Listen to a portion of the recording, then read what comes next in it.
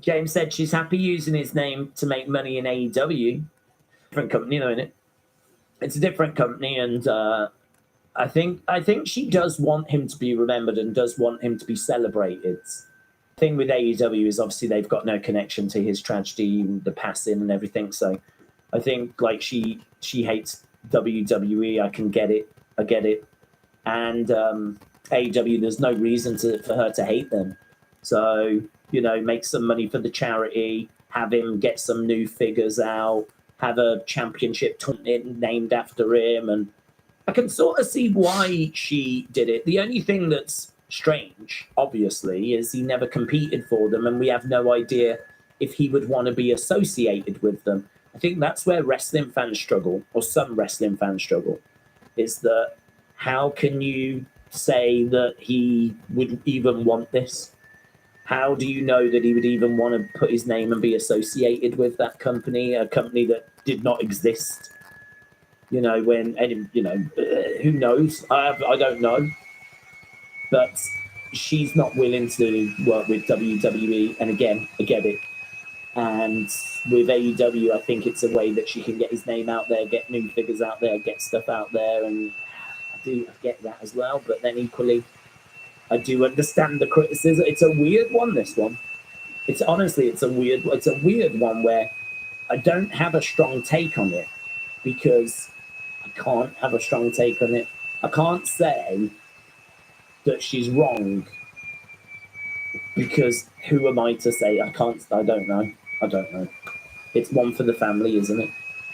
It's a difficult one, this. I always try to be honest and give honest opinions, and this is my honest opinion. This is a difficult one in the sense of, is what she's doing wrong? Working with AEW, you can say yes, because we don't know that he would want to do that. But then equally, I understand her wanting to get his name out there and to maybe educate the younger fans that, you know, have maybe heard the name but don't know about him. You know, here's some figures. Here's some footage. Here's a tournament in his honor, and all the wrestlers are talking about how prestigious it is and what a guy he was. So it gets his name out there, and all of that is great. But it is in a company that he's not connected with. But then, is that a problem? Would he have been cool with it? I don't know. I don't know.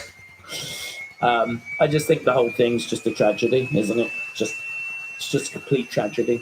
And I think everyone's just trying to make the best out of it that they can. Really.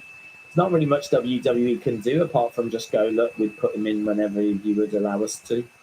And we're a different company now. I don't even think that's going to work, though, to be honest. I don't even think that's washing with her. I think she's just she's not interested. Lisa said, my pet peeve is when a finisher that's used to finish opponents, but now when the move is done, the opponent kicks out. An example would be the Bailey to belly. Yeah, I mean, it is just diminishing returns, isn't it? The more that you do kickouts, the less impact the move has, the more it's unlikely to actually put someone away. It is just diminishing returns all the time. So I do understand that frustration. We had a bit of a conversation about that the other day. I think it was yesterday, actually, before yesterday's Raw stream. What's this? Ex-WWE champion needs heart surgery.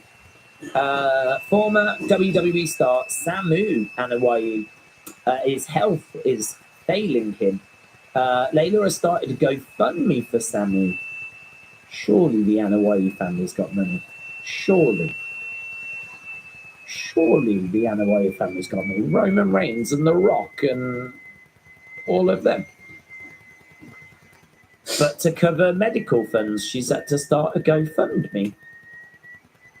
Is he on the out with the family or something? Like, how's The Rock not just like, here you go? I don't understand that. But well, there we go. Samu is in a bad health situation.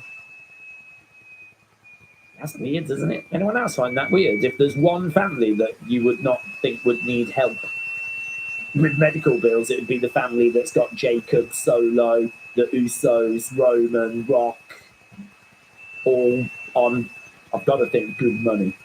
Certainly Roman and The Rock. Bloody hell, he's got so much money. I don't even know if he knows what to do with it. Dave, SmackDown did 1.3 last week with no competition on Friday during WrestleMania. If that doesn't show a decline in interest for the quality of recent shows, then I don't know what does, says Big Time Baxter. Well, you know me. I think that 1 week snapshots and whatever. I mean, I'd want to see a pattern. I'd want to see like a sequence of weeks. The other thing we know that's true is that viewership on cable TV is in decline and has been for a long time. So, you know, if they were doing 1.6, 1.5, whatever for Raw last year, then this year, are we supposed to look at 1.4, 1.5? I mean, there will be a decline there. Whether it's as drastic a decline as what's being shown, with no numbers in front of me, I've got no idea. So yeah, one-off shows and stuff like that. Okay, interested, but I look much bigger than that. I'm interested in month on month. I'm interested in like much bigger numbers, much bigger sample sizes. Just think of the amount of shows that we watch. I mean, there's 52 weeks in a year. They do NXT, they do SmackDown, they do Raw. That means there's going to be 156 shows in a year across those three because they're on every week. So that means there's 156 times in a year that you will get ratings for a show. So unless we're seeing like patterns of decline, one-off shows are interesting. I'm not saying it's not interesting, but not something that's like, oh my God, panic stations, let's ring the alarms, you know. You ring the alarms if you're in AEW's boat because there's clearly a pattern of decline there. But yeah, for SmackDown, I would want to be seeing a pattern there rather than just like one-off numbers.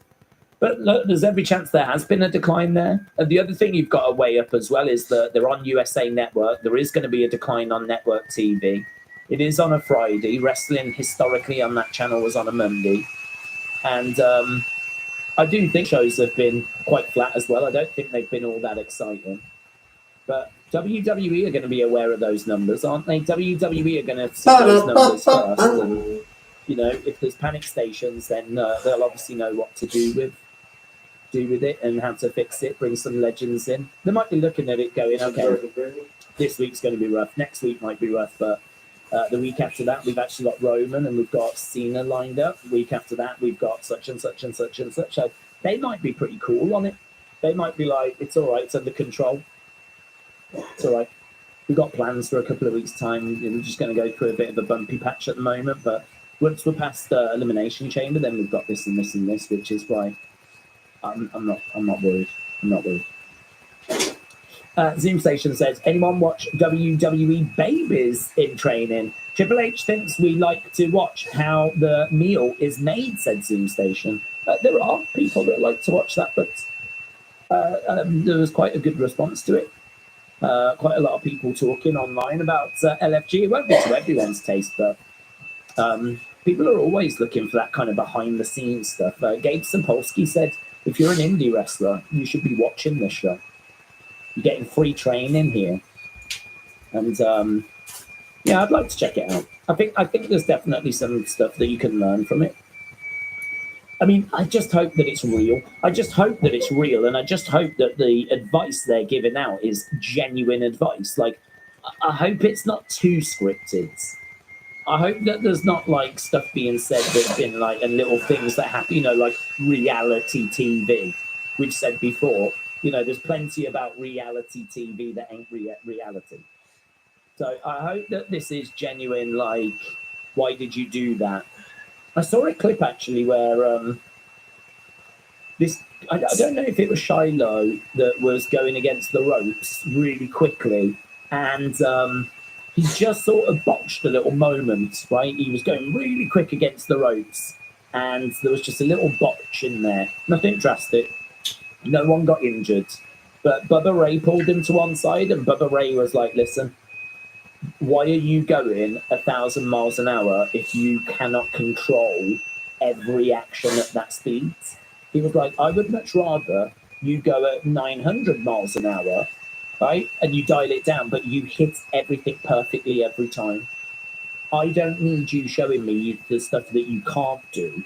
I want you to show me the stuff that you can do. And I think it was Shiloh, whoever it was talking to, it was like, yeah, got you. Took it really well. Took the feedback like, thank you, yeah. And I was like, that's good. That's interesting. That's interesting. Seeing like, you know, what they kind of go through and the kind of drills they have to do. I do want to watch it. I do want to check it out. I think it could be quite informative. TJF, Cody needs to drop the belt, said Brony. Sean said fans shouldn't worry about ratings. I think the only thing with ratings is, I mean, obviously it's worth knowing, because if the ratings fall and stay low, that's obviously going to be a problem when it comes to like new TV deals.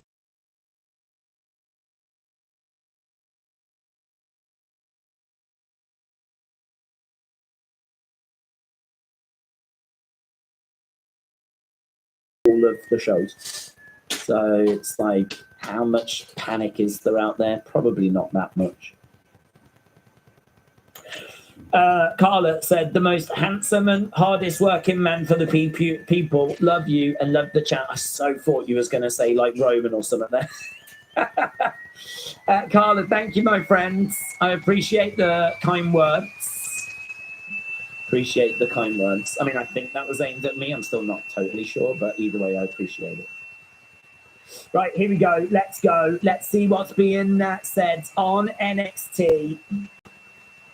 Certainly when we're going to talk about shows that are doing well at the moment, certainly on a ratings point of view, this is a show that we're looking at. Coming off a very well-received Vengeance Day. NXT. And actually we're looking back at Vengeance Day. Let's go. Howdy days, my Tuesday. Commentary for NXT with Thai food, said Craig. Oh, Craig, shout out to you. Oh, yeah, I forgot about that smoking school thing that Josh Briggs had. That was a bit crazy. With ASAP Rocky not guilty, somewhere in LA will be looting, partying, and complete defiance of authority. I don't know what that means. I've not been following an ASAP Rocky situation. I'm actually just going to have a look on BBC and see what's being spoken about. There's nothing on ASAP Rocky. It's all to do with Ukraine and stuff like that. Boring. I'm joking, of course. Okay, they're just showing a replay of what went down at Vengeance Day. So we've seen that. What are we going to start with, though? That's the question. Toby said 100% NXT is my fave right now. It's time for a bit of wrestling. 100% NXT is my favorite right now. On a positive, NXT ratings are rising, says Toby. Yeah.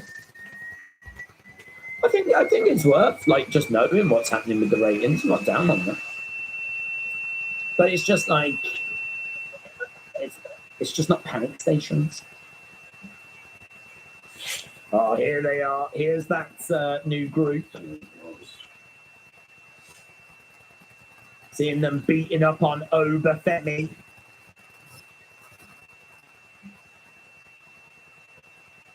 They came, they saw, they conquered.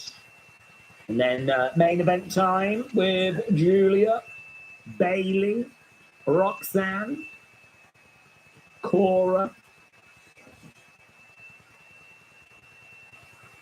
What's Thea Hale doing? Thea Hale's on a chaotic coffee adventure. What's Thea Hale doing? What's this? What's his face? I mean, I want to click on it because I want to know what this face is all about. What's this face? wasn't smart. Hello, everybody. Welcome back to Chaotic Coffee Adventures. Number 2, you're going to Lineage Coffee today on East Colonial. They have like 3 locations. I almost went to the wrong one. But yeah. Woo! There it is. You see that? You see that? There it is. There it is. Okay. Ooh! It's raining. We have to put a call back on.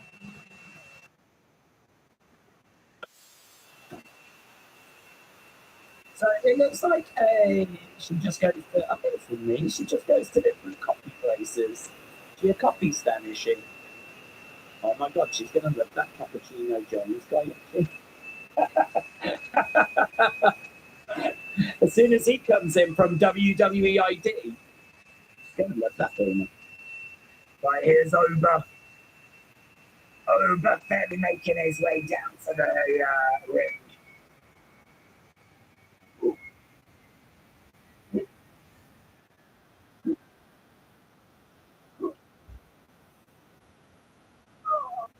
Let's go.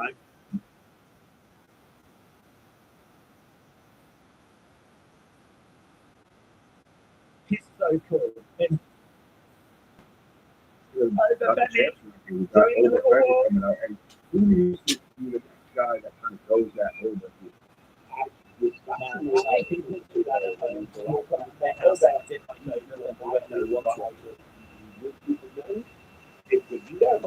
Honestly, not the but it will directly happen at some point. At some point in my life, 1,000% I am going to be doing that. Well, if you put Dion Levis in the Then probably I'll find a career.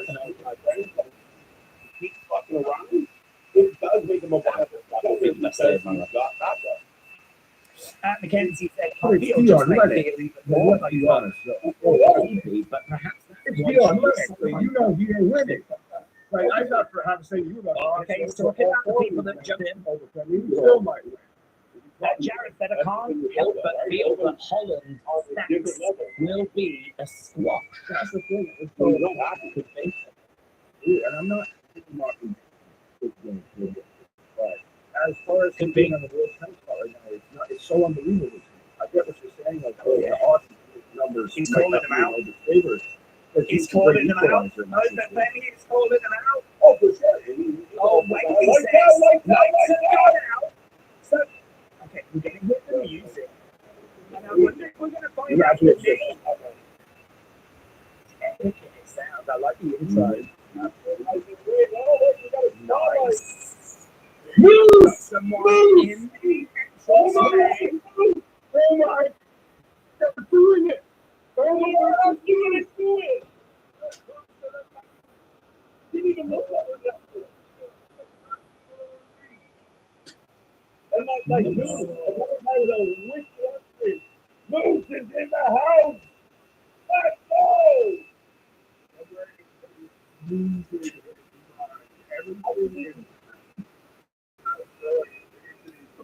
So I've been excited for the group, but I'm not down on this. Because this is someone that I've sometimes on TNA.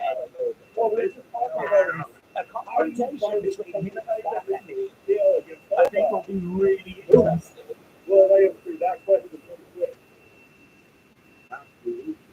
Now the outside is a really good enough for those whoever it might, like I said, I mean, Okay, let's get into the ring then. Oh my god! Look loving it. It seems like you are loving it. Maybe this would be enough. On Unbroken, like Unbreakable, the TNA one that's coming up. He's still got the tag on his shirt. Is that meant to be there? And it's funny. I've never done that. It's fucking that big. You know, he's high with this guy. And I like this. Well, you said, The crowd are excited. as I'm muting the crowd because they're clearly chanting holy shit. Holy shit.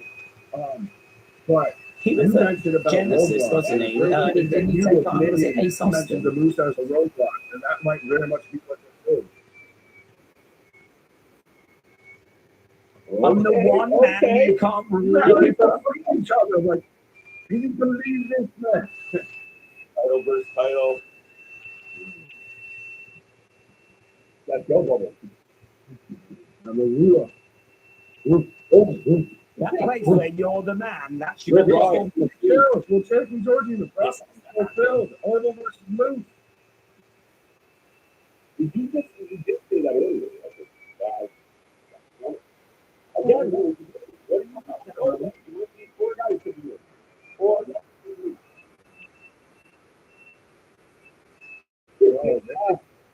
Okay, Uber said it will happen. You got Moose for What if the system helps Uber deal with the Ladies and gentlemen,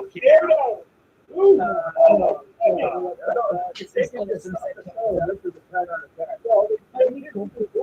Jordan said that they kept it. Well, that is military. I'm clearly not cool kid. Okay, we just saw Jordan race. And then we passed the Ricky Stark. There's no Ricky Starks. There's no name. We won't give it away. Showtime. And they still won't give it away. Don't know why on the name. Now we're bringing out Jenny Parker. That is amazing. The title.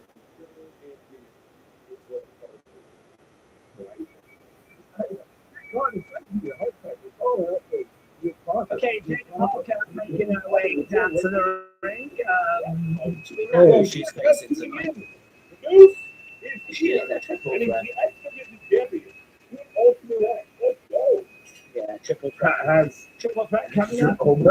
James and I've been waiting for this moment since the partnership started. I am so been happy right now. K-Duck said Moose is going to return those shoes back before the return policy. That's right now, fanning myself off after what you just said I was thought. expecting Grace to get jumped in I'm a the little parking bit lot. coming down with the races. Over a second, the audio keeps In going out. That's NXT, where YouTube AW glitch, was at unfortunately. when it started, yes, actually, someone called out. Ryan, the TNA man says, Someone Acme, called my mama. build the young NXT people. So That's much so much meeting. to Is there unpack really? in 10, 11 minutes, or Just 10, have to 11 minutes of refresh the it, show. but honestly, have it's not. an hour's worth It's of not show something I can unpack. control. We got I've got no drop frames, no audio issues, microphones working. There is nothing I can do. I meant the NXT audio. By the way, We've been getting that problem on YouTube as well. So I thought it was happening here. Last spot here, the other parts might be hard. But 750 viewers on an NXT stream. You know that's why NXT is so hot right now, said Brody. It's so stupid. People that leave those stickers on the house as well. Like on the we had talked about it for a while. I know, especially I don't really get it, but I've never been a trainer sneaker guy, to be honest. I've never really been a massive shoe guy. I couldn't tell you what a flipping Air Force. You were just so used to hearing that from driving in there that you're just like, I got it. Mine was stupid, said K-Dub. Really more and everything. I think Moose was the group for some reason. Well, I wasn't sure, to be honest, because when I first saw him, I was like, I don't remember someone like that in the group. Like, man comes out here suited and booted. Why would you just bring someone out? And the way the And now crowd the only way reacted, that I was we like, could just right, get a three-way they're way too crossover excited for this to be someone match from the that would group. just shut So everything down. immediately, Bobby I was Lashley like, versus Uncle TNA. Randy. And I was thinking, is it Moose? But I haven't seen Moose enough to be able to recognise it. I haven't watched TNA enough to be able to go, oh, that's Moose. But the way the crowd were reacting, it was like, okay, yeah, we're clearly at the group. The only grumble I've got with that segment, the only grumble What's the little spell? is you teased something I was really interested in, and then you gave me something else. So I was kind of like really ready to find out about this group, and then you gave me Moose, which didn't really, mean It's like, why? I hate that I shit know like that. that Moose is a big star, and I No know that disrespect, people have wanted him. So I appreciate you. I but don't have any hate that shit complaints. like that. I'm not It's a down on take. it. They will But get equally, I'm not going to traction. sit here and When pretend like I'm nothing's super explained, excited. nothing's expounded upon, there's no reasoning I'm down for behind seeing It's like, I have an answer Strong to guy this out of equation, but I TNA haven't taking said on any fuck all Overbeck day with work. two monsters. Can't be down on that. No, yeah. Mackenzie said Santino would call Femier. looks gigantic. He would pronounce it. In a lot of incorrect, times. And I'm not saying he's a small guy.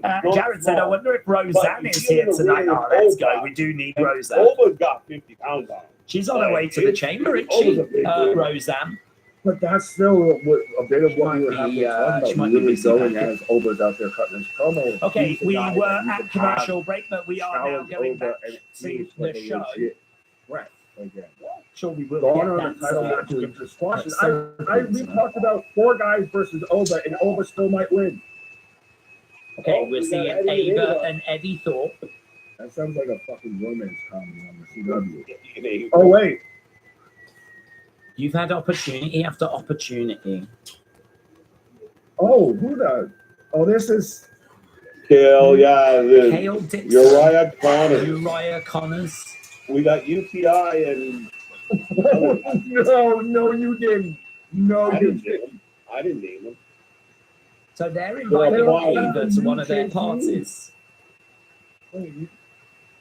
You- Why are we doing this? Things were going so well. What up? Shouldn't you boys be in class? What are you exactly saying was going well? Eddie and Ava, or was it when? No, everything Oh, up until Eddie and Ava got on screen. Oh yeah, we just see ran. Well, we now got a, this is what you let the audience catch the breath and everything. Because I think I saw Lady B. She's like, I got 9 and 1 down on the phone. Who do I save? Andre Chase would beat you any day of You the only week. save one. Choice is yours. You're up. Oh, We're going to challenge you to a a match. big fat Oh, on phone. behalf of Mr. Chase. That's what I'm saying. I Okay. don't mind them two, you Well, when know. you say UTI, I was trying to think of like University mind that Technical team. English or something like that. They feel like they're I the think new they could bring KCU. with their kind of reactions. Yeah, That sort of like, they're a new KCU. I'm unwell. there could be some humor with them. See, this is where We Anthony haven't seen much of it. They've just been in the background really for a lot of the time. But he's like, I heard the music a lot. yeah, they've challenged to that's not going to be a handicap, because it'll be I more didn't than get sure. into it. I saw him. Maybe Right, Ashanti making his way down to the ring with Carmen Petrovich. You yelled out Moose, and I was like, So Ashanti with Carmen. Carmen here with Adonis. I think Ashante. the other one is Kalani Jordan. Ashante. If I remember from the JV bringing preview. up about Hammerstone. Did Hammerstone and Over have a match? Am I misremembering? Triple threats Yeah, they did. coming up, as we said. Yeah, they did. Eddie That's is crazy like to a think that. Timu Tatanka. Oh, That's but like something called Alex Hammerstone. NXT has its new Pretty Deadly Up Down, said Nita Nitro. No fully that was- grown men want to be wrestlers That's anymore, a- says That was Frankie. interesting because they just did. Kalani's, Didn't we? they combined her 2K25 entrance Oh, with good her for me. actual entrance. And that would have worked a lot better if she was wearing gear similar to that or anything, but it just felt weird and awkward. Right, not a fan. Okay, of so Kalani. Kalani has Again, I'm made her way saying- down. We're going to be getting this triple threat to start things I'm up. not, I think there's upside to Kalani. They're trying something new with Kalani, but not quite there yet. She's going to be in NXT for a minute. Yeah. She started 2025 in NXT and she will end 2025 in NXT. I'll say that clearly. Okay, Yeah, we are we're underway gonna then. wait. Shots coming in by Kalani. Kick coming in there Still by going. Carmen. Jada struggling a And little. shout out though, Dana Roll with up the by outsider Scott Hall. Carmen. Jada kicks out. Flip over. Good work there by Carmen. Jada, Kick out she's got by the Scott Hall. Kalani. She's got grip. Coming in there I by was thinking Harlem Jada. first. And again, Harlem Heat was always playing my guy, hence the name Heat. right now, Jada has got Kalani against the right shoulder tackle. Down goes Kalani. Jada over the other side. Leapfrog. Beautiful drop kick. Beautiful drop kick. It's not good. Not good. Right now we've got Carmen trying to grab the leg of somehow Carmen Kalani. Petrovic goes off the tongue. Carmen into the ropes. It was a bit moody. Oh, Kalani, she springboard has a moonsault. big history and she To the overshot outside. shot. Springboard moonsault. But she has a big, like, because she's great. She's athletic. Yeah, but she so has the gymnastics her background. hair is But all anytime very she does Tina like the Turner this springboard evening. moonsaults or moonsaults to the outside, she overshoots They it. call it Nutbush City Living. Back in the ring goes Jada. You better watch out saying you're not a fan of somebody because Big Nick might get a little mad. Carmen goes into the barricade. Awesome. Kalani getting into the ring. Jada comes over. So Carmen on the outside. I'm gonna see when I open my phone when you're on stream. Shots coming in there by Jada. It's Jada That is and crazy. Kalani. I'm still shocked. Do you think Luke showed that up. Cora ever wins the Yeah, title? she's She's seen already That's before the interesting. injury. But there's so Awesome much more opening with competition Luke. now. To figure out Well, to why be they're honest, I mean, if doing we're that about to lose, nonsense. if we're about to How come lose you on the Chiefs using? I thought it was Roxanne, That's all he's got. That's Cora all is he's got. someone who's been there for quite a while. She's got to be around that kind of conversation. So, 63% yeah, I would be surprised if she never got her hands on it, even if it was by getting it, you know, under dubious circumstances. You know? Have you figured Parker? I wouldn't be shocked if Cora has a girl to work with her. It'd be quite good actually to put like a young female talent with Cora, someone that can help Cora out. Be a hell of a A show. little bit of cheating on the But you're not outside. winning. It would help that young talent as I well. could see Parker challenging. Parker's over. Looks like we're going to go commercial break then. More traction. As do we stay with the action? Yeah, it looks like we are. So we're staying with the action as we go back to commercial break. Carmen is trying to get back into the ring, but at the moment it is Jada and Kalani. Whoever wins this match is not winning. Over the other side goes I mean, again, Parker having a Kalani. really good match with Stephanie Victoria. Underneath, Somebody who's lovely, kind of grabbing the renowned on leg. world stage for an up-and-comer. That's a good match, you know what I mean? Smashing I knew Kalani's leg commercials. I into don't that know if ring you are post. before I ask this question. I got Parker Messing her up, wrapping Kalani's leg Messing around the her thumb, up. but what is the question? Well, the new Have group you seen the Tabariki discourse during his or signing says Sorry, Lisa. discourse of online now that Stephanie's won the women's world Don't know when they'll make their presence world up. title holder in NXT. I think they are saving it, so there is a now chance. there's the Yes. Indie Hogans because they just showed up in NXT and Seems if they to be were a given little title bit of shots and all backlash that. to the Moose thing. Yeah. Is Moose? No, I really hadn't seen that. It's Moose got a bit of heat on him or something. To see shit like that. Fair enough. Yeah. I mean, look, on my list, You I've have got this that person feature saying that- F Sorry. Moose, which Valid. My Valid. God. I honestly I couldn't split shorter. there are if I people could. like Natalia that is That's it. thrilled. If you believe that, again. Yeah, here, look, it's- Julia, that Moose shiz really took away the hype I had for this there's episode. things that Let's are keep it critical. moving. Like, Julian Julian not thrilled about Moose. Have I missed something? And again, very much NXT. They're saying let Effing Ghost there, please. But I did see another one, just there, Moose question mark, and then like a pained face. Fair enough. Absolutely. So I feel Hard like to point there's out Jada something with I'm the missing out Scott on Hall here. tribute. Yeah. I like MVP wrestling fans. You to understand. You And cannot a call mixed everyone Hogan reaction, for winning. shall we But no, say, who you from what can I'm call seeing. Hogan? Jarrah Hogan. And folks, make sure you Moose get your trains Jarrah in a Hogan gym. shirt today. That Jason Rance runs, maybe that's it. It's becoming Yeah, more and People more don't like Moose apropos because of I mean, you his have Jericho, Hogan, you have Edge to Okay. thank for Ricky Stark showing up at NXT. Moose A little bit of both. is in I a think, heel faction, I says the think king. Jericho was a bit of the. Kader said it's just the I'll take care of IWC this, I'll complaining be like the guy. normal. But Jericho hijacked Big Bill. They were expecting the new crew and not him. I don't think it's that. I don't get the feeling it's that. Slowly put him on the bench. I expect better from that. Sorry, folks. I don't get the feeling it's that. If That that's the Moose shiz Again, really took I away came from out the of the hype of this truth, episode, but let's that keep was- it moving. Yeah, you roughly like I was doing fine. But if it one led to the other, if there's a connection between him being Right now we've got, Carmen in there. She's grabbing the head of Carmen. The biggest problem with this Carmen had a pretty sick move there on Jada. Right now we've got Okay, Ellen Kalani Knight all says it's over okay to be Carmen. emotional, okay? Jada comes over, grabbing Kalani, looking to pick her up. Jose, say, KJ is Yeah, questioning nice, your working algorithm. on the knee. Kalani goes down. That's who you are, sir. Jada starting to get some moments now. She's been on the receiving end a fair bit in this match. Indy Hogan, no, She slammed Carmen onto Kalani. And Indy talent last time. Didn't look Like, good. because beside them, my guy. Hobbling in the corner. Jada collides into her. Mexico and won a belt real quick in NXT. You brought Drew McIntyre back, got him back out. Now people are going to say, well, he's an exception. But still, Bobby Roode one right away. Shot coming in. Austin was a powerhouse right away. Have we just come back from one, maybe?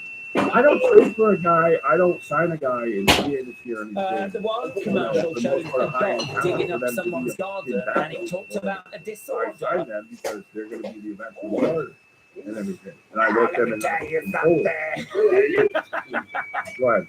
You don't stop the wrestling world. by Booker doing that. is wild You on know, commentary. that star that people haven't seen in Carmen against the and then ropes. Strowman again with Moriarty. Sorry. Head scissors, takes Jada down, drives her head first. You feel special. You gotta make them feel special. You gotta push them up the chart. Are you gonna be there forever? No. Shot coming in, and we've got you know, it's the Kalani up. Whoa, love that! when they That was lose, great. oh, it's gonna be lost. It's very good. A leg drop from Kalani as Carmen was kind of perched on the ropes. That was halfway freaking me out because Look, he kept that was saying great. Samoa Joe, and I think they were She agreeing kind with of your did like statement. a I was handstand and kind of pulled the the same spun thing. I'm like, around and wait, dropped the you leg know, onto Carmen. we were too busy looking at it. Hold it. We got Samoa Joe. Nice planted. Mojo's One. another good example. Jada, no, kick out. Right. Kalani continuing to show out and you want them to just be a big how deal, she keeps you gotta adding make to them her feel good. moveset. I mean, the perfect example I can give you for the Kalani going against the ropes. Crossbody gets caught there by Jada. Jada looking a little bit smug, like, have much equity got out you. there. So you see him developing and growing and not in the middle. But everyone my else God, is what a bringing in. chop to the midsection. Oh my God. Nope. By Hope you got some Martini Code. Kalani makes the save. And then that's why we made it.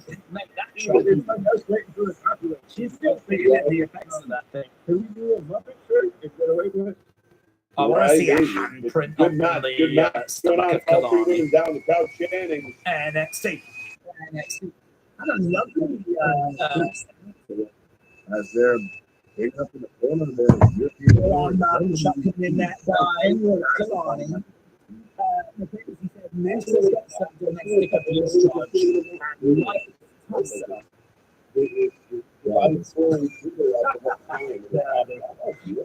I thought that there was something going on here that was a bit more than just they wanted to do.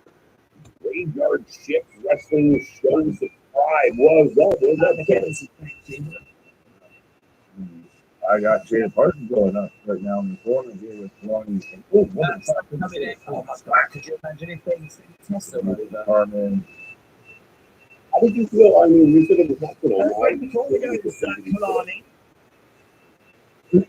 Carmen charging in, Carmen going over the other side as well. I'm torn. Everybody's belts up is ugly. You hate that. No. Carmen has got Kalani touch. I thought they looked all right.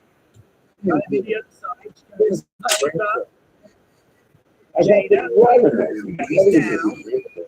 No, they were for a little shit. Carmen charging over.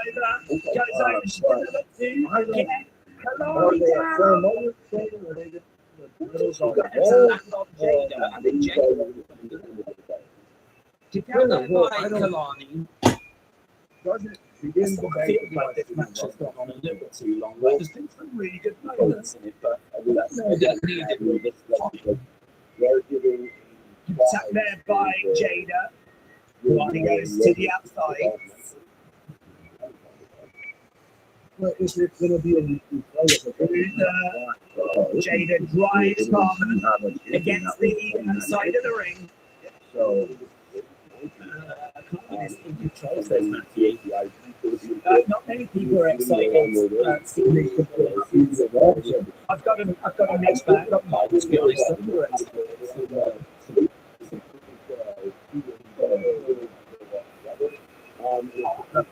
what else do we say? Well, then, Right, we've got that, Jada.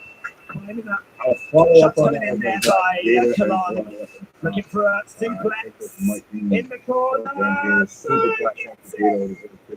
Oh, I think Jada felt that as well. I think Jada felt that. Jada hurling Kalani into the corner. My God.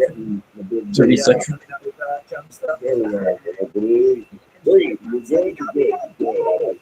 We got And I like those. Oh, no way. No way. So Ashante is running back in the ring. It was Coleman that stole it. Jada unloaded on Kalani jumping up top of Jada. Oh my God. This thing's just Kalani. Looks like they're fighting for Ashanti. Carmen, that's a big win for her. Next Tuesday, Yeah. women's But, North American title. It's not really about Carmen, Jada, Kalani, there is Jordan conversation Grace. with another company That's for the value audience. about how to see that. It It's was on there. Two Oh, shots. now she's being attacked. Real influence.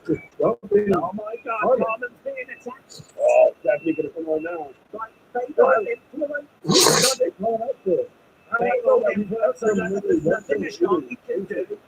Ashanti's pointing to the back like someone, anyone, please.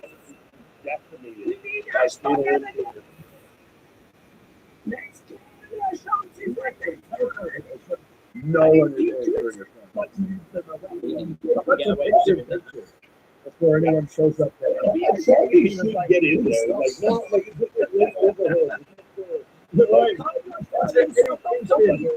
In John Moxley. Jump on her, jump on her, what to get hurt?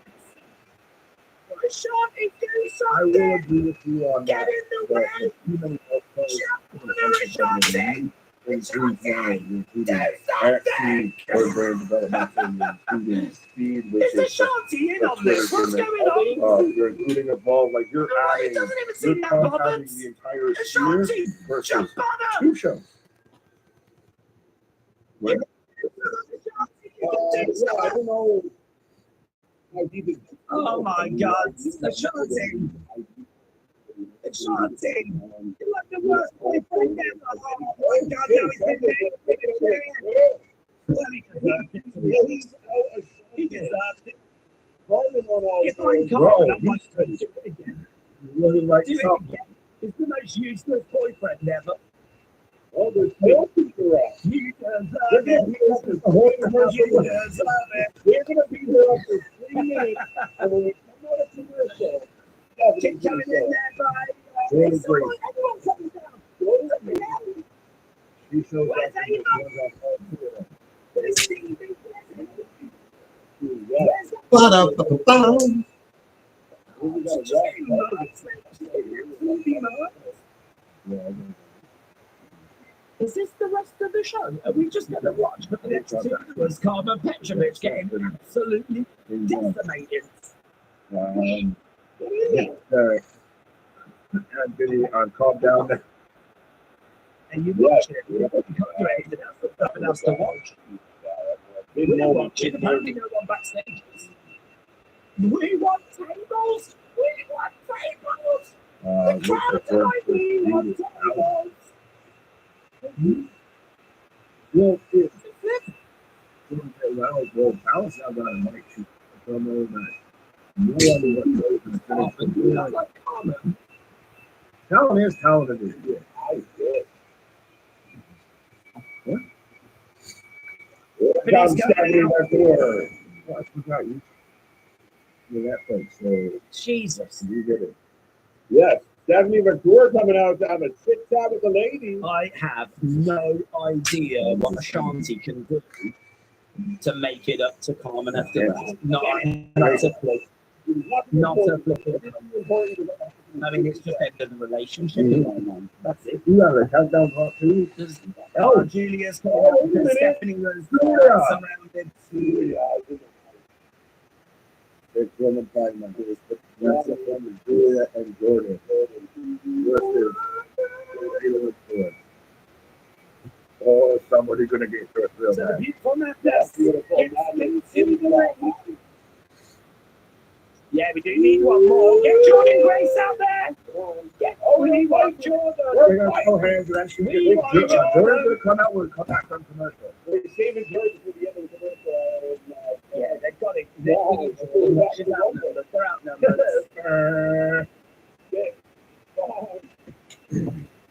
Maybe they'll get actually.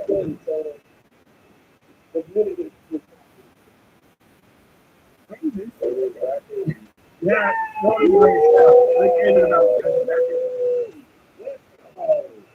Jordan ready to get it. You got that. So I can knock you all again. Oh, mate, we have done some serious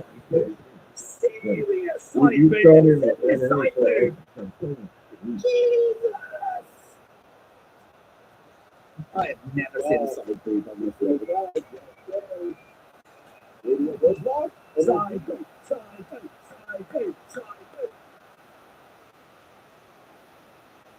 That's women's division of wrestling. She said it. She won't even let that race for seconds. She's James on that. No, like he's good. Like her cardio good. Let's fight. Oh, So it's going to be a triple threat tonight.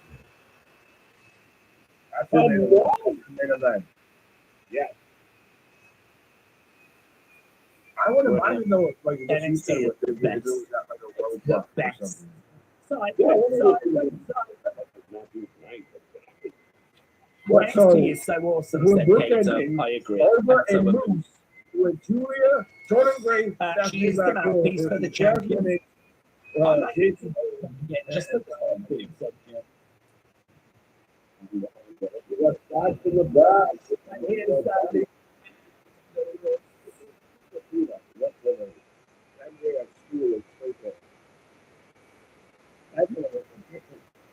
It's time for me to take care of business myself. He is grown, and grown. He's more popular than a penny. So that's going to deal with this Then situation. get a fucking VPN.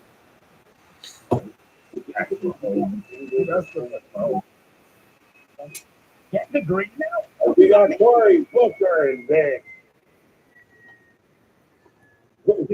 He's on fucking vacation. He's on time. Taking action coming up now. Remember, there's no place I'd rather be. Lash and Jakara, let's go. Lash and Jakara.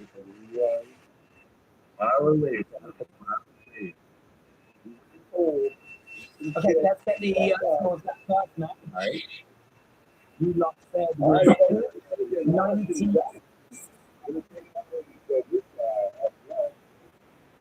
Yeah, so now do I have to be Veruca instead of Maybe actually Zarya and Solruka. Veruca so. Side dude is the sneaky teams that will bring them into angles. For the love of all things holy, set them free.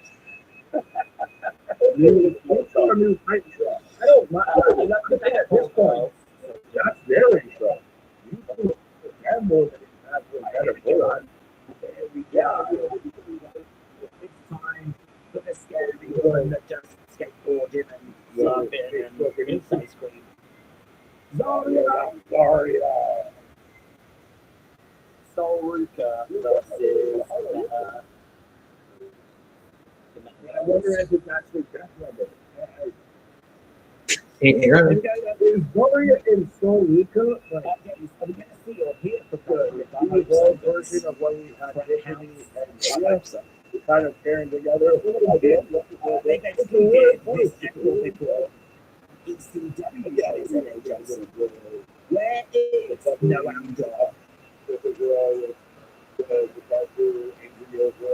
Then girls versus what should we call ourselves? Have they got a name yet? I don't even know what to call it. We just say it. Right, well, they tell me, tell them they have the hashtag and everything. Vic Jones said that he had look, and he was like, we're co-workers at best. Yeah, or, Bryce Gibson's your best. Well, we got, that's not great.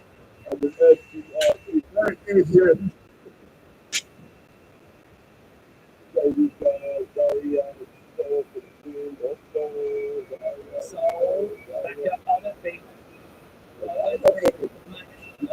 well, are you thinking buying now? Just got one there. Part of the game, I guess. Nice. Take down Chikara, rolls elbow to the back of the right hand. Chikara gets it. Nice drop kick. Take me around.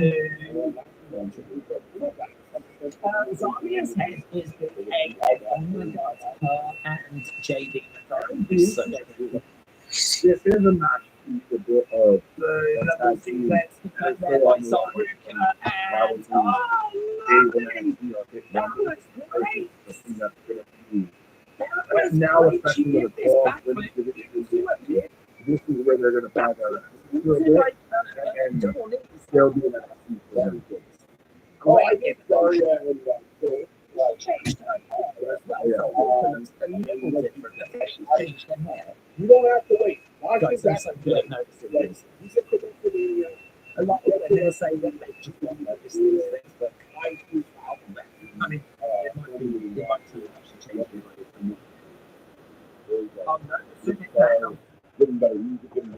Just getting in a big rip there by Zarya. Saruka back against the right side of the shoulder. All you got to do is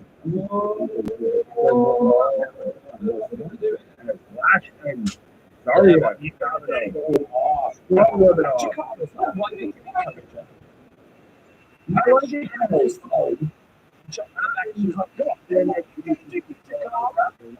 And Zarya just trips her back as well. Chikara, I'm like, dude, couldn't help it. Oh, again. Goes to the outside, takes that win, and Chikara up top with Saruka. I wish I lived in Florida.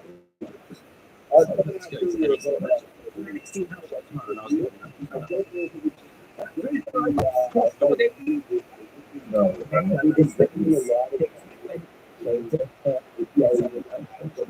Anyway, but you have a lot of everything's better with it. Oh, absolutely. WWE would go into the China versus Jacqueline, maybe where she was one last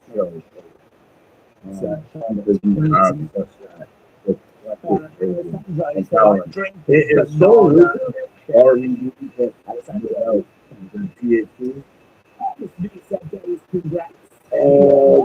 can she might still have that in it.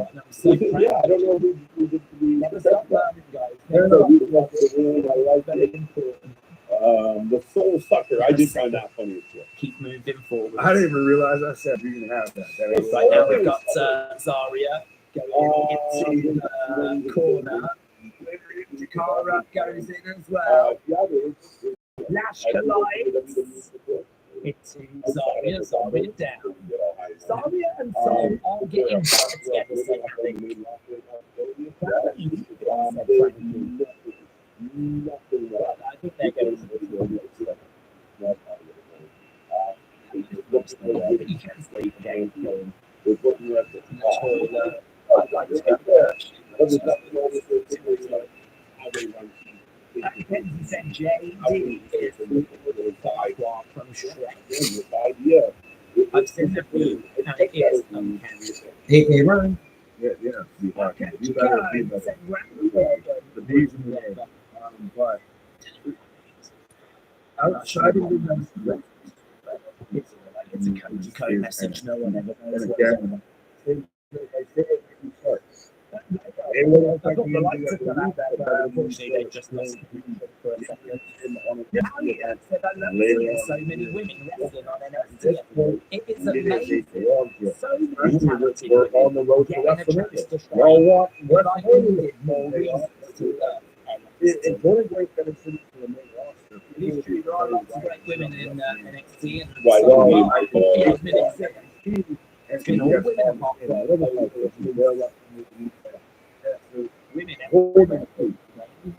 and it does nothing but elevate the talent. Led by Jakara driving. Yeah, and again, again, you're right about the elevating. It comes like that. That's how we Crazy about that spot, to be honest. Where she grabs the opponent and stretches them into the ropes.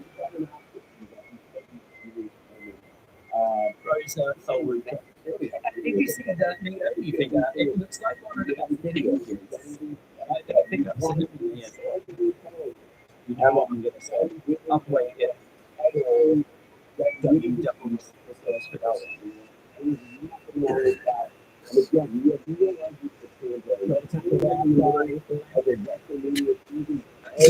needs to be a monster heel and maybe that's the plan. Get them like, all close and friends so that when the turn happens, a bit more impactful. Have you seen that dude in the photo that's wearing like a crown and like a robe and everything? It's like proper dressed as a king. I've seen it before. And you don't fast for 5 on Super. And if you big, That is pretty bold. That's a good idea. People love green voice, and why not sing the program dressed as a king? Crown in a way since days set freaking roll. The champ wants to know how the dog's doing. She's alright. She's alright. We've had to change her thing. You realize none of the kids turns out that's why they're going to launch. And so you can she doesn't really like it. She can get anything from anyone else.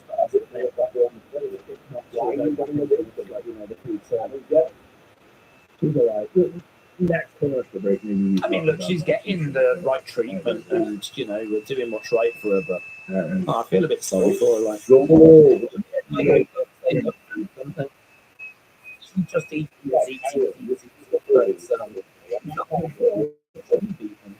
And sometimes that's so much worse. I'm not mad. I'm just funny.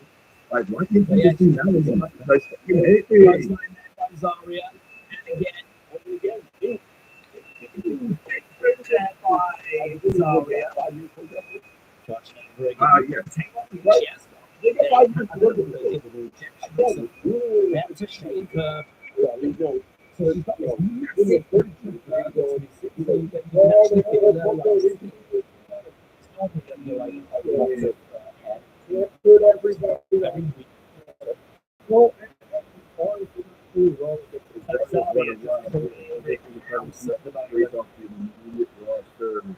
Right now, she has got Chicago. They like when they get traded to the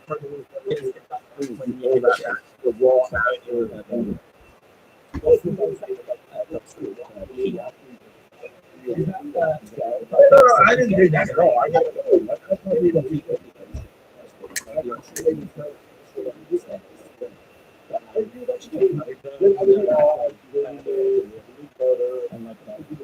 there is no beefing. So we can get kicking into Zaria, who breaks up the pin of the side. Marvel did tell the story 10, 15 seconds. Still enjoy what they do. Take that in and He is Sophie. She will feel better and you can extend her years, says well, I don't know. I mean, the vet has told us that so we got I don't know. I'm not the best with it, so I've not been a part of that conversation. It's not like I've been taken into it. So, yeah, the ones that are like this is what's coming.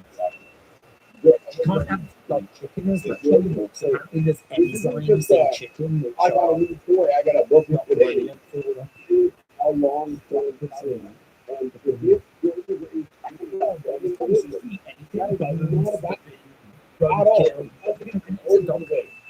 I don't get our This is this. I don't get why you're so upset. If you read it's just like so all much right, stuff we're is gonna like get deep and philosophical here. not like Sorry about the one who comes out of another. You know, there's a lot of wrestling that is used to negative shit happens. They're just that shoulder negative there by shit Zaria happens. going back to the I corner. don't know how to celebrate good things. There's good things that never happened to me. You know what? Well, I don't know. You know what? I can tell you, I'm really nuts. I don't know. I'm really nuts.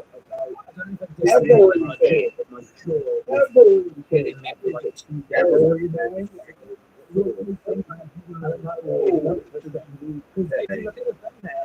trying to get as much cake in my mouth as possible. I'm really stretching my mouth as wide as it will go.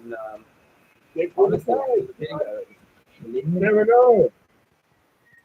I had to put like Is it really breaking I felt or is it more like breaking? my whole jaw was like Slightly less breaking than Well, I had to be the unchanging match.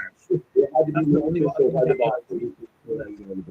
that's Official for yeah, this I part. was thinking that. Oh, it's not part of that anyway. But this one is the out. Tell them more about that. That's going back to the corner. Carver comes in. So it's not getting opinion as you. Let's actually, it's not even that bad. See there, by Zaria. Oh my God. Grab it, Whoa. Carver, look at the thing, cover away. Wow. So Ruka is Oh, we're gonna coming in. I'm so sorry. That'll be it, baby. That's One, what two, I'm doing. three. It's a win for Ruka and Zaria.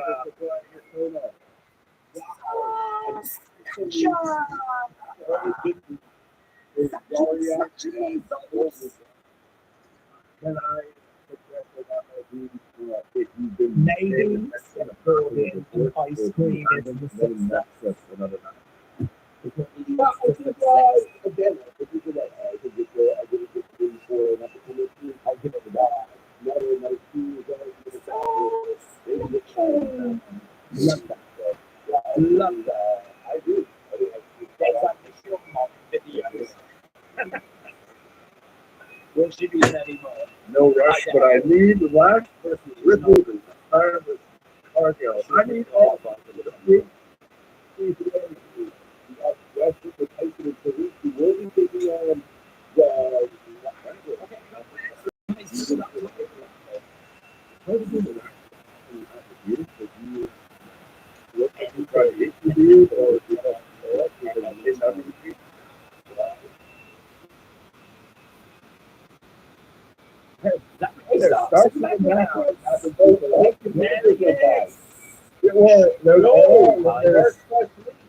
Stores of Anarchy, Dark Wesley, not bad.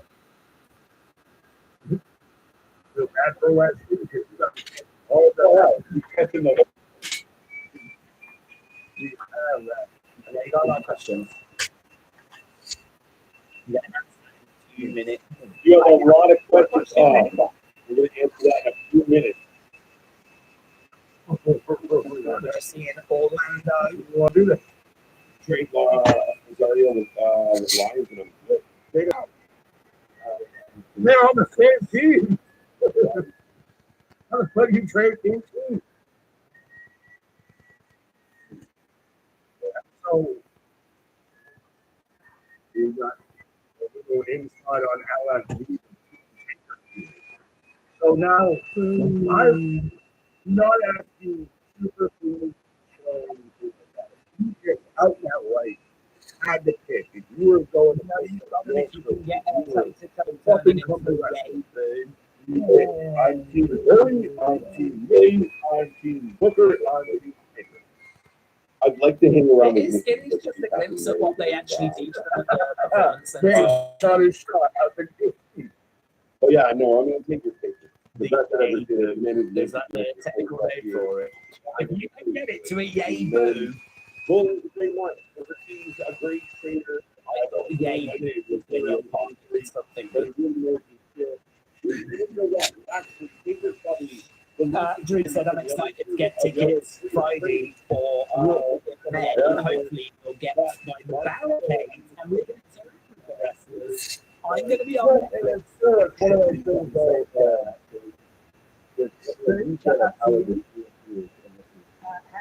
Days of vertical leaps are very impressive.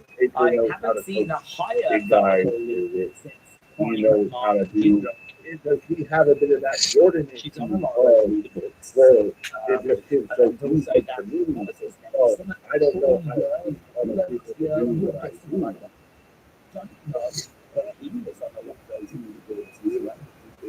So I need someone to keep an eye on that.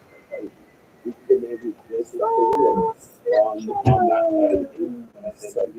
So And again, in a time where I'm very interested in Ricky Starks against Wesley. That is going to be a we talked about it. Like, don't be whatever your character is on People are throwing that new thing on the show. He's about to go nuclear if he ain't called Ricky Starks, said James. the chairs. Matt said, do you hope NXT live shows return? I'm so desperate for that, man. Please, can you put a word in? Matt, please. I used to go to them. I went to one of them, the one in Brighton, and I loved them. Have a word. Get them to do NXT shows in the UK. Actually, there's probably a good chance they will. There's probably a good chance that they will. Because was kind of the last of it's that. obviously a That's bigger a brand character. now. That is, And would they go on the road a lot more? there were now? Oscars for character was Why in not actor, go like international? best actor You're for flying, all these wrestling. different places in America. It's not really any different Man than, played a character, so man played a dead slightly longer flight to the UK. And made it work. Like, made it work. That's the thing. It wasn't like, I mean, I know. The videos on I would camera love of me going to NXT in 2016. You know, like, well, I'm from OG, probably 2016. And saw Nakamura, Balor, Asuka, Sabato,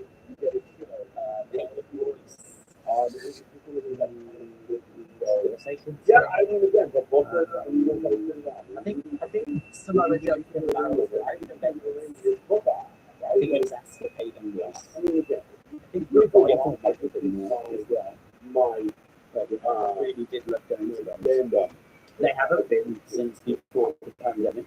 Jurgen needs a lot of work on the mic, so Thomas. He is on the Legends. I want to sit under the learning tree. Well, I think he's got very big numbers and all that, so I could believe that there's a lot of work to be done there. That's the members only. I don't know if that sells the membership or there's people People cheered for him on NXT, but they moved on to I would make think it, and it seems I know hypocritical. controversial is. I don't know anything about it.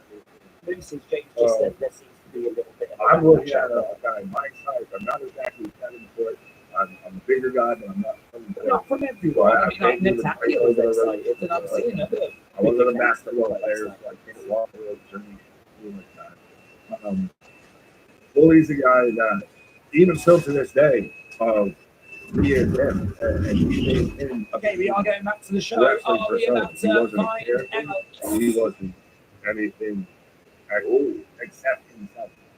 Hey, Here comes Dave the Rain, Dave the Rain. Big start to pull the rules out. Here's Ava. Wrong track. Smile on her face.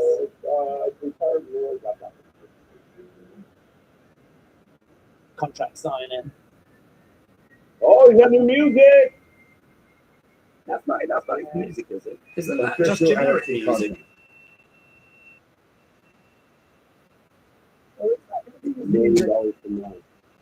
Here he is. There's the man that shot the world, but what's his name? His old entrance is way better. He's song wise. We don't know. This man is We're out all here. about to be a part of history. A massive But, deal. I yeah, think. but Triple H did this online. Really built it this Take that side of memory. Triple H could have been as, the historic moment until he that was And it needs to There you be. go. Well, everybody who gets it, there are more than those in can identify a picture from Ricky Stark. after tonight. That was it. Yes, fair enough, and I hope it does. But I'm saying going into this. NXT is amazing, said Ricky. Here we go then. Yeah, he's amazing. So it's Ava with a younger version of her dad. Adam Copeland? That's not the system music. I would agree with that, MDG. Tony Khan is an Oh, he's absolute. up off his back. Shout out to the man, Sophia on it. Standing right here is reality. This isn't a dream. No, NXT. Really directed a lot. Ava.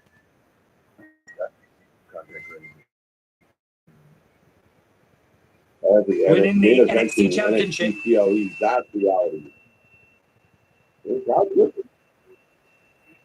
I'm Well, the this is man the in most, NXT. think about it, outside of a GCW show in the Mall of America. And the absolute truth, he's talking with us. What I do always. The revolution begins. Show up and show out. The revolution begins. And still not seeing it. Oh, music! Ethan Page We're is in the coming top out. of the hour. Oh, you know, you Ethan. What a forester. What a forester. I know you from somewhere. I know your name. I remember when you were out there. So Ethan Page making his way down to the I ring. was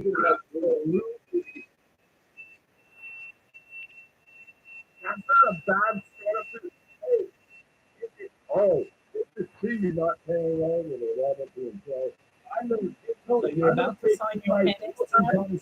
you and get them better and put it and make them out developmental, right? This is how it's done. How we can reintroduce you to this man and yeah, I do it. You're following the Ethan Page playbook.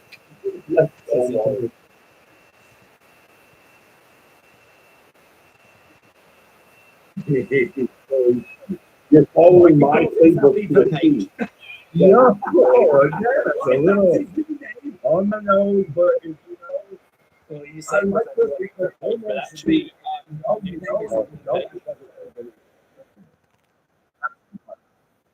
the spotlight's not big enough for No, exactly. you know what spotlight looks. You thought because you showed up, you know what the spotlight looks like.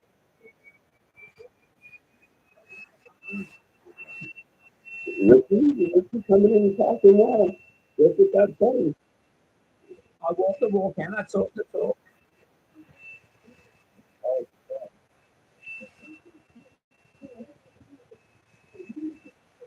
You're going to take this place to a whole nother level. Good. Right? Oh,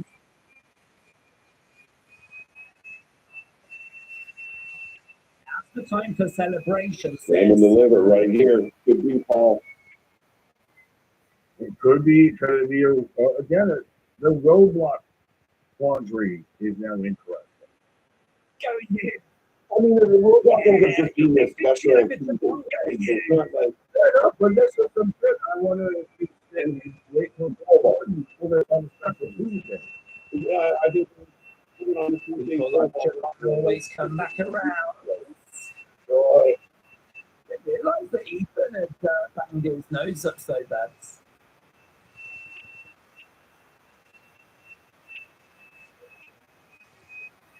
No, okay.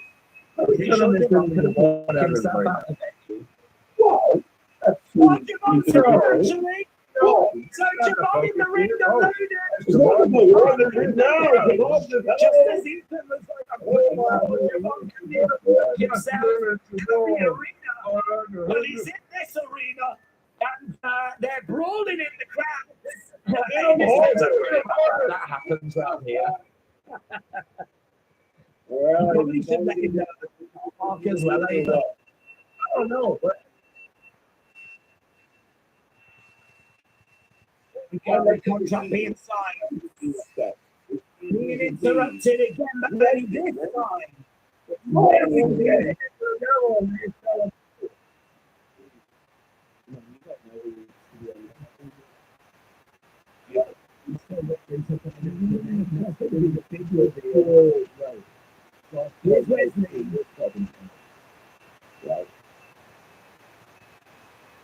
By the way, I know Coach one country in NXT has anyone person say a word. No. At all. Okay. Wesleyan starts to get a cook though. I like Ethan better, but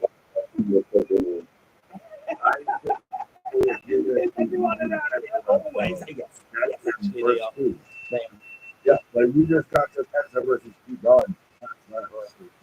Yeah, Lenny lost that on Raw. So you get to you do Ricky versus Wesley, and Ricky versus and you get after the Ricky that it builds up. maybe for sure.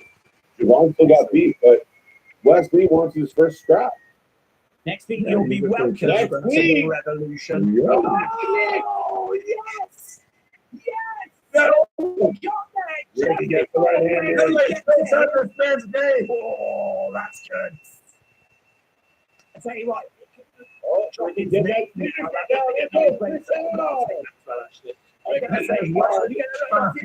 What's it say? Ricky Saints! Ricky Saints!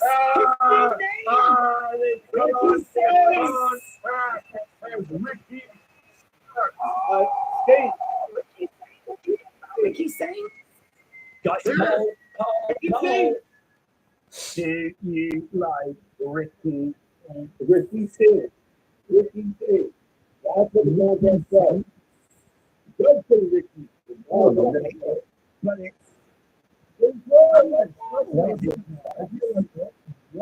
it's standing here on a bracket for Tony Stank. Tony Stank. What the fuck? It's what we get to do. His name is Ricky Stark. I can definitely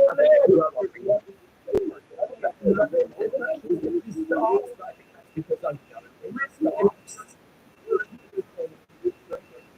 I can go to fucking right now. I've got quarter pounder with side of Backstage with Tavian and Miles. No, I'm not. That's oh, They're called the Hardys. I'm not there. I mean, I got to go Walter. Is next week on NXT. Right there. Oh, is it more? That's got to be accepted. I mean, surely it's going to happen. I can't imagine it not happening.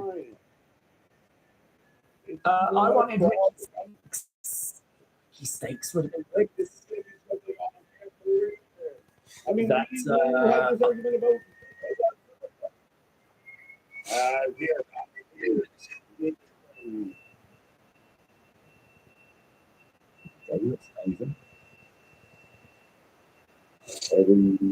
She's got all from the boat. Her offer pretty smooth on the mic. He's good. He's good. Yeah,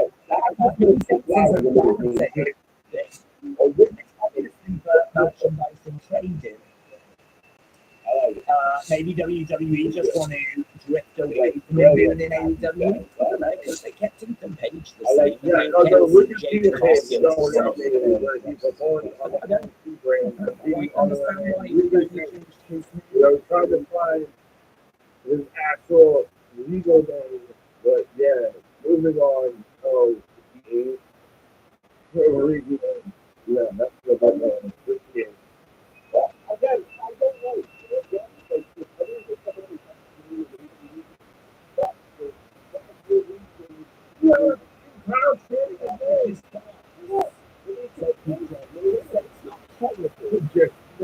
not confident.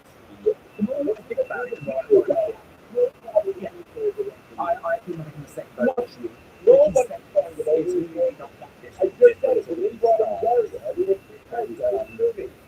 It's not really like a Now or anything like that. And here comes Daria with right? Like, we're good. I mean, we keep saying, I don't mind it, so David's. That wasn't an option, David. I wanted to have Do you like it or do you not like it? Yeah. I yeah. have time for this. Is that a double decker thing or still? Oh, bad news and bad name. I doubt that Sean Spears sells much merch. Ricky will be seen as having more potential. This is the thing. They don't like Western. Not more potential than Ted Cargill that they've really pushed. I don't know. I'm sure it is to do with merchandising and owning the rights to the name, but I was named Jacob Batu's real name is Jacob Batu. I could be wrong. why him and not Jade Cargill? Why him and not Motor City Machine Gun? It's no different than you. That's the only thing. Can't. If they changed all of their names as well, then it'd be a no-brainer. We've just brought in a load of people that we don't quite with them. They didn't change the name for Penta. Swinging, swanning, swanning, They didn't stamping. name for anything. Dance tonight. I don't care how off we were. But instead we call it Penta. If it was because it's this close, I agree. It must be to do with trademarking merchandising. if it was, you know, Samsonite, It's because Zoe has the last name. Do you know fine that's with that. that might sound Because, crazy, I but mean, it actually might Like be if it's because fucking legal name, I knew if you had that actually legal, might right, be the episode. legal name. It's that people I want to start get fully what goes in. kind of change her name because she To me, should be so safe. So you we should have the Ricky opportunity to Starks. use it. You're right. Why not? I just don't have the, I think either way, like I said, I mean, I was not when Gunther, I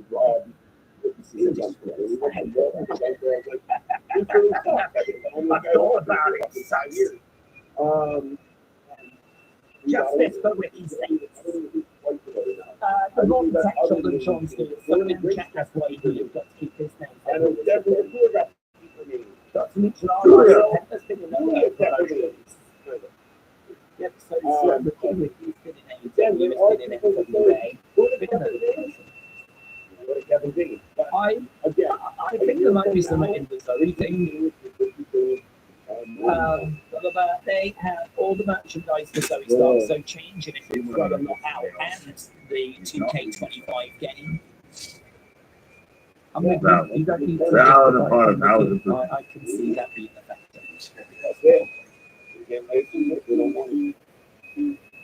There's the sphere. Anthony, to me, a name is a name. I really don't. I'm not gonna not cheer for Ricky. Ricky because says. it's also- Ricky says. I'm not. There's turmoil in the back. Everybody got taken out. Everybody. Graves is there, Yoshi, Ricky Starks is me. He better not go to parking lot. Damn, It's like Ricky Starks. That's if he was a mechanic. Going to that one or Ricky Starks. Ricky Starks. Ricky Starks. 2 vowels, 1 concept, 1 company. There we go. Here's Won't the be underwear. back okay, at least that far, but yeah, I don't know. I don't good places. I like it. Right, yeah, I think they might be running out of a little bit here. But Sean Spears and Spears Starks is on it. versus I'll be right back. There you go. Okay, we are underway. All right, taking it serious right now. Folks, let me know he's taking this time, so he's taking this time. Everybody serious. Do we see Tony? This deception. Tony will be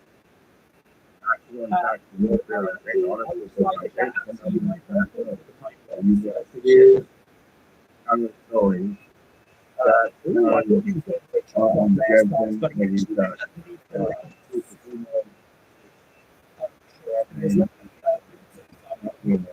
and then you got Izzy Bay.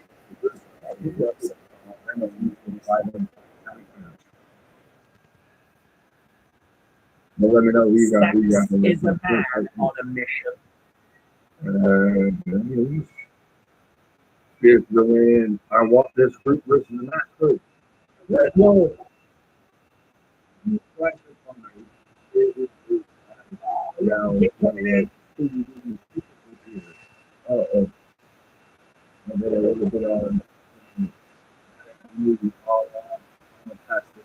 Drives him down. I think they're still going to use them. I just wonder. Lovely run there by Sean Spears. Quick pin DB2. Actually, that I would have taken Ricky Stacks. Ricky Stacks instead of Ricky Stacks. Ricky Stacks. Now we've got Ty Dillinger in 2025. Yeah. Why they didn't take him back to Ty Dillinger? I've known Sean Spears close to 20 years. Says Ricky Stacks. Well. Goes for the cover. He's got to get the Fair right enough, here. yeah. It'd be so strange Ricky Stacks. for him to not get the victory. And when you kind of change Stacks in him, you have to. Because they're really invested in this new group of his. Artists, Wendy, and Harley, did I miss it? We what now? Right. Okay, I mean, coming in. Let's have this poll. I think we've got you stand in the river. needs to the midsection. Next. Which again, we still don't know where we're I would like to it's usually kind of commentary says you get the hard versus action, freedom versus practice. I think it's not coming in there by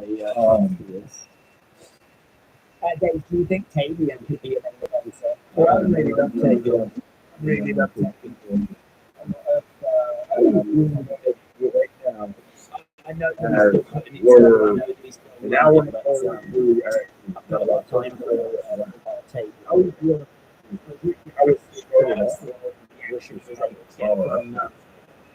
Over in Japan. I'm not saying it's been exactly bad. Why have we got two people standing by the window? And now we're letting them fucking put back. 12 years ago, is that down to like, That's what a slingshot let them in that. Let them just separate the Riz and Izzy Day. Jensen and Something in there. And again, throwing in some Did Brian Myers going upstairs. these ladies, one of his kids grow up. That's charging over, colliding into Sean Spears, picks him up. Jose, yo, Nick, Goes back to the corner. he was a Ricky Williams thing. And Looking to climb up.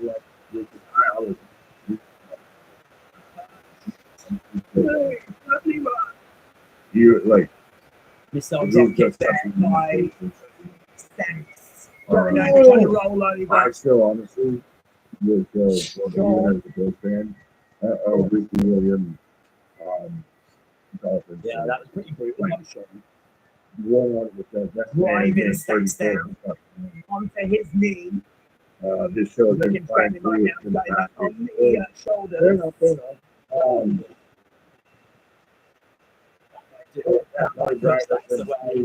Took the life out of him, and it exactly was a shoot that Three Spears gets the really gets the victory with the C4 and puts Stacks away. Let's get the poll. Actually, really So Sean Spears with the win over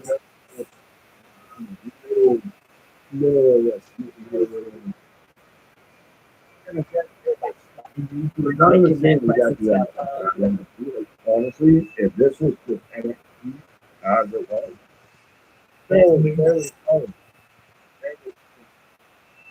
we got losing back. With the extra thing. That's the thing. It's very much so. I know who I am and drive me. Where you wonder. Yeah.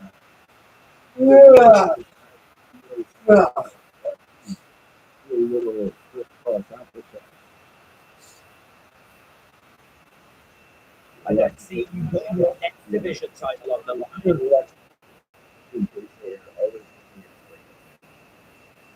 He looks like, West Coast Customs and Exhibit are doing my thing when it comes to Lexus. Okay. So it looks like we're going to get this Lexus kick next week then. Next week, we're getting Lexus Henny versus Moose. And he said, I will destroy you. There you go. Amazing versus. We'll be stacking next week. Show up. But he's still walking. Oh, yeah, here's it, you guys. Andre Chase. I will destroy you. I will fuck you. Moose.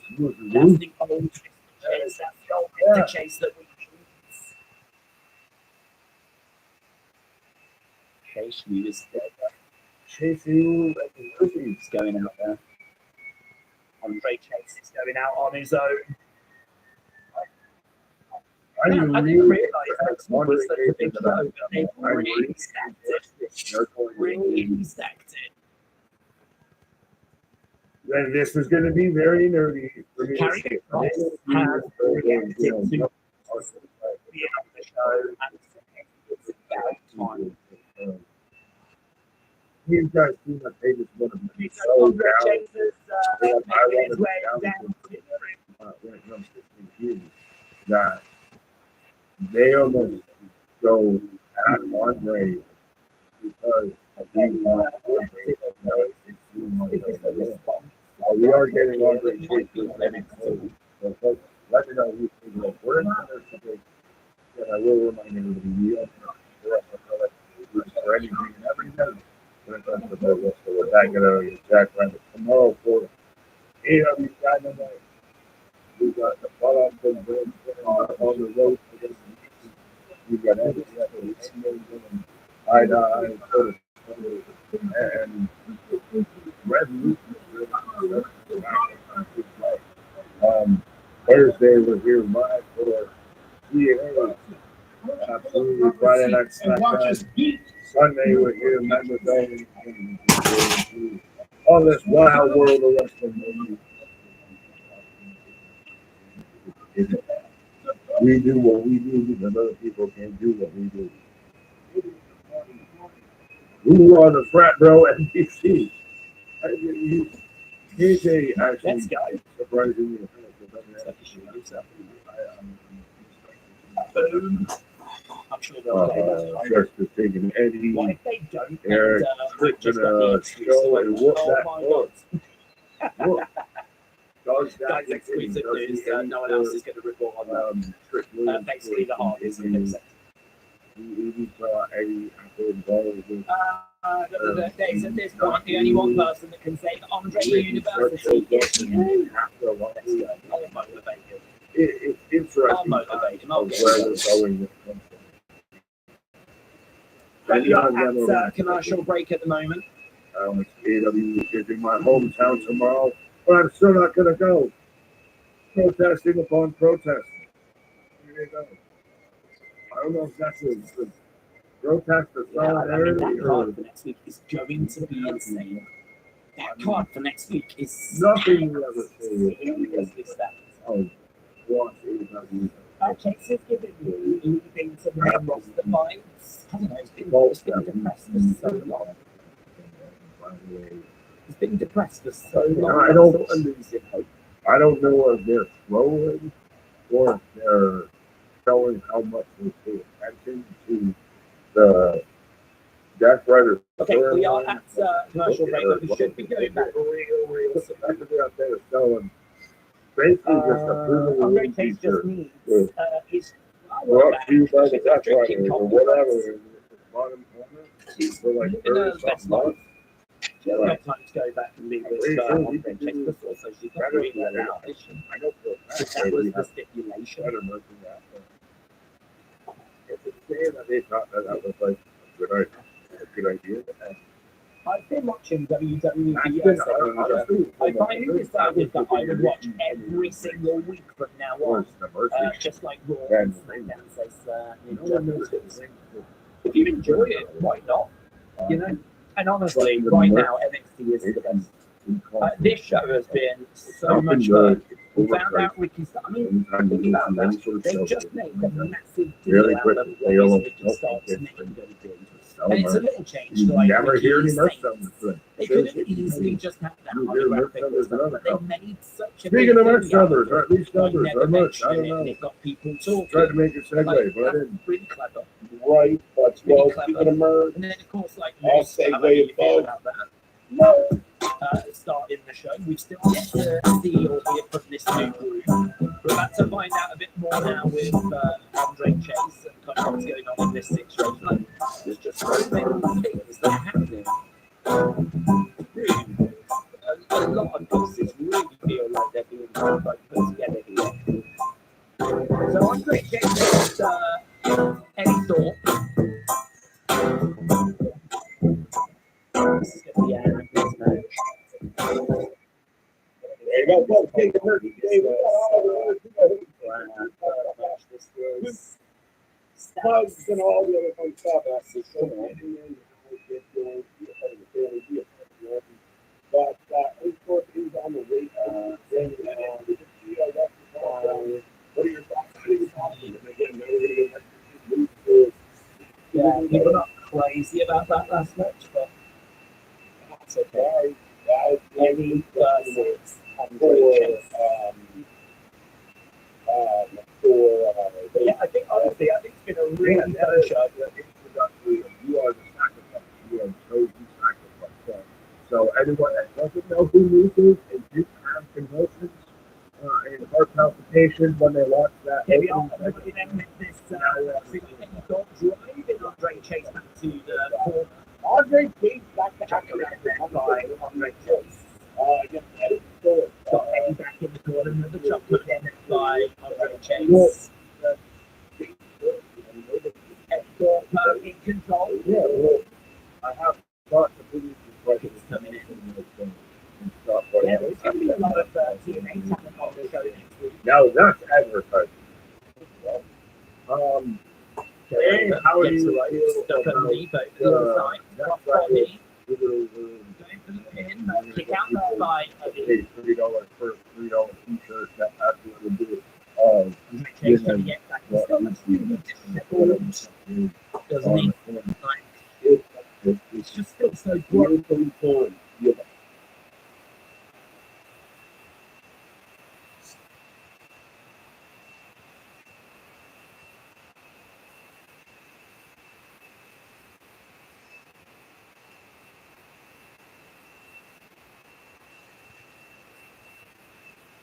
Offer our booking services that we'll also offer our It's merchandise. like when Baron Corbin's like just sad Andre Chase. I don't know. Goes to the outside, down goes Eddie Thorpe. I would have thought that the Team Jackson and AEW would have been Mrs. Jackson up there in front of the merch. Instead of Right. Let's get back on your feet, dust yourself off. Yeah, we kind of just go with Andre Chase going up. Eddie Thorpe comes over. Andre Chase rolling through. Just under the keep coming in some exception by Eddie. Andre gets right back out by Andre. Goes I hope when Moose is wrestling next week, you get Flexus King said Jackson. Oh my god, I can't wait to see the Hotness next week. Oh yeah, trying to.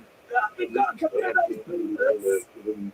They I turn back guess into they were part of huge the at some point. Right? Let's go Chase. Let's go Chase. Let's go Chase. Let's go Chase. I'm not sure what they're saying. Coming in from No joy. No joy. Straight to a white button down and like Okay, the crowd are some sort of Nike, applauding. I'm assuming. The crowd's getting nuts on these things. I'm excited for new. Because it's a dusting. The Nike dusting for me. Looking to get a Oh, suplex. dusting really will have you. There's somebody gonna get hurt. Right, still trying here. Under over 5 minutes. Okay, these students jumping out the Oh crowd. yeah, go on. Now you got the boys out there. The skaters. Big one coming in there by Andre Chase. Down goes Eddie. Picks him up. Oh, lovely. Andre Chase. 1, 2. Oh,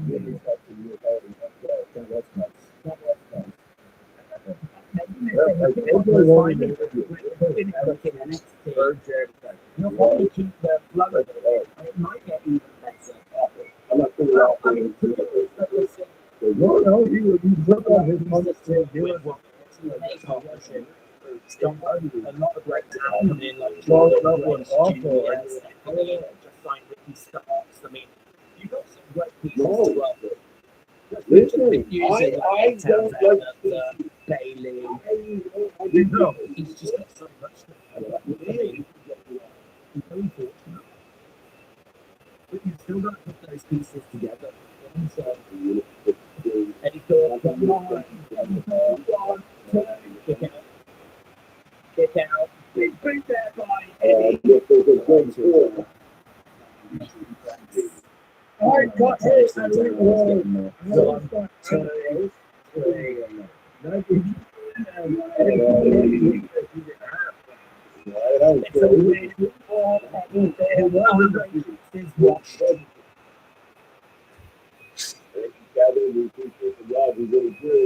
Do you know what, guys? He just did it for me. If he had more confidence, he could have won that. So let that be a lesson. Yeah, well, and I'm very interested. Otherwise, you're just another Andre Chase.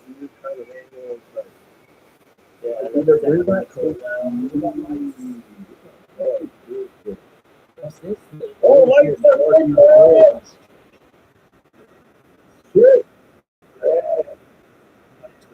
You gotta do a dog with trick. I got Until I say it's over. I like it. Good, but it's very freaking that's true. I'm going down.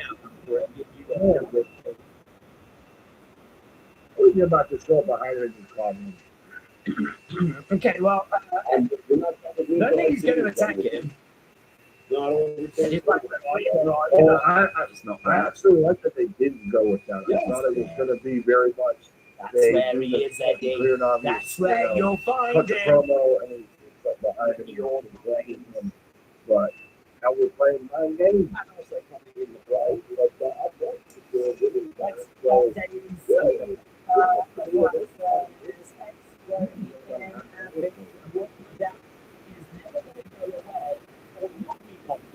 They put this pretty terrible in the last month. That's why it's still gets big reactions. what was it you said? Still gets I'm big guessing reactions. Plus, he's Eddie- going bananas when he was coming out. Well, As, mentions Or were you expecting? No, hey, were you expecting money? Were you very expecting to find out? How does that make me finally a serious version of Trick? Again, the match Williams beating Eddie would be shocking, said Ronan. Let's go. Suzanne said that would be a good time to have got a beat down from those guys. you know, Yeah, there was a chance that they could have come out then, but I thought Eddie Trick just said a little messed up. Right, we The are match at was commercial break. That was okay. Anyway, that was a bridge. That wasn't a match. That was a bridge. Okay, so what's the favourite wrestling match that you bought? What did you buy from a shop? Is it shirts, accessories, belts? Hello, Martin. Favourite wrestling match? Depends what age I am. And when I was a kid, it would have been figures and it would have been wrestling bodies. I very rarely got stuff from shops though, because we didn't he's have a much bit money, so still NXT. I would always get stuff from like car boots, second hand, stuff like that. I loved it, and I wouldn't change it. Like, if you go to the shop, you sort of know what the shop might have. But if you go to a car shop, you're going to find it. And it was amazing. So yeah, you used to go like on a Sunday, you would get up at like 5 in the morning, take that out for the minutes to get there, and then like probably something, and it's row after row after row after row after row of just cars. And in front of the cars were like tables, pasting tables, and it's just all the stuff they're saying. It's like the big matchbox cars, the big plates, the big binoculars, the big wrestling stuff, the big vinyl, the CDs, and rugs, you know, There are times it's like a bit, and again, I didn't think you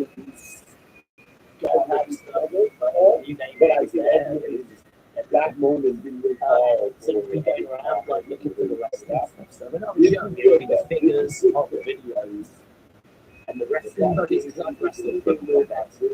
And then she was So out. I wouldn't say anything. But I thought it's I had to choose one having a video text thinking I still going to get because that was my roll only way of watching videos. But then, you know, as I got older, I kind of really stepped away from merch as I got older. I didn't buy. from NXT. I had a few shirts during the Attitude Era, but I didn't buy the Yeah, I don't know what they're going to Jack's teach. I figures. wasn't a fan I of didn't TC. like how they looked. I got it overseas. And I wasn't really getting it. I think I got a lot. It's funny because as soon as I saw the text, I was really guessing what they were doing. And so I went back into the figures because I just thought they looked amazing. They just looked really good. Oh, so I got this But I random can't really music say in my anything's cloud going shot to right be now. videotaped from back in the day. That was What is this? probably a bit of a boring answer, That's but amazing. honestly, that Again, was before the internet. That was These my shows only are stacking gateway up. to And I got WWE. Ricky with Ava. Okay, we've got Ava and we've got Ricky.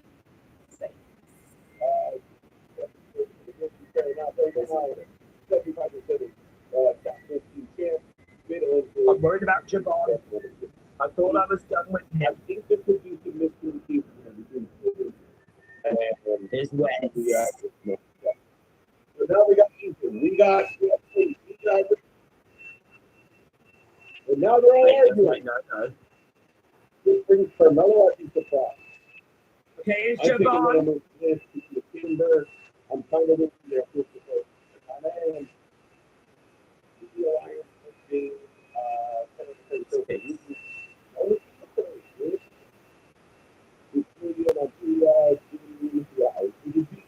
Julia, as Ricky and Javon are going to take on Western Music Fair. Come on! I thought we were going to have the exclusive on. We had the exclusive for like 5 minutes. We got the Hardys on NXT, folks! Guys, if you want the latest news, you come in. 5 minutes before they show it on the show. Yeah. Never forget that. I got talking about Nathan said, Days, everyone, and Ricky's name go. Do we think you're going to get in talks with Zoe? I do like that theory, yes. I don't know that's 100% true, but I do like that theory.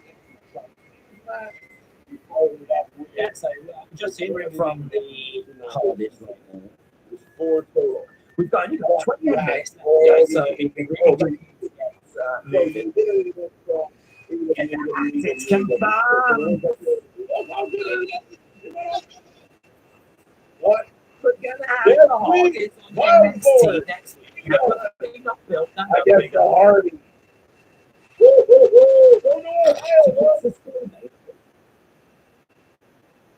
Also next Tuesday, it's going to be Carmen against Stephanie.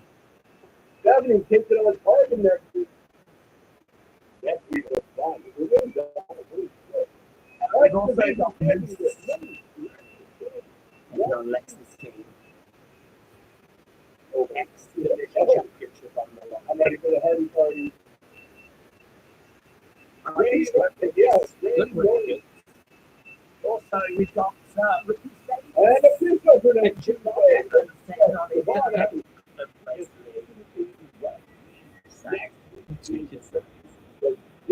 I might not end the stream and I might just stay here and wait. So maybe you know,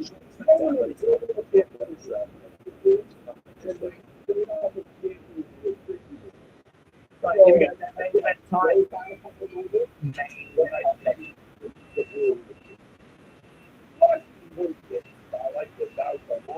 Stephanie making her way out.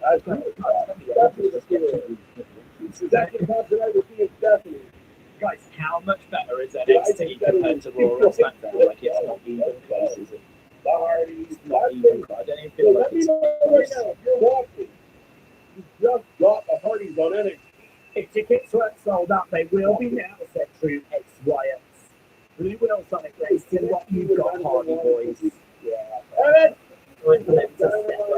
They've had it 2 weeks, but too long. Let's see what they're all about. Oh, and they're getting great.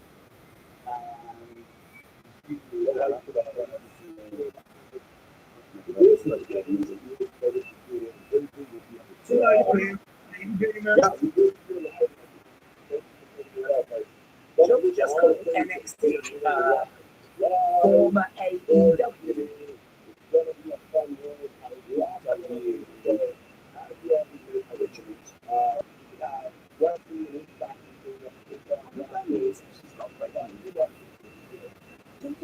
It's great music. It's got great music. Tokyo, Japan. Here comes Julia, the beautiful man named Tina Kelly. The fact that That's not true. She was born in England.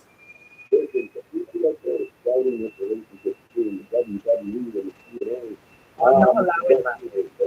I actually find that offensive. She was actually in London, and she was born in Manchester. How well you play. Communication.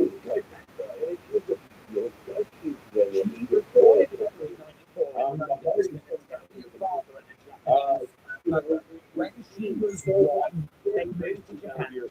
Already had fans. She was born in London, and they went on holiday. She stayed until she was one. Everyone knows this was the years that are so important. That first reference makes you yeah. So, in my mind, she's a good. In my mind, she should come down to the ring and be like, "Hello, Governor. As we get closer and closer to WrestleMania, Hello, Governor. Filling up the apples and pears. and deliver and I've got a lovely bunch of coconuts." I don't even think that is London. She could sing or something like that. Anthony's very nice, but Dave, I know we're getting TNA World I Championship. just got a gold Lash Legends wrestling champion. You've already won big. Did you say you was going to get another auto potentially? Did you get another auto? Because you've already done very, very well. You already found a Hogan card, didn't you? This is all the cards. Imagine Julia being Danny Dyer. In my mind, it's the same person. Like where We need a wrestler with a comedy accent that starts with an it's Julia, but she just what do you think about she hates the UK. Alan, that's almost a We've got 8 minutes left to go, so that one should become a God, this is just going to be a bonkers main event.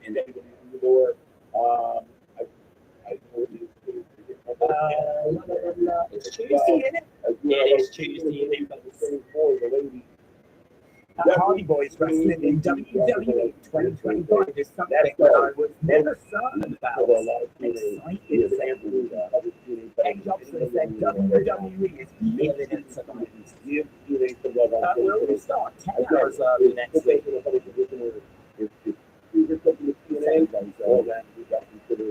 They all influence it, said Dr. Chalala. on. So you just sort of hold that struggle with and that do not sometimes. miss those Thursday nights.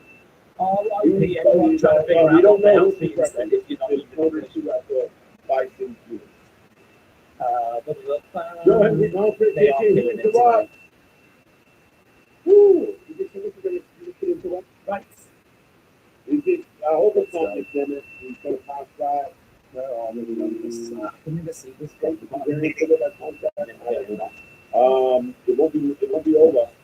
Speaking of interrupting, no one expects this finishing with an excuse. yes, absolutely. Just holy sugar. Hey, we got the Hardy, we got Moose, we got. Oh, God, I know I I believe asked that the check. question. I don't know what it is. Supposed to I'm be. going to break out into Mary And Poppins. now, That's DNA. all based in London. this is showing Chimney, what chim, AEW chimney, chim, and chim, Japan, chim. what it should have would have been. Back in those days, around like that. Like Dick Van Dyke on the rooftops from Mary Poppins. That's the gimmick she should have. Not this beautiful backless or whatever. Again, I'd be very nervous. I know Chimney sweep from Mary Poppins. Well, as he's been staring down WWE as they're getting further and further ahead, he doesn't realize that How do you feel about it? even a company like MLW are at least finding names that matter, that are noteworthy. I just don't know why she won't embrace who she really is. I find it very upsetting. There's a lot of competition, and he's got to look around. The landscape changes. Is he so busy chasing Earth that he doesn't realize he's about to that's just her? The Brits are still making their way slowly to the ring. But again, he is Oh, yeah, my favorite. But I don't know. They've been Oh, that go away. Oh, I want those. Oh, let's every week. But now I think about it. This is the ring. Come here. Come here. I do have some style. You like what you see? Come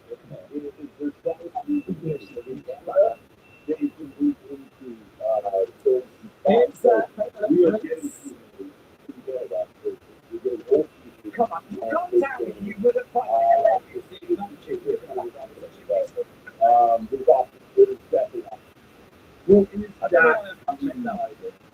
wonder why invested in it. Like, God didn't.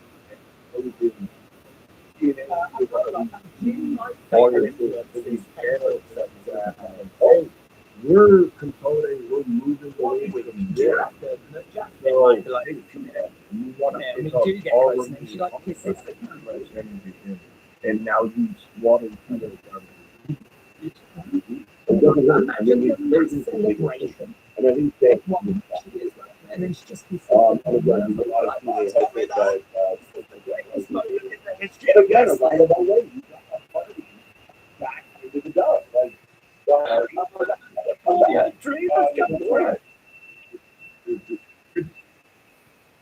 Team Champ. Maybe in a final match, you know, like when it's time to hang up the boots.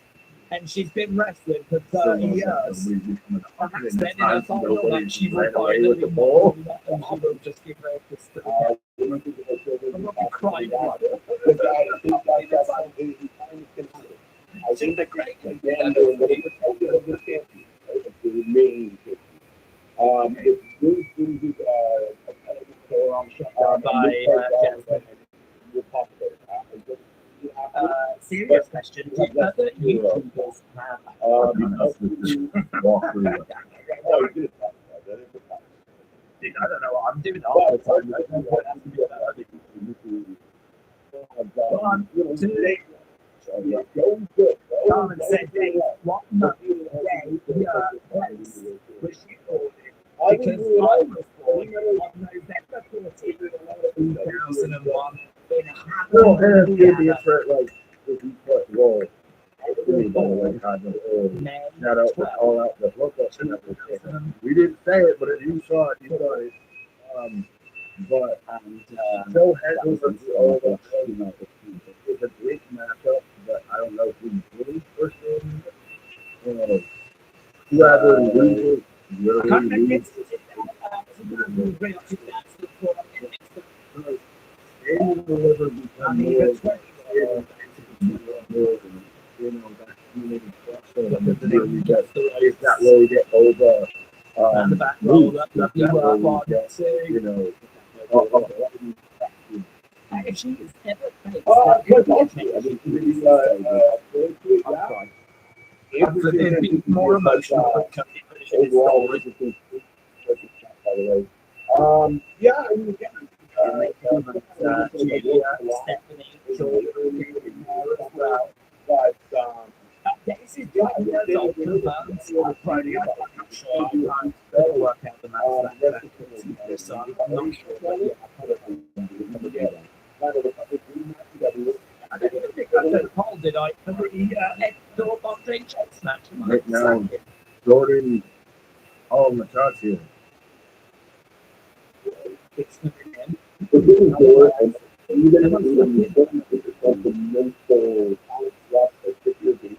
She's not going to do it. She is going to do it. Yeah, Jordan. Up for it. But yeah, it's not Right. walloping everybody. Down. Like you in Canada and I'm in the US. Like, I'm gonna be pissed with the fact that you live in Canada. Go back to what it is.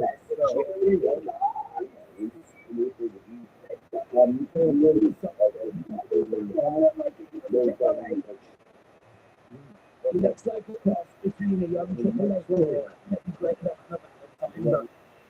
and the young Triple H.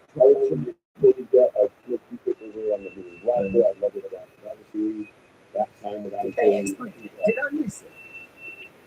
Oh, there it is.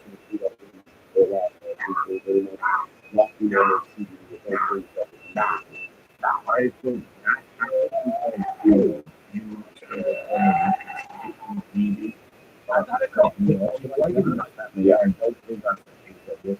Is it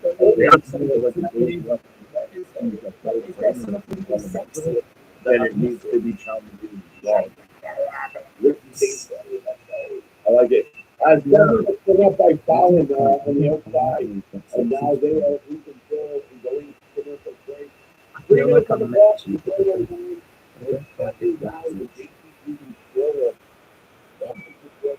Let you suck. Let you suck. Let you suck.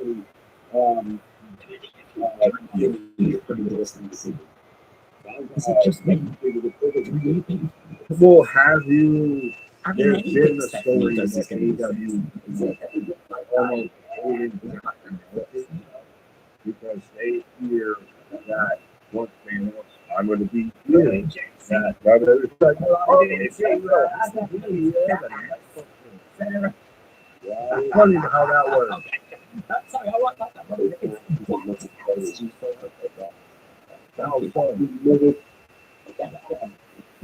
It started off pretty well. I don't know what you want people to do. I'd rather she won't cut the states. Yeah, I don't know how much more exciting they need to do with the kind of thing. Do they add scaffolding or something? Is that what we need to go? Yeah, I don't know. I mean, the next one of the special powers is just phenomenally. Jordan was just looking at everybody. Fallon runs it. It's not like the kind of movement you make if you're having sexual intercourse. Getting better by the Oh, he is making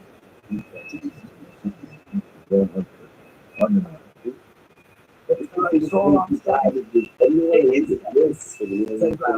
Well, it is. I mean, I'm fine with it. I really am. I'm not like, oh my god. I will learn to accept it. I guess in the moment, I Because the crowd reacting to that.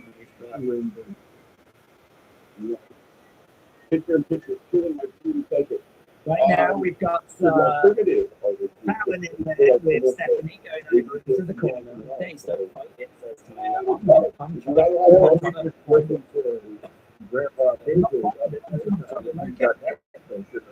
I'm looking.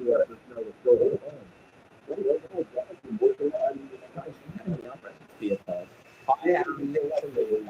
I'm ready. women in For this research country purposes. that are doing phenomenal. That's not a sex thing. Your eyes just And WWE, as a collective, has the best women's division. It's not debatable anymore. Where's the Yeah, Julia Stephanie and that's a very good question. Yeah, like those are extra on A professional streamer asking a very serious question. No, I'm saying it again. It's a tough one. This match is somehow. Am I right? Right? I'm just saying, I don't look at that and see sexual intercourse. That's all I'm saying. Yeah.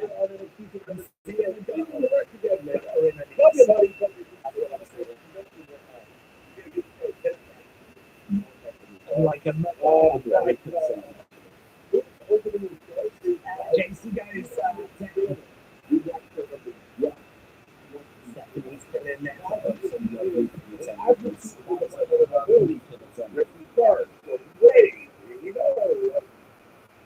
Stephanie on one. Trying to go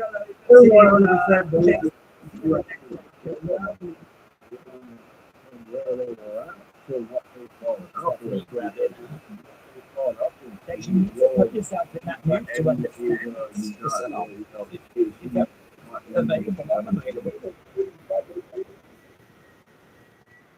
Either way, I'm saying what they call it. Let's get a full picture. Questionable in the middle of the Right. sand versus He like goes now, going for the cover one. I think we're gonna have I think that's an important question.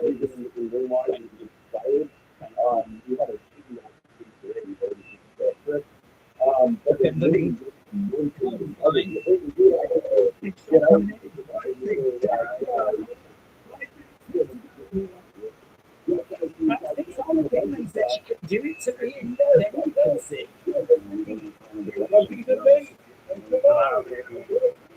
I love the community, but things get a bit awkward. I don't think I'll be able to read your comments or the same way. Charlie tackles there by Jordan. Jordan into Wreckhouse, slamming down. Oh my God. You get nuts. You get nuts as well. Everyone pretty much. Grace is nuts. Coming in the midsection there by JC.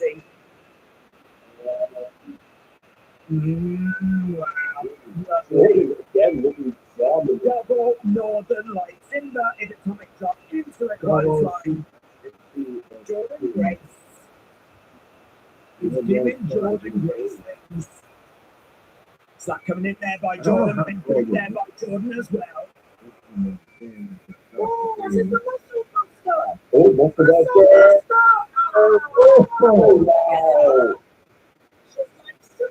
that female Samoa Joe.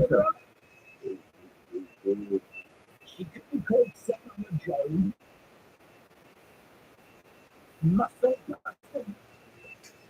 I'm on the next level to get the rest of this.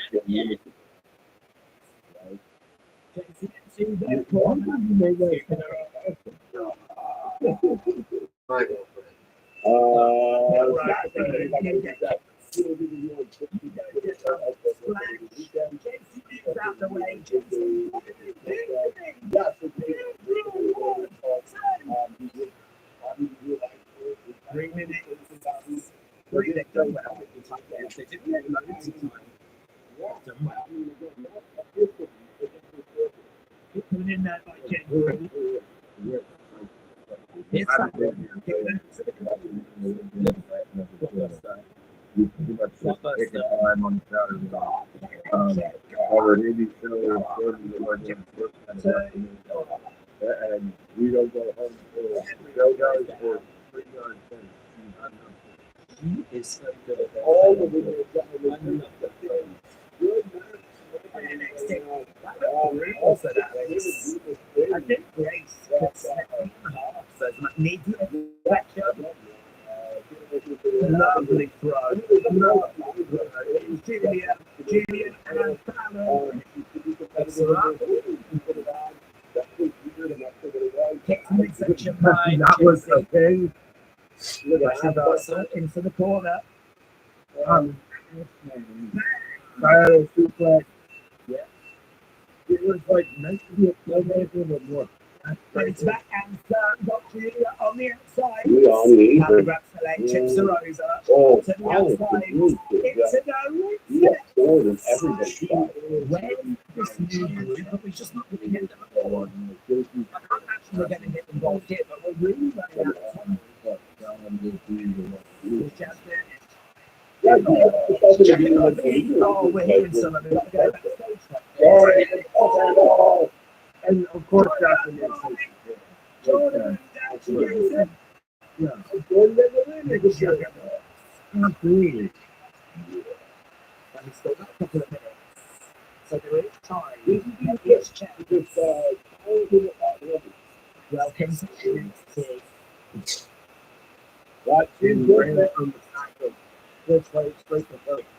that's the driver from my It's got to be let's go backstage or we get a little interruption or something. We've got a minute to go. Yes, the strongest.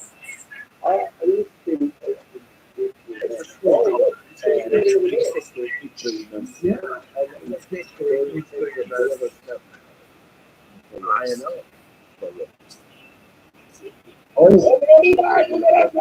Here we are in the car park. There's that group. Oh, And we've got loads of people at the carnage.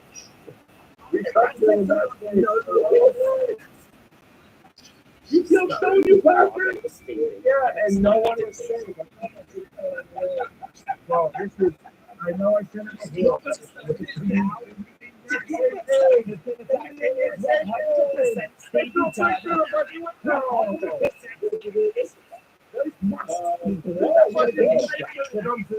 I know what's going on. I know this. Then skip the stone. The new group. Now they've got after Robert Stone, Mr. Ladies and Stone. gentlemen, NXT is off the air. That is the end of the show.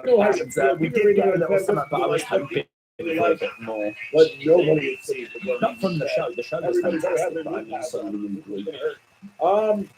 Definitely. Kimu Retribution. By Oh, I don't know. Let's not do them dirty. We've only just got Oh, I'm started. the crazy I one think it's so now, far so right? good. We haven't found out their names yet. If their names are going to be like Barry He Balls goes and from Flipping. one defunct gothic faction to another one. Yeah, remember earlier the entire game. I don't know why that came to my mind. They're up to something. Cody's mood, You it's not know, that bad. Yeah. He had Slapjack and Yeah. T-Bar and all of them. Every time you say that, they get more and more. They fly higher and higher to the sun, Nicholas. Steak knife. Oh my God, here's steak knife. Ricky. Here's rolling pin. No, Robert Stone. That's right. I was thinking of kitchen. I've seen strip club parking lots. Yeah, no shit. Those fact. I'm bound. Parking lot never safe. Love is this fact and you can hide it. Damien love it. Retribution or not. 9 out of 10. 9 out of 10. Malachi Black. Bobby Stone. No. People who live in last place do some up. Kevin going 10. 8. NXT is the shit. Exciting. Tonight was fast, like I said. Didn't want to go on, didn't want to take a pause. Didn't want to miss anything. Everything was just cooking. Everything was cooking. I took a break and literally commented, that's when the Hardys showed up. I said, I take one pause, and that's when this happened. I stepped away for 10 seconds. What the name ending there is just 7.5. What was the name part there? Golden Grace. I like that we don't know what Jordan is doing. What stance does she want to fight? Where does she go? Big win for Jordan. Looks like Jordan was the MVP of the main event for sure. I just think the ending was more of the post ending, the post The credit. post ending was what it was. Well, complain out here. Nick complains just to complain. Relax. He does though. That's it. He really feels it, guys. He's not making it up. This is me. That's why it's fun. He really needs it. It's really the blood pressure. Do I have the cutaway? I need to find this job. No, it's gone. Oh, God damn it. I'm not going to have a coronary. I can't duplicate it. But yes. 8.5. This shit is real. This shit is raw. This shit is authentic. They got blood from stones. Whoa, Oh, biblical. What does that mean? We're taking this shit to the biblical. 9.5 for the ending, 9.4. That's fair. I'll give you 8 out of 10 stories. Was that Robert Stone? It was Ricky Stone. Ricky Stone. Well, what do you give it, sir? We're reading all the 9s out of 10s, 8 out of 10s. Shout out everybody. 0 out of 10s. No trace. 8 out of 10s. What do you give it? I think today was a solid 8. I think there was a couple things there that I didn't like. Well, I mean, 8.5 would be nice. But 8. Lots of surprises. The show didn't move slowly at any point for me. Nice rebound. It was a fit. And this is where my rating system is going to go. Because I'm giving this a 9. Right out of the gate.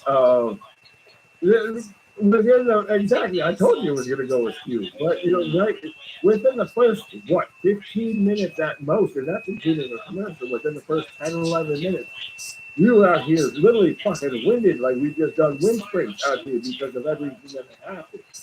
I'll give you credit and I'll trust your faith in judgment that it didn't dip that much in between minutes. And I think that there was enough that really held the strings together and really kept everything going. And like I said, and this has been the vibe that I've gotten, especially since the start for tonight. Again, this is a bit of what Dynamite was or wanted to. It has very early Dynamite vibes of we're not giving you the whole pie, we're managing it properly, we're actually having really good in-ring quality. Shit feels constantly a buzz and you can't miss. Like we do this every week and literally we're hesitant to step away for fucking 10 seconds to watch. Yeah, man. It's good. It's exciting. And then every time you turn around and take a break and there's the Hardys, take a break and somebody gets, beat up or something gets tossed away or someone random shows up. You're like, what the hell is going on?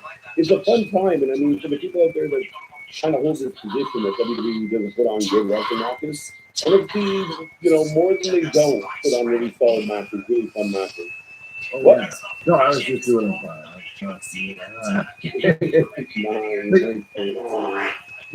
this was especially, and I will say this, I think the start of that show, the first 10 minutes, set the tone, and that's the best way to go about it because it did absolutely set the tone of, it set the precedent. That was an M. Night Shyamalan to it, absolutely. The whole night, I thought you were coming in hot with like a 6.5, 7.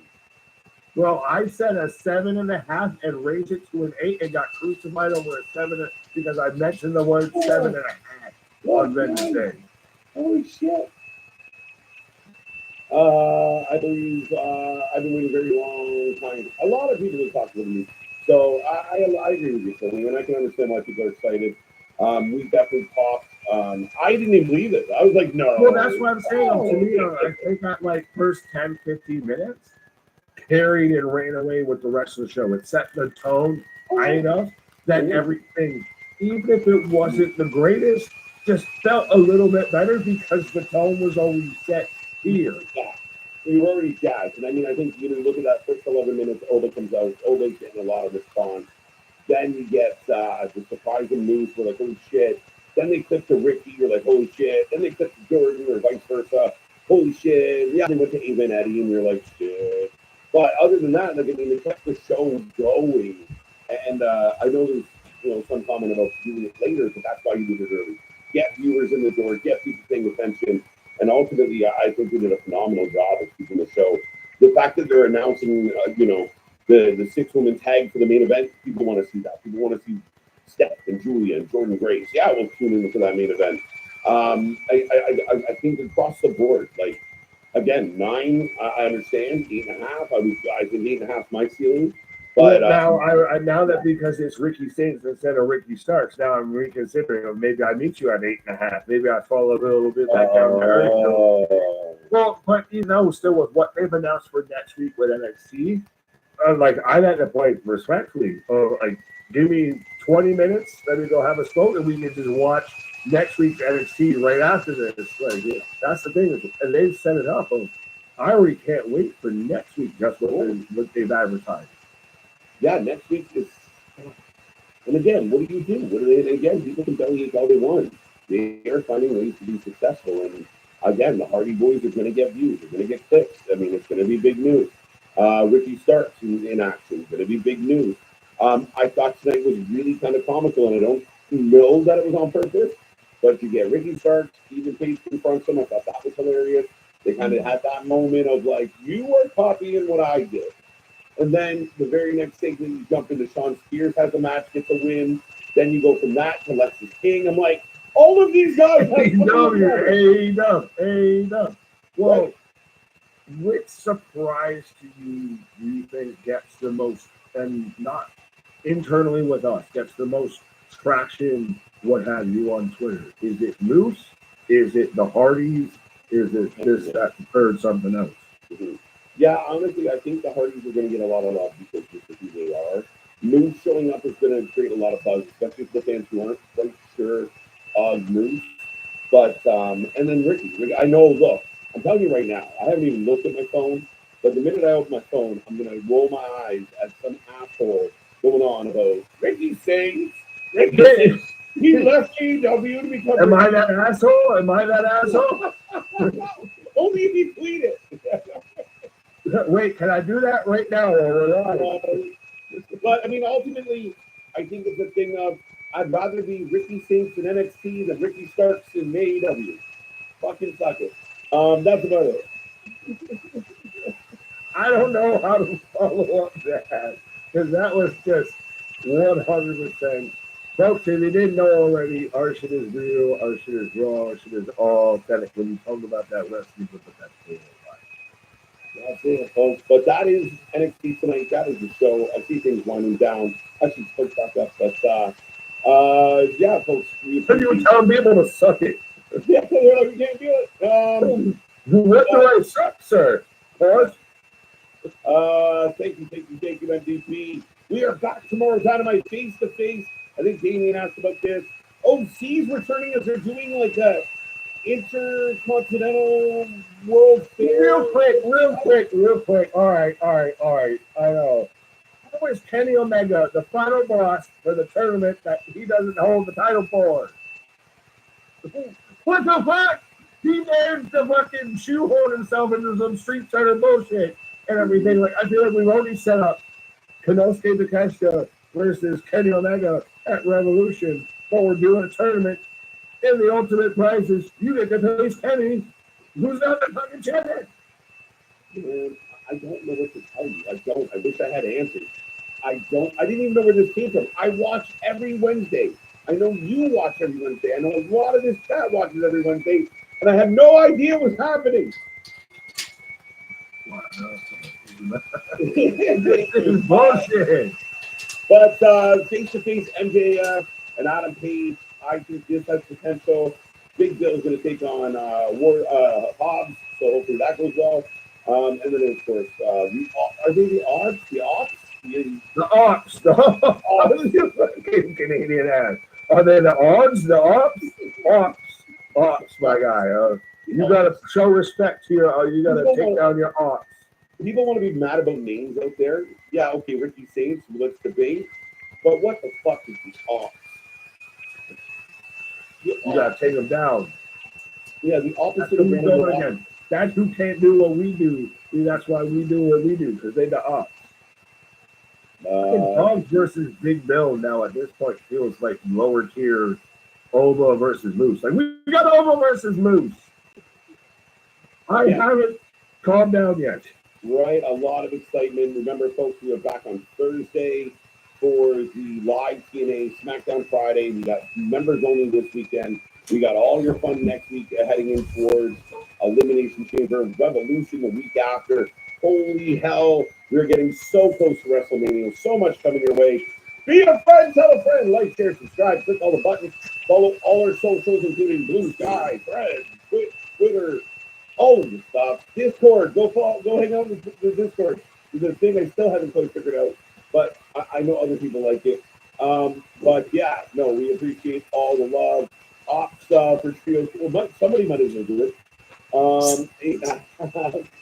But that's all I got, my guy. Great show. According to my throat, it was a really fun show. Pause on hardcore on that, and I guess now it's saying so nice, I gotta say it twice. Our shit is real, our shit is raw, our shit is all authentic. When you turn them in, we're actually able to put that whole life in it. Goddamn, folks, we got Moose, we got Trouble, we got more wrestling. The other folks, good night.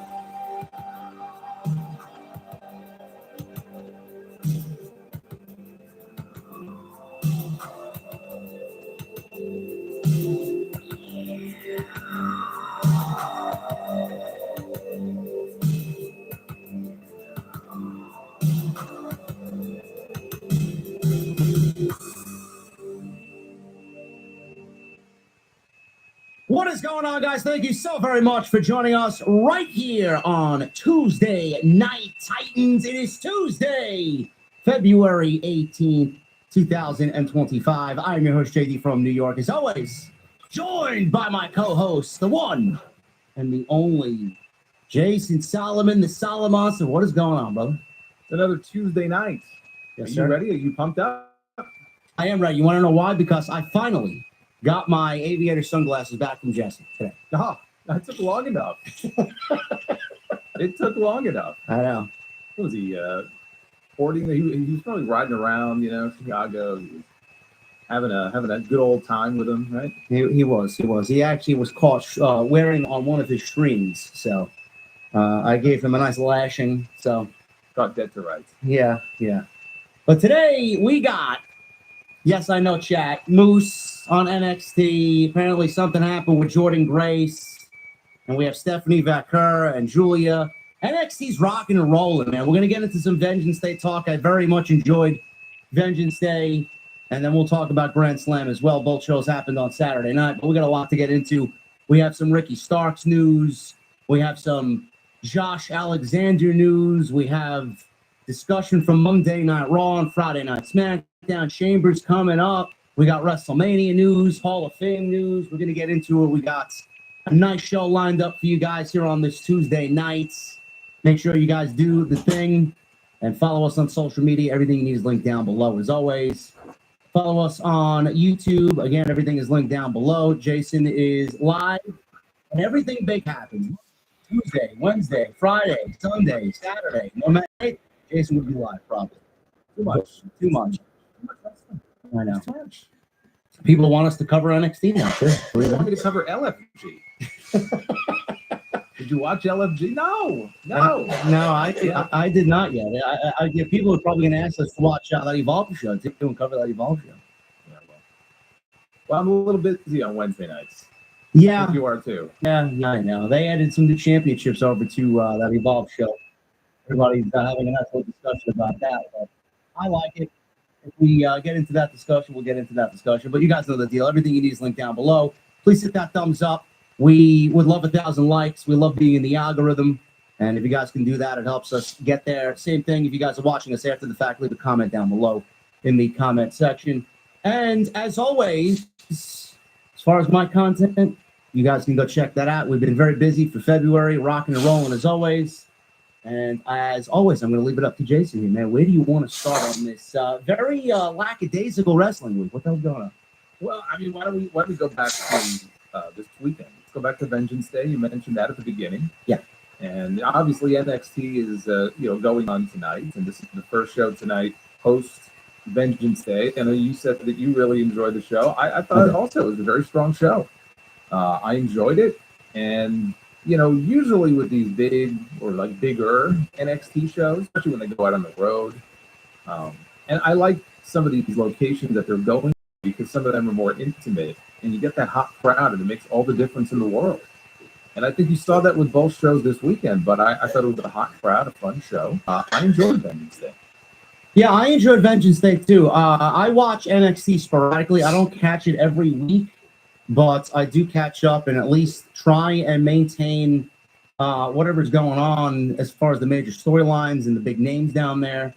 I just can't bring myself to watch it every week. I think we all understand why. I just think the writing is a little childish. I think some of the things Shawn Michaels does is just a little outside the box, not really for me.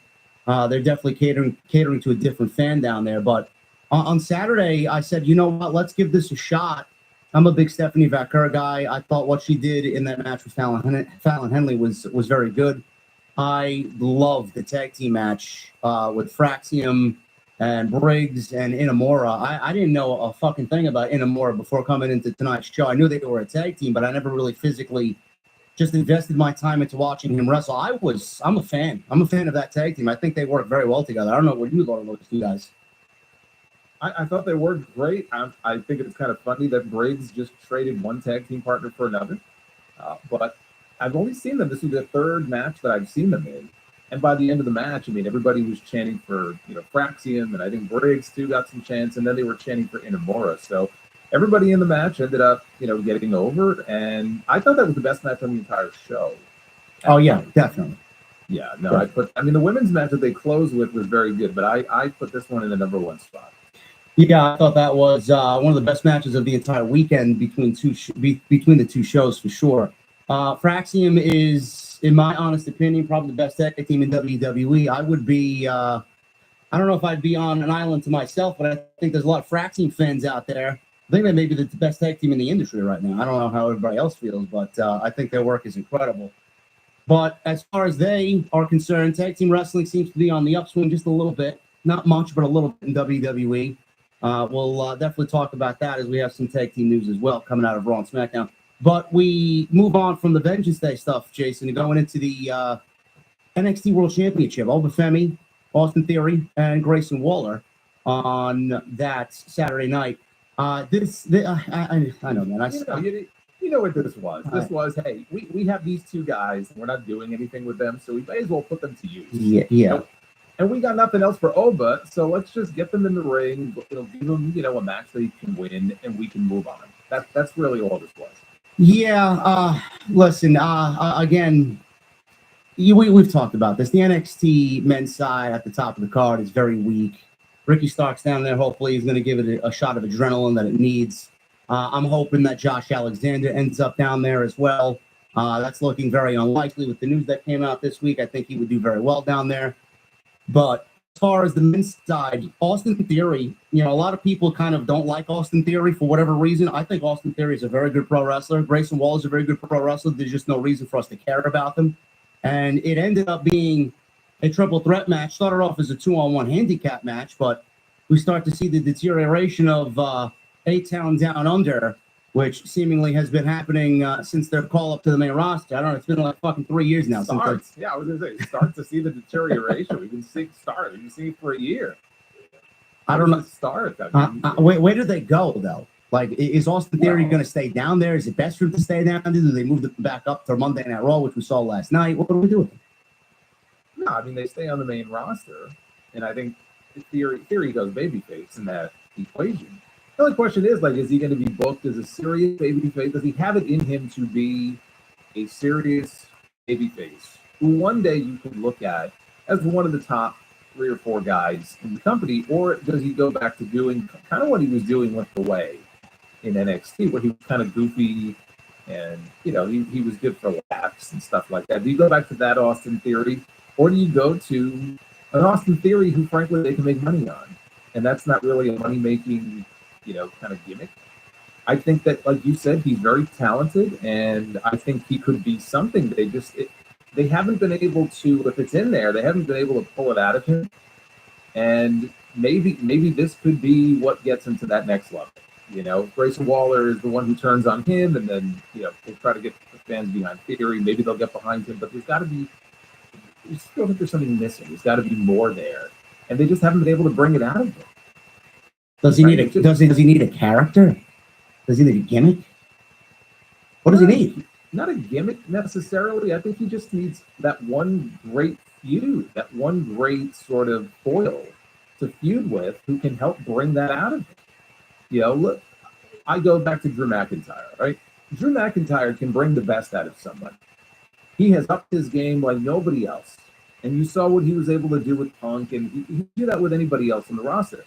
If Theory could be matched up with somebody who can help kind of bring that out in him on promos, and he doesn't need a gimmick, he doesn't need to be, TL Hopper or anything like that, but just somebody who can help bring that out of him. I don't know who that is. I don't know what the story is that they can develop, but it's more about coming up with a compelling storyline for him, not so much a gimmick. And then we'll see, how far he can go. But he's been there for a number of years already.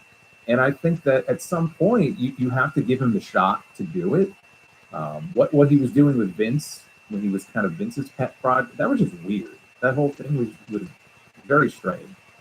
You mean the golden egg? The golden egg. Yeah, right. Well, they laid an egg with that whole story. But if they go back to him and give him a shot, give him a shot to really get over as a top tier player, and then it's sink or swim, and we'll find out, whether or not he can pull it off. Man, they've done him dirty, man. That John Cena feud went nowhere. Winning at WrestleMania with John Cena went nowhere. They were cashing the money in the bank in the fucking United States Championship, the Golden Egg.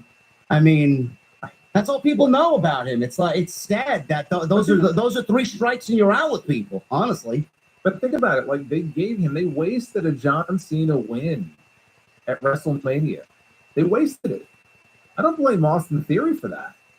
Like it was on the company to follow up on that. You beat John Cena. I mean, he cheated, but still, he beat John Cena at WrestleMania. John Cena has a very, well, as we know, John Cena has a finite number of WrestleMania matches. You got 1 left. So they wasted it on Austin Theory because they didn't follow up on it. I still am just, I can't wrap my head around the fact they wasted a John Cena match, one of his last ones, at WrestleMania, doing what they did and had no plan to follow up on it. Like, I don't even remember what he did in the immediate aftermath of that match. I don't remember either. I thought maybe they were going to do something with him and Montez Ford. It looked like he was getting some steam behind him, maybe as a single. And I remember looking at that and going, you know what? This could be 2 of the real up-and-coming future stars in this company. And they're going to feud maybe over the U.S. title or something. Even with Montez Ford, they didn't follow up on that either. No. Right? He was in that Elimination Chamber, and then it was just right back to the Street Profits. So there were a lot of very weird decisions that were made, and I think there were some big missed opportunities. Yeah, I remember they feuded him with Bobby Lashley a lot of the time while he was United States champion theory. I mean, there were a couple of good matches out of that, but I mean, that didn't really amount to much of anything. As far as who I could see him, if they want to put him in that youth movement situation, I could see some great matches with him and AJ Styles, him and Braun Breaker. You know, I would love to see it. I think the guy's got all the potential in the world. Everybody says he's a mini John Cena. He's got the makings of the next John Cena. He's obviously got the look down. Like you said, he's just missing that one thing, and whatever it is. I do believe that when you have the right dance partner, you're basically off and running. So hopefully they can find him that person on Monday night. So yeah, Obafemi, no surprise there at 1. I don't know where Oba goes with the NXT Championship. Trick Williams has been looking for that championship. He lost to Eddie Thorpe in a strap match, and I didn't really care one way or another about this. I think Trick Williams is great as far as his presentation, the energy that he brings to the arena. I still don't think he's ready for a major main roster call-up yet. I don't think he's really tied everything together. As I said on social media, you know, they are pushing Eddie Thorpe. I don't really find an on-screen character or connection with him yet on television, but I'm surprised that Trick Williams lost this match. I don't know how you felt about this. Oh, I was shocked. I mean, flat out, I was shocked. I mean, obviously it's a big win for Eddie Thorpe because he just beat a former NXT champion, and they've been pushing Trick pretty hard for a while now. I will admit I had not been following the week-to-week kind of developments in their story, so I didn't have a real connection to the story. Like I'm aware of, you know, Thorpe kind of outplaying Ava, outsmarting her all those weeks ago when he kind of, he outsmarted her into an NXT championship match. Right? He faked some kind of backstage attack and made her look like a complete idiot. And I said, okay, that's kind of clever. But like the segments that I've seen with them and then seeing the match, and they didn't do anything for me. I thought easily it was the weakest thing in the entire show. I agree. Yeah, I mean, and that's not to say, oh, it's soft. It's just like there were a lot of other really good matches on the show that were just better than this one, and I had no connection to the story that they were telling. But again, you know, that's a big win for Eddie Thorpe. I don't know if they're going to run it back and have Trick beat him. I don't know if that's going to be a television match. I don't know if that's going to be a stand and deliver rematch. I'm sure that that's not the end of it. Trick will win in the end. And it's up to, you know, Shawn Michaels, I guess, to see if he's going to make something out of this guy coming off of this win. I don't see what he sees right now, but that's NXT, right? I mean, you're trying different things. You're trying to bring the best out of the people that you have and see what they bring to the table, and you know, go from there. And whether or not they can make an impact on the main roster, they're going to spend, you know, more time down in NXT. I mean, that's really the point of being down there, you know, to see who can be a top player and who needs a little more seasoning and a little more time. So we'll see. But obviously for him, has to be the biggest win of at least his WWE career, right? I mean, I don't think he's been in a bigger match. Who, Eddie Thorpe? No. Yeah, I mean, has he gotten any championship matches that Outside that NXT title match. well, no. outside that one. Yeah. That wasn't on a PLE though. No, it was on Tuesday night. Yeah, so that's what I mean. This was the biggest win of his I guess career. I mean, I know, obviously he was playing elsewhere before he came to WWE, but if not the biggest, it's certainly one of the biggest wins of his entire career. Yeah, so we'll see what happens with him. Trick, I don't know where they go. I'm kind of indifferent. I think they keep him on NXT, but I could also see him getting a call up after WrestleMania as well for either Raw or SmackDown. Do you feel like he's ready to be on the main roster? No, I don't. I don't either. No. Yeah. No, I feel like he's somebody- the energy and the gimmick, yeah, but I just feel like he hasn't tied it all together in the ring yet. I don't really. I don't feel anything when he wrestles. I feel like honestly more he's trying to imitate Booker T than anything. I don't know who he is yet in the ring, if that makes any sense. Yeah, I feel like he would benefit by spending more time down there. Yeah. Yeah. There's no need to rush him onto the main roster. We had Ethan Page. He defeated Javon Evans in what I thought was the sleeper match for me. Anyway, this is my personal opinion and take on this. The sleeper match of the night. I didn't really give this much thought. I'm not really a big Javon Evans guy, but I do see the talent that the kid possesses. He's only 20 years old.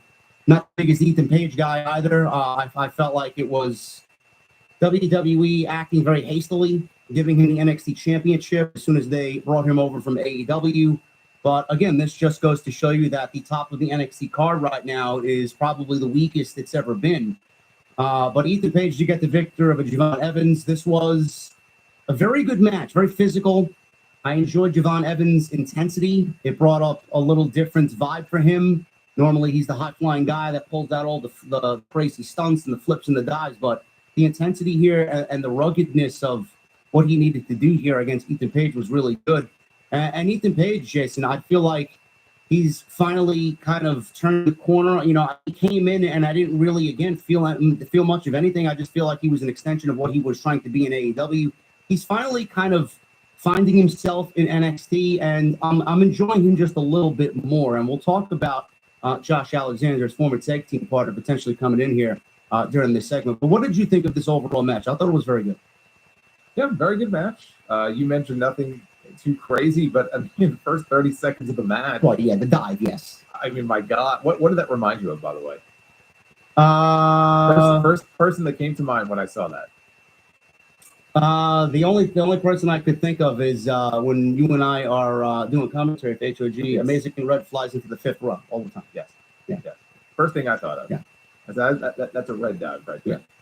So yeah, that was pretty crazy. You know what? He is very young. Obviously, they see a lot of potential in him. He's already worked with Randy Orton, right? That was a match that they specifically set up for him. And I knew of the story between these two, and I liked the finish where he knocked the mouth guard out of midair. He had that mouth guard because Page had injured him previously, and he knocked it out of his mouth. This thing was like, I said, I'm surprised he didn't dislocate his jaw just by wearing. This thing was so thick. Yeah. And then he beats him. So obviously their story is not yet finished, but I enjoyed this match more than I thought I would. And I thought that it showed, like you said, there was kind of a ruggedness in Javon. Like he looked like he had a purpose when he came out there. As he should. Now, there were certain moves, of course, where he's flying around and doing stuff and maybe not selling this or that. And, it's like, okay, you can work on that. But he's very good, for his level of experience and his age. And I thought this was a very good match. Me and you, I think we're in agreement on that. Yeah, I'd like to see a little bit more from both of these guys in the same way that we saw it on Saturday night. And Page, I don't know where he goes. I thought that he would probably get the call up to the main roster around this time. He's also a main roster call up potentially after WrestleMania, but he's a solid name where I think he could benefit from maintaining that top guy feel on NXT. And if he moves to the main roster, I don't really see much of anything from Ethan Page. U.S. title, IC title, that's pretty much the extent of where he goes there. So I think NXT is probably more beneficial for him. But, yeah, I'm sorry. I was just going to say, that's why I think he's a great heel. Yeah. And he's very easy to hate. like in this character that he plays. So that's why I think he made for such a great opponent for someone like Evans. Now would be, I think, a terrible time to call anybody up, frankly, because we're heading into WrestleMania. So post WrestleMania, maybe. Honestly, I don't even see it post WrestleMania. I think he stays down there a little bit longer. But like you said, I mean, I think that he would make a great like heel intercontinental champion or heel United States champion. You know, someone at that level. I think he would excel in a role like that. Yeah, I think too. I think that's a good spot for him, but I think there's a better spot for him. And I discussed this week on my end. I don't know how you feel about it, but the news of his ex-tag team partner, Josh Alexander, is making the rounds. He's finally a free agent, and it was reported that he's hired Barry Bloom to represent him in contract talk. So when one hires Barry Bloom, one thing that people want is the good old payday, because Barry Bloom, he is doing deals for Kenny Omega, Kazuchika Okada, Cody Rhodes, and several others. Jim Ross, the Young Bucks, several others. Yep. So he's basically, who's the fucking the guy in baseball that gets everybody the big contract? What's his name? Scott Boras. He's basically Scott Boras of pro wrestling. That's who he is. Well, he represents a lot of AEW talent. Yeah. So that could be a sign also of what's to come. I think you and I, we differ on this. I think AEW is a better landing spot for him, honestly. I think that the obvious thing for him, if he were to go to NXT, would be to reunite the North with Ethan Page. They were a great tag team in TNA once upon a time. And they could always use a new tag team, especially one with the experience level that they have. Do you honestly believe, though, like if he goes to the WWE main roster, he doesn't strike me as someone who is going to end up in a spot where you would consider him to be kind of a top 5 guy on that roster. I feel like he has a better chance at that in AEW than he does in WWE. I'm not talking NXT, I'm talking WWE. Do I see him as a top 5 guy in WWE? No. He was a top guy in TNA. I mean, so what I'm asking you is, if you feel like he would be a better fit for that company over AEW, why? You don't think he has more potential to be higher up on the food chain in AEW than he does in WWE? Well, I always say the same thing when people bring up free agency and AEW. Do they need Josh Alexander? I mean, they have so many other people that they're pushing right now, and you're just going to push those people further down the card by bringing in somebody like Josh Alexander. The rumor was that Speedball Mike Bailey was going over there. We haven't seen him yet. Where's he going to end up? They're going to bring in Mike Bailey and Josh Alexander at the same time. I mean, AEW right now, to me, is just so overloaded with talent that they don't need anybody, and they could create great television with who they have existing right now. Pushing Josh Alexander onto television is not going to do much for me. I mean, sure, there's going to be great matches over there with him, obviously, but I would rather him feel a little bit more fulfilled creatively in NXT. You could do the Ethan Page thing, get the North back together. I'm running the top of that card almost instantaneously on day one. I mean, I do think that he could get the call up to the main roster eventually, but you know, one thing at a time. Okay, he gets called up to the main roster, and then what? He answers what Chad Gable. Oh, what a great spot to be in. That's fantastic, because we all see how great Gable's doing right now. I mean, I don't know, man. I just don't think they need anybody else. That's the point I'm trying to make. They don't need anybody You else. always need new faces. Like I agree that AEW has a surplus of talent. Not that WWE doesn't. I mean, they got a shitload of talent too. But I just feel like at the moment, what would be the better fit for him? I would give the edge to AEW. That's assuming that Tony he doesn't fall through the cracks, which has happened with people before. But I think with the roster they have there, I just feel like he would end up being the better fit. Yes, he would have great matches. You still have to come up with compelling stories for him. I don't know if he would end up in a faction or anything like that. I just feel like, yes, he would excel in NXT, but you have to look beyond just NXT. I don't think he would be signing a big money contract just to go working NXT for the next 3 years. So if you look beyond that, unless they just they put him and Ethan Page together and they become a permanent team and they move that team up to the main roster, I think they would be a huge asset to either one of those tag team divisions. But does he want to be just a tag team wrestler? He was a world champion in TNA. You know, I know, and he's also 38 years old. So what is his mindset? Does he want to wrestle? Does he want creativity? Does he want story? Does he just want to get paid? well, that's what it boils down to. Like, what is he looking for? Is he looking for the big payday? Not that this is going to be his last contract, but you know, like you said, he's not getting any younger. Is he looking for the big payday, and he's going to be happy in either company?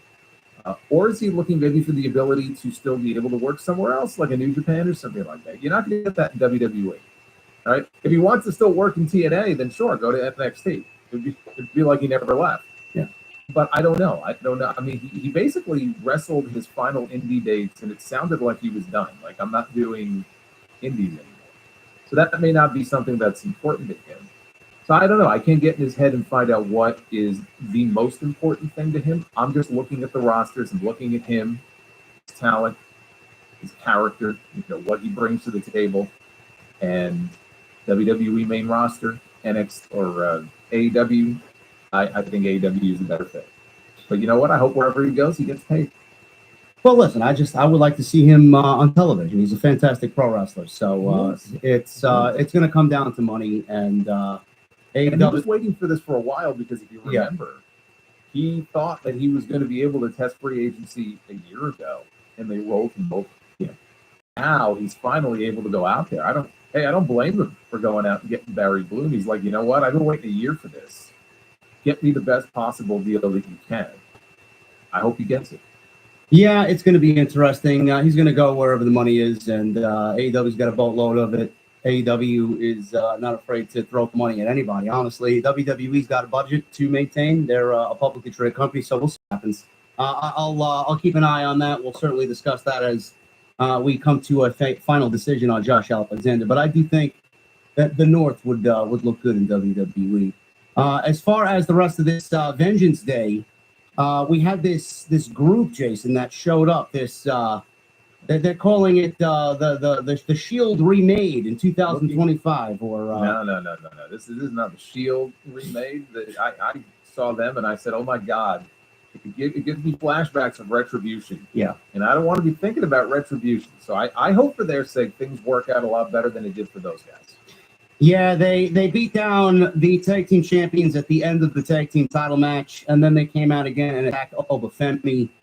They don't have a name yet, but it is 4 individuals, and they were all wearing masks of sorts, ski masks that covered half of their face. But I don't know what their direction is. I don't know if this is it, if there's going to be any more members being added, if there's another name that's leading them that's bigger than these guys. I don't know where NXT's mindset is at with this group. But, you know, already if you know Retribution vibes, Jason, it's not going to last long. I don't really find myself interested in what we saw. But, I mean, it's a bunch of performance-centered talent, which I'm always interested in seeing who develops out of the Performance Center and what they're going to do on TV. But, I mean, to me, that was a terrible first impression. No, I wouldn't say it was terrible. I just think when I saw them jump in there like that, that's the first thing I thought of. I don't know who any of these people are. So, like, they were kind of, people were throwing names at, I think that looks like this guy, or, you know, I'm like, okay, I don't know who any of these people are. So if they're very inexperienced and this is really their first time in a situation like this, I hope they do well. You know, I hope that if they end up giving them a big push, it's not, you know, too much too soon. I mean, we'll see. It's literally one night, so we'll have to see how it plays out. It's not the worst idea in the world to have a band of, I don't say rookies, but, you know, they did this with the Nexus. Outcasts? No. Well, yeah, Outcasts, but I'm saying, like, as far as what they did with the Nexus was a collection of, there weren't any veteran talents in there outside of Bryan Danielson, really. But they took this group of unknowns and they came up with a hot angle for them. And that was on the main roster. They were attacking John Cena and CM Punk, and it was the hottest thing in wrestling. I mean, there was a huge buzz around that when that happened. And, I mean, we could talk about the follow-up and everything, but the Nexus was the hottest thing in wrestling there for about 2 months. And a lot of the talent in that group had never been in a situation like that before. So that could have gone a lot further than it did. I'm not saying this will be on that level, but it's not a bad idea to try, like a renegade kind of group like this. I just can't tell you, like, not knowing who these people are. I don't know how good they are. I don't know if they can cut promos. And like you said, I don't know if there's some sort of benefactor is the right word, but is there somebody else, who's going to be revealed as sort of the mastermind or something like that? We'll have to let the story play out and see. But on the first night, that's just the first thing I thought of, was Retribution. I hope for their sake it's more Nexus than Retribution, but it's only one night. We'll have to let it play out. It's only one night. They got a chance of who are you in Washington, D.C. Yeah. Hopefully. That's what I was saying. I was singing it here as I was watching the show. I was saying the same thing.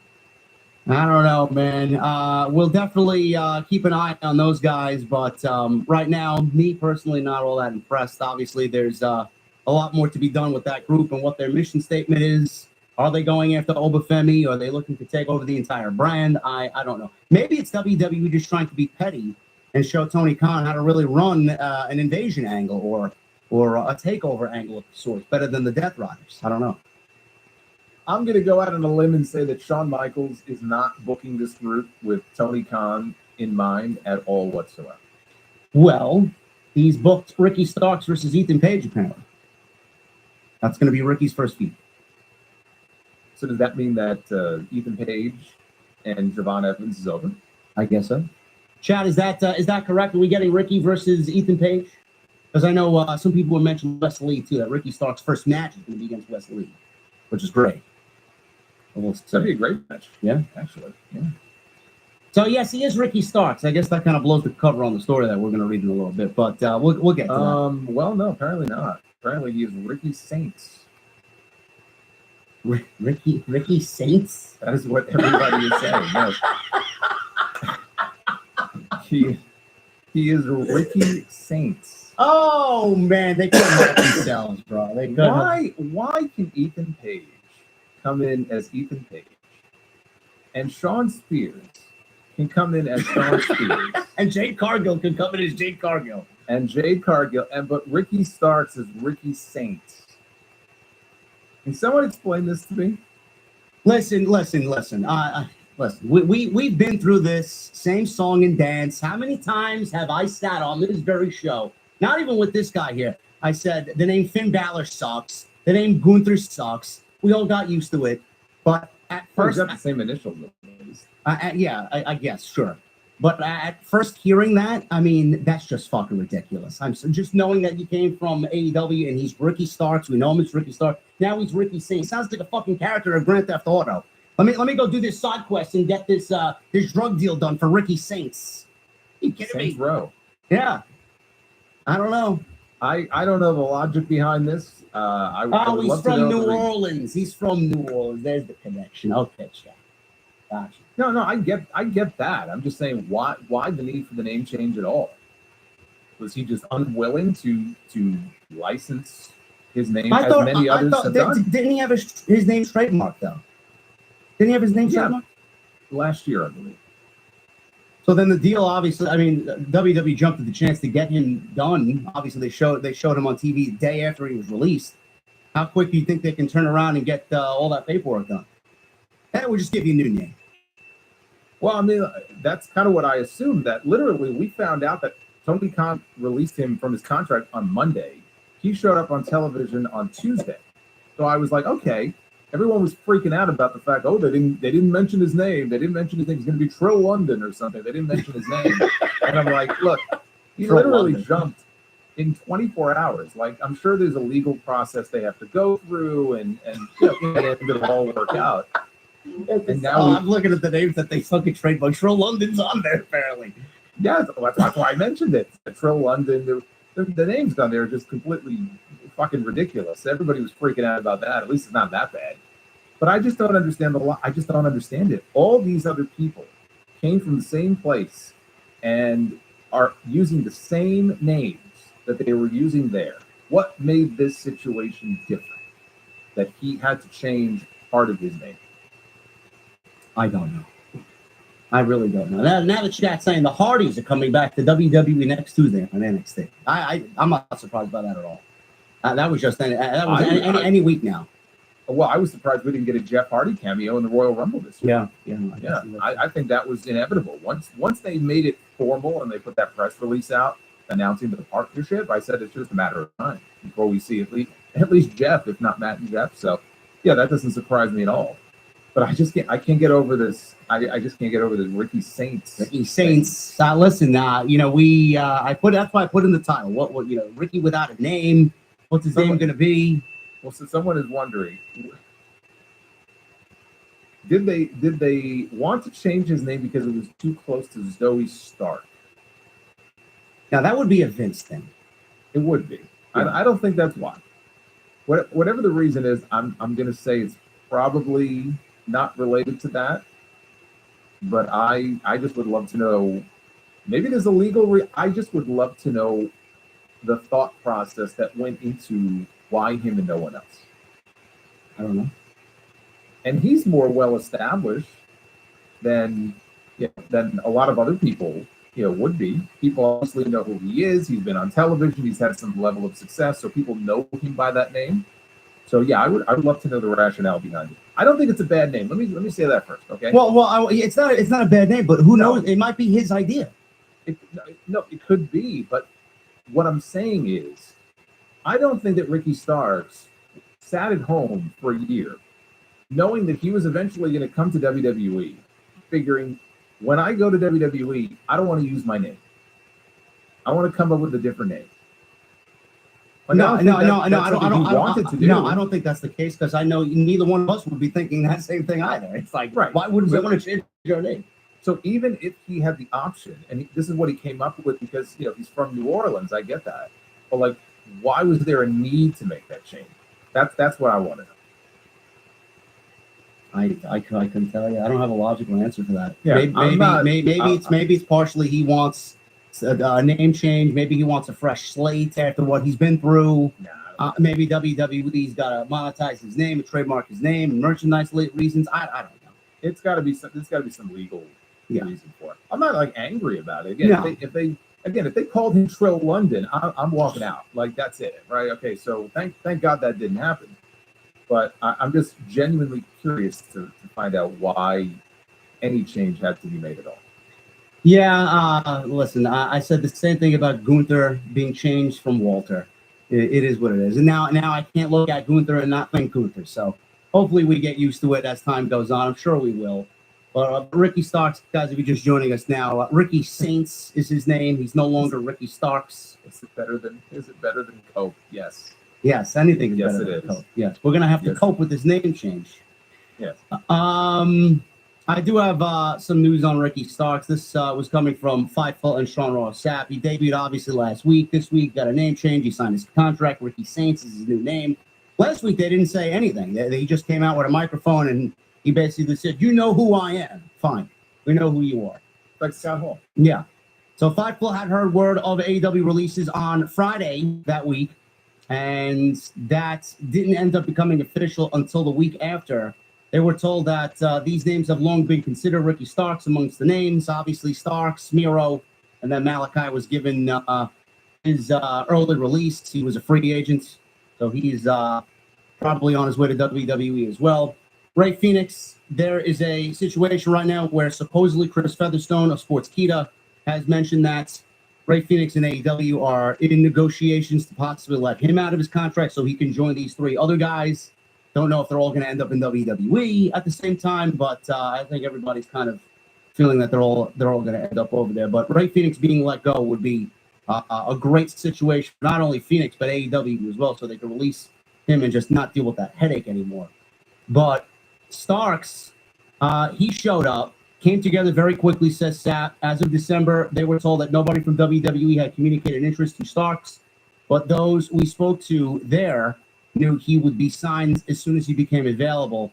Starks showed up on NXT. Fightful inquired with NXT and main roster sources. Those that we spoke to on the main roster said they believe that the majority of creative heading into WrestleMania is already planned, and NXT would be a much better, much more fluid working space for him, especially working him into the fold of career. So we said this last week. We said this about Jordan Grace, and now we're saying this about Ricky Starks. I don't mind either one of those moves for now, being that the WrestleMania plans are probably 80-85% done.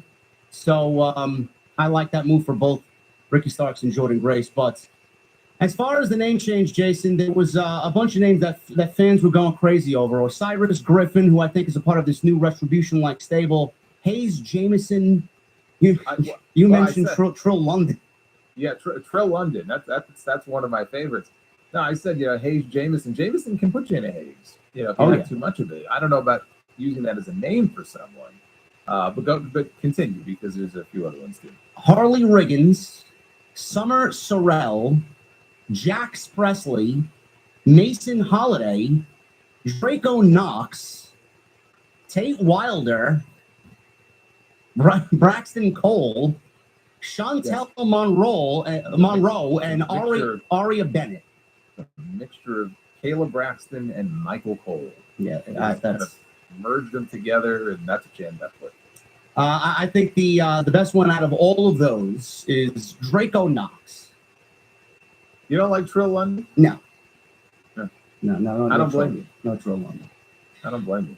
That's your career is over at that point. So it's like, imagine like you just get saddled with that name. It's like, oh man.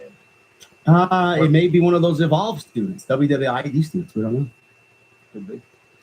But yeah, that's the latest on Ricky Starks, guys. Ricky Saints is his name going forward, so we'll keep an eye on Ricky Saints on NXT.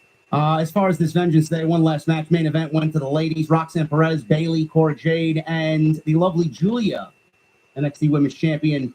She walked out with the championship, and I thought this was a very good match. Nothing too crazy here. Nothing I'm going to go back and rewatch and say, oh man, this is something I got to go back and rewatch every now and then. This was a very good fatal four-way.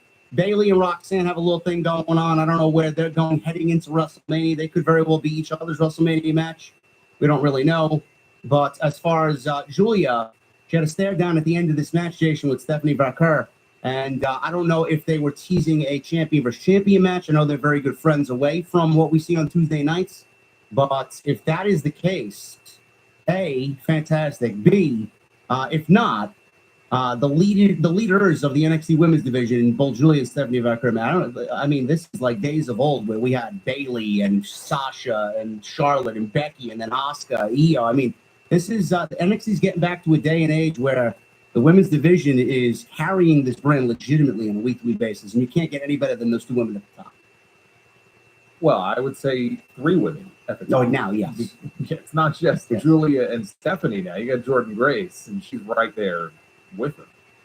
So they're really spoiled right now as far as the top of that women's division is concerned. I thought it was a very good main event. Not the best thing on the show, but it was a very good match. I was surprised. At first, I was surprised that it was Roxanne who took the losing fall. But it makes more sense to me if she is going to get the full-time call-up. I thought maybe that's why they put Cora in there, was to take the loss. But it was very good stuff. And you can't argue, the way they went off the air, that division is not well taken care of. That division is in good hands. Does Jordan Grace need to be in NXT right now? No. But if they don't have any story in mind for her all queued up for WrestleMania, then what's the point in bringing her up to the main roster right now? There's no harm in her spending a few months down there. And then when the time is right, Raw, SmackDown, doesn't really matter. Wherever they feel like they may be able to use her best, she's going to kill it on the main roster. Her and Rhea Ripley, her and Bianca Belair. Oh, I mean, she's a shoo-in no matter where they put her. Yeah, it's gonna be. She's going to strengthen whatever show, whatever division that she is a part of. So putting her or Ricky Saints, I get used to that, in NXT right now is fine. If they're still down there a year from now, I might have a different opinion on that. But no, that was a great way to go off the air. I do wonder if we're getting Stephanie and Julia, or are we getting a three-way at Stand and Deliver? Because they certainly teased that it could be a three-way. The way he was looking at both of them and both of their belts. Well, maybe we just do Jordan Grace versus one or the other, not. Well, I was just wondering, like a match many years ago, WrestleMania, WrestleMania 2000, the triple threat match, two titles on the line, first fall for one title, second fall for the other. Yeah. But they did something like that. I can see that. North American title on the line in the first fall, NXT Women's Championship on the line in the second fall. I could see that. I like that. I mean, Stand and Deliver needs to be big. So I could see them just going all out, pulling out all the stops for that. Well, especially if, let's say, the plan is not for Jordan to be down there for a long period of time. If she's going to be down there for a while, maybe you don't want to blow through, the biggest possible match you could do with her right away. But if she's going to be down there for a cup of coffee, yeah, absolutely. Get her in there with the best that they got. If she's only going to be down there for a few months. Yeah, no, I agree. I go to that. Whatever she does, I'm a big fan of, and I'm very much looking forward to her. But yeah, Julia did retain the championship on Saturday night at Vengeance Day, which I thought was a very good show. I would go out on a limb and say that was probably the best NXT show that I personally viewed in many months. Not a big fan of this brand on Tuesday night. You guys are raving about it tonight and raving about it every week. Oh, JD, you don't know what you're missing out on. Yeah, I do. I watch, and then at the end of the day, I don't really know what you guys are talking about. It's like I'm scratching my head. I'm like, what did the chat mean? What are you guys talking about? I don't know. But NXT, very good show on Saturday night. And that takes us into Monday Night Raw, Jason. Monday Night Raw last night, I thought was a decent show. Nothing too crazy. Elimination Chamber is all set to go, both men's and women's chambers. Not really feeling the WrestleMania vibe just yet. I know you and I talked about that last week. I know you talked about it again on your own this week. Not really feeling that WrestleMania season yet. Maybe Triple H is waiting for something to happen at the Chamber. Maybe something happens in the Chamber. I know we got Sammy and KO in an unsanctioned match. And rumors of Randy Orton circulating. So shit's going to go down in Toronto for sure. There's another reason that I think also we need to shine a light on here as to why it may feel like this. Now, we're on the road to WrestleMania. They say the road to WrestleMania begins at the Royal Rumble. Yeah. Technically, yes. But let's be honest. I mean, the real road doesn't commence until after the Chamber, once we know who's defending against who. But we're missing some key players on these shows, right? They're building this as John Cena's final WrestleMania match. John Cena's not around. Roman Reigns is going to be on that show. Roman Reigns is not around. CM Punk, he wasn't on the show this week. So if you're thinking, man, this doesn't really feel like an exciting WrestleMania build, it's not the only reason, but when you're names like John Cena and Roman Reigns and Punk is not on the show every single week, you know what? Yeah, it's going to feel that way because you're missing some big guns that they're going to build this show around, and they're just not around. So I'm hoping that coming out of the Chamber, Cena will be there every week. His movie that he's doing right now, hopefully will be over, and we'll be able to see him more often on the show. Roman, we got to get him on the show as well. It can't just be this once a month stuff. That's why, part of why people, I think, feel like, they're okay, but like something's missing. Yeah, some big names are missing. That has a lot to do with it. Yeah, it is the case. And again, last year we had The Rock at this point fucking things up. And this year we don't have that. Is he going to show up this year? Who the fuck knows? He can show up whenever he wants. We might not be thinking about him. He shows up randomly and we get him. We don't know. I think, me personally, this is just me speaking, I do think that we see a Rock appearance or two on the road to WrestleMania. I don't know if he's going to be wrestling, but I do think that he will be a part of the show at some way or in some way, shape, or form in Las Vegas. That's just my personal opinion. He could not show up, but I do think that this WrestleMania season needs something. And CM Punk, Roman Reigns, John Cena, Cody Rhodes, I don't think it's going to be enough to pique people's interests. So they need to combat the missing feeling of Dwayne not being here this year with something. And the only way that they're going to be able to combat that is with The Rock. So, well, what Dwayne is missing, and again, you don't have Cody's story. I mean, that really was the big story last year. And it played out over a year. He lost at 39. They circled back around to it. Obviously, all the drama with him and Rock, that got a lot of people excited and angry and excited, and everybody was talking about it. But that one story, right? Everybody was waiting to see Roman finally drop that belt. And Cody had to finish his story. We don't have anything like that this year, right? That was it. You kidding? That's the kind of story you don't get every year. You get that every few years, or maybe every 5 years. A story like that might come along. So, yeah, this year we don't have anything like that, right? We're waiting to find out who Cody is going to defend against. It's going to be a regular, championship match. I don't know if, he's going to wrestle somebody he has a lot of history with. He's got history with Seth Rollins. He doesn't really have history with Punk. He has no history with John Cena. So you don't have that kind of rich story like we did a year ago.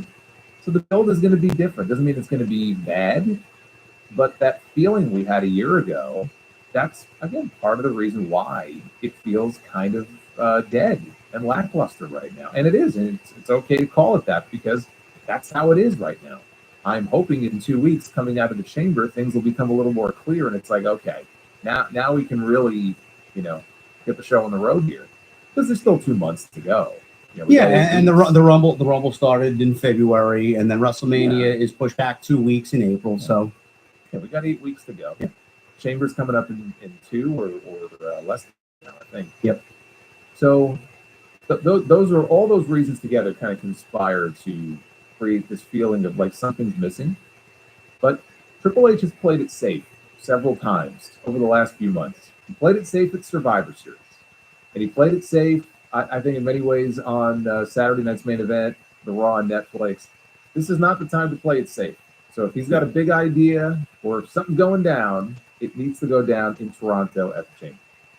If your WrestleVotes, apparently they are reporting that the rumor right now is some people in WWE want to see Punk inserted into the main event of WrestleMania, which right now I think everybody's kind of feeling is Cody Rhodes versus John Cena for the WWE Championship.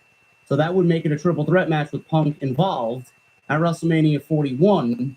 Instead of the original plan, which was coming out of the Rumble, everybody thought it was going to be Punk, Rollins, and Reigns. Now, if you hold a gun to my head and ask me which triple threat match I would want, if I had to choose one or the other, it would be the Cena, Cody Rhodes, and CM Punk match. I would rather Roman Reigns and Seth Rollins one-on-one. This is obviously without The Rock involved in any creative at all. So I don't know how you feel about this, Jason. Punk, Cody, and Cena is the rumor right now. Again, this is just a rumor. How would that work, though, coming out of the chamber? Because John Cena right now, I would believe, is the sentimental favorite coming out of the Elimination Chamber. Punk is obviously going to be an odds-on favorite there. Does something happen where we get a double pin? Do we get 2 winners walking out of the chamber in some fuck finish? Do we get John Cena not winning the chamber and someone takes him out, which leads to a WrestleMania match? Same thing maybe for CM Punk. Is Cody going to wrestle someone that's not in the chamber here? I have no idea. What do you think this is looking like here coming out of Toronto? I think it's very dangerous if you do a fuck finish in the Elimination Chamber. I think that would be terrible. You don't want to see a double pin like Luger Brett in the chamber? No, I didn't want to see Luger Brett when it happened in '94. So no, I don't want to see that in 2025. So you have, especially in a match like that, you have to have a winner. It's an elimination match. It's not even like one fall to a finish, right? So we need a winner in the chamber. It's either Punk or Cena. We have all 6 names now. Okay, Logan Paul is not winning the Elimination Chamber. No. Damian Priest is not winning the Elimination Chamber. Seth Rollins. Now let's look at the other 4 names. Okay, you can make a plausible case for all 4 of the other names to wrestle Cody. Right? Seth Rollins has history with Cody. Still hasn't beaten him. I don't think he's going to win, but you can make the argument. Cena, Punk, McIntyre, you can make an argument for all of them. Realistically, it's either Cena or Punk, right? I mean, do you see it going any other way? I don't. Okay, so it's going to be one of those 2. Now, you mentioned this rumor about a triple threat. How do they get there? I don't know how they get there. They could always figure out a way. The thing I like about Cena being in a triple threat, Cena in the ring is not the same performer that he used to be. He's a huge name, right? He comes out, gets a huge reaction, then the bell rings. And once he's back in the mix more full-time and really gets the rhythm of things, maybe we'll see a side of him we haven't seen in many years. But I've seen enough John Cena matches over the last several years where he's not the same guy. So maybe him in a triple threat match is not the worst idea in the world, as opposed to him match, especially if it's for the WWE title. People have certain expectations about what a WWE Championship match should look like at WrestleMania. Can John Cena still have a match like that? I don't know. I just remember the Austin Theory match a couple of years ago, and that was terrible. Solo Sikoa, the match with him, right? Nothing special. So I don't know what we're going to get from Cena in a singles match. He'll have plenty of singles matches this year, but in the main event of WrestleMania, I don't know. Maybe that isn't the worst idea in the world. On the flip side, I really would much prefer a singles match in the main event of WrestleMania. And Cody and Punk, I think, could have a great match. If that happens, what does John Cena do? Obviously, there's been a lot of talk about Logan Paul. I don't know how you feel about that. Logan Paul's had some great matches, but for John Cena's final WrestleMania match, I've been predicting that for months now. Yeah, but do you want to see it? Do I want to see it more than I want to see Cena Cody? I can't give you a straight answer on that. I don't want to see either one of those matches, honestly. I don't want to see Cena Cody. I think that's Vince McMahon 101 boring at WrestleMania. Well, it's like Cena wrestling himself in many ways, because Cody has modeled himself after John Cena. They're too much alike. So if you're going to do that match, I would love to see some shades of gray with John Cena. I'm not saying turn him heel. Like, I don't see that happening. But if they drop little hints of it, where he's not acting like the usual John Cena, that could be interesting to me. That's about the only thing that would make the build to that match truly interesting. So I agree with you. It's almost like they're kind of wrestling the same person. In that way, I think Cody and Punk would be a more compelling match. Right? I think of the promos that we can get between those two as we lead up to the match. But if Cena's not in that title match, who else does he wrestle? There's all kinds of rumors going around. There's a rumor about Cena and Punk one-on-one. Is the favor going to be called in? That's another aspect that nobody really is taking into consideration here. If he loses the chamber, how would he catch? I don't. Listen, I'm with you there. I don't know. What does Paul Heyman's favor to CM Punk have to do with him and John Cena and him getting a main event at WrestleMania if it doesn't include Roman Reigns? Right. So I'm going to say no. I'm going to say the favor comes into play later on down the road. It doesn't have to come into play for WrestleMania. So I don't know. And I kind of like that. I like the fact that we don't know. It could go so many different ways. But to me, you're either looking at John Cena winning the chamber or CM Punk winning the chamber. I just don't see a realistic path for any of the other four people. All right, so fine. If that's the case, the WrestleMania card should be as follows: Cena, Cody, Punk and Rollins, McIntyre and Roman, Sammy and Cross. That's the direction I feel like they're going. I don't know why they would do that. I came up with a tag team idea. I'll run by in a bit. Kevin Owens and Randy Orton, Tiffany Stratton and Charlotte, and then we have Rhea Ripley, Bianca Belair. I'm going with it to win the chamber. I think we're going to end up with a triple threat match with the ladies, adding Io, Jey Uso, and Gunther. I mean, that's realistically what the WrestleMania card should be. I think that's the best spot for everybody. I do think Punk and Rollins should be a match at WrestleMania to finish off, maybe stipulation match. And I do think the best match for Drew McIntyre is Roman Reigns. Nobody's going to convince me of that otherwise. I don't know what you do with Drew McIntyre other than Roman Reigns, honestly.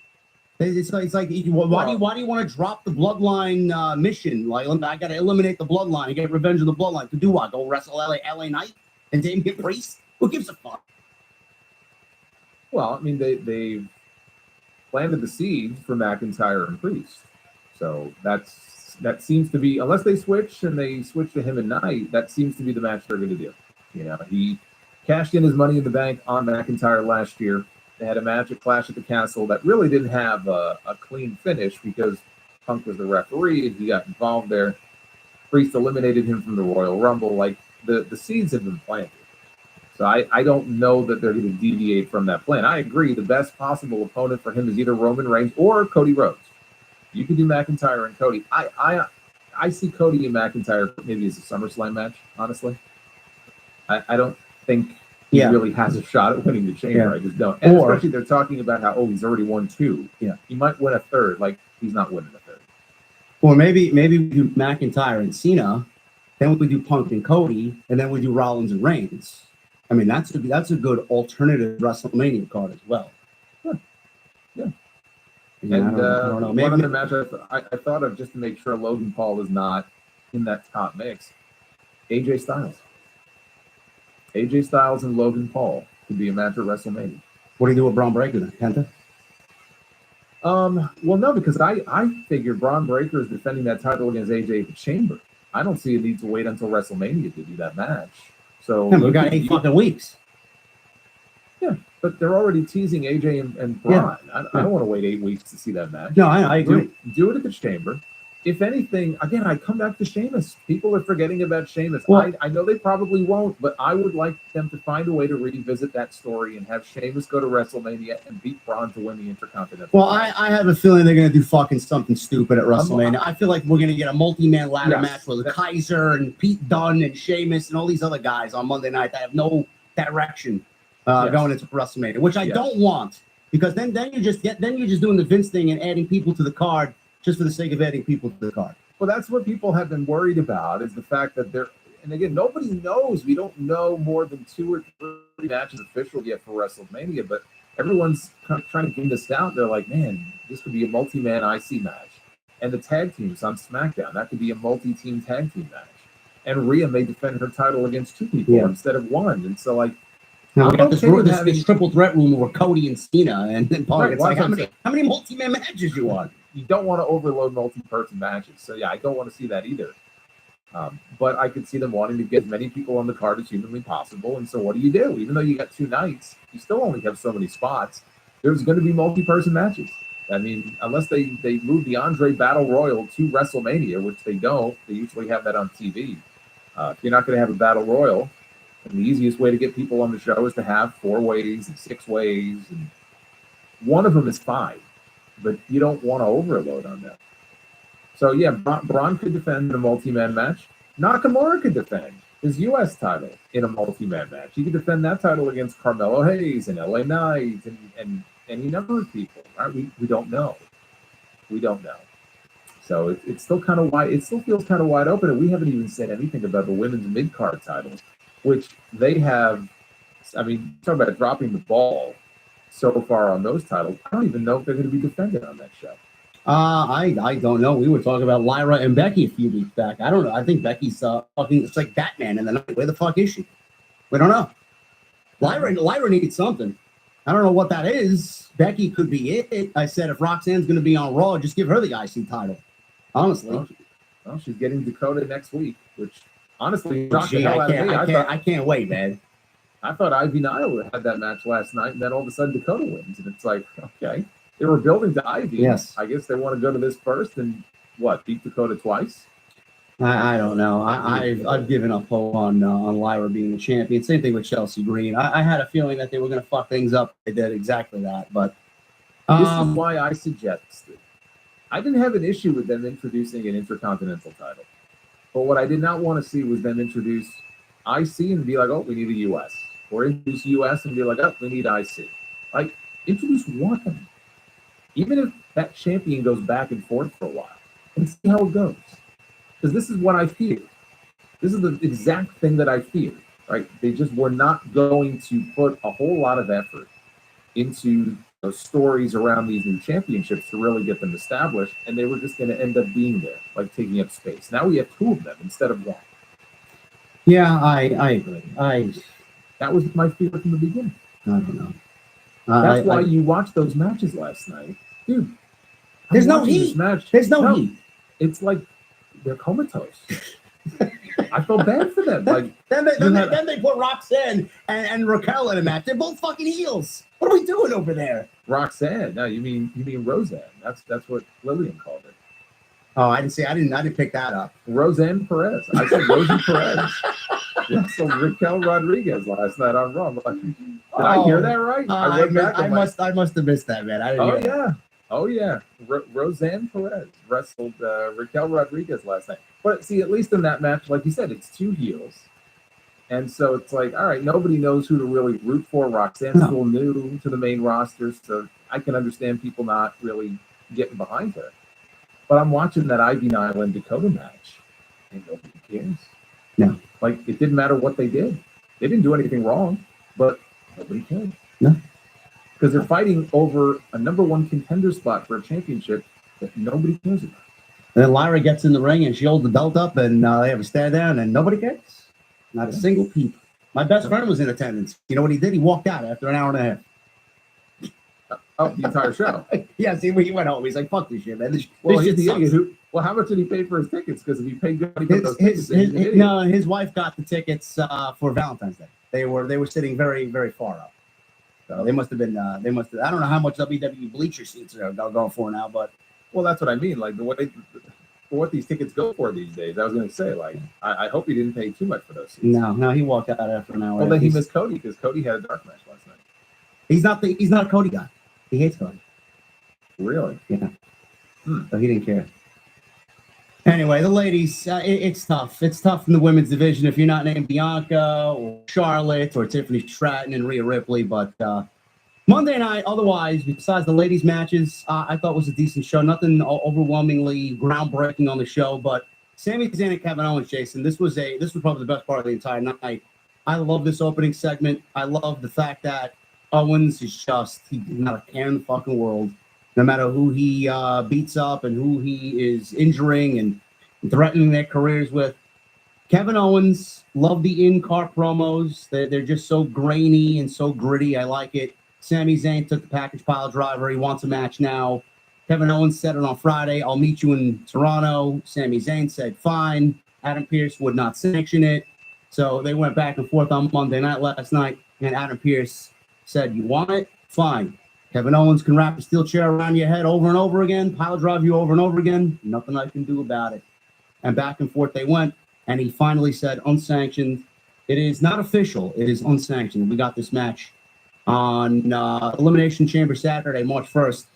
How do you see this playing out? Is this, because I mentioned this last night on Twitter and then I mentioned it on stream. I don't think they do it. But is WWE going to take Sami and KO into WrestleMania, or is this going to be the return of Randy Orton at the Elimination Chamber to help Sami Zayn, and then we get Orton and Owens at WrestleMania? Well, that's the $1 million question. Yeah. I was thinking about that myself last night, and it is unsanctioned, right? So Randy Orton could show up and he could punt kick him, he can RKO him, and it's all legal, right?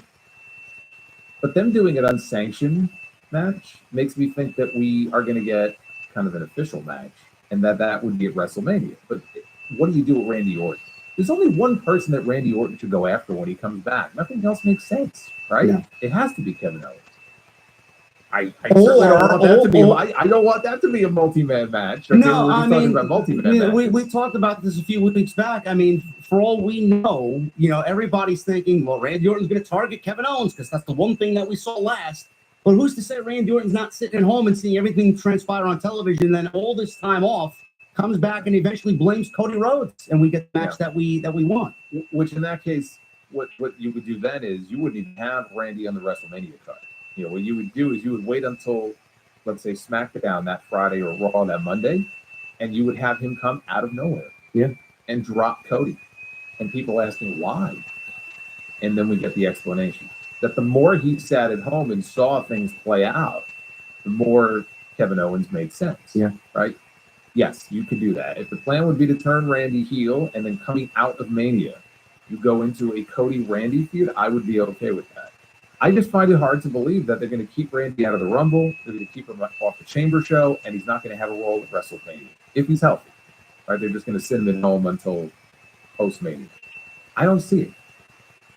I find it hard to believe he wouldn't have some kind of role on that show. That tells me we see Orton at the Chamber, or immediately after, and we build to Owens and Randy, and like you said, we may get Sami Zayn and Karrion Kross, which for Karrion Kross, I mean, that would be the biggest opportunity of his career.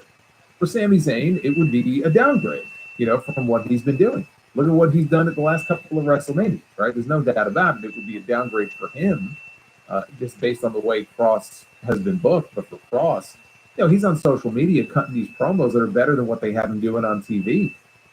I wish they would show some of that on the television show. I know. Some of his social media work is better than anything he's doing on TV. Yeah, and that's not a new thing. I mean, he's done that type of stuff for a while. So for him, it would be a huge opportunity. And maybe, obviously, we're getting something with him and Sami. I just don't know if it's going to be a WrestleMania match or if it's going to be a TV match. That may be it. That may take Sami away from Kevin, get Kevin and Randy. We've seen Kevin and Sami at WrestleMania before. Yeah, if we're going to get even an unsanctioned match at the Chamber, like, I'm okay with them going a different way for WrestleMania. I don't think we need to get it again. But then you have to do Owens and Randy. Well, what if? Well, I mean, listen, I don't want to disrespect Cross in any way because I do feel like this is a breakout year for him. I don't want to keep him off the card just because it's not WrestleMania worthy. He certainly deserves a spot there. But what if we wait for Cross and Sammy till after WrestleMania? And I mentioned a tag team match. I've been pitching this for the last 2 weeks. I don't know if this is feasible or not. Maybe we do Randy Orton coming back and saving Sammy from Kevin Owens at the Chamber. And instead of doing Owens and Randy at WrestleMania and doing Sammy and Cross, why don't we wait for Sammy and Cross till after WrestleMania and we integrate and pivot Drew McIntyre away from whatever the plans were with LA Knight or Damian Priest or whoever it's going to be, whatever the rumors are speculating. Maybe we do Drew McIntyre and Kevin Owens versus Sammy and Randy Orton at WrestleMania. Do you see that being a possibility? Just to kind of make the card a little bit more substantial? As a tag team match? Yeah. No. Drew McIntyre in a tag team match? Yeah. No. I don't know that. Why? So he doesn't wrestle Damian Priest. I think a tag team match would be beneath him. You'd rather see Damian Priest than Drew McIntyre? Or LA Knight Drew McIntyre? Well, you know what? I think there are ways to make, especially the LA Knight match, interesting. If you play off their recent issues, actually, yeah, I think the build to that match could actually be very entertaining. Yeah, maybe. But I feel like even if you think that would be like a bigger match, for him to just end up at a tag team match would be underwhelming. All right, let's say Orton does come back and target Cody. We get Orton and Cody. Then we get Cena and Punk. And then we get Rollins and Reigns. I mean, how would the card flesh out if Orton does come back and target Cody? Where do you see everybody else fit? Because I actually like that idea, honestly. Out of everything, I would love that idea. I would even have Orton win the title and walk out of WrestleMania with the WWE title. No, but that's the thing. Like, I don't see Orton, if he's going to do that, to me, that's post-Mania. It doesn't make sense. I mean, the winner of the Elimination Chamber wrestles Cody Rhodes. Randy Orton is not in the Elimination Chamber. Yeah.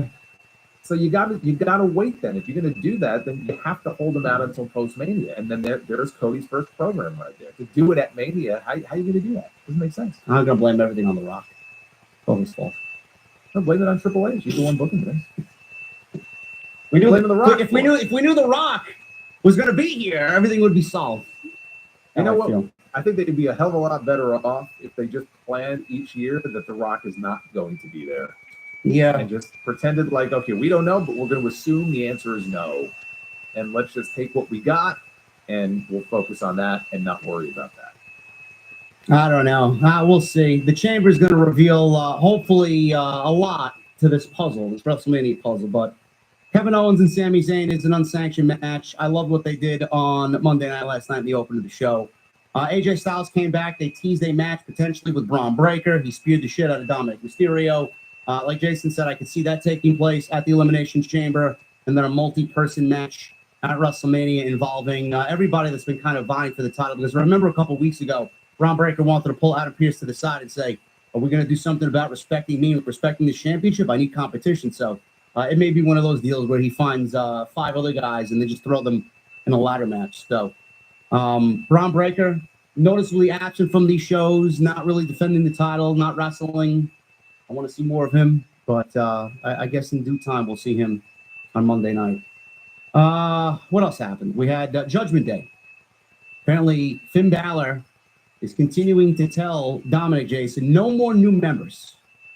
Do you see someone being added to the Judgment Day in replace of Finn Balor as we head to WrestleMania, and his name potentially could be Aleister Black? Do you see that happen?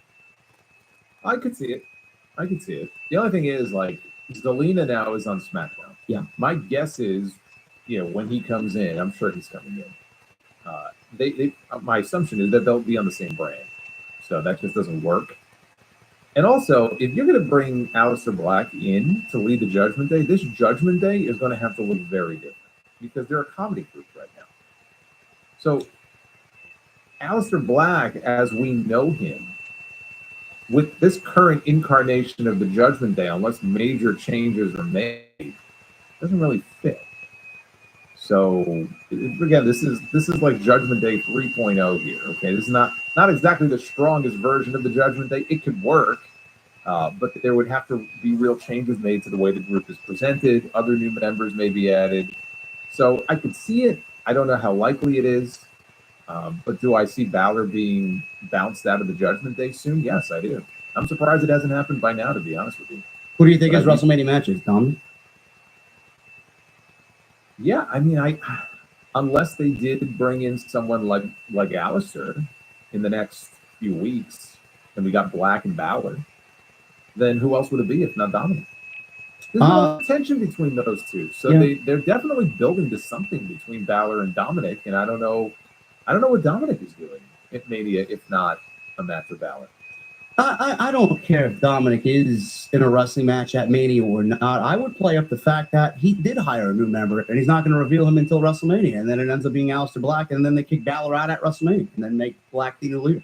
Or you set it up the way like we had Cody and Rollins 2 years ago, or was it 2 years ago? 3 years ago now.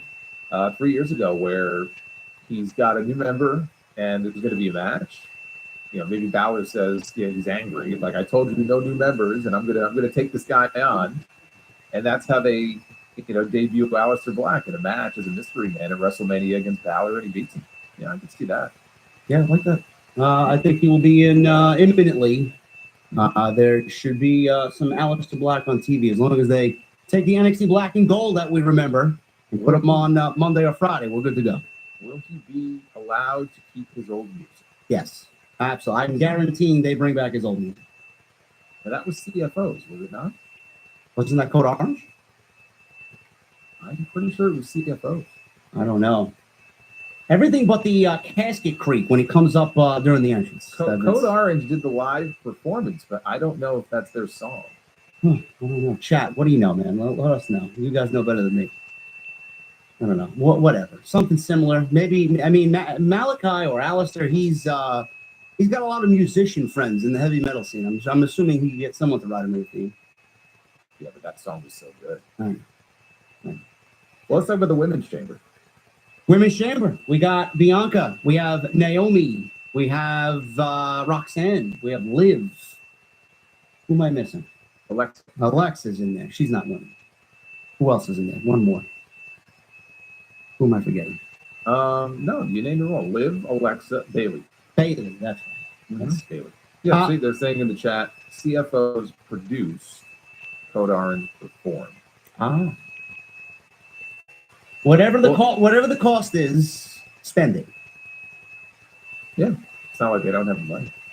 You know, WWE uploaded the Judgment Day theme that they replaced Alter Bridge with onto their YouTube channel. I did not. I would love to see the like to dislike ratio on that one. It's just I'll have to listen to it, but I don't even know if it's a bad song so much as it just doesn't fit. No, it just doesn't fit that groove. No, Women's Chamber. I'm sticking with Bianca. I think Bianca's going to end up winning it, and I just find it very difficult to see Io losing clean and not having a role at WrestleMania. I genuinely believe we're going for a triple threat here: Rhea, Io, and Bianca. The only thing is, I know Jade's in the news now, and Jade's at the Performance Center, and she's going to be coming back. I don't know if we see her next week because Tag Team Championships will be on the line between Liv and Raquel against Bianca and Naomi. We could see her next week. How do you see this playing out? I think that you are correct in that we are headed for a triple threat. I think you have the wrong configuration of people. I think we're looking at Rhea, Liv, and Io. Really? Okay. That's what I'm feeling. Because look, I'm looking. I would love to see Bianca win the Chamber. I've talked before about wanting to see Rhea and Bianca at WrestleMania. I think that would be great, and I have no issue if it plays out that way. I don't even think it needs to be a triple threat. You just do one-on-one. But I'm looking at the names that we have here. Alexa, I don't see winning. Bailey is not winning. But Bailey and Roxanne, they kind of cancel each other out, right? So whatever they're going to be doing, I think they'll shoot that angle in the Chamber. Maybe one eliminates the other. So Bailey's not winning. Roxanne's not winning. Naomi's not winning. So that leaves Liv, Alexa, and Bianca. Alexa Bliss, I don't see it. Liv or Bianca? Here's It what I just found. feels like Liv, there's a better chance of it being Liv Morgan, right? I mean, Bianca wasn't actively involved in this other story. I think I would feel differently. But my fear is that she's going to be tied down to whatever's going on there, and Liv gets the win. And I like Liv. I don't have anything against Liv. I just don't have the appetite to go back to Rhea and Liv. But I feel like this time they'll throw Io in there. We won't get a decisive winner in their match on Raw. And that's how we end up getting a triple threat. Eventually, whatever the explanation is, it ends up being a three-way, but those are the three. Bianca ends up not being involved. Well, to be fair, Jason did say before the Royal Rumble, keep an eye on Jey Uso. And then what happened? Jey Uso won the Royal Rumble. He could very well be right here. It is not outlandish to think that Liv and her winning the Chamber, it is a very feasible thing for sure. I don't care to see it. But what if Jay comes back and Naomi is the one that targeted her and attacked Jade Cargill? Then where does that leave Bianca? How does she get involved in that? And where do we go with that?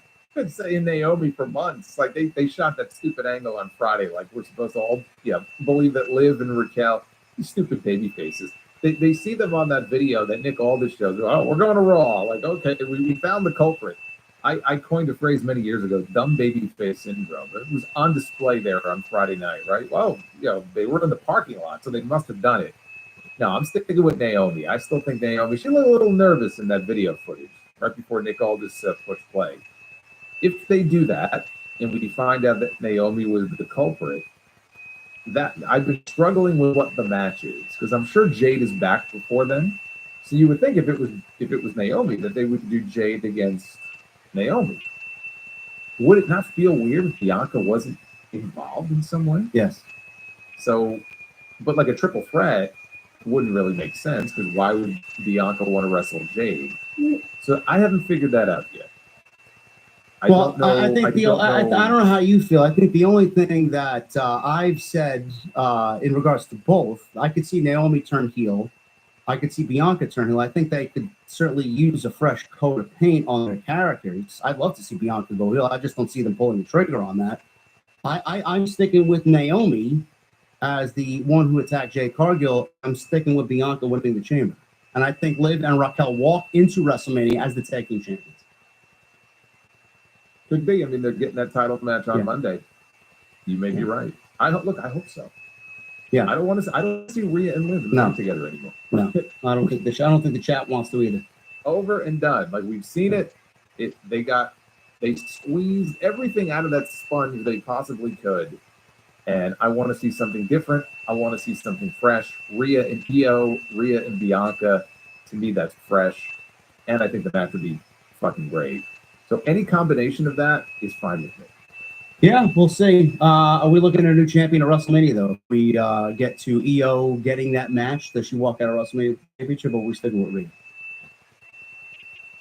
I think we're sticking with Rhea. Okay. Ask me in 2 months. When I do my predictions in 2 months, ask me in 2 months. Right now, as I sit here, I think they stick with Rhea. Okay. All right, we'll see what happens there. World Heavyweight Championship, Jey Uso and Gunther. I am more excited for this match after last night than I was a week ago. And would you believe, Jason, probably not, that people are still upset that Jey Uso is in the World Heavyweight Championship match at WrestleMania, even after this great segment last night where we got Gunther yeeting, telling wrestling fans that they smell, and the yeet gesture is a simple gesture for simple people. What was that? Yeah, I can believe it because I see it all over my timeline. Super kick, super kick, super kick. I see it every day. And that's fine. Like if you don't like Jey Uso or you think he's a boring wrestler, like that's perfectly fine. But don't act like you don't know why he's in the position he's in or that he shouldn't be in the position that he's in when you see how over he is. I mean, before Gunther was even done talking last night, right? He had 15,000 people in the building chanting, "We want Jey, we want Jey." And then he came out and they exploded. And obviously you see the entrance every week. That's why he's in the spot that he's in. That's why he's going to win at WrestleMania. You think it's bad now. Wait until he wins at WrestleMania. Their heads are going to explode. Oh, Gunther's buried, man. I don't believe they did this to Gunther. Gunther's going to be fine. Gunther's going to be fun. He's I think already made mention of John Cena. He's already made mention that he wants to end John Cena's hopes for number 17. He'll be fine. He's not going nowhere. I think a great program coming out of WrestleMania after having lost his championship. I'd love to see Gunther and AJ. Yes. I was hoping that might be the World Heavyweight title match at WrestleMania, and they went a different way because, AJ was hurt. Jay's super over. Coming out of Mania, though, as just a post-Mania program, I'd love to see it. Yeah. I even love the fact that they incorporated Pat McAfee and Michael Cole, who yeets every single week on the announce desk. And Gunther was like, you unbiased journalists, commentators, do you think that Jey Uso deserves to beat me? And Pat McAfee had the balls to say, yeah, I do. Well, you know what? At least McAfee this week, he when Gunther threw the microphone at him, at least he didn't duck. So the microphone hit that kid in the front row and killed him. Yeah. Like he almost did with the jacket last week. So, I saw that, yeah. At least this week he didn't duck. So we got this pull-apart brawl. I thought this was very good last night. People complained that Triple H booked another pull-apart brawl last night. I thought this was fun. I don't know what Gunther has in store for Jey Uso in the remaining weeks of the WrestleMania build, but I am more excited for this match after last night than I was a week before. So this was a strong segment. New Day. I don't know what they're doing with the New Day, bro. I feel like you know what they're doing? I think so. What are they doing? What they should do. Well, I mean, the New Day coming out of the Big E turn has not been good, man. The momentum lost in between when the turn happened and what we got last night. I don't know where the fuck we went, but now they're feuding with the LWO. So where are they going? So last week, we didn't get to see it because they went off the air 2 seconds after they attacked him, but they attacked Rey Mysterio, right? And then we see footage this week of the attack. They injured his ankle or his knee or whatever. So that's their way of writing Rey out for a while, right? So we see the LWO come out last night to confront the New Day, and they kind of fight them off. And the only way that this really should play out, really just two things. Number one, and I think this is very unlikely, but there are still people who think that Big E is secretly clear. Yeah, we mentioned this last week. You said no. Right. I don't think he is, but there are people who think he is. If he was secretly cleared, then of course you would have him in the ring with them in the tag match. You could do Big E and Rey against the New Day. Okay, that's not going to happen. I don't see that happening. What should happen is, as we get closer to WrestleMania, the New Day can take out each remaining member of the LWO. They'll take out Dragon Lee the same way they took out Rey. They could take out Joaquin Wilde. They could take out Cruz del Toro. We see Rey Mysterio come back. Rey Mysterio now, his boys are gone, right? They've all been taken out. It's 2-on-1. Enter Penta. And Penta comes to the aid of Rey Mysterio, right? They started out the Rumble together. We know the respect. He's always talking so favorably about Rey. He steps in as tag team partners with Rey Mysterio at WrestleMania to take on the New Day. There's your match. Instead of sticking Penta in a multi-man match or something like that, there's plenty of time for him to win, titles or whatever. Him and Rey Mysterio, shoulder to shoulder. You got to get New Day on that show. There's your tag team match. I could see it. It's a lot more interesting than what I had for the New Day. I would just say, just put them against the War Raiders and have them win the tag team titles at WrestleMania. That's boring. Okay, we'll go with your idea then. Boring. Here. I mean, I'm not even sure those titles are going to be defended at WrestleMania. Probably not. I mean, listen, Big E is the magical idea here that I think would make everything make sense, but yes, you can't really hold on to that because nobody knows. But again, it gets Penta in a good spot on the show. Rey's going to come back, right? I mean, they wrote him off with an injury angle, and you got Kofi last night saying, I should be the locker room leader, right? They've really been beefing with Rey for months now. There's got to be a payoff in some way. What's the payoff? You're going to do Rey and Dragon Lee against the New Day? We already saw that on TV a few weeks ago. It'll be Rey and Penta. That's the match I thought it was going to be when Penta debuted. I thought that's how they were going to debut him, and I'll bet you that was a thought they had, and they changed their mind when they realized they wanted to do this in Mania instead. Yeah, no, I think you're right. Yeah, I think that's exactly what happened. Yeah, that's what I think the match is. No, guys, Penta's not going to be joining the LWO if that's the case. Maybe Phoenix gets his release, and then maybe he joins WWE this summer, and we get something going on there. Maybe, I don't know. Yeah, I'm not advocating this to put Penta and the LWO. I'm saying the LWO gets killed off in the build to WrestleMania. Ray has nobody to help him. Enter Penta. Yeah. You just make him that much more of a babyface. I just love how over he is. I mean, his entrance is fucking great. Yes. I mean, you talk about a superstar entrance when he comes out.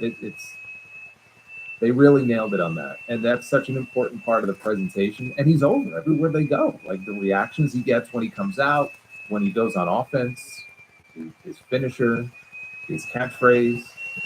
So far, so good with him.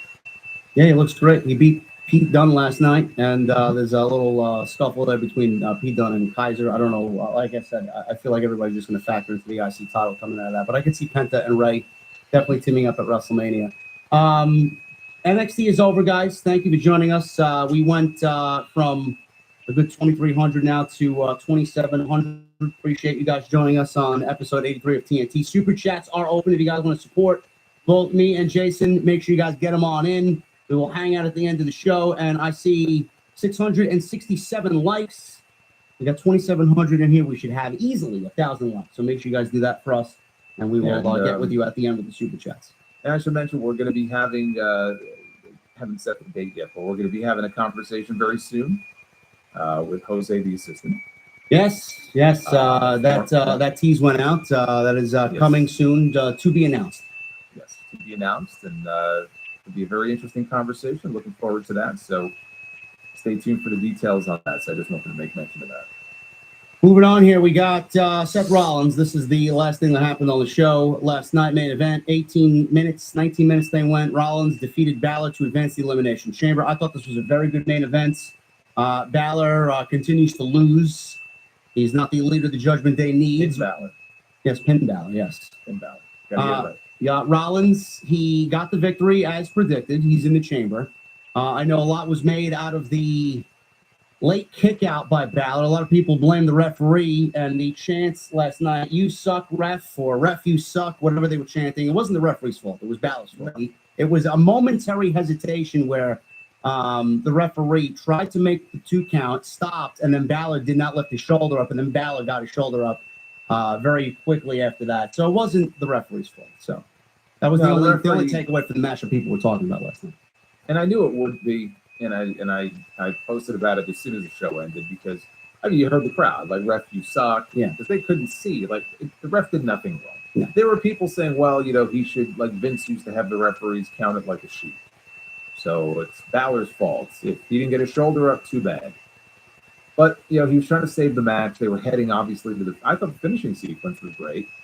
So had he counted the 3, it wouldn't have mattered because Rollins was going to win anyway. So it would have been no harm, no foul. For the wrestlers wouldn't have been very happy about it. But that's 100% Finn Balor. He just had a brain fart or just waited too long. I call it the Kurt Angle kick out. Kurt Angle used to do that all the time. He would wait until the last possible second.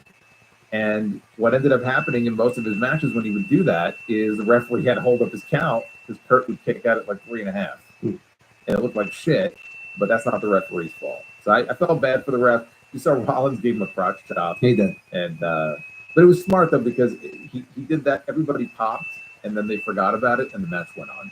And it didn't affect the quality of the match at all. I thought it was an excellent match. And we've seen these two in the ring together a lot over the years. Balor has not been, I would say, booked with any degree of, what's the word I'm looking for? Urgency?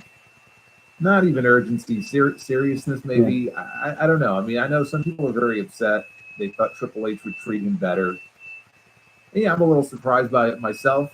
But when he goes out there with the right opponent, he could still put out a banger match, as we saw last night. So with that win, Rollins punches his ticket to the Elimination Chamber. The field is set, and we'll see what the fallout is from Balor. Because Balor, Balor, we know things are not well within the Judgment Day. I'm sure this will factor into it. Raquel lost her match, right? So they were all losers last night. So that'll just further the Judgment Day split. And if Liv and Raquel win Liv anyway wins the tag team championships for Judgment Day, and then her and Dom are the only winning duo in the Judgment Day, it's going to look bad on Mr. Pin Balor over here. So We'll see what happens going into WrestleMania. But yes, this was a very good match. Eddie Rango was the referee. They had a little back and forth, him and Rollins at the end of the match. No harm, no foul. And that was it. Monday Night Raw went off the air with Rollins winning. Very good match. And he is now in the Elimination Chamber. Rollins was interviewed for Bloomberg Television's YouTube channel, and he talked about life after WWE. This was very interesting.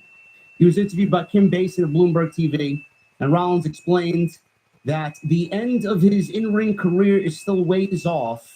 I'm closer to the end of my career than the beginning, but the end ain't here yet. I'm kind of in my prime right now. I don't know. Do you think he's in his prime? I think he's like kind of, if there was like a gauge of 10, I would say Rollins is at like I would say 6.5.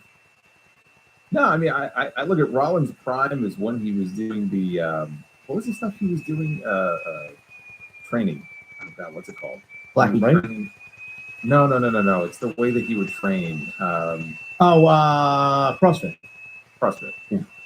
They called him like CrossFit Jesus. Yeah. You know, because he had the beard and everything. To me, that's prime Rollins. Yeah. Like when he won the championship before he hurt his knee. Yeah. 2015 WWE champion. He was in the best shape of his career. To me, that's prime Rollins. But Rollins is still great. You know, Yeah. I wouldn't say he's in his prime, but he's still great. He says, my mental and physical are kind of like locked in right now, where my physical hasn't declined too much and my mental side is really on the rise, and I'm starting to see the industry from a different angle. That part I'm really focused on. I think we're in the early stages of conversations about what it might look like for me in the future as an executive or in a creator role or whatever that may be. But again, that's in its infancy. That's like, hey, maybe what would you think down the road? Right now, I'm focused on what I'm doing in the ring and helping out there as best as I can.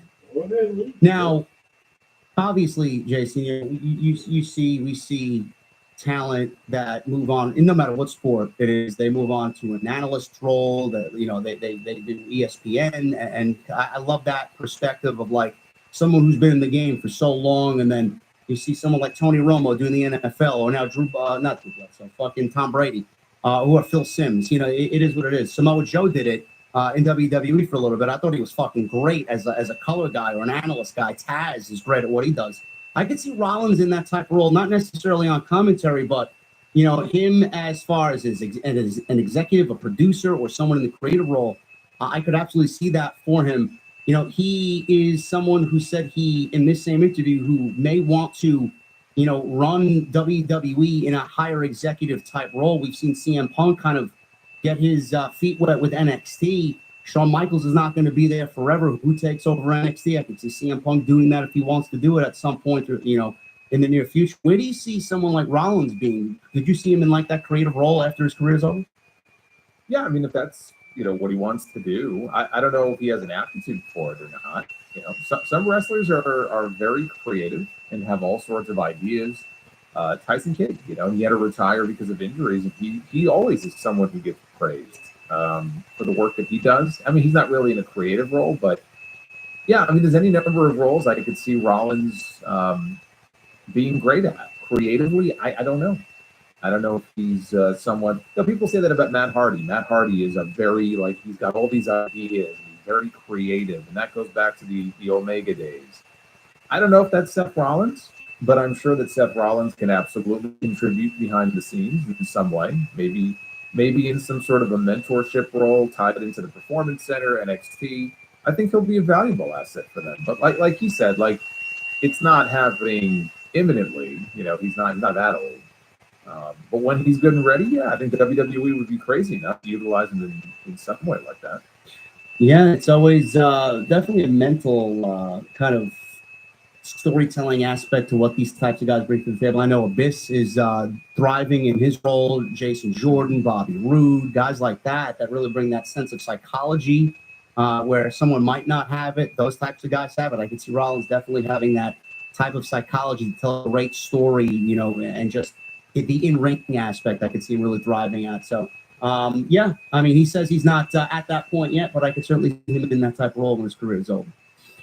WrestleMania, we talked about WrestleMania 41 before with all the happenings and possibilities of a match card. WrestleMania 42 right now is leaning definitely towards New Orleans. WrestleVotes posted on Twitter this past week that WWE is set to announce Mania in New Orleans before Mania this year, which Fightful Select has been led to believe as well, with them leading the charge for next year's WrestleMania. Those that we spoke to claim that New Orleans for 26 has actually been in the plan for years, with it being the idea internally dating back to the last regime.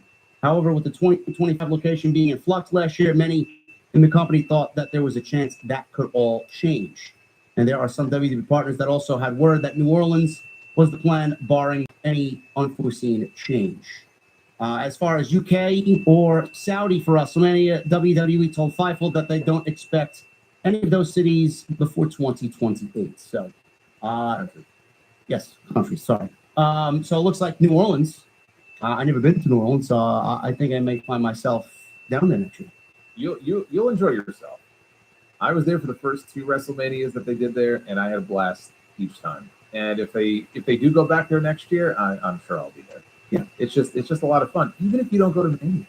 Like, there are people who will do that. It sounds kind of crazy, but I would even consider that. Going down there. There's so many other events that are happening, and everybody, obviously, WrestleMania, everybody descends upon the host city. But then some people, maybe, especially the way tickets are priced now, maybe they rent an Airbnb, have a nice TV, and they actually watch Mania from wherever they're staying, their hotel, the house, and they go out that night, or in my case, to a show. So whether you actually physically go to WrestleMania at I guess it's not Mercedes-Benz Superdome. I think they changed the name. But it is the Superdome. Whether you go to the event or not, I would say if you're someone who's never been to New Orleans before, this is a great opportunity for you to explore for the first time, because there's a lot of great music, food. The people are nice. It's a great city. Yeah, looking forward to that. Never been. I heard it is definitely my type of town, my type of vibe. So Ricky Saints is from there. Yes, Ricky Saints is from there. I could see him. I could see him definitely having a big part of WrestleMania season next year for sure. Whether it's with NXT or WWE main roster, but yeah, look forward to that, guys. Announcement. I'm assuming before Mania this year, some type of press release, or at Mania itself, they usually announce what the next city is. So we will definitely keep eyes on that. As far as the Hall of Fame this year, we have a couple of potential inductees and someone who, along with Triple H, is now confirmed for the Hall of Fame. We'll start with Triple H. He's there, obviously. He's the headliner. Obviously, that goes without saying. He's, I don't know why people made such discourse about Triple H putting, or WWE putting Triple H in the Hall of Fame. Oh, look, he's just giving himself everything. Like, he wasn't going in anyway. Who gives a fuck? He's one of the greatest of all time. He's obviously going in the Hall of Fame, whether it's this year or fucking 10 years from now. Doesn't matter. So he's in. And then Michelle McCool was announced on ESPN and their sports talk show Get Up, where McCool and The Undertaker were actually on the program. And Triple H showed up to make the announcements, and she was all emotional, which was actually a very, very cool moment. McCool joined WWE in 2004 as a participant in the Divas Search. She made her in-ring debut in 2005, teaming with The Big Show. She was obviously part of the Lay Cool faction with... Wait. What? Big Show. Big Show? Sorry, typo. I don't know why I have Big Show here. I have Big Show in my notes. I thought I was losing my mind. I said, wait a minute. When did she tag with Big Show? I don't know why I have Big Show here. Why do I have Big Show in my notes? I was going to ask you that same question. I don't know. Why would you have Big Show in your notes? I don't know. Big Show on the brain? I guess so. I don't know. McCool, regardless to Big Show. Jesus Christ, I don't know how the fuck that got in there, man. What am I doing? I don't know what's wrong with you, but okay. Big Show. Divas champion twice, women's championship twice. She was the first woman to hold. Yeah. First woman to hold both of those titles. Lay Cool, obviously, with Layla. She retired in 2011. She unified both of those championships as well. So, obviously, with this announcement, Jason, she's going in the Hall of Fame. I would say, as far as what the women's evolution has brought to the table, I think that's a very worthy Hall of Fame induction for sure for Michelle McCool. And I think the Big Show should induct her into the Hall of Fame. Yes. Yes. I think that would be very appropriate since they were tag team partners. So it only makes sense. Yeah, I mean, look, I talked about her on my show where I feel like she's someone who came along 10 years too soon. She came in at a time, she's very athletic, and she came in at a time when, I mean, let's just be honest, in-ring wrestling was not the priority for the. That's just not why they were on TV.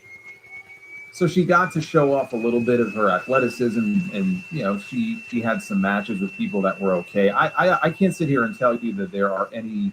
I don't have a list of like great Michelle McCool matches that people should go back and watch, right? Because she just was never really put in a position to have like that really great match. The only thing I can really remember was she was part of the first ever women's tag team tables match. And it was Lay Cool against Natty and Beth Phoenix. And I remember the finish vividly of that match because Natty went to put them off the top rope through a table. Table didn't break. And Natty comes off the top, puts them through the table. Everybody pops. So she was part of history in that way. But she's been on podcasts. She was on The Undertaker's podcast last year and talked about getting in trouble once in a match with Melina at Night of Champions because they did a DDT spot on top of the barricade. And they went to the back and they got yelled at. They got heat for it. Like, oh, the women shouldn't be doing a spot like that. And she told the story about a match with Victoria where they had to go back out and do it over again because her punches look better than the guys' punches. Like that's their fucking problem. Like, if you got a problem with that, tell the guys to throw better punches, right? But that's the kind of stuff that a lot of the divas had to go through back then. And a lot of people didn't know about that, right? Some of the divas came out of the diva search and they couldn't work a lick. Like, they would go out there and the matches just were fucking horrendous. But you had women who were genuinely good athletes who were trying. They were putting the effort in. They were trying to have good matches and pitching ideas. And it was falling on deaf ears, A lot of those matches didn't get a lot of time either. So people are good. Some people are going to mock it. Oh, I can't believe she's going in before person and that person. I was surprised that Mickie James didn't get the nod, to be honest with you. Especially with her being part of that LFG show. I thought this was going to be the year for her. Mickey's not in. Victoria's not in. But Michelle McCool being in, I mean, it's fine. I think she should have gone in as part of Lay Cool. I think it should have been an induction of her and Layla because I think that's the run she's really remembered for. So that's the only thing I would have changed. I guess they could have Layla induct her. She was just on with Chris Van Vliet. He interviewed her last week and he brought this up and said, like, have you thought about going into the Hall of Fame one day? And she's like, oh, I haven't really thought about it, but like if I ever did, I really would prefer to go in as part of Lay Cool. And then like not even a week later, this announcement comes and it's just her. It's like a solo induction. I just laughed at that, like the timing of that. Yeah. I agree with her though. I think they should have gone in together.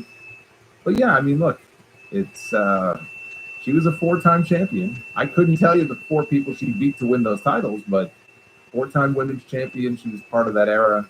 I just think she came along, 10 years too soon. If she would have come along now up through the PC, I think she would have done well.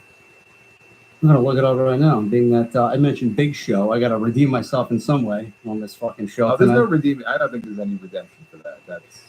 That's too weird even for me. I don't know how I got in there. Her first reign, Michelle McCool defeated Natalia. That was at the Great American Bash in July of 2008. Women's Championship, she defeated Melina at the Bash in June of 2009. And then a unification match, she defeated Melina in a match to unify the Women's Championships and Divas Championships, becoming the first unified Divas Champion. There you go. I wonder if one of those was the match where they did the DDT spot on the barricade. That was a Night of Champions. I guess they wrestled each other a lot. Again, there weren't that many women back then compared to like all the women we have now. Yeah. You had a relatively small collection of them, so they probably worked like 1 million times together. But yeah, that sounds about right.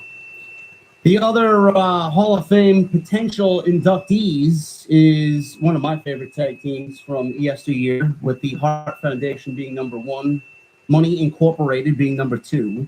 Yes, I was a big Money Inc. guy. Number 2. Yeah. You were number 2? Yeah. Over these guys? Yeah. I was a big Money Inc. guy. Yeah. I like them too, but not over these two. But Demolition is definitely long overdue for a WWE Hall of Fame induction. 3-time WWF World Tag Team Champions, obviously, defeating Strikeforce back in '88. Second reign with the Brainbusters in 1989. And then the third reign, obviously, defeating the Colossal Connection, Andre the Giant Haku, for those titles. They were the longest reigning tag team champions before the New Day broke their record at 478 days.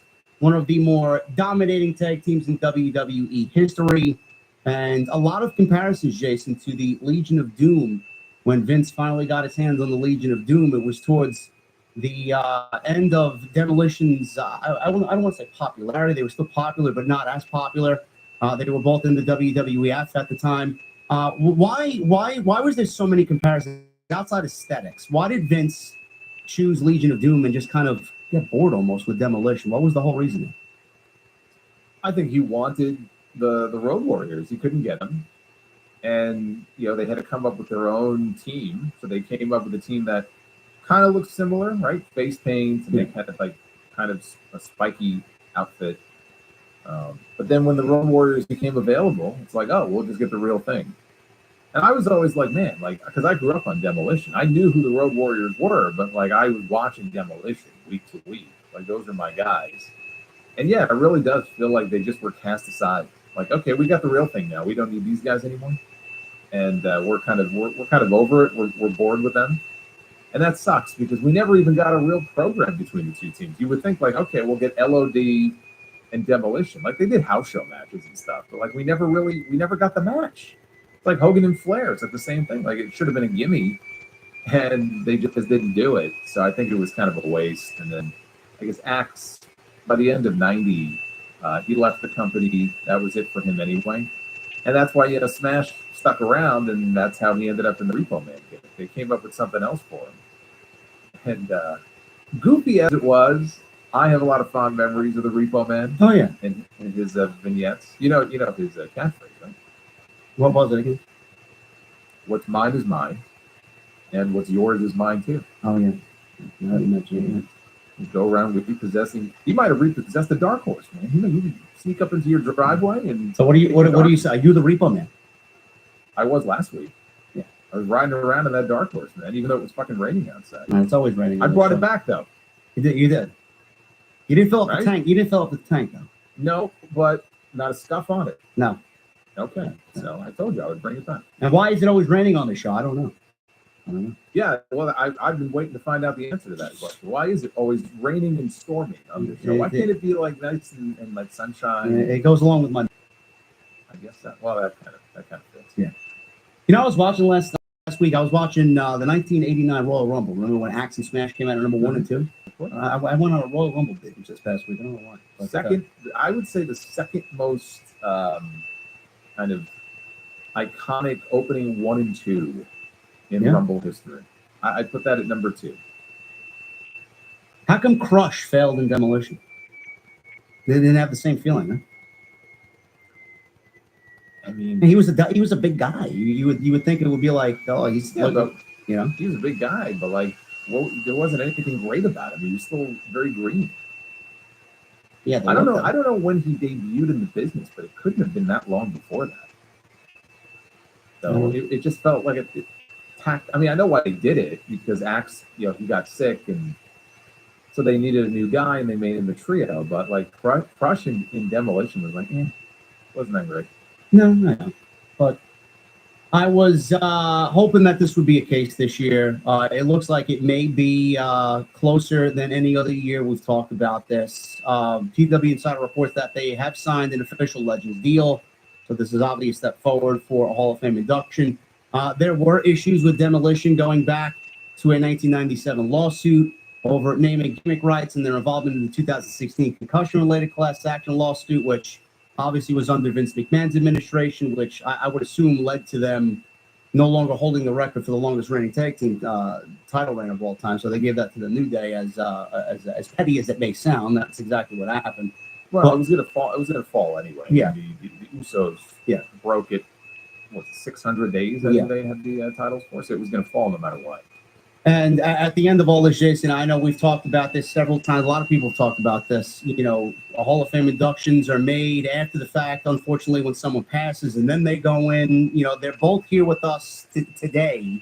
So doing it this year would be fucking great to hear from them. They can celebrate with everybody. I don't know which one, if it's Bill Eadie or Barry Darsow that has health issues. I don't know which one does. Maybe they both do, but I'm glad that they're still here to potentially take this induction.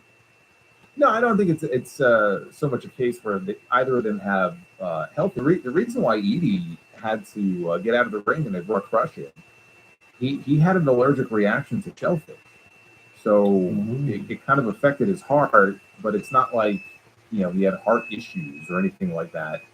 I guess it kind of scared them off from doing too much with him after that, and that kind of missed them bringing Crush in. But I mean, it's not like he never wrestled again, and it didn't affect him in his day-to-day life. He continued to work elsewhere. But that's what happened. Yeah, apparently he was at a rest. He's told the story before. He's at a restaurant, had shellfish, and yeah, it was a pretty bad reaction that he had to it. So, as far as I know, other than whatever life issues come at you when you're 77 years old, which is what I think Edie is now. I think Darso's 65. Outside of whatever normal day-to-day issues, I think they're relatively. Why wait and put it off? Like, right? Sid may go into the Hall of Fame. I think he should go in this year, but if he goes in, he's not around to accept his induction. Yeah. Randy Savage, right? He wasn't around to accept, and what a speech that would have been. So I don't want to see the same thing happen here. And also, selfishly, I want to hear that great fucking theme music again. What a great song. Yeah. Yeah, that's going to be a great Hall of Fame. So hopefully we see them announced any week now for the Hall of Fame this year. Moving on with one other WWE news and note here coming out of SmackDown, which has also caused some great discourse on social media, because you get the side of social media that says, oh, no wonder why SmackDown has been so bad. And then the other side, are the people who are like, well, look at all these grifters taking the blame off of Triple H and looking to blame somebody else for her. I get it. But Road Dogg apparently was in the news. He is appointed the new co-lead writer for Friday Night SmackDown. Now, Road Dogg is someone that is, I would say, going back to 2016, 2017, he was a part of the writing team with Ryan Ward for what was, I thought, was a great period, especially 2016 of SmackDown. The last half of that year was fucking tremendous television. That was very reminiscent of Black and Gold NXT days. I believe Road Dogg began in that role at the very end of 2016. That was mostly Ryan Ward then? Yes. Okay, Yeah. so, okay. Yes. It's when you get into the dark days. Days Yes. I don't want to talk about, man. I don't want to talk about that. Days that we don't need to dwell on. All right, so all my positivity towards Road Dogg have now gone up in smoke. I'm sorry. The Road Dogg has in the past said, he said that he was, or at least he had input into like the Kofi Mania angle, Randy Orton joining the Wyatt family. It's not to say that he didn't have involvement in some stories during that period that actually were good. But the rap on him was not good. I mean, at one point there was a hashtag that people started online, Fire Road Dogg. I remember. Now, how much of that was because Road Dogg's ideas were no good? And how much of that was Road Dogg's ideas were then taken by the Irish Madman and then made worse, right? And kind of blown up. That's what AJ Styles said. AJ Styles came to his defense on social media this week and basically said the same thing. I love how you have some people. You have some people who are on the current active WWE roster who have no problem shitting on Vince McMahon. Oh, maybe that's a bad word to use, but shitting on Vince McMahon because he said, like, look, this guy had his ideas taken and, destroyed by somebody else. So basically, like, give him a chance. And he's going to have his chance. I certainly hope that was the case, that his ideas were better than what we saw on TV.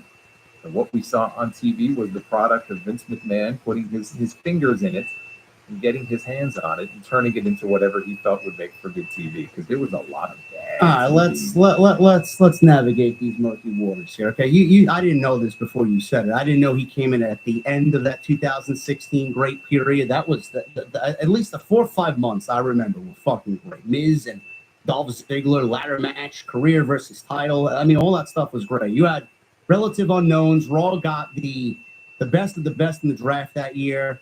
And SmackDown was basically a bunch of unknowns. Baron Corbin, Alexa Bliss, Becky Lynch. I mean, it was, I think the tag team champions at the time were Rhino and Heath Slater. Yep. And then they had fucking, whoever else was in that tag team division. Fandango and somebody else. I don't know. Whatever the case may be. Tyler Breeze. Yeah. The fucking, the police gimmick that they had. But regardless of all that, he comes in. And 2017 happens, Jason. We get that great elimination chamber, one of the best elimination chambers that I think the company's ever done. Bray Wyatt wins the chamber, WWE champion. That whole Wyatt storyline with Luke Harper and Randy Orton was great television, and it didn't end up the way that it needed to because I'm assuming Vince McMahon got his claws into the storyline and wanted it to go his way. So who knows what Road Dogg had to say about that and how much of a say he did have in that storyline. And then Vince blew it up. But then we get into the even darker days where Jinder Mahal beats Randy Orton for the WWE Championship. And we get the fucking, basically SmackDown was on its deathbed. Jinder Mahal beats Shinsuke Nakamura not once, but twice. I can't even talk about this without getting nauseous anymore. I mean, people actually, there are people out there that enjoyed this, that claim that this was a great run for Jinder Mahal. I don't know who these people are, but if that is the case, I am willing to give Road Dogg a shot here because I do believe, AJ, that Vince stuck his paws in this and just fucked things up and just did what he wanted to do. I'm willing to give Road Dogg a chance here, but it's not looking good right now when you, me, and everybody else that covers SmackDown says the same thing every fucking Friday, minus the 3 hours, because we all know it's a long show and it shouldn't be 3 hours. It's just fucking boring. There's nothing exciting coming off the show, and I hope that changes, but I don't want them to blame Road Dogg and not blame Triple H because whatever gets written gets handed to Triple H and he's the one that signs off on everything and he's got the final say and it's all going to fall in his lap regardless and should fall in his lap. So I don't want people to start blaming Road Dogg and not Triple H, but I'm willing to give him a shot. Well, I mean, yes, but were you not one of the people always blaming Bruce, right? So it's kind of like the same thing where it's like, you're right. It's ultimately... Well, Bruce and Vince were one and the same. Man. Come on. Yes, but nonetheless, if that's the case, ultimately the blame rests at the feet of whoever is the head of creative, which in this case is Triple H. And these reports that came out about Road Dogg indicate the way it was written sounds like he hasn't started or he's just starting out in that position.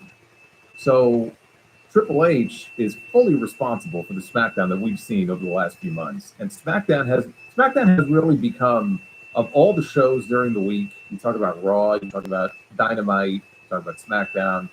Some people might want to throw NXT in there. SmackDown is routinely the worst of all the shows. Like, not every week, but on a lot of weeks. Yeah. And it didn't always used to be that way. Like, there was a period even last year, I think in the summer, where they had a hot streak going there. Again, the show was 2 hours instead of 3. But SmackDown has become, and that's the worst thing that it could be, largely just a very boring, dull show. It's just not fun. And we're heading into WrestleMania now and again. Okay, let's get to the Elimination Chamber. Maybe things will be different when they get some of these faces back that we don't see on TV every week. But something has to change. And it's going to be very tough until they go back to 2 hours in May or June or whatever it is. Because this show at 3 hours is just, it's unbearable. And what you're running into on a lot of weeks, the third hour might be pretty good, but the first 2 aren't, right? Or the first hour maybe ends up being pretty good, but the next 2 are just a chore to sit through. And it just ruins the whole viewing experience for the show. So that doesn't help. But what really compelling stories are being told on SmackDown right now, right? We're still talking about the bloodline. We have Jacob and Solo and what's going on there. What else is going on right now on SmackDown week to week at 3 hours that really grabs you? Nothing. right? Not a whole lot. I'm still scratching my head as to how they're using Carmelo Hayes. Well, Kevin He's been on Owens. the main- Kevin Owens is feuding with someone that's not even on the brand. Right. So before with Cody and KO, you could say, okay, the Cody and KO stuff, I like that story, but that's over now. And so now he's feuding with Sammy, who's not even on SmackDown. So SmackDown is the weakest show of all the shows each week. Something has to change. Maybe this will be a positive change if someone is bringing a new vision, some new ideas to the table. We'll see. But when I first heard the news and I heard Road Dogg, I said, oh boy. I saw Road Dogg and I saw SmackDown. I said, not this again. But that was Vince. This is Triple H. The Triple H hasn't exactly been lighting the world on fire with SmackDown the last few months. That's all I'm saying. No, and the head writer right now is John Sweekata. Is very yes, it's a tough one. It's like an unfortunate name. Yeah. You think something else there when you look at his name, but yes. He's the head writer right now. I don't know how much of what we're seeing is it might all be him. I have no idea. I don't know what Triple H has a part in here. I don't know. Like you said, I'm willing to give Road Dogg a shot here to see what he does, and a brand new set of eyes, ears, some new ideas. It could use it. If there's one brand that needs it, it's SmackDown. I don't know what his role was on NXT Black and Gold. I do think it was a collaborative effort on NXT. I do think that Road Dogg was a part of that at one point or another. So who knows? He might have some gold that he wasn't able to get across, and maybe he's got the same thing happening here. Hopefully. What's he? I don't know if he was in a creative role. I would always see him sitting next to Sean, like at Gorilla, or their version of Gorilla. I don't know creatively how involved he was. I mean, I don't recall there being a whole lot said about him having some big creative role on the show. But yeah, he was down there for quite some time. It's been a while since he's been in like a head writing position, right? What was that, 2017 to 2019? So we're talking 6 years, 5 or 6 years. And he was let go in between them too. Yeah, but a lot has changed as far as management in the last 6 years. Yes. So he is just beginning, folks. We will see how SmackDown plays out on Friday nights going into WrestleMania. One last WWE note here. Jason's favorite, the Hulkster and Real American Beer, they're getting sued by a woman over allegedly a head injury incident that happened in Akron, Ohio. Now, Fox 8 is reporting that the lawsuit filed last Monday alleges negligence causing injury after a sealed beer was thrown, can of beer was thrown approximately 50 feet, hitting the woman in the forehead near her hairline. The incident occurred back in August of 2024 at the bar Thirsty Cowboys during a Real American Beer promotional event. So this woman obviously is now, according to the lawsuit, Hogan and promoters hyped up the crowd by tossing free cans of beers to attendees. The victim here was standing near the back of the wall by the dance floor when she was allegedly hit. Her attorney stated that she never saw the can coming. Photos of the injury online, I guess, show a can-shaped wound, forehead requiring nearly 10 stitches. Medina Township Police responded to the incident but did not file charges as they were unable to determine who threw the can. The lawsuit alleges that either Hulk Hogan or one of the other promoters threw the sealed can. Thirsty Cowboys and its owner, Aaron Lind, are also named in the suit. The plaintiffs argue that the venue is responsible for booking the promoters and ensuring the safety of its patrons. Did you know? I bet you didn't know this. Yeah, I'm a Mets fan, so I heard about this. But Hogan tells the story, many years ago, the Mets had come to him to try to draft him to be a pitcher for the team. Really? Got a hell of a throw, yeah. But he said, like, he just didn't have a passion for it. So he passed on the opportunity. I don't know, man. I mean, I listen. I don't know what is going to come out of. That's fucking funny, by the way. I don't know what's going to come out of this. This is probably settled already. I mean, just settle with this woman and move on. What comes of this? Why is this the thing? Why is this a thing? I should have sued Real American Beer because I'm still convinced that I was sick weeks ago because I drank that fucking beer. Well, listen, man. I talked about this with somebody else before we actually went live this week. You know, it's a very weird coincidence that I got the beer in Chicago. We drank it. We did House of Glory. There were problems the night we did the taste test, and then you got sick. So it all comes back to one thing. That's a little too coincidental for me. Yeah. So you know what? I'm rooting for this woman. Let her get her payday. She's scarred for life. You heard her. That's what she said. She's got wounds now that will never heal. She's permanently disfigured because of real American beer. But you know, there's a new beer that came out this past week. You're probably better off checking out. Steve Austin's got a new one out. You mentioned it last week, and I was looking for it because I was in the beer distributor here looking to see if they had it. I couldn't find it. It's in like a black can. It's got the 316 logo on it. I think it's another IPA, but yeah, you're better off trying that. Well, if I can find it before March 15th, when we do House of Glory, I will see if I can find it and get it to you so we can do a taste test. That'll be a lot better than this shit. I'll drink that. It's a bigger can. It's one of those long cans. Yeah. Like the Hogan can, it's like a little. Like these, I got the 19.8 ounce can of Liquid Death, probably this size. Yeah, it's about that size. Yeah. But it just came out. Maybe it's only in limited locations. We'll see if I can find it. But yes, Hulk Hogan's being sued. I'm assuming this is all settled by now. But I just find it funny how it rains, it pours in the life of the Hulkster. So there you go. Moving on. AEW. Let's talk some AEW. AEW had Grand Slam in Australia on Saturday night. I watched it on TNT after the NBA All-Star Game. I saw my guy win the what's his name, McClung, I think. What's his name? Win the slam dunk contest. I don't know why I was watching the slam dunk contest, but I haven't watched it since I was little when NBA was on NBC. But I had a good time watching. I don't know. Let me ask the people, because you probably wouldn't know, but let me ask the people in the chat about this NBA All-Star Game that everybody was it as bad as everybody says it was? Apparently, it was like the most boring fucking thing in the world.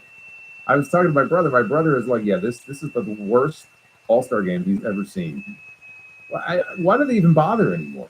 I feel like there's complaints every year about the NBA All-Star Game. If they don't care, then why even bother? Well, apparently they changed the changed the whole format to like a tournament format. They made some kind of format change, and everybody was complaining about it. It's like what is going on here? Like, why is every year, like, there's always some complaints about in particular the NBA All-Star Game? I don't know. I just don't think. I think it is the players didn't take it seriously. There's nothing on the line, so the game would end up being like 180 to 160. Okay. It's not like the All-Star game of baseball where they both have to compete because the winner gets home field advantage in the World Series. Yeah, at least there's something tangible on the line. I don't know. I don't watch the NBA, so I don't know. Everybody says it sucked, but they're making more changes next year. I don't know what they're going to do, but I don't know. I don't care. I don't watch the NBA, but it did follow the NBA, and Grand Slam did not air until 20 minutes after the NBA All-Star Game festivities ended. So I don't know. I guess it started earlier on Max. I watched it on TNT just out of sheer laziness because I didn't want to turn on my Max app on my TV. But all in all, Jason, when I actually sat down to watch it 2 hours, I thought it was a very good 2 hours of pro wrestling from AEW. The crowd was fucking great. Those Aussie crowds, those international crowds in general are always great. They had about 10,000, 11,000 in that Brisbane Entertainment Center. And for 2 hours, we got some pretty good pro wrestling on Saturday. I don't know what your initial thought was, but I enjoyed myself. I thought it was the best show of the weekend. Okay. That's what I thought. I thought that we had two very good wrestling shows that weekend, but I enjoyed Grand Slam more than I did Vengeance Day.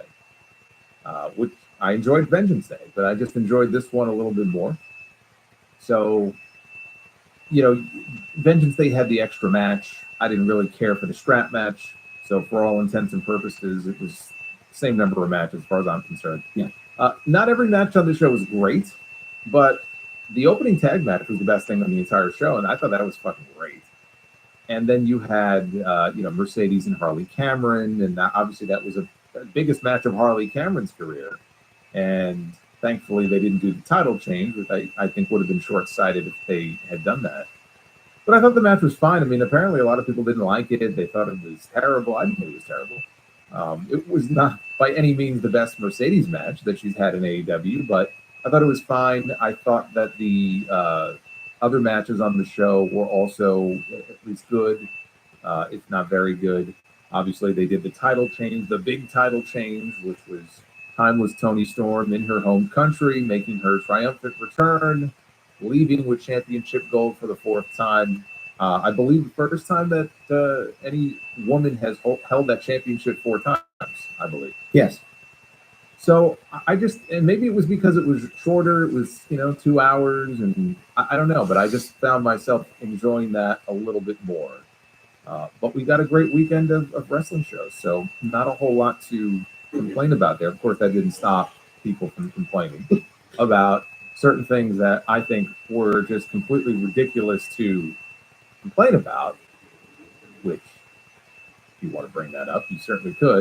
Yeah. I mean, everybody had a great night Saturday night. We had 4.5 hours of great pro wrestling from both companies.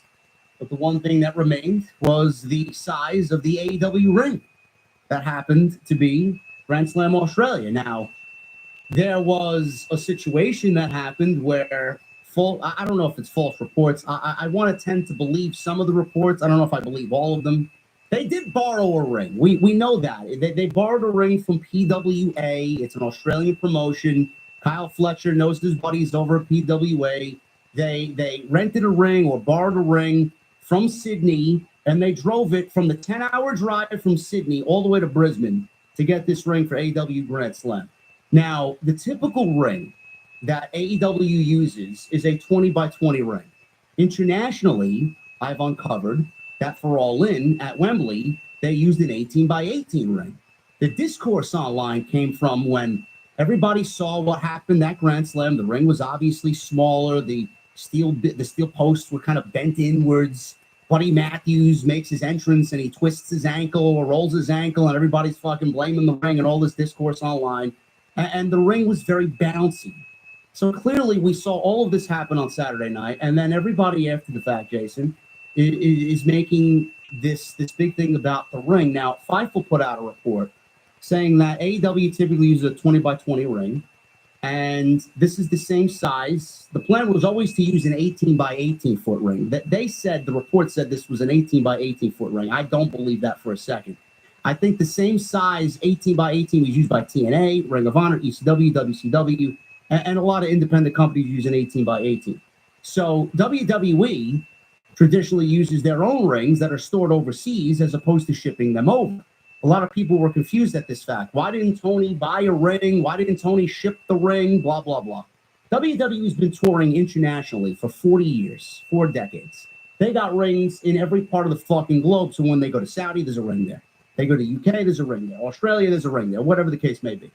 AEW, apparently people thought that Tony forgot to ship the ring over to Australia. Now, I cannot fathom these people forgetting to ship a fucking ring over to Australia. Did they not factor in freight times? Were they lazy? Were they cheap? It could be a mixture of all these things.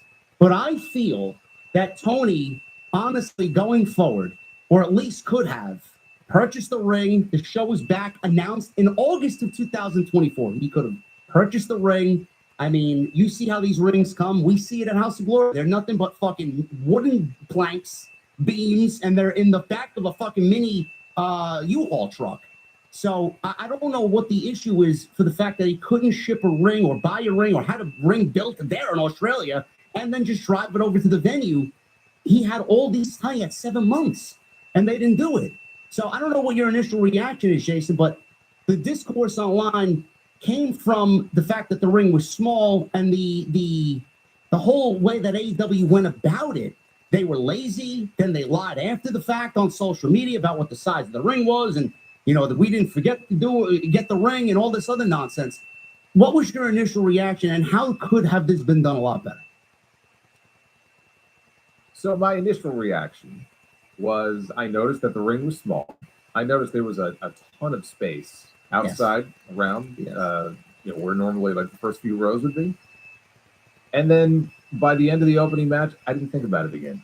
No, me neither. I didn't think about it again. I honestly didn't think this was any big controversy. I saw the same tweets that I'm sure a lot of people saw online about, random Twitter accounts saying, that Kyle Fletcher had a run to one of his friends and And I said, look, I'm not taking anything I see on Twitter at face value, right? Maybe there's some nugget of truth in there, but I don't really give a shit. Didn't bother me that much. It was weird at first, and then after a while, I got used to it, and I can't for the life of me understand why or how this became any sort of big controversy. Because I know you talked a lot about it, and I just sat here and I laughed and I said, I don't understand what the big deal is here. What I'm sure happened. Do I think Tony Khan forgot the ring? No. Oh, he gets to Australia and says, shit, I forgot the ring. Like, no. Okay. You want to blame Tony for, creative, the things you don't like, fine. He didn't forget the fucking ring. Okay. So I don't know where that started, but forget that. They obviously borrowed a ring from a local promotion. Why didn't they ship one of their own rings? They obviously decided they didn't want to. They, for whatever reason. I don't know what the reasoning was behind it. It's not like they didn't have plenty of advance notice they were going to be traveling to Australia, but they figured, you know what, we'll just use a local ring. Maybe they didn't know how small the ring would be. Maybe they made some kind of deal well in advance, like, hey, we're coming in for this one show. We're not doing a whole tour. Maybe it would have been different if they were going to run an entire tour. They were going to do multiple dates there. They were coming in for one show. And so they were like, you know what, let's reach out to one of the local promotions. Maybe it was the Kyle Fletcher or somebody who knew somebody who worked for the local promotion. And whoever it would have been on the AEW side, I don't know if it would have been QT or somebody else, reached out to them, works out the details, and they have a ring. Maybe when they got there, they said, oh, shit, we didn't realize it was going to be quite that small. I'm watching the show, and I see the ring skirts, and they have Grand Slam Australia, logo ring skirts. It's not as if the ring skirts were hanging off the edge of the ring. It didn't look that bad. It's not a situation where it's like, it was some big, catastrophe or anything like that. No, who's paying attention to those type of details? Honestly, when you watch a show, nobody. Apparently, well, somebody, but normal people are not. No. Okay. Well, to me, I mean, this is such a non-story to me that I can't even believe that I spent as much time talking about it just now as I did. You know what the problem is, right? So the whole show, the whole fucking venture down there was a disaster.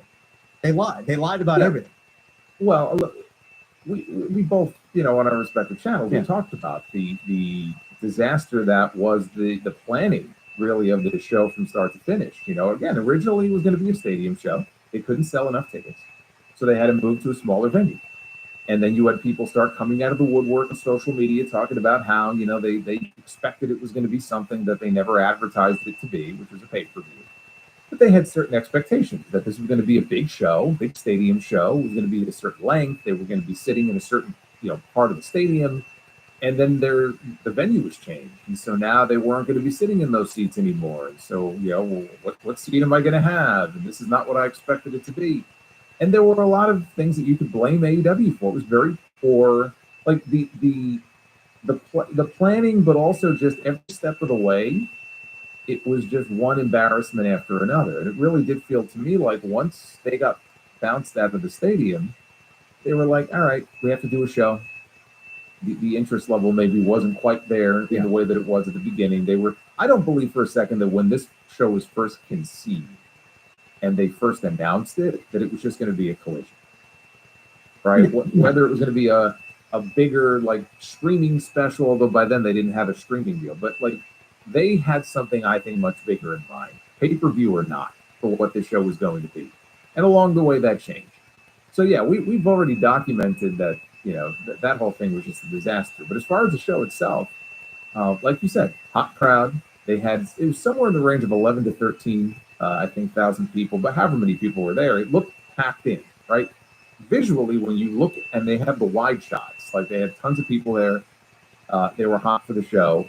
And in the end, I think, they had a nice little card that they put together. I don't care for the Death Rider stuff. No. So that match was fine for what it was supposed to be. I just don't have any sort of emotional attachment to what they're doing with Moxley and Copeland and all that. And honestly, that finish was just weird. Yeah, having Jon Moxley choke out the challenger makes me wonder, are they going to pull the trigger on a title change at Revolution? Because it would be weird to just have Moxley go in there now in a few weeks and beat him again. So I don't quite understand that finish, but I enjoyed the show. So at the end of the day, yeah, the journey there was really embarrassing to hear about, but the show itself I thought was fine. And they're going back apparently next year. Hopefully there were lessons learned. I don't know if they're going to run the same venue. I don't know if they're going to attempt another stadium show. That's probably a bad idea. But they're going back there next year. So hopefully whatever lessons they came away with here, they will learn from it, and we won't have the same issues when they go back there next year. I think the fans have spoken in numbers about Melbourne or Sydney next year. So, like you said, I hope that there are lessons learned. I hope things are a lot easier. I heard everything from Tony being booed after the show was over, before the Ring of Honor tapings. For whatever reason, I know a lot of people felt like they were scammed. I heard that merchandise was sold out after the first match, and there was no replenishment of merchandise, which is fucking ridiculous. I mean, I don't know how you forget to bring merch, or, you know, in instances like that, you're better off bringing too much instead of having too little. And they ran out of merchandise, and then obviously there was nothing left to be sold. But as far as the ring discourse, it's past us now. Hopefully it's a lesson learned, and they could do better for next year. But the one thing I remember from the Death Riders match is Adam Copeland's entrance. I mean, I live for shit like that, and it's only great for me because I love the fucking band. But hearing 13,000 or so people, however many people were there, sing Metalingus and in unison and sound fucking great doing it. I'm not gonna bullshit you. I got fucking teary-eyed just how emotional the fucking band is to me, and what Miles Kennedy's lyrics mean to me. I thought that was fucking incredible. I mean, that's what we live for. That made the whole fucking show for me. Those are moments that you don't forget. And AEW is great at that type of shit, and that was a fucking huge moment for me. Well, yeah, I mean, the song ends, and they just keep going. Yeah. You know, and you can tell he's standing there kind of taking it all away, because that could be the last time he wrestles there. Yep. You know, I mean, is he going to have a match there next year? I don't know. You know, he's closer to the end of his career than he is the beginning. I can't remember an entrance, though, that he had made to that song where the crowd did that. Yeah. Because they sang the entire, chorus or whatever it was. And he just stood there, and it was a great moment. And a lot of these international crowds, they do that sort of thing. You know, they have their own chants, their own sports chants. Randy Orton, right? Randy Orton, his entire career, and he's been doing this a long time, until he showed up in France last year. He never heard the crowd sing his song like that. That was the first time that's happened, right? And that was an overseas show. That's the kind of stuff that you kind of come to love and expect from these international crowds. They're just so boisterous and energetic, and they don't get these shows very often, so they're super into it. So yeah, that was one of the cool moments, one of the coolest moments from that show. And now, of course, they have another event, a pay-per-view, coming up in a few weeks. Coming out of their show, we had two big matches that they've added to that Revolution card. Yeah, out of that tag team match that opened the show, which was by far and away the best thing on the entire show, we got Kyle Fletcher and Will Ospreay at Revolution inside a steel cage match. And I'm going Fletcher's got to win that. I mean, Ospreay got the win at World's End in the Continental Classic. Fletcher's got the win this one. I'm sorry. And then we got Omega and Takeshita for the International Championship. But the way to get that, I thought I heard Kenny Omega flat out challenge Takeshita for the International Championship. And then come to find out the very next day, AEW makes this weird eliminator type style thing for Dynamite. It's Orange Cassidy and Roderick Strong in a one-on-one match. The winner then wrestles Takeshita, and the winner of that match wrestles Omega at the pay-per-view. Meanwhile, why are we taking Kenny Omega and putting him at the end of this when Takeshita's the champion? Shouldn't we be fighting to find out who wrestles Takeshita and not Kenny Omega? It's like, how did we get there? Why is that even necessary? Just give me 2 weeks with some good dialogue and a good story for Omega and Takeshita. What'd you think of that? I thought it was a weird call, given that he went out and specifically, it wasn't just that he challenged the international champion, like he challenged Takeshita for the title. Yeah. Because Takeshita has 2 wins over him. Takeshita pinned him in a 6-man tag at the first Wembley show. And in that same week, the following weekend, he beat him in a singles match.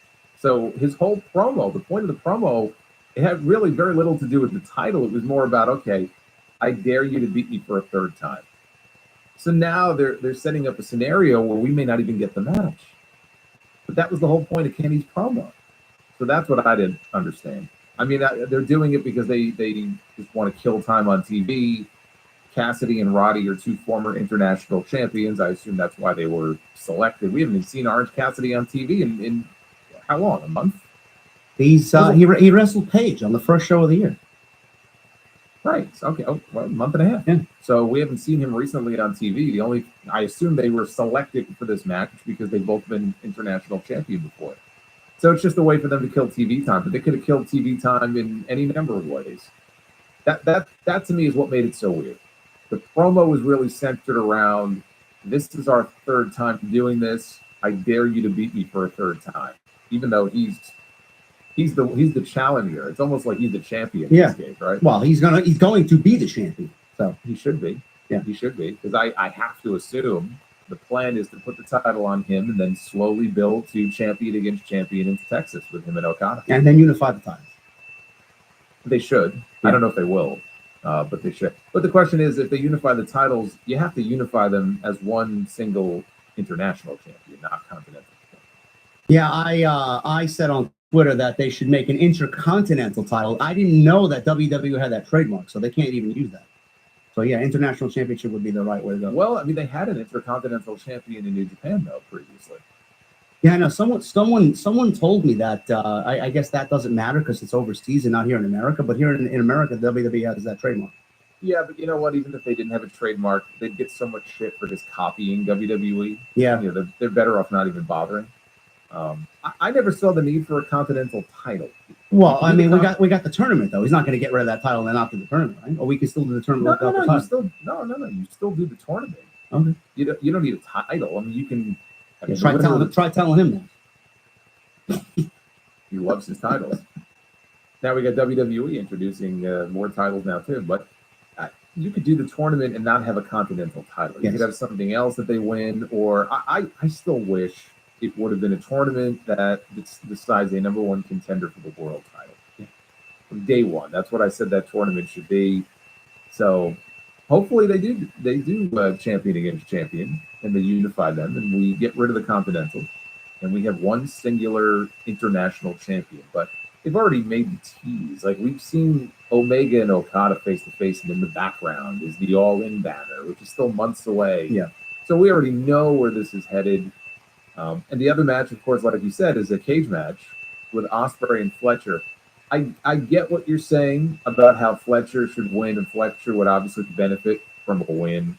I'm not feeling like that's going to be the outcome here. I feel like he already beat him once, and I think in their mind a great showing in this cage match, and God only knows what crazy spots they're going to do. You know they're going to do something off the top of the cage. As long as nobody breaks their leg. I shudder to think what it's going to be, but you know they're going to do something spectacular in this match. And in their mind, it might be enough for him to just go out there and have, you know, sort of a career performance, even in defeat. I don't see Ospreay losing a big match like this, like especially when he's already lost once. And Ospreay is someone who they obviously consider to be one of their top, probably 3 stars in the entire company. I don't think it's death for Fletcher if he loses. I think he would definitely benefit from a win, but I wouldn't say if he loses that he's buried or he can't recover from it or anything like that. It's a huge spotlight for him. You know, I mean, they've done well with him so far. You could say a lot of people have been neglected by Tony Khan and his booking before and have fallen through the cracks. They didn't follow up on momentum that somebody had. Kyle Fletcher is in a much better position now than he was 6 months ago. Like, you can't argue with me on that.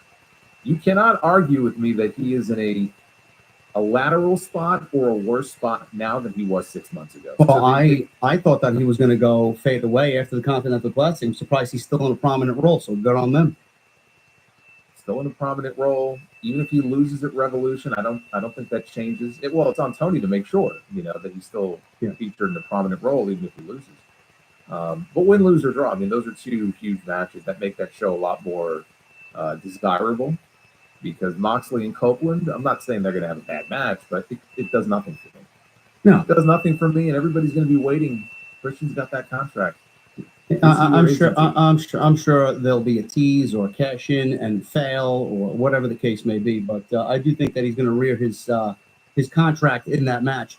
But and by the way, just to add on top of what you said here about these matches now being announced, we got Fletcher and Ospreay in a cage, Omega and Takeshita, the international championship. That's what it's going to end up being like, no matter what these matches are on Dynamite. And then you got Cope and Moxley.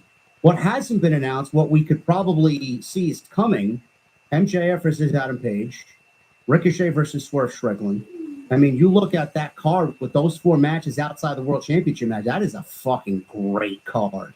That's a great fucking card for Revolution. Revolution is one of their biggest shows, if not their most important show outside of All In all year.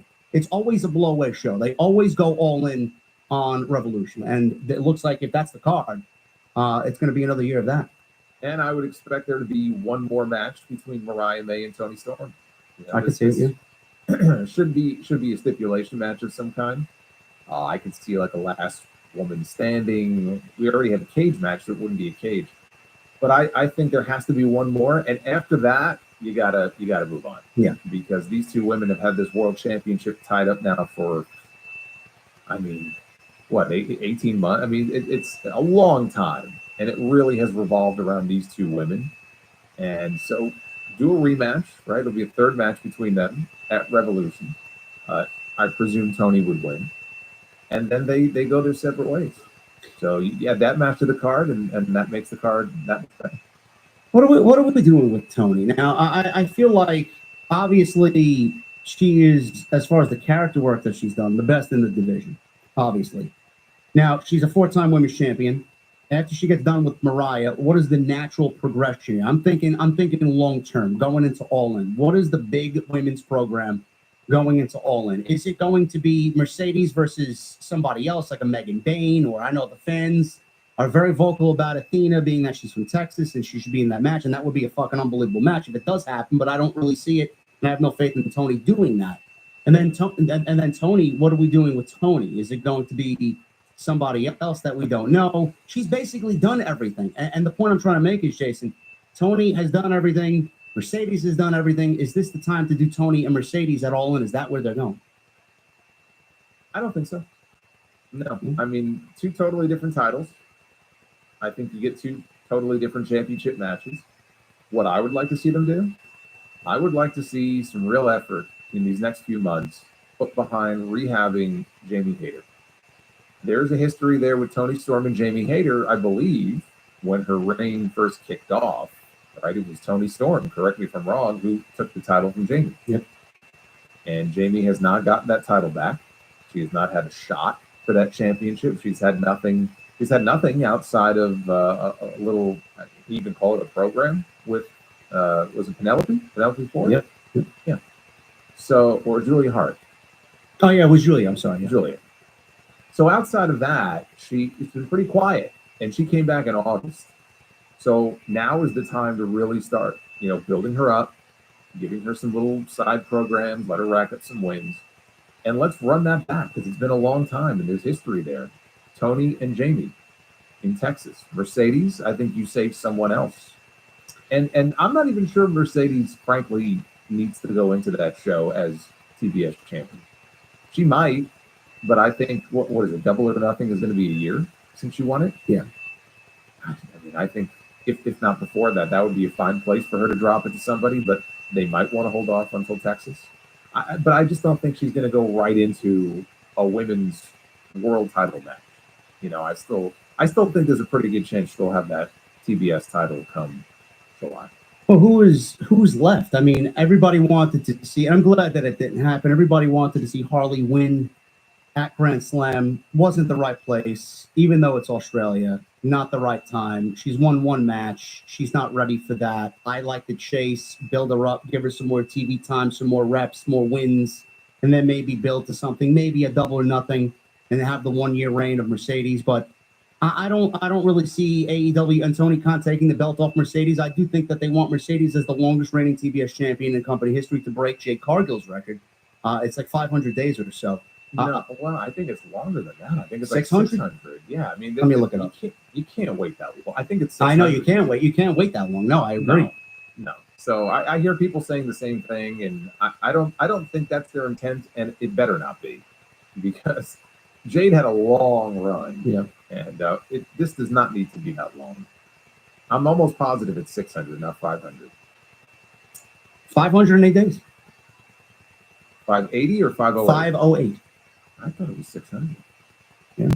Well, even still, It's still too long. Yeah. It's still too long. We don't need to go to 500. No, I mean, a conscious effort into Harley if they want to really create a star, because I feel like Mercedes could leave a lasting impact on that division if she does that, like she did for Bailey and Bianca. I feel like that could be a great moment for her and her career.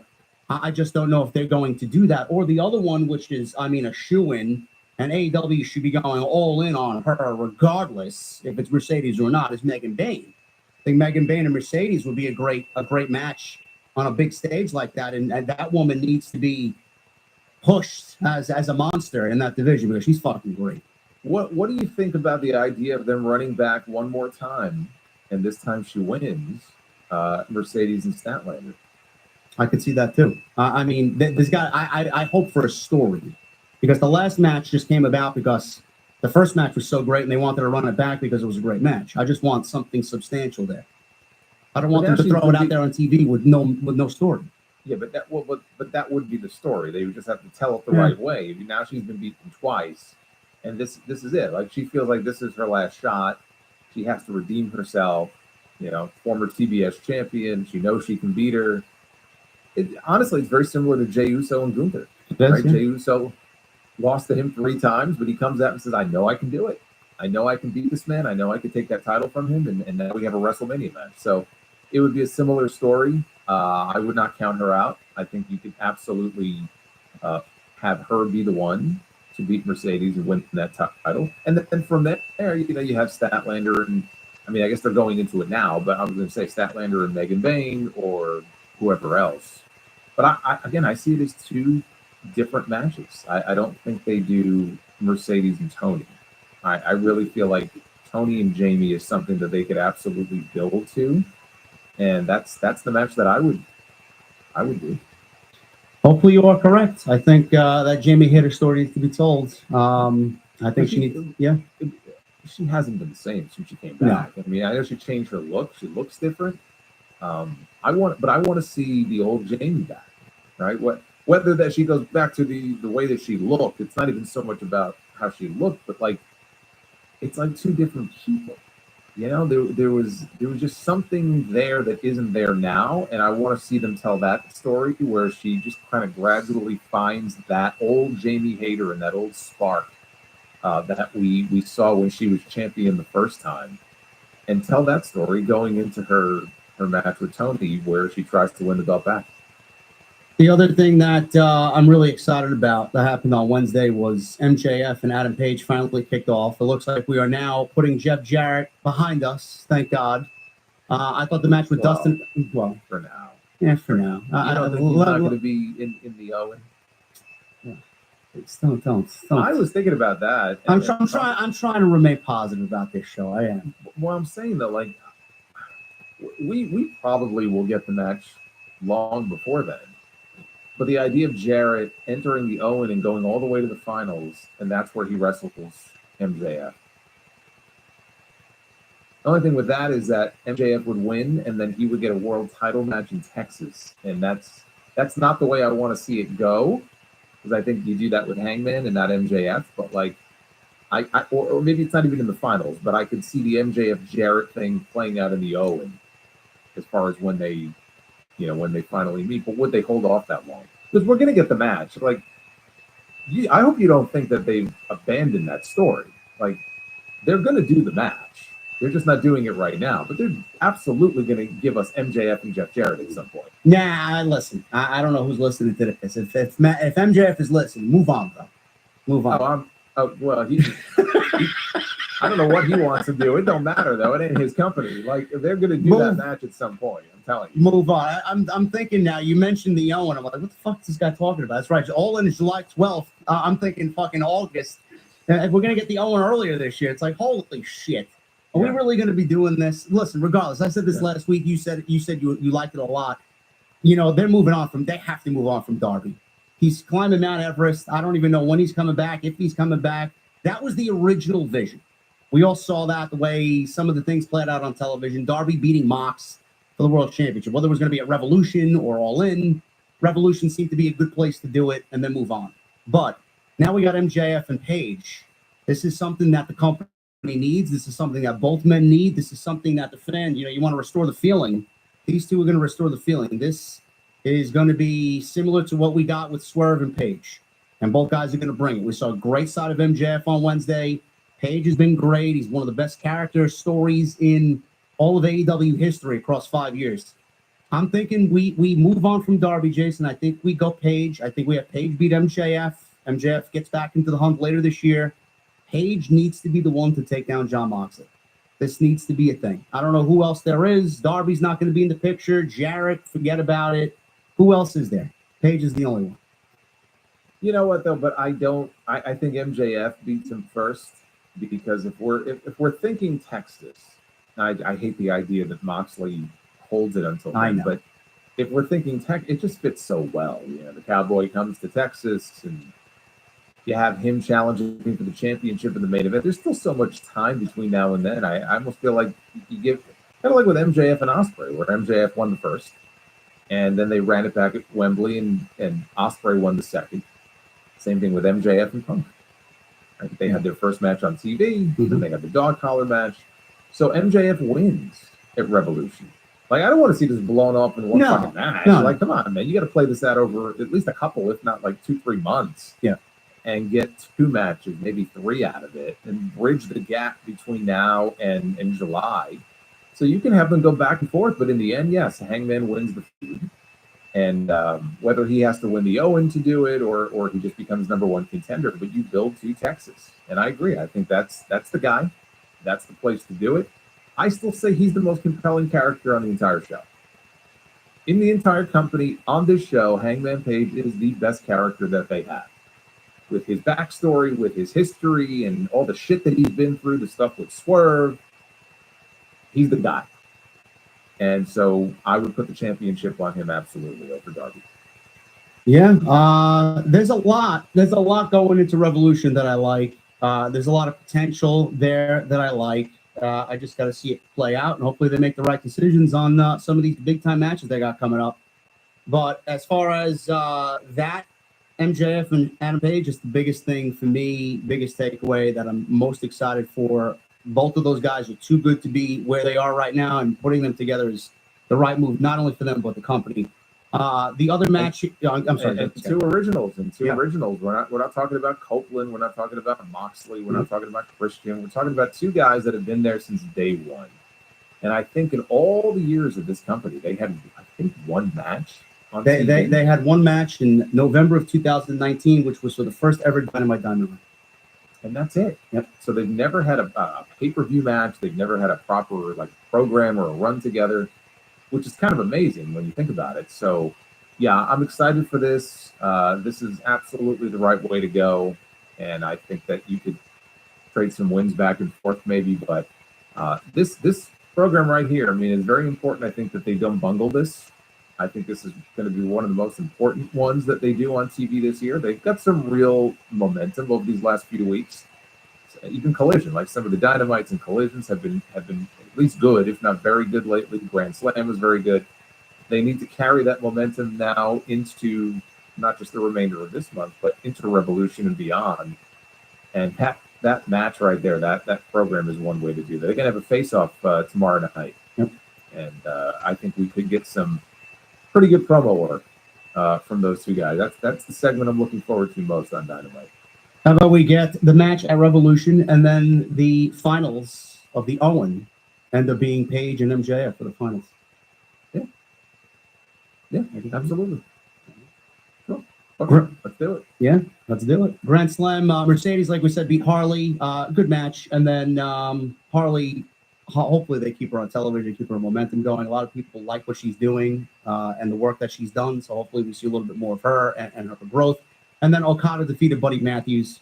That match got sullied because of the ankle injury I don't know if it's legit or not. I seen some pictures with him and Rhea on Instagram. Some pictures he was in a crutch or with a crutch. Some were not. They're on their honeymoon. God bless them. But he said he rolled the ankle because of holes in the ring. Whether that's a troll or not, I don't know. You would never know it watching the match. No. I mean, I saw the footage after the fact because I didn't notice it when I first watched the match. No, they cut away to it. They cut away to it. Right, but I'm saying like even like when the match started, he Yeah. wasn't limping, he wasn't favoring it. He did like midway into the match. I think they kind of worked. I think he kind of worked it in there because it probably was hurting him, and so he was selling the ankle like midway through. But really, if you watch the match, you would never know anything was wrong. Not at You all. know, it certainly didn't impact the quality of the match. I thought the match was very good. Obviously, some people are not going to like the finish, you know, with the low blow and everything. That's kind of the way Okada wins a lot of matches. But I thought it was great. Yeah, I thought it was great stuff from these two. Yeah, Buddy Matthews, one of the best, in my opinion, in the world. He loses there to Okada, and then, like we said, Tony beats Mariah. New women's champion, 4 times women's champion is Tony Storm, and we will see what she does going into Revolution. Like Jason said, I could see a final match between her and Mariah at the pay-per-view at Revolution in Los Angeles. One last AEW news and note here. They are keeping their pay-per-view schedule top secrets. Apparently, they don't want WWE to know their secrets. They will hold Revolution on March 9th in LA, Dynasty in Philly on April 6th, and then they have All In July 12th, Arlington, Texas, and Forbidden Door. That's going to be in England, the United Kingdom, August 24th. In the latest edition of the Wrestling Observer newsletter, Meltzer reported that the promotion's pay-per-view schedule right now outside those dates is top secret. To avoid WWE booking a show on the same night as their pay-per-view events in advance because of the house show that happened in Orlando, Florida, that went head-to-head with World's End. Meltzer wrote, one of the reasons AEW pay-per-view dates aren't being announced well in advance is because WWE is obviously in the position to counter like they did at World's End and All In Texas, where they have a Saturday night's main event that same weekend, or that same day, actually. The stuff is being kept top secret, and even those internally don't know of the dates and stuff after April. I mean, does it really matter, Jason? I mean, WWE is going to fucking be WWE, whether AEW wants to keep it top secret or not. You know what? If I'm Tony Khan, I'm doing the same thing. I can see why he wants to do that. They have fucked him before, and so if he wants to make it a little bit harder for them to fuck him, I don't fault him for it. Because that's what WWE does sometimes. They play games. I mean, look, you obviously you have to put tickets on sale at some point. You can't wait until the last minute. Yeah, like a week before. Hey, we're doing Double or Nothing next week. You know, in fucking Boise, Idaho. Like you can't do that. But no, I don't blame him, man. I mean, he's got good reason to worry that they may schedule a date that same, if not that same day, that same weekend, because they've done it before. So in this case, I think it's justified, and I understand it. I get it. I would do the same thing. or you could just go head on, balls to the wall, and just let the product speak for itself and fuck it. You could, but You could. again, why give them the satisfaction of knowing and then booking, and it just makes your job more difficult. You know, I mean, look, it's fair, it's competition, and it's not like they're not allowed to do it. You know, you're breaking some kind of code of honor or something like that. People, you know, promoters play games. That's what happens. And WWE plays games with the best of them. So I'm just saying, I understand why he would want to keep things a little closer to the best. So I got no problem with that. AEW likes to be petty. WWE likes to be petty. Any chance they get, Triple H will take to stick it to AEW. So, good on Tony. Or as he called it once, what did he call them? The Pissant Company? Pissant Company, yeah. You don't think he wouldn't take the chance to stick it to them if he could? He would. Guys, thank you very much. We have over 1,000 likes on episode 83 of TNT. 2,800 people in here. Thank you guys very much for a great stream. We're going to get into your super chats in just a second. Follow us on social media, YouTube. Everything you need is linked down below in the description of this very video. Make sure you guys continue to hit that thumbs up. Get those super chats in. They will remain open for the duration of the stream. And let's get into your super chats here tonight. We're going to start off with Michael Krause, 2 in super chat. Tonight, TNT, let's go. Thank you, Michael. Bader Mohammed. Greetings to you, JD and Jason from Riyadh, Saudi Arabia. One of the best 5 feuds in Randy Orton's career. Do you see him being a world champion ever again? He's been booked badly since his return. Best 5 feuds. Christian, the Christian yes. feud is way up there. Yes. Way up there. I don't know. Would you consider Mick Foley to be? I was going to mention. For as short as it was, yeah, I would put that in there. Okay. Then that's absolutely on there. Who else? I don't know. What's sticking out? John Cena? Well, I mean, Foley had a long feud with The Undertaker. They had a whole series of matches. I wasn't a huge fan of it, so it wouldn't be at the top of my list. Cena, I mean, look, it's the fact that they've had so many matches together doesn't make it a great feud to me. So I don't look at Cena Orton as some great legendary, feud the way some people do. I'm sorry, I don't. I don't know. That's a tough question. I don't know how I would flesh out the rest of that list. I don't know. I loved what was going on with the Wyatt family. That could have been so great. Got fucked over. I loved Rated RKO. I loved his team with Edge. I don't know. That's a good question. Do I see him as a world champion again? Yes, I do. He's going to come as close to 17 as possible before he retires. And I don't think he's been booked badly. I don't know why he's out, if there's a family thing or if they're just really selling his pile driver, but he'll be back. I loved him on TV since we've had him back. I don't know about you. Yeah, you don't care either way. Not really. Okay. Ali, LaFleur. JD, growing up, did you like to play PlayStation 2? I did. I was more of a PlayStation guy than an Xbox guy. Never had an Xbox. Me neither. And PlayStation, but no Xbox. Or what was the other one? There was another one. PlayStation, Xbox, and Nintendo. 64? Yeah. Or the Switch? Not that new. Wii U? No, before that. GameCube? Maybe. Super Nintendo? No. DS. It was a DS. Oh, that's a handheld, I think. I thought there was some other. There was like a Nintendo console around that same time period. I didn't have the 64 either, so I missed out on that. What about the Sega Dreamcast? Didn't have it. No, didn't have it. Didn't have the Dreamcast or the 32X. Huh? Yeah, no Xbox here, Ali. Only PlayStation, only Sony in this household. Billy, $10 super chat. I turned 48 today, and the OTS family rules. I will be at Dynamite in Phoenix tomorrow. Hopefully, it's a good show. I hope so. They've had 4 very good shows in a row. Hopefully, they can continue. Happy birthday, brother. Happy birthday, brother. Yep, 48 years old, man. I just turned 43 on the 6th. I don't feel it, though. Hopefully, that stays that way. Jay Miller with a 5. Ilya returns and becomes Jay's advisor like Gable and Sammy during last year's Mania build that leads to Gunther versus Ilya as Gunther's post-Mania plans. I like the idea of Gunther and Ilya as far as post-Mania, but he's not coming back to be an advisor to Jay. Jay doesn't need an advisor. Ilya's not at that level, though, where they would, I think, put him in that position. No, I think Ilya would come back for Braun Breaker, no? Didn't they have something before? Or not? They did, but did they do an angle, though, where he took him out? I think so. I think so. I don't remember how he went out in his last appearance, or if it was just he got hurt and then we never saw him again. I don't know. I can't wait for him to come back. I miss him. He'll be back hopefully soon.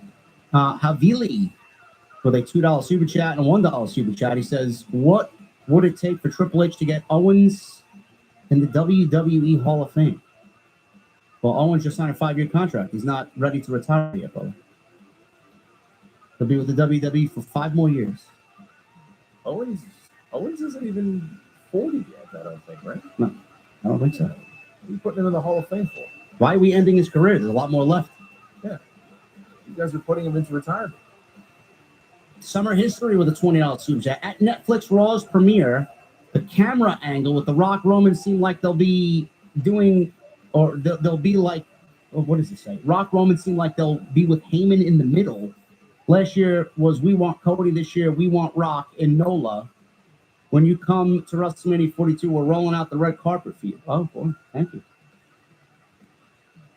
Listen, if Rock comes back, I could see Roman or Cody, and that's it. But I mean, I'm not holding my breath. And we have to see if NOLA is announced. I will make every effort to be there. Thank you. I like that camera angle though with Heyman. I thought there was something there, but then they did nothing. Zero Kaiba, thank you for the recommitment to the channel membership, brother. Appreciate you. Ali with a 5. KJD Solomon. I know Sidro is the comedian, but if you don't mind, I got a funny joke. How do you organize a space party? You plan it. I do like 6 out of 10. 6 out of 10. That's as high as I would go. Thank you, Ali. Appreciate you, man. Michelle with a 5. Is it a slap in the face to AEW Originals that TK seems to put the world title only on ex-WWE guys and is cross hinting at joining forces with Sammy? Is it a slap in the face? I wouldn't say it's a slap in the face. I think Tony's trying to do whatever he can to make the product interesting, but I can't imagine everyone's happy. I don't know. Yeah, I mean, he's going with the guys that he feels, rightly or wrongly, that he feels are going to be, either the best draw in that situation, or maybe like with Moxley when this idea was first conceived, I could see it where it's like, okay, in the end, a Darby or one of our originals will get the rub by being the one to beat Moxley, and so maybe that's the mindset. We'll put them on a guy, like a more established guy who happened to be with WWE previously. But in the end, it'll be a way to kind of transition the title onto somebody new or somebody not from there, which is not a bad idea. But you gotta come up with the right stories, and this Death Rider story is not doing it. Hardcore Kevin with a $5 super chat. Hey JD Solo, my grandmother will be laid to rest on February 25. Still can't feel a thing right now, but thank you guys. Your TNT shows keep me up. My thoughts and prayers with you, Kevin. Very sorry to hear that. My condolences. I'm sorry, man. You got a lot of people thinking about you here in the chat and here in this community here. So keep your head up. King Mo Jackson with a $4.99. Heel Sammy, a whole new attitude, music, demeanor, moveset, dyed hair and all. An edgier character would be cool. A darker Balor too. Solo, thoughts? Heel Sammy? I can't see it. Heel Sammy, like just changing his entire look and presentation. I don't know that stripping everything away from Sami Zayn that makes him so beloved is necessarily the best idea. And also, Kevin Owens went heel. I don't think they need to both go heel. What did we say a few weeks ago that eventually is going to be picked up by everybody? Sammy's going to win the Rumble in Saudi and win the world title at WrestleMania next year. It's going to happen. And I think he wins the world title. It's got to be from one of two people. Yep. Either Owens or McIntyre. Yep. That's the way it's got to be. As far as Dark Valor, we've been there before. You don't want to know my thoughts on the Demon. I think the Demon is dead. I think the Demon died years. I know they brought the Demon back since then, but I always go back to what happened against Roman. I've never looked at that character the same. It's just not been the same. Can we bring at least his music back? I don't know. Apparently these days it's hit or miss whether or not they bring old music back. They may not be allowed to. He brought the Demon back. Didn't he bring the Demon back for the Cell match with Edge? I want to say yes. Yeah. At WrestleMania. Yeah. Okay, that might have been the one and only time he did. But I still go back to that 2021 match. I think it was with Roman when he fell off the top. When he fell off the top rope. I said, "That's it. Demon's done." Nobody knows. Nobody knows why he fell. What happened? We never found out. That's right. He literally slipped and fell flat on his face. And then he was convulsing in front of the commentary table. And he lost to the heartbeat of his themes. That's it. That was it. That was the end. I got to go back and watch our reviews about that. I mean, it's like I don't. Well, I I, had some I fun don't with that remember. one, I I'm don't sure. remember what I said there, but. I'm sure I had some fun with that one. King Mo, thank you, brother. Shane 26 with a 14.99. Hey, JD, Jason, Australia's favorite sport, the NRL, will be hosting two rugby league games on Sunday, March 2nd at Allegiant Stadium. I highly recommend you guys checking it out. I don't think I've ever watched a single game of rugby. I knew some people on the rugby team that were in some of my classes in college, and they used to come to class sometimes. They would bruises, black and blues. Like, man, that's rough stuff there. The rugby players take a beating.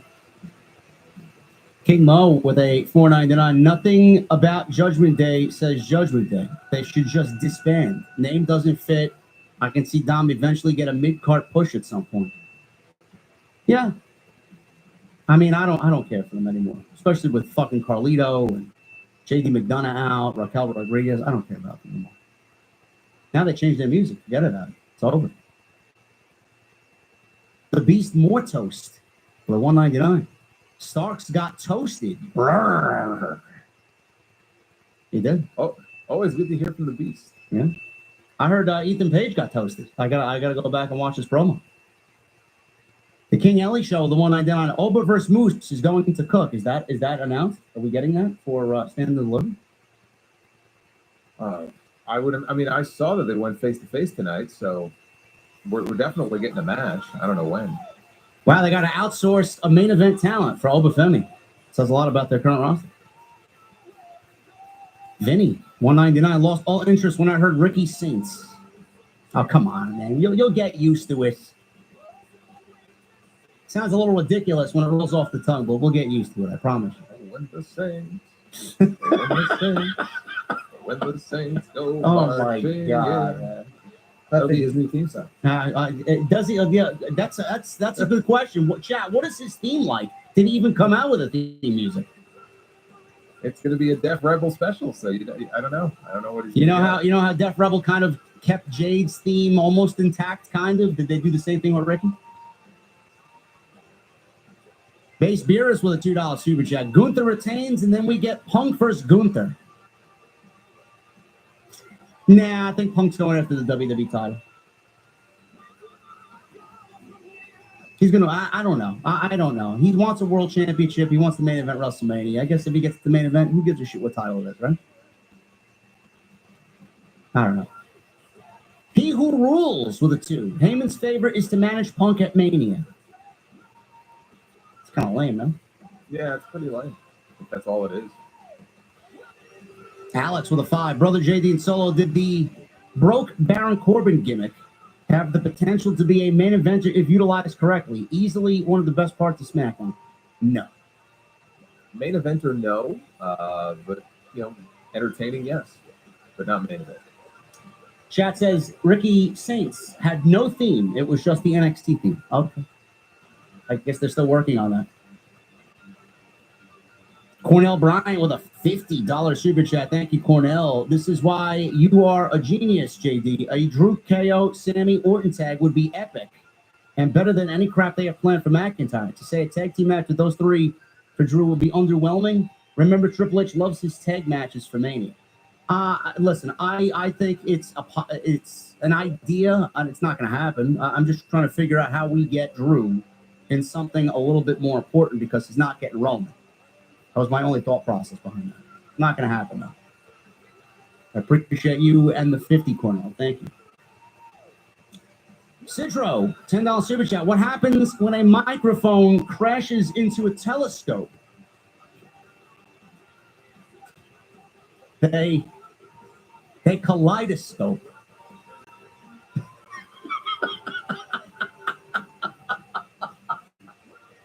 Oh, man.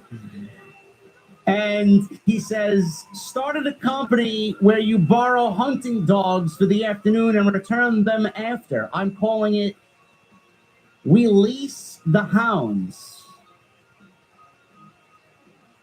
You're fucking crazy, man. Thank you for the 10, brother.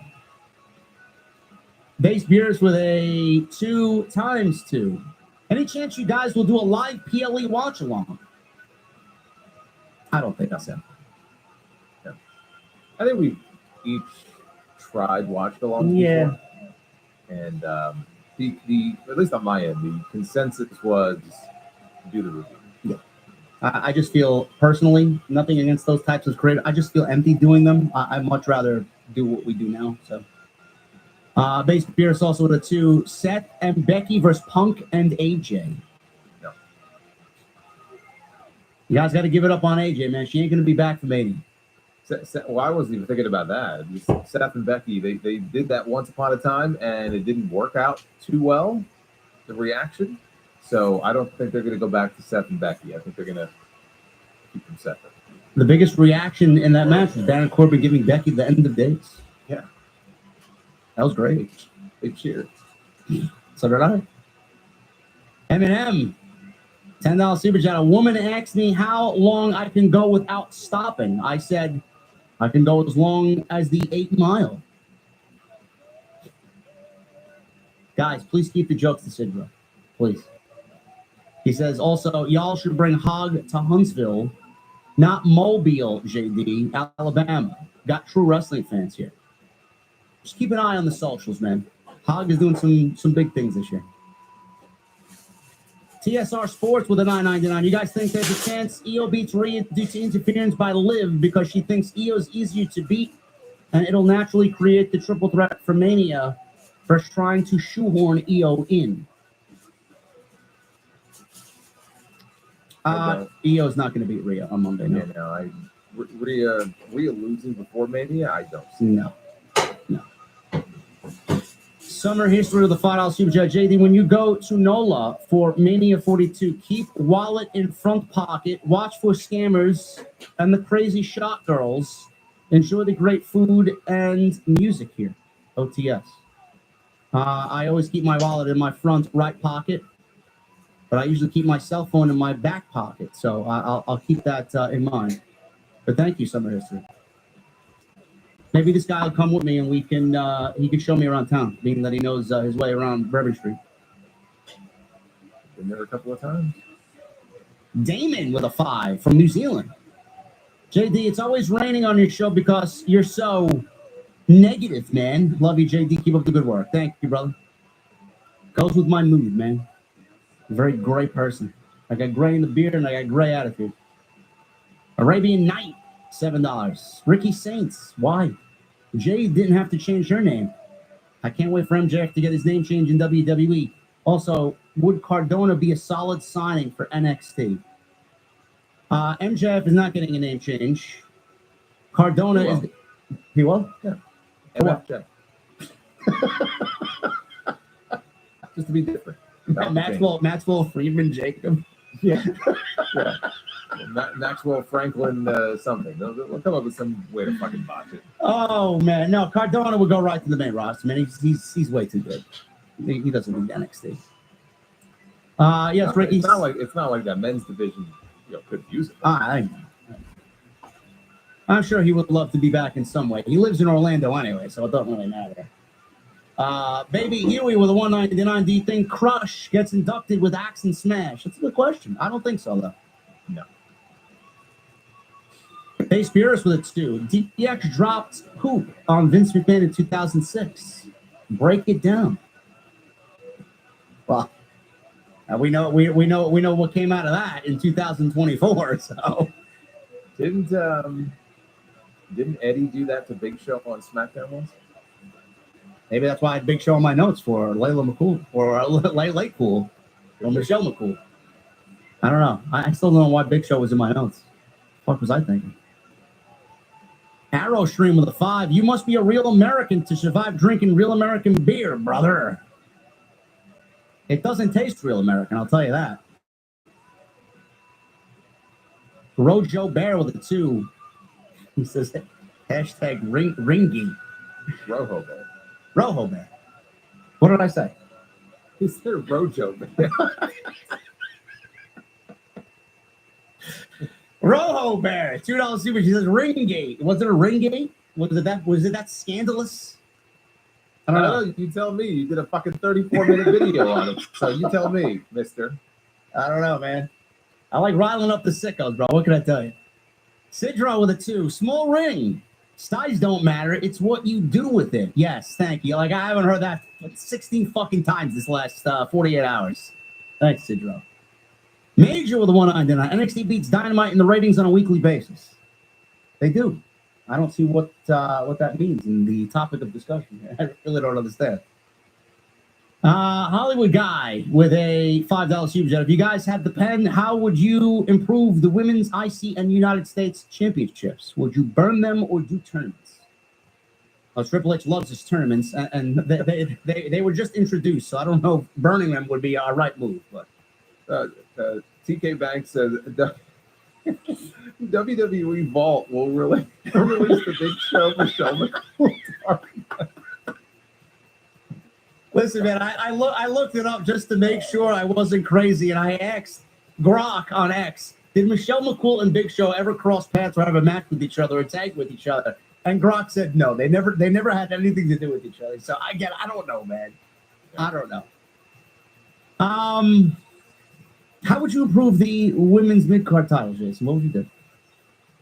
What I would do is I would just try to come up with an interesting story built around 2 women fighting over the championship. It sounds so basic and so simple. Right now, it's just surface level stuff, right? We have Ivy Nile confronting Lyra in the back. I'm going to beat you for your title. Okay, like there's nothing interesting about that. Like where are the interesting stories? And also, it would help to not have your champion be put in a situation where they go out there, as both of them did last week, and lose in qualifying matches. So maybe treat your champions with a little more respect. You know, I got some pushback on that when I said that shouldn't have been the case, and people came up with excuses why they should have been there. Don't book the match. You had nobody else on the roster to lose in that situation. You beat both of them. You pinned both of them in the same week. Yeah. There's no excuse for that. I don't know. Hollywood Guy, thank you, brother. Hidden Network. Hi, JD and Solo. Hope all is well. I was glad that the golden egg didn't turn out to be the gobbledygooker. Looking forward to what happens at the Chamber and the road to WrestleMania. OTS for life. Thank you, Hidden Network. Yes, the golden egg. The fabled golden egg. What an embarrassment. What did it end up being? What was in it? Did we open it? I don't remember. No, I don't think it was open. It was just a promotion for Rock's new movie that's right. on Netflix. Arabian Night with a 279. Stephanie V kept her name, and that's her legal name. Listen, I don't know what to tell you, man. I don't. Ricky Saints is the way right now. Base Beerus with a 2. Is this a reign of terror with Mox like Triple H and Roman? I would say so, yeah. I would say so. I don't know what Jason. Reign of terror? I mean, in its own way, but I mean, those runs were longer than this one. So I might agree with you more in 6 months if you're still running around with that belt. If there is a belt. We haven't seen the belt since October. Yeah. Hitman 600 with a 499. Instead of Randy attacking KO at the Chamber, what if he helps him and it leads to the Cody story? Well, I mean, what happens with, like Jason, who wins the Chamber? Like, Randy's not going to get Cody if he's not in the Chamber. It doesn't work. It just doesn't work. I mean, if he stole somebody's spot in the Chamber somehow, then yeah, you could do that. But failing that, he's not in the Chamber. The Chamber is to decide Cody's opponent. It doesn't work. Demeter Bullion. I'm a professional and no big words with a 799. Salutations, esteemed gentlemen, Mr. JD and Solo. I'd be delighted to solicit your expert opinions regarding a prospective opponent for LA Knight at WrestleMania 41. And then he says nothing else after that. He doesn't give us the opponent. I have a suggestion here. Just leaving it open-ended like that. I said Drew McIntyre, honestly. Because otherwise, it's just going to be him and Nakamura in a rematch for a title God. I mean, does anybody care about this at this point? Thank you, Demeter. I could see that. I could get behind that if that's what they want to do. Genitals. Like Liver Morgan. Gotta get Jenna, those two together. Jenna Tolles with the 199. I love you guys. JD and Solo for life. Thank you, Jenna Tolles. I appreciate that. Thank you. Thank you, Jenna. I can't even say. Thank you. Thank you, Jenna. Cool Bro with a 199. AW Grand Slam ring had a good personality. Yeah, it was bouncing. Very bouncy personality. Base Beerus with a 2. Buy or sell? Great Dane or Great Collie?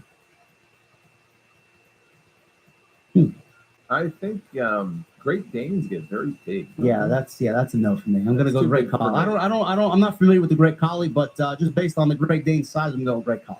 Yeah, but you know what the worst? I say worst, but like in terms of how big they get, you ever see a bull mastiff? Yes. Oh my God, Dustin Rhodes will occasionally post pictures. He might have more than one dog. He's got this mastiff, dude. I swear it's bigger than him. I've seen it. Yeah. I mean, how do you take care of that? How do you deal with it? I don't know. I could never in 1,000 lifetimes have a dog that size in the house. Imagine what that must look like when you walk the dog. You have to pick up after him. With a dog that big. Imagine the fucking fur all around the house and mine. All over the couch, slobber everywhere. Thank you, Base Beerus. Boots with a 15. JDIX Solomon answered this question years ago and wanted to get your thoughts. Do you think ballet instructor tells their students this ain't pro wrestling? Do I think the ballet instructor tells their students that? I would say yes. What was your answer, sir? I don't remember, but I that's always a common thing where it's like, oh, wrestling, it ain't ballet. Yeah. All the ballet people get upset because ballet is Aaron.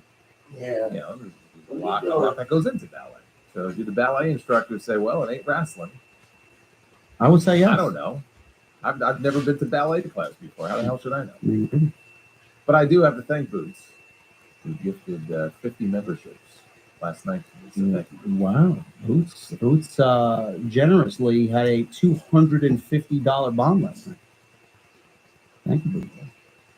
Boots rocking and rolling over there for both communities. Appreciate it. Nisha, no message, but a $1 super chat. Thank you, Nisha. Thomas, 18 months. He says, just came back from Texas and New Mexico for my gamer friend's wedding. I'm glad to be back to the OTS venue and on TNT. Cheers. Thank you, Tom. Hopefully your vacation was very good. Sandy in the chat has a theory. I'm not sure about this. Why they might have changed Ricky's name and it had to do with maybe it was a precondition of his AEW release. But I believe that's his real name. Yes, it is. So I don't think he would be able to have a say in that. I don't know. But that is his name. That's not just like his work name. That's his Well, name. listen, is this? I was thinking about this while the show was live here. Is this a Shawn Michaels decision, and maybe Triple H can change it when he makes it to the main roster? No? Why would Shawn Michaels? I don't know. These decisions are uniform. I mean, like whatever name he uses here, the name he's going to use on the main roster. You gotta have uniformity here, and I think now more than ever, certainly now more than when Vince was in charge, I think there's a lot more cohesiveness between NXT and what happens there and the main roster. So to have him have one name there and then Triple H will give him his name back, that doesn't make any sense. I don't know. Jeff with a $10 super chat. Hey, fellas, you guys have the pens to book this year's WrestleMania matchups that haven't been announced. How do you make this a bigger banger show than last year? And what surprises do you expect? Well, Jeff, I don't know when you joined us, brother. We had a whole discussion on several different cards earlier in the stream. It's like the first third of the show. What surprises? I don't know if we get any true surprises. The only one that we kind of came up with, maybe, is Aleister Black coming back. Kind of fitting in that Cody Rhodes role from WrestleMania 38 when he wrestled Seth Rollins, maybe against Balor. We don't know, though. Miro, maybe? I don't know. I don't know what Miro's going to be doing this upcoming spring, but I'd like to see him back. Eminem with a 5. HBK told Ricky about the last name change. I guess you are now All Saints. Just never, ever change. LOL. Is that what he said? I gotta go back and watch. I don't know. Well, let me read this. Apparently, Ricky talked to Busted Open after NXT went off the air. Oh. So he said that this is what he said about the name. He said it's as close as you're going to get to Stars. I like the name. I know a lot of people are going to be. It's going to take time for them to get used to it. I respect that they care so deeply about me that they rebel against the name change. But at the same time, I am a product of New Orleans, first and foremost, and I want to pay respect to that as well. I think this is the best of both worlds, and that means a lot to me. Obviously, I think it's cool to have a piece of home with me, and the person doesn't change. I'm still that guy, so it is what it is. We'll get used to it. Yeah, I mean, it is what it is thing. I mean, again, that tells me there was a reason he couldn't use his name. Yeah. And he had the chance to call himself, come up with something that he liked. And so he, as we were talking before, he incorporated from New Orleans, and so he incorporated that into his name. But that reads to me like this was not like he came in and said, I don't want to be Ricky Stark anymore. There was clearly a reason for it, and he doesn't really elaborate on it. We will get used to it, chat. Ricky Saints is now on NXT officially. Baby Huey with a $4.99. Do you think Triple H's era will no longer put talent in fucked up storylines or gimmicks as punishment like Vince used to do? No, I don't. He'll just get rid of you if you don't want it. If you don't want it anymore. Yeah, he'll tell you, keep you off TV. Yeah. Peter Bullion says for the $1 super chat, LA Knight's opponent, Sin Cara. Where's the lighter? We have Sin Cara reborn. He's hologram. Thomas with a 2. I like my gray beard. It's great. Yeah, it is great. He spelled great. G-R. Oh, where's the lighter? Hold on a minute. Thanks, Thomas. I appreciate that. I don't know what the fuck I was for, but thank you, man. Listen, we're getting out of here. I'm going to let this guy sound us off for what was a great episode 83 here on Tuesday Night Night. Well, I just want to say the best news of the week this past week was, I'm sure many of you saw the video of Chris Bay from TNA, who we have not heard anything about since he got injured in October, which sounded pretty bad that nobody was saying anything. And he was paralyzed, but this video showed him standing up and walking towards the camera, and he was walking, and he was on the mend, and that is great news. We've had him even in House of Glory before. He's tremendous talent. I don't know if he's going to wrestle again. So, It's no fun getting woken up every night. What is it? My wife wake me up again with this fucking TV. Very happy to see that. I was as well. That is unbelievable, amazing story, and I wish him absolutely nothing but the best. And that was a great thing to see last week. And thank you guys for a great stream. As always, this show is rocking and rolling as we move along here on WrestleMania season. WrestleMania season, it is unbelievable. Came in the bedroom with the lid joint yesterday. Last week we did Came in the bedroom with the lid joint. With an average watch time per viewer of 46 minutes. You guys are killing it. And we had almost 3,000 in here on a Tuesday night, 1,100 likes. Thank you guys very much for all your support. Jason and I really appreciate it. We'll see you next week right back here with more TNT for episode 84 next Tuesday on Tuesday Night Tight. We'll see you guys later.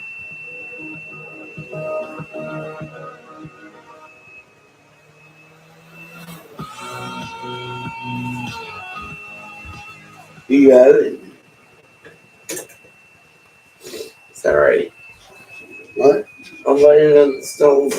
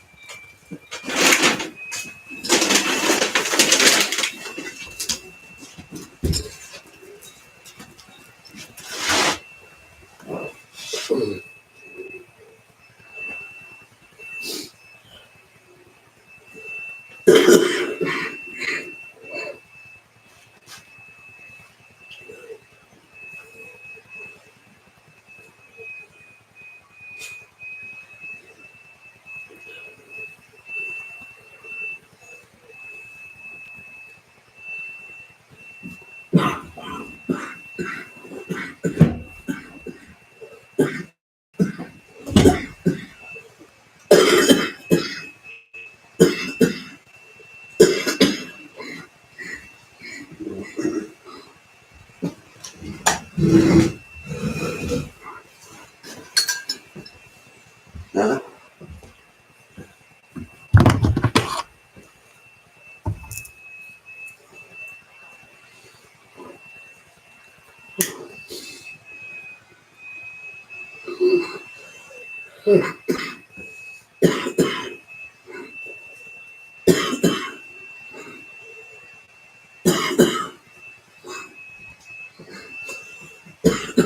I don't want any of that.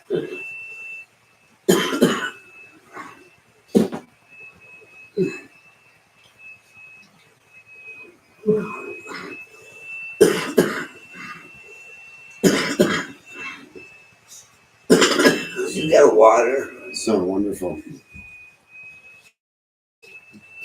You got a water or no? Yeah.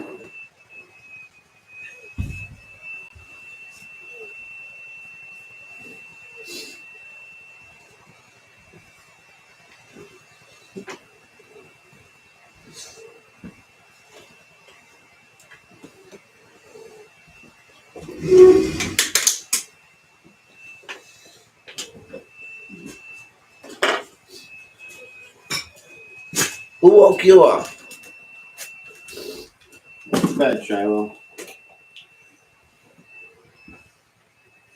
No.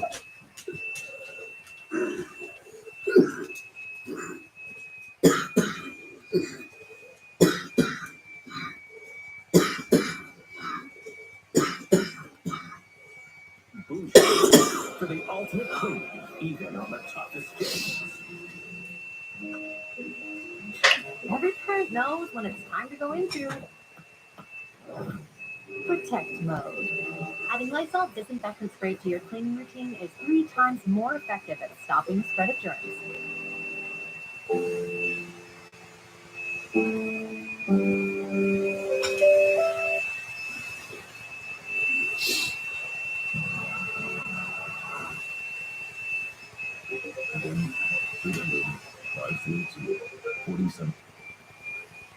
Target, innovate. I wanted my baby to What have would a you father. go for?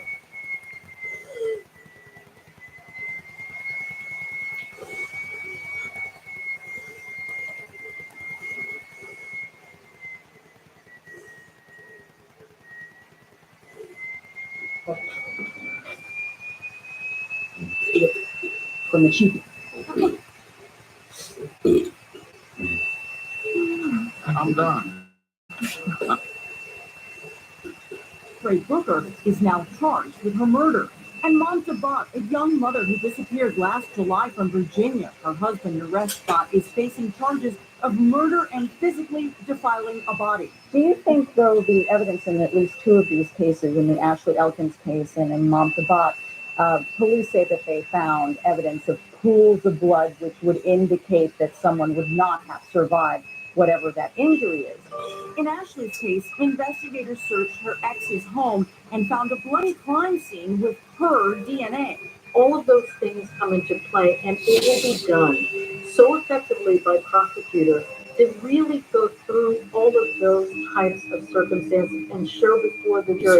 Monta's husband, Naresh, opened the door to investigators while holding their infant daughter. They found a crime scene inside that prosecutors have called unsurvivable. So effortlessly when you're talking about someone whose reaction about their missing loved one is incongruent with how they should be when confronted with their missing loved one. Huh? Where's the tears?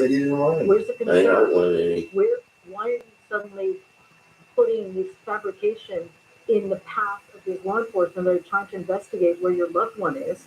When you fabricate facts, what will happen is they will be let Just make fun of sleeping, not dressed in I am. Just make fun. Nima, Mercedes, thank you so much for your insight today. Thanks for having us. Good for you, burn yourself. We'll be right back. If you have wet AMD, You never want to lose sight of the things you love. Some things should stand the test of time. Long-lasting Eylea HD should significantly improve your vision. More people on Eylea HD had no fluid in the retina compared to those on Eylea. When are you gonna start looking for a job? Eylea HD is the only wet AMD therapy that helps 8 out of 10 people go up to 4 months between injections. So what I need at 3 o'clock in the morning. Maybe at 2 o'clock. To wow your clients. Primary suspect has been apprehended on the roof. What are you gonna start looking for a job? What, you alright? Pretty soon. Good. Yeah, I'm fine. When you try your best, but you don't succeed.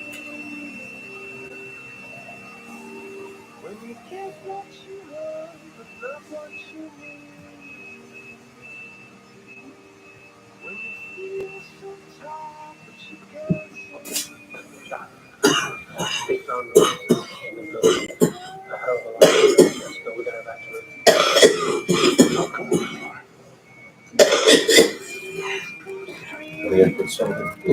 Hey. Once the building is secure, we'll come back and we'll get maps. But right now, we have to evacuate. Come on. When you love someone, whatever to do.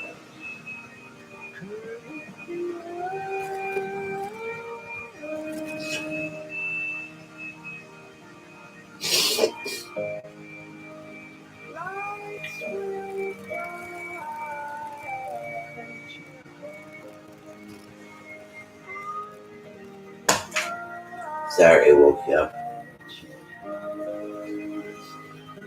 It's a lot of TV.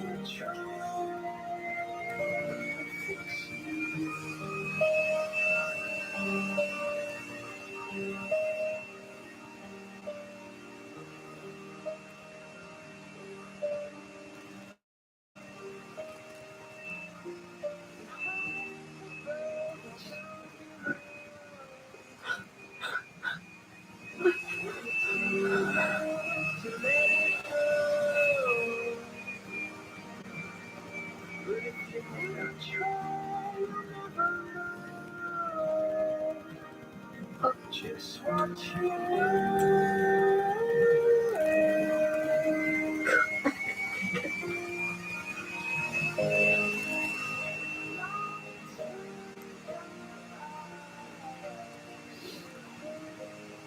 Much the first time.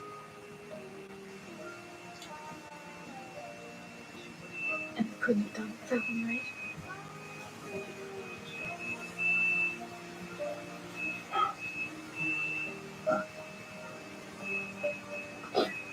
And you make sure that the piano's okay?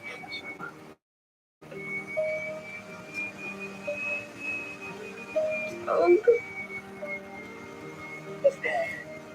This is how this is to be alright.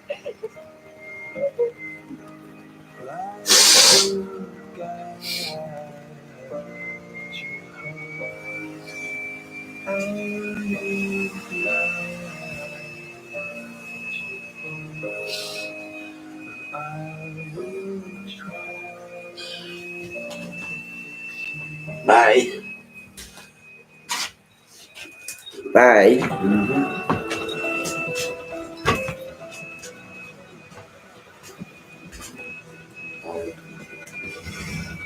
What?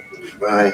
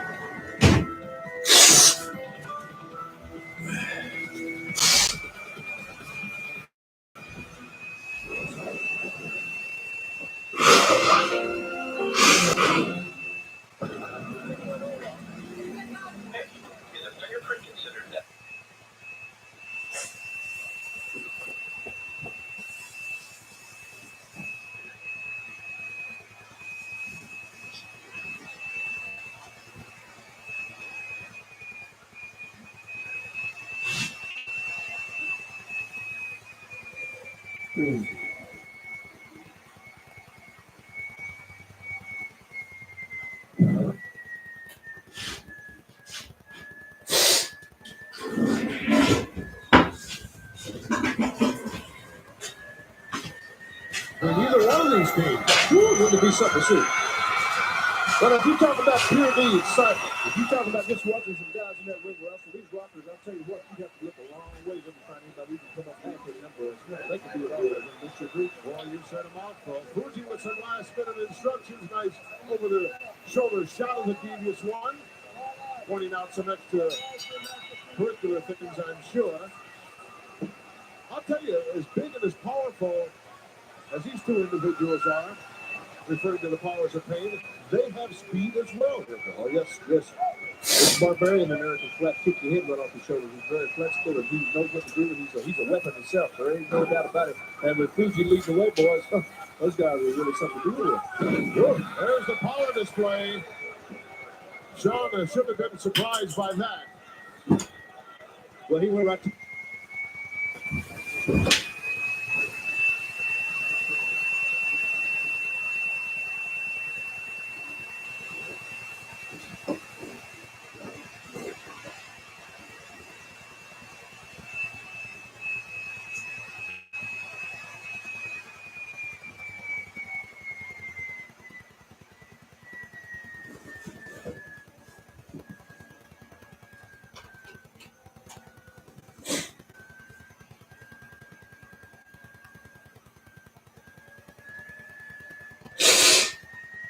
his strength there. That's a definite no-no, but of course in the beginning of the match, these guys want to fill each other out and just find out what the guy's got. But you can look at that. Oh, there's what he's got. He almost went out over the top backwards. There's what you need to do. Move around it. That's it. Use that speed. Use that agility. Setting up something here now. We only had a word with Marty. But they're going to have to call up on all that they know tonight here, folks. Let me tell you right now, the teamwork's going to be critical tonight. They're going to have even a chance to run into those finish. Shoulder right to the side of the temple.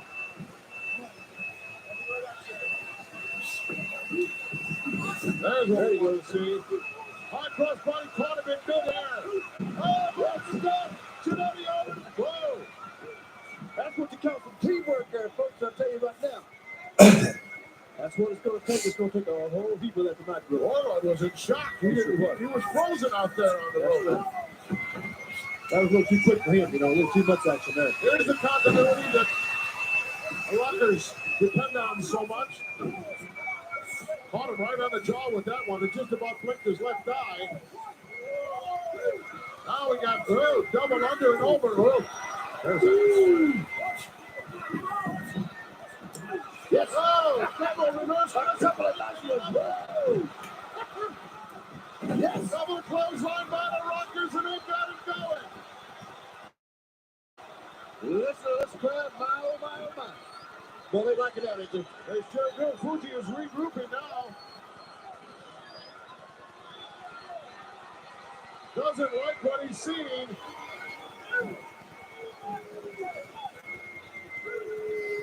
Obviously not part of Mr. Fuji's game plan.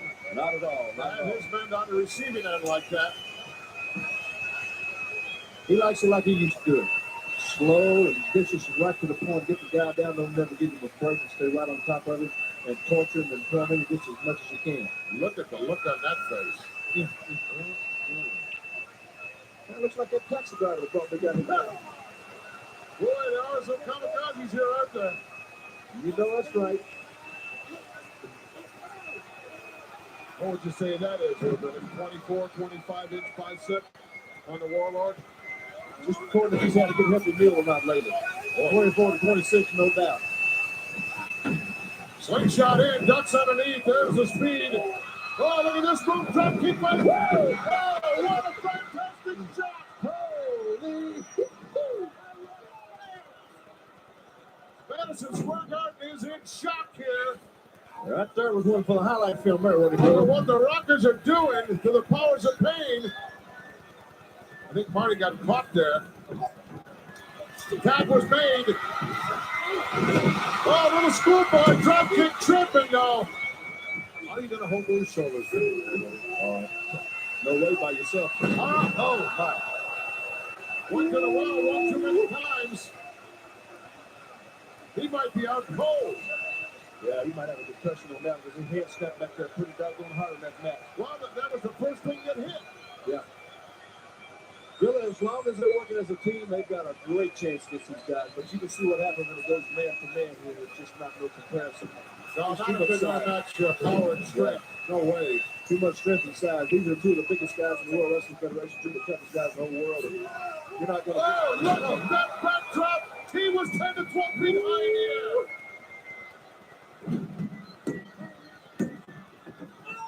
How did Marty get out of that?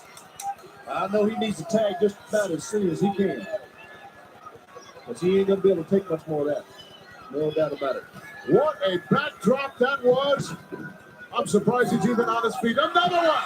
Whoa, face first that time. You know, Bill, he had to be a good 12, 14 feet high that time. I guarantee you. Well, that'll break the ribs for you. Oh, Sean having to come in to make the save, but that one was over then. That was history right there. Oh, no. Barbarian's chucking across the ship. Come on. So there you go with one ref and four big guys out there. You know, for one thing, that ref can't see around. I need these guys. The ability isn't there. Well, if I just get away a little bit, you cannot see. Your vision completely blocked from that, really. No question. You definitely need somebody on the outside, especially with that little short cut guy with a cane wandering around out there. That right there you just saw was probably the worst below of the night there. This guy used that big head like a battering ram. Oh, nice move by the Barbarian. As he's in control of this one. Whoa! Press and kick right in the kisser. Marty's in deep trouble here. Keep your eye on that man. He was in the wrong position around Fuji there, I'll tell you right now. Referee is really distracted now. Look out. No. Look out.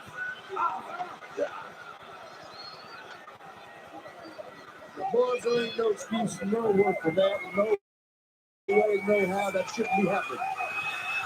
Look out. Steel post rams him right into it. Janetti in deep trouble here.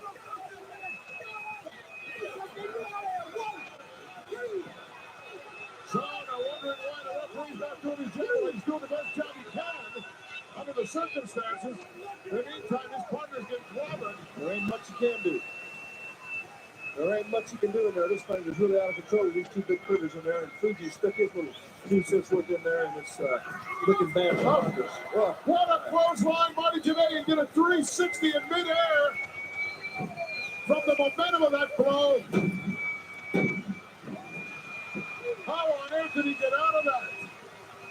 That's just instinct. That's just gut bred instinct. There's no doubt about it. That and a nonchalant cover by the Barbarian. Can't do anything nonchalant with the Rockers. And this one, you think it's going to ease up, here comes in one bigger than that one. Marty trying to mount some kind of offense. He should be looking to make a tag. That ain't going to work there, Marty Jannetty. He's taking a tremendous amount of punishment here, but look at him fight back. That ain't going to get it, son. Look at this now. He's in the wrong side of the ring, wrong half.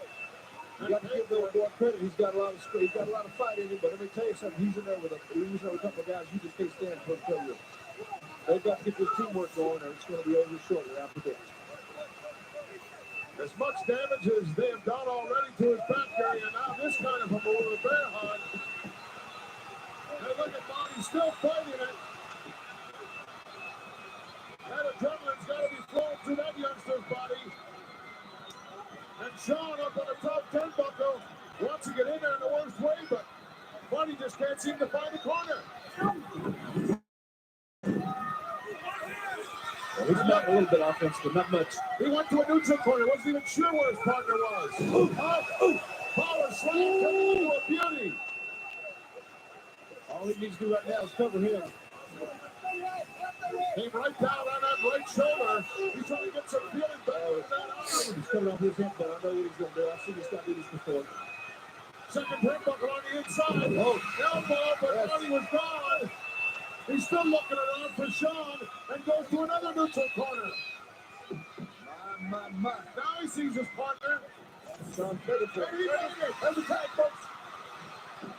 Drop kick over the top by Michael. He's fired up now, no doubt about it. gonna take a whole bunch of that. That's it. Look at Sean explode here on the Powers of Pain. And look at Marty. He doesn't have enough to get out of the ring. He can't help it all. Go for a sunset flip. Everybody help from Marty. Who expected that? No one. What a matchup. Look, caught in midair. There's a drop kick. He's dead in the back. Whoa!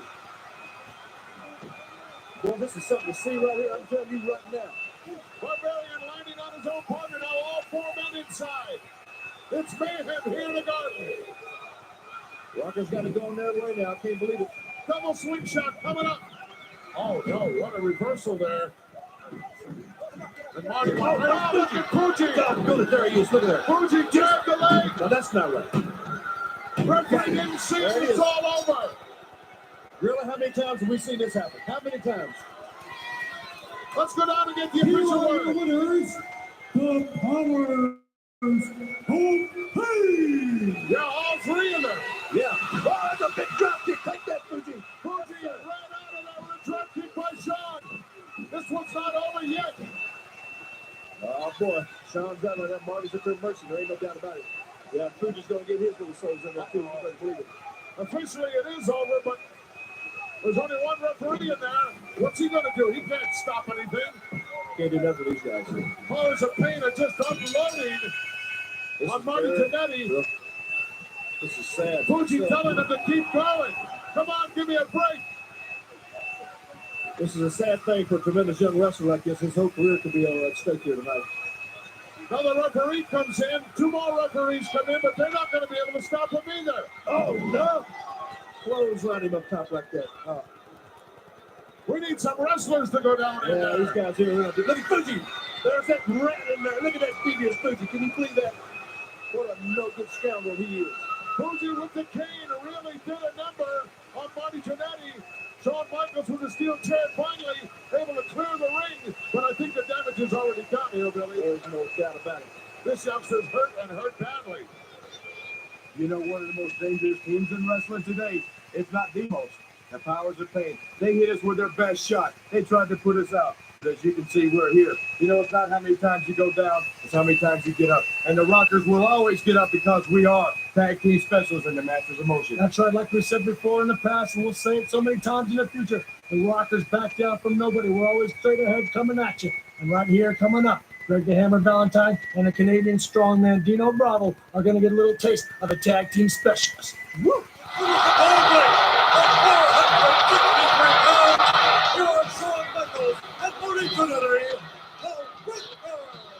Absolutely everybody on their feet to the arrival of this electrifying team of Marty Jannetty and Shawn Michaels, the Rockers, and what a match we have in store for us here. Well, the Mouth of the South, Jimmy Harps, has masterminded another great tag team. And he will pit Canadian strongman Dino Bravo and Greg the Hammer Valentine against the Rockers in this encounter. And how would you comment on the matchup here? Would you say it's power against quickness and skill? Or would you give more credit to the tag team put together by Jimmy Hart? I would have to think about that and probably give you my opinion when this match is over, because it's very, very difficult to assess. But as you said, it is power against speed and ability, and there is a lot of power in both of the strongest man in the world, or essentially has been a Bravo, and his partner, who has tremendous stamina. We just saw an example of that as Dino Bravo catapults Marty Jannetty across the ring. And the Rockers must be aware that they are not going to beat this tag team trying to muscle them. They'll have to find other ways. Well, the Rockers say they're tag team specialists, and indeed that's exactly what they are. And I think I would see them trying to wear down this team with tag team changes. Let's see if that actually occurs. So far, no changes. Same two men in the ring, Dino Bravo and Marty Jannetty. Alfred, do you think Marty Jannetty has already made a mistake by trying to go brawn for brawn here with Dino Bravo. It's not Been on the losing end of it so far. It's not a good move. You're right. I think he should really well, there's the time. Slides under. Shawn Michaels got a legal man in, but they're using the 5 seconds. And a double body slam. And 2 drop kicks for the tandem of Valentine and Bravo. And I'm sure wondering what on earth went wrong there. And so is their manager, the Mountain South, Jimmy Hart. Rockers really got the hoop with their success early on in this match. A little conference here. Members of the Hart stable. And Jimmy tries to calm them down. Get their minds back on this encounter.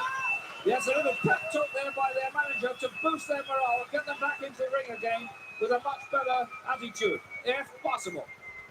What do you do right against the now? Rockers? Michaels is the legal man in.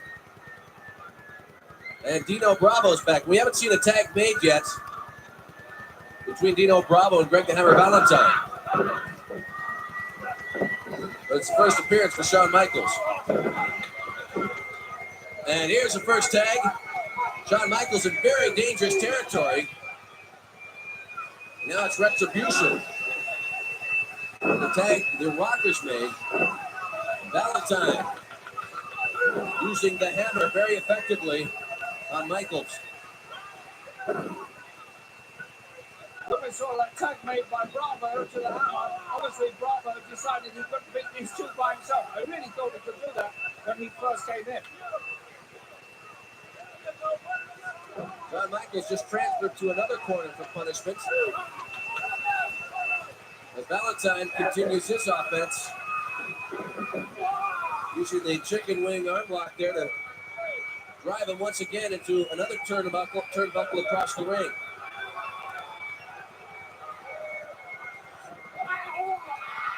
Rapid move there. Shawn Michaels displaying his quickness there because Valentine was coming in very fast. And he just narrowly escaped that massive collision. Shawn Michaels paying him back. Double wrist lock brings him over with the flying mare. Which is, yes, he does make the tag. Good strategy by the Rockers. They kept their man in their corner when they made that tag team change. All those points most important. Frustrated Mountain the South right now, complaining to the referee. Or trying to distract him, I should say. Well, he said the Rockers didn't make a tag, but they certainly did. They made it in full view of everybody. Shawn Michaels off the second rope. Lands down hard with his knee. Right in the elbow joints. But now this is something quite unusual. The Rockers taking their time. They're measuring things now. They're not using their third blasting screen here. Well, as you mentioned earlier, Alfred, that we would see a number of tags by the Rockers. They're in full force right now as they quickly change in and out,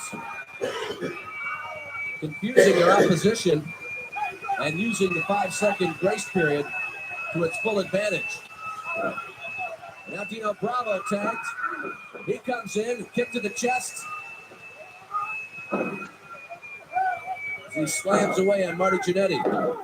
And as you can see, his head just as powerful as the rest of his body. It really is unrelenting, Dino Bravo, forcing home this advantage that they've got, however short it may be.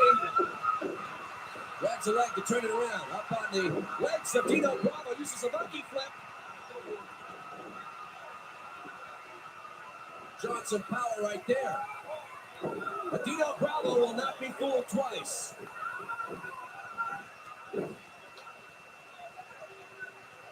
A better show of teamwork there by the Hammer and Bravo. Now they're getting into their pace more. This is more what I expected from them, Sean. They are devastating wrestlers, both of them in their own capacity. As a team, they should put those tactics together. Well, but I think you will agree, though, you cannot waste time against a tag team like the Rockers. Valentine measuring his shots, being very careful there. And that's Pulls out that suplex, but still. That was a devastating suplex. Locks in the grapevine, makes a tag. Big blows to the midsection. Imagine the force behind those punches, Alfred. Yes, and he had Jannetty completely stretched out there. His abdominal region was exposed.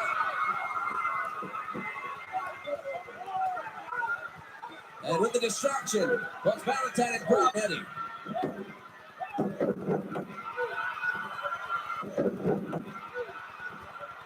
These Rockers are tough, Alfred. They are, aren't they? They can escape from almost everything.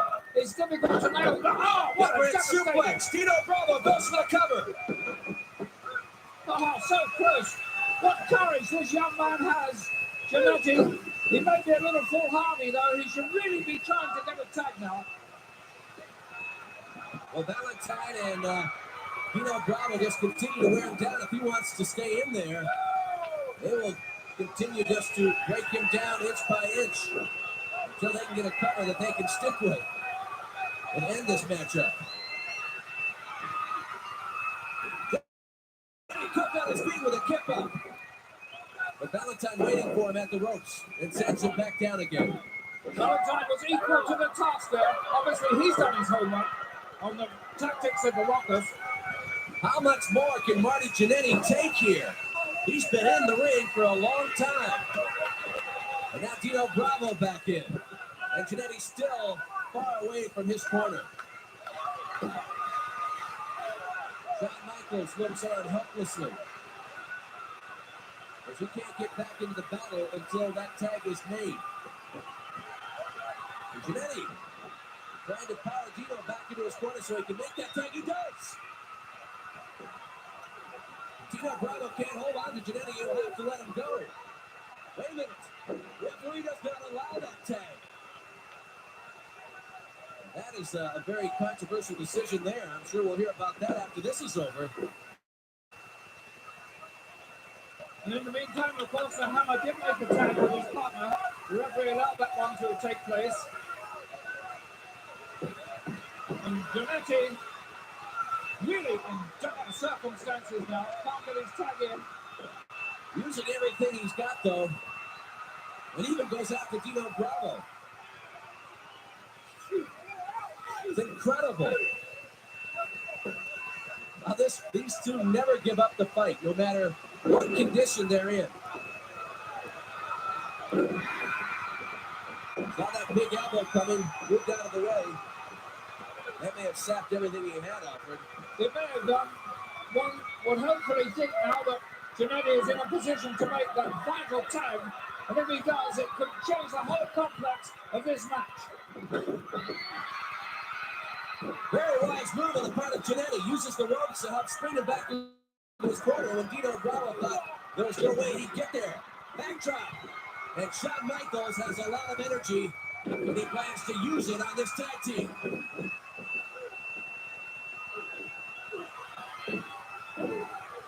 Michaels moving so speedily, now taking this attack to Dino Bravo. Sets him up for the suplex. Dino Bravo put his head down. Drop kick to Valentine. And again for Jimmy Hart. Shawn Michaels takes on the whole team. And now both members in, a double drop kick. And in unison, they go to the top rope. Dino Bravo just laying there. Michael steps out. Here comes the count, but Valentine comes from behind. What an incredible amount of action we are seeing in this matchup. We are well into this encounter. It's amazing that both sides still have so much left after. And what a collision that was. All four went in the ring momentarily, but the referee tries to keep control. And look at this. The Hammer has placed his man over the top. That is an illegal move. And yet another save, this time by Jannetty. Jannetty saw what took place. He wasn't about to let that go down as the decision in this encounter. And it was a devastating collision that nearly put both athletes out of commission. Reverses. Comes across as he rolls up Dino Bravo. The sunset flip now in very good position here for the Cubs. Valentine at clothesline takes out Jannetty. Hebner goes down the referee with a count of 3. And what an incredible end to this matchup. Let's get the official word. Here are your winners, the team of Tito Bravo and Brian This has got to go down as a very controversial decision. Wait a minute here. Well, I don't think so. There was fantastic teamwork by the Hammer and Dino Bravo. They stuck on it against all perseverance and came up with a fantastic victory. There's a big discussion here. Red Money Garvin, as you know, a referee, comes in and is arguing with Dave Hebner. Well, there's nothing he can do about it. The decision is that Greg the Hammer Valentine and Dino Bravo have won this match, and quite rightly so. Well, don't be so sure about that, Lord Alfred Hayes. Red Money Garvin comes in and has this decision reversed. The winners of this bout of a referee's reverse decision, the winner! I can't believe that! Red Money Garvin watching this encounter from the locker room area saw exactly what went down and saw what Dave Hebner missed. Red Money Garvin giving the Rockers a victory that they rightfully earned right here on Super Tape 2. When we went into the mailbag this month, we found a request from a place I'd like to be right now, Hawaii. Laura Kalani wants to see her favorite wrestler, Hercules, take on Akeem.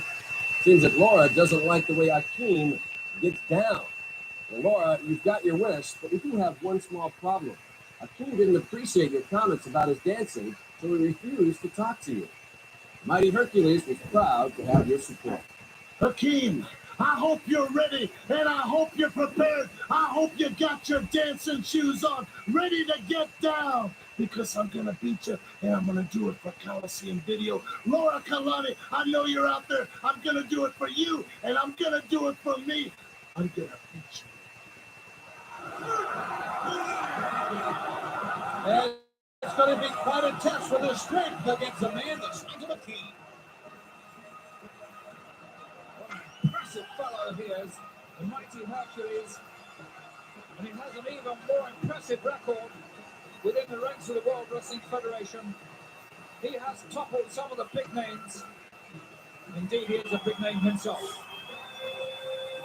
With the chain, I know firsthand that chain is very, very heavy. It takes a heck of a man just to bring the chain to the ring, much less go up against Akeem. And Akeem not want any part of Mighty Hercules while the chain is in his hand. I would agree with that also. Yes. Hercules carries that chain with him wherever he goes. And I'm sure the bag he carries it has got to be reinforced or something, because that was a very heavy chain, she said. Slipknot looking happy. What happened there, Tony? Well, they really were holding court, so to speak, Alfred Slick and Akeem. They had the ring to themselves. They were chiming back and forth, and all of a sudden, it's Hercules' ring. Yes, it was taken away from them. That's right. A little territorial squabble there. And if that continues, maybe it's going to be Hercules taking this match away from Akeem. Akeem is trying to work quickly now against Hercules. He went to the eyes, and now he's pounding Hercules away. All of a sudden, with about 3 blows, Hercules is down on the bottom rope. Let's see if Akeem can keep this going. No, Hercules sending Akeem in, and a clothesline. Put the big man back to the corner. Hercules is going to try to get off quickly here as he pounds on the side of the head of Akeem. The fans counting right away with it. And that very first clothesline took a tremendous toll on Akeem. Look at Akeem! Perilously balancing on that middle rope, eventually going down to the concrete, and he's hurt. He's really hurt, and this could be over within just seconds. And I think the Slickster would agree with you. He is very concerned. Akeem hit the ropes, and he slid on down. He nailed him with a right hand. And just a little too much enthusiasm there by Hercules stopped the count, so that gives another slight reprieve there to Akeem. And look at Hercules, he's fired up. As both heads work closely together, Hercules did exactly what we all were thinking. The double nine match. Look at Slickster. No, wait a second. Oh, I've got to see this. Slick's going in the ring. He is an angry man. Look at this. I hope for his sake he doesn't make it into the ring. He certainly is trying. Hercules, look at the smile on Hercules' face. He wants him in there. I'm going to do the fighting around here. Okay, well, let's see what happens. He's going to have to do a lot of fighting if he's going to overcome Hercules. You know, Alfred, one thing you have to say, and that is what has happened here in this match, is that any momentum that Hercules had, and he really had some, has been taken away by all these antics. Yes, that was some clever play there, quite honestly, by Slick and Akeem. And I wouldn't be at all surprised if they didn't have that up their sleeve ready for a contingency that might arise. And then, could be another one, Tony. He missed again. Right hand. Yes, sir. Hercules is back on it again. This time with blows from the left hand. He's going to wind this one up, and it's from downtown. But the big man still will not go down. Very difficult to get Akeem off those huge feet of his. Now, Hercules with the right hand. Again. And again. Is he going to pick him up? Oh, maybe a little bit too soon right here. I think so, definitely. Akeem can really soak up those big blows. He's a big man, 450 pounds or thereabouts. And when he hits you, you really feel it. And right now, Hercules is paying the price for maybe just underestimating what he could do to Akeem. Breaking across the middle rope. Now the Slickster with a rope.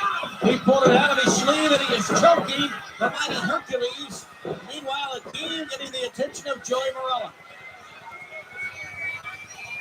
And once again, I think that little bit of conspiracy on the part of those two had been thought out in advance. Get the referee's attention away and let Slick do some damage. Out of the way goes Hercules. And he beat him to the punch that time for the mighty Hercules. In the face of those chokeholds, the legs of the Slickster is still coming back here. Now sending Akeem head first in the top turnbuckle. He can't stop for goodness sakes. He got stuck in the rut there. Look at him, he's dancing. I don't think he knows where he is or what he's doing. Hercules now, all that adrenaline flying, really coming into a tremendous assault against Akeem. And he finally sends him down. The first time, getting the big man on his feet. Clothesline, down he goes again. Hercules here, trying to maybe end this match with a couple of clotheslines. Slickster pulls down the top rope. Did you see that, Alfred? I did indeed, and I really believe the referee did. Let us get the official word on this. Here is the referee's official decision. He awards this bout as a result of a disqualification to the mighty Hercules. So the referee did see what the Slickster down, and that was pulled down the top rope. And over there, you see the referee in the left-hand part of the screen talking to the Slickster. Watch out! That time Akeem wanted to splash Hercules, was not successful. He picks him up. The mighty Hercules picking up that mammoth man, and now with the chain. And what a fantastic, a truly great feat of strength that was by Hercules. He picked up all 450 pounds of Akeem and held him in a delayed body slam and then just crushed him into the mat. A most impressive victory for Hercules. Hercules gets the win with a little help from the Slickster. We'll see more of Slick later on as the subject of our manager's profile. That was an excellent matchup suggested by Laura from Hawaii. And if you have a match you'd like to see, write it down on a postcard and send it to WWF Fan Favorites, care of Coliseum Video, 430 West 54th Street, New York, New York, 10019. Now, the last time the WWF came to your town, did you get a chance to do any ringside commentary? Well, I didn't think so. Chances are you're a little rusty on recognizing some of the intricate holds and moves in the ring these days. To give us a quick refresher course, Super Tape 2 presents Lord Alfred Hayes with the call of the action. With their manager, Mr. Fuji, from Japan, at a combined weight of 466 pounds, Tino and Tanaka, the Orient Express. These two young men from Japan have been carving a path of destruction to the best World Wrestling Federation tag teams since arriving here in the United States of America. They combine their tag team abilities with a mixture of martial arts and devastating power holds, which have left other teams baffled and beaten. Although they're not a super heavyweight team, they come up with blazing speed when needed and a terrific amount of aggression. To be successful in tag team matches, it is important for both men to know their partner's best moves. For this fast-moving match, let Core of the Action take you through some freeze-frame highlights. Here we see a forearm. And just a little later, Jim Powers will execute a perfect reverse whip. In this, notice the rapid shift of weight by Powers with his leg action. And again, it's Jim Powers with his tremendously alert leapfrog, which he follows with his great backdrop. What a move.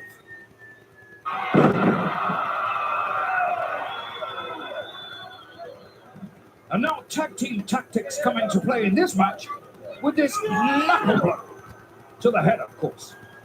And here Tanaka strikes back with this penetrating knife edge. Absolutely devastating. And follows up with this, a precisely aimed crescent kick.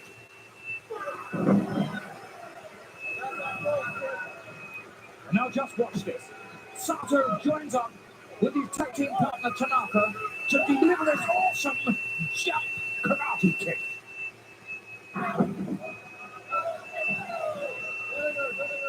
So let us go back and recap on these.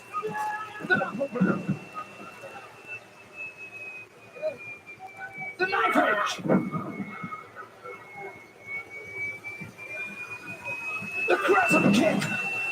And now for that devastating move that these men have mastered, these men from Japan. Here it is, the karate jump kick. And now in some more freeze frame play, Core of the Action shows this devastating reverse crescent kick.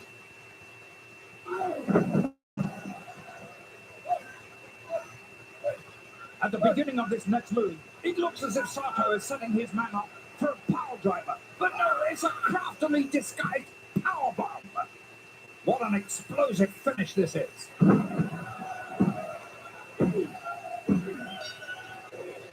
So once again, let us look at that. The reverse crescent kick. And now that craftily disguised move that Sato used when he finished his man off. Watch it closely. And here comes the power bomb. Wow. A positive victory for the Orient Express. The winner of this bout, the Orient Express. For Core of the Action, this has been Lord Alfred Hayes. Thank you, Alfred, for that dissection of the action. Lordship is always a top technicalities. Our Super Table Tag Team Match of the Month involves two teams very different in nature. One large and intimidating, relying primarily on brute force. The other quick and tactical, employing martial arts and a devious mastermind. Let's hear from Demolition and the Orient Express. Okay, Demolition, at your Smith. Right here, close your video.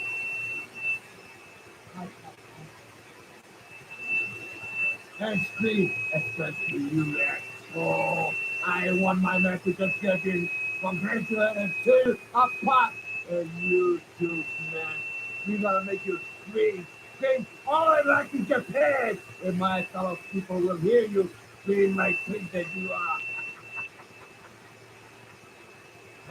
We've said it time and time again. You want to catch the best wrestling action. You checked in the Coliseum video. Because right here in Madison Square Garden, we've got a score to set. Bones and Stones, you think you got a side of us, huh? But when we walk through that curtain in front of Madison Square Garden, New York, it's crazy. You ain't gonna get a shot at us. We got a shot at you. And you know what it is, best? Bring it on. We're gonna kick your stick to keep. Smash about to come down.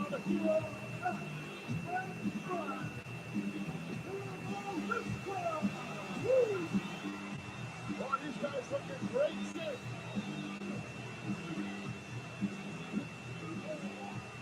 Well, they better be. Well, that's the 2 weeks away from April 1 from Skydome. they have a golden opportunity of a lifetime to three-peat as World Wrestling Federation Tag Team Champions when they take on the Colossal Dragon, Andre the Giant, and of course Hot Group. What big a challenge could it be, Gorilla? I don't know. Let me tell you what, that's the kind of record that very few people ever get a chance to beat right there. Repeat 3 times is unheard of. If you're not pumped up and fired up over that, you'll never be. Well, it's never happened in my years here with the World Wrestling Federation. Your Lordship, I know that you spent as many years around here as I have, and I can never remember someone holding the tag team championship belts 3 separate times. No, that isn't on the record at all. What a magnificent occasion that would be if it did happen, if that did come to pass for these 2 men.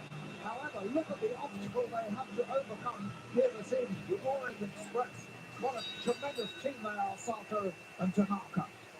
Well, they have to rely especially on their martial arts abilities because they're giving away a whole lot of pounding and a lot of experience too. But then again, the Japanese team have a lot of experience as well, and they have that vital one other advantage. Yeah, boy, that devious piece of garbage wandering around the ringside. Well, I'd rather leave it as a devious one and not say the rest of that because he has proved himself so good on many occasions. Would you buy a used car from him, you know? I wouldn't buy a used car. Oh, I'm a gentleman, the Lord. I never buy used cars. Would your chauffeur go out and consider buying a used car from a guy like Mr. Fuji? Highly unlikely. I'd have to tell him not to. Well, there's what we're talking about. The awesome power of demolition. They'll have to be the cunning, sneaky type things that the Orient Express could do that. Well, now that they're under the tutelage of Mr. Fuji, I'm sure he's instilled a lot of those things into these guys. Oh, I know that for sure. Incidentally, talking about Fuji and the Orient Express, what a match he signed for them at WrestleMania 6. Yeah. And that could make or break his team here, and I'm sure he's got great aspirations for them. Well, that's a match that I'm looking forward to. Whoa, what a right hand! Woo, he is smashed. That's one for the highlight film there. Well, he uncorked you on that young man. That is Tanaka, who was on the receiving end of that tremendously heavy blow from Smash of Demolition. He outfucked himself that time, Lord, if you know what I mean. That's one time when he should have took a hike back and took that other corner of the other. He's probably still a little bit busy upstairs. I think Mr. Fuji needs to get his gang over on the side and regroup. Definitely, he's got some blow. Got some cobwebs in the head already there. He'll beat the stuff out of that one, I guess they wish they were over on the Kings or something like that. They probably do. What a good tag team change that was. Smash came in, established the authority of Demolition, and then right at the peak of that authority, he handed the tag to his partner, Axe, to come in and get a little of the glory. I'm lucky for Tanaka that he did get over there to make the tag. I'll tell you right now, guys, there's a major power difference in that ring right now.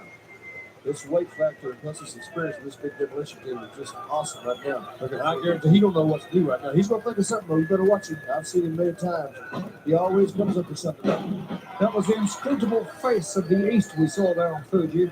He's dangerous. He's like a rhinoceros. You can never tell what he's thinking and will attack at any time. I'm talking about a rare he has. He knows the goal. 2 or 3-time holder of the World Wrestling Federation Championship with a number of different partners. But you say to look like a rhinoceros, look more like a polecat to me, if you know what I mean. Look at it. What an awesome team it was when he was partners with Chopstick Charlie, Professor Tanaka. Yes. Now with Hollywood fame, I understand. Yes, I see him in many films and commercials. What a great, powerful wrestler he was, Professor Tanaka. This Tanaka here in this tag team of the Orient Express, also a very, very great wrestler. They've made a change now. They're putting in their freshman, Sato, against Axe. Well, this has got to be kind of tough for the Orient Express because they're taking this match with less than 2 weeks to go to WrestleMania 6. And in WrestleMania 6, they're meeting guys who are the complete opposite of what they're meeting here tonight in the form of the Rockers, who have nothing but speed and agility and quickness. and it's I don't know, kind of disconcerting. Okay, what is it Mr. Fuji's thinking now? I don't know. He may have been off a little bit more than he should too. Well, he's taking this match here at the Garden for his team. Obviously, that means a lot of money, and he's got. Oh, God, just look at that. Them boys took a lick, but they kept on ticking. Didn't they? Tell you something. This demolition is fired up. Let me tell you. Haku and the Giant better beware, Lord. You better worry about what you said a while ago. I'll tell you, these guys are fired up. They're in great shape. No, really, let's give credit where credit is due. A lesser team would have been out of there already. Yes, a lesser team would have been beaten by now and finished and gone. Would have been in the shower. Yes, the way they started out this match and in fact have continued. It's been all demolition. Yes, their offense has been so good. And their defense at the moment is impregnable. And they move with alarming alacrity. You know, Fuji's team was already stopped with the flow of this thing 3 times, and they've tried 3 different approaches. And none of them worked so far, but you got to give the guys credit. They've got a lot of intelligence, and I know a lot of them from Fuji ringside. Well, I'm sure they've got a long way to go yet. There's a lot of things that Fuji has in his arsenal that he can use. All you need to do is get your foot in the door just a little bit. Yes. He can take it the rest of the way. Oh, what double backdrop was he up there? At least 9 or 10 feet high in the air. Could change the lights on that one, didn't he? Not the height that bothered you. It's that sudden stop. Absolutely, that was negative attitude. A spine jarring affair. They don't have to do a lot of this if they got a chance. They don't have to do a lot of this double teaming. And when they get a chance, they have to open up the guns and let them roll. Well, just like Demolition did, they cut the ring in half, or they expect them to do that too. And don't keep yourself for a moment. The martial arts can play a very important part in this match. Fuji now with a little grin, a little grin. Things are looking a little brighter. That's most unusual for Mr. Fuji. He must be quite satisfied with what he's told them. His game plan when he came in, it must be working for him, otherwise he wouldn't be grinning like that.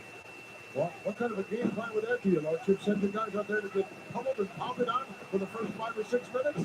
That's a terrible game plan. Wow. And the tide has turned once again. Woo! Yes.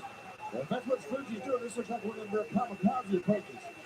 He's going to have some victims here tonight. Look out. Whoa, right downstairs in the breadbasket. Wait a minute. What happened there? The game plan is working. Something happened.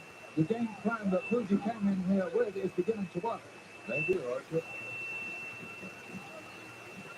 these guys are all black and blue. You can bet your way that's what they are. Tanaka especially, he's got a lot of rocks and lumps on his body, but outside now. Smash on the floor, look out! Mr. Fuji rammed him right on the cervical vertebrae area, down goes Smash. Referee, of course, did not see that. Oh my. Fuji measured that blow. He knew exactly where to place that for the utmost effect. And that may have paralyzed the right shoulder of Smash. He seems to be favoring that very, very strongly. Fuji just took his time, just like he was in his own backyard. Once he gets around that ring, and he was waiting right in there, just like he knew exactly what. And he intended to. He did it all along. Obviously, the referee did not see that. That's an automatic disqualification. And now Smash is in a lot of trouble. And look at these Japanese men go to work. Wow, that's power. Oh, gosh. Oh, he didn't make it. Well, of course he didn't with him coming into the ring there. Yeah. All 4 men inside over that man. Woo! In the meantime, Smash is getting his clock clean. Yep.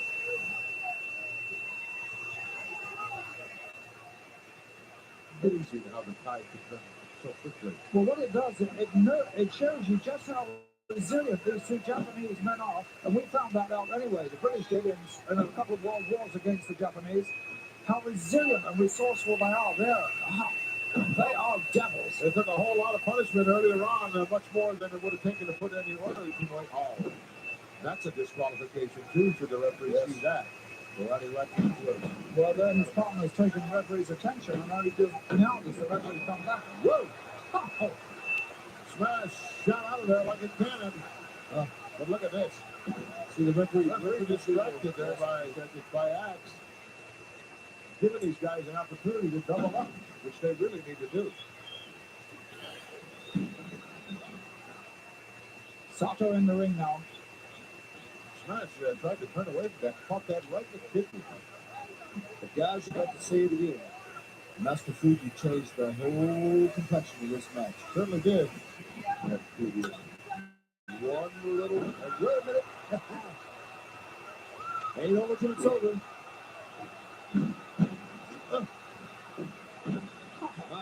What blows? Demolition has power and abundance.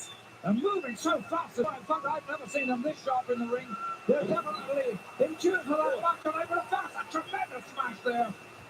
God, just look at that.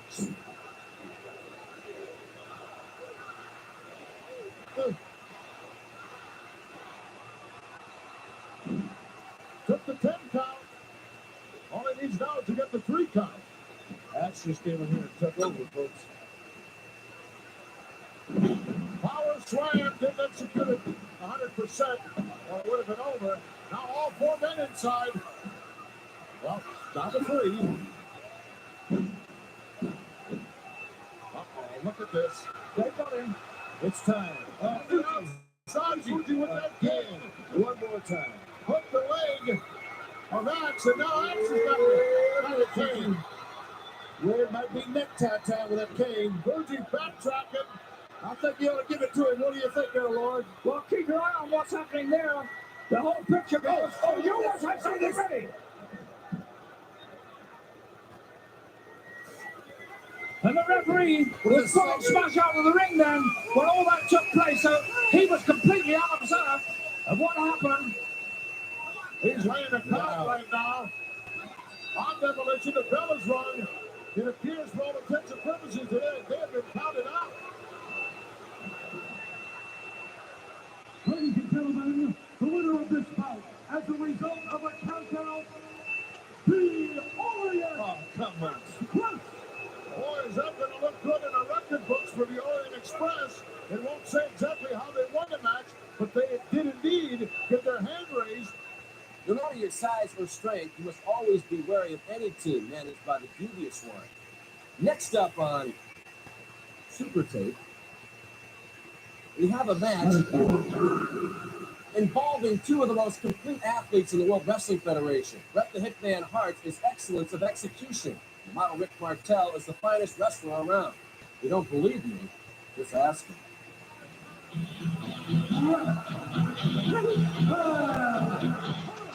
What a matchup this is going to be. The Hitman against the Waddle.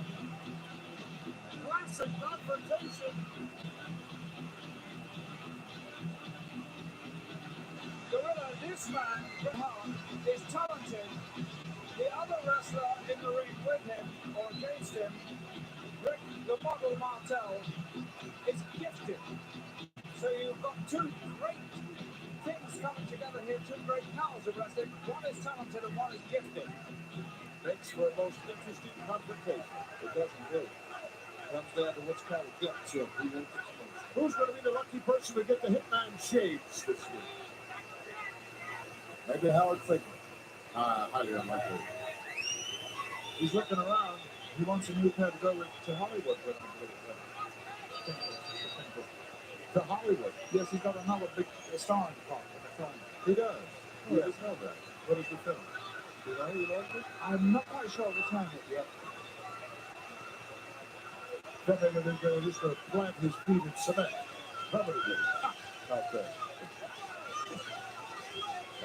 There's the youngster. There's the recipient of the Hitman shades.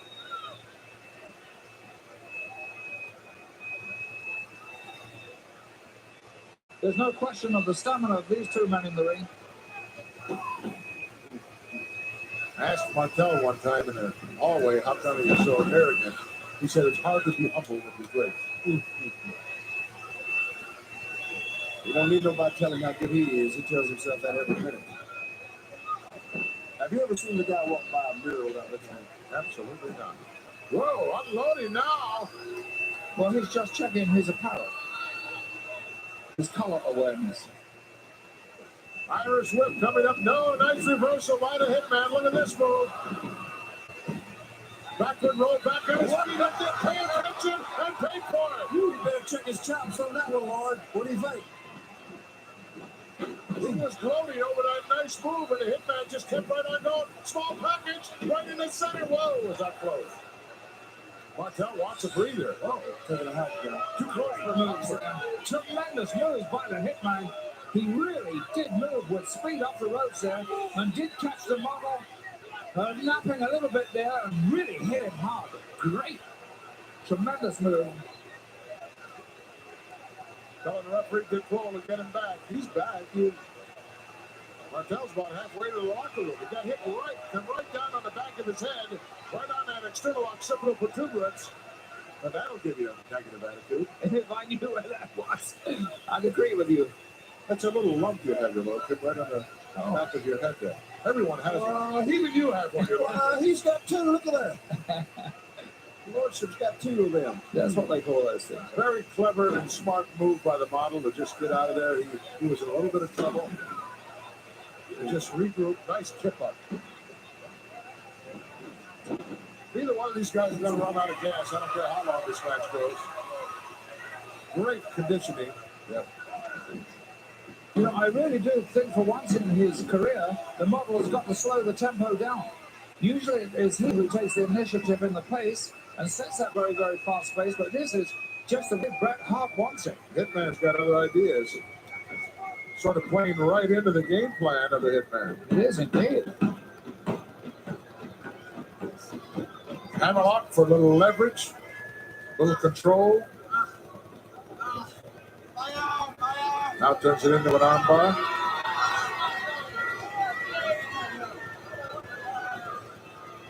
I don't imagine neither one of these individuals has trouble getting a date for Saturday night, you know.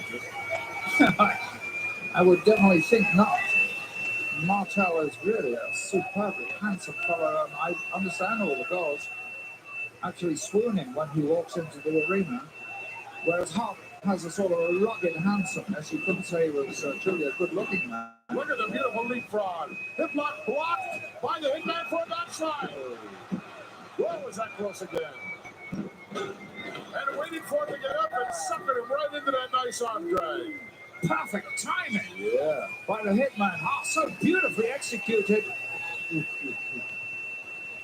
And the Hitman in control, looking very confident.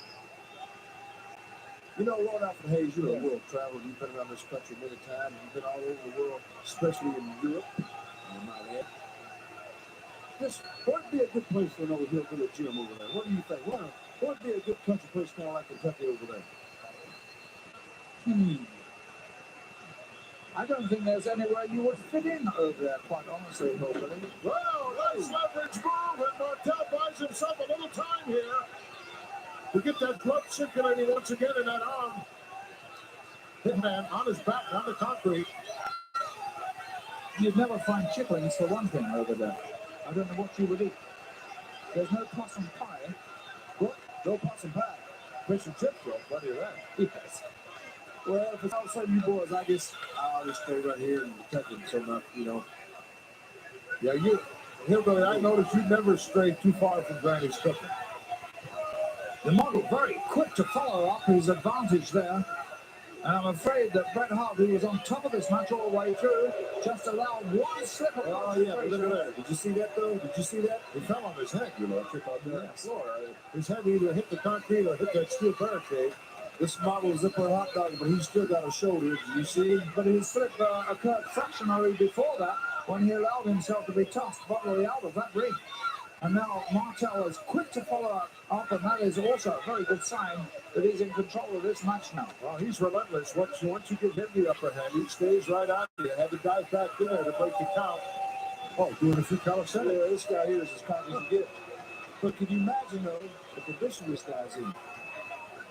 To be able to do calisthenics between holes like this, and between worried about his opponent, what's going to happen. Hey, he's got to be a tough guy. There's no doubt about it. Hillbilly Jim, you must know, surely from your own wrestling experience, that when you're in the ring against somebody and you've given them all your best shots, that when they do what Martel did just then, the model did just then, it's demoralizing to you. Hooks the leg, but can't get the 3 count. Oh, close close call that was. Beautiful high suplex from the outside. Thought he had him. Exactly right. But you know, your lordship, for anybody else, a guy in there clowning around and doing jumping jacks and whatnot, it would be a little bit more demoralizing. But Bret Hitman Hart ain't paying no attention. But this guy here is a workman.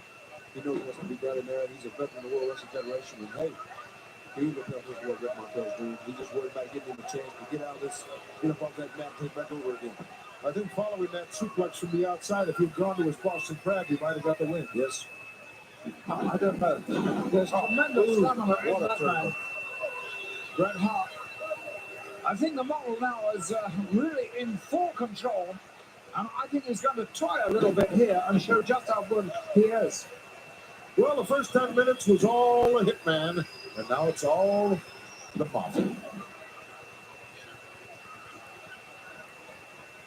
At the moment, he is a model of excellent wrestling. I'd have to agree with you. That domino stretch. I think he's got that in there pretty deep, too, Gorilla. What do you think? Well, he's got it deep on top. I can't tell from Andre's point whether he's got it hooked properly on the bottom. We could get our handheld to pull up there. There he is. You see the leg. Yeah. But he doesn't have that leg wrapped around there. He's still got to be arrogant. Consequently, the Hitman is coming out of it. That's right. That's right. Hitman's got that left arm that he did so much work on earlier on. And look at Martel. Right back to it. Grabs the top rope for a little added ref. What do you leverage there. No, you're a little late, Dick. You're a little late getting around there.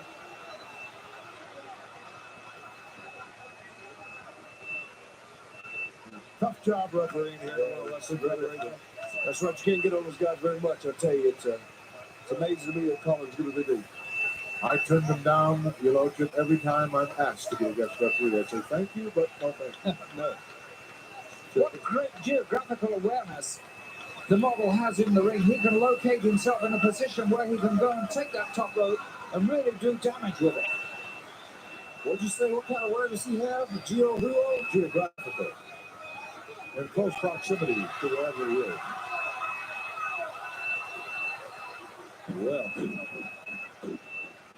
Well, that's not right. The referees should not do that. No, that is not his job. His job is to count when something is gone awry. I do believe both men are trying to finish this off as quickly as they can now. They've been in the ring a long time. They both suffered, and they must be draining some of that tremendous energy now.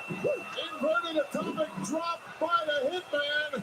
Boy, did that take a toll on Martel. And Mark getting some tremendous licks in now against the model.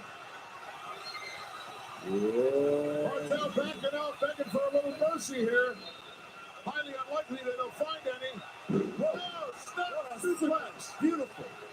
Hitman drops an elbow. Goes for the cover. 2. Boy, was that close. Hitman feels it now. He feels it now.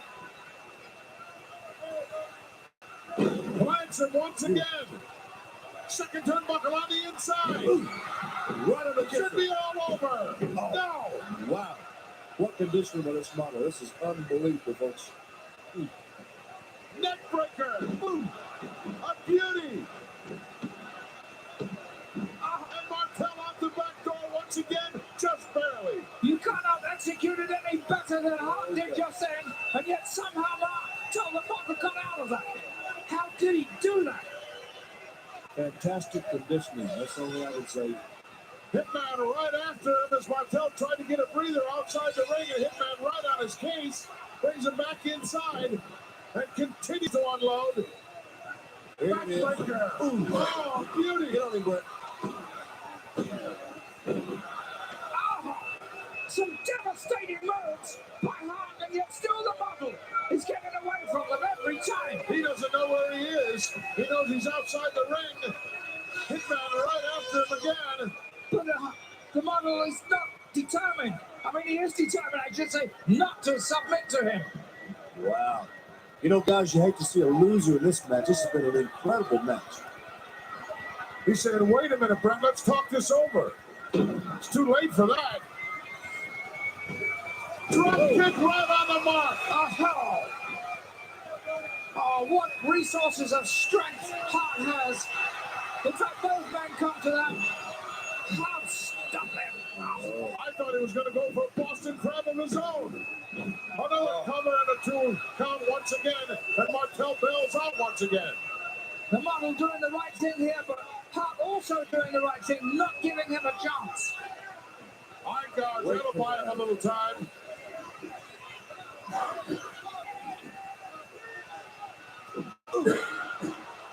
What a reversal on that, guys. This hitman is going full tilt now. Shot after shot by the hitman. Look out, atomic drop. Yes, he nailed him. Oh, that's a spine jar outside the ring. That's on the concrete floor. I believe he just got in. I believe he just got in for the count. I think the bell rang. Well, I don't know what we got here. I believe he might have beat the count. I believe we might have run out of time in this one.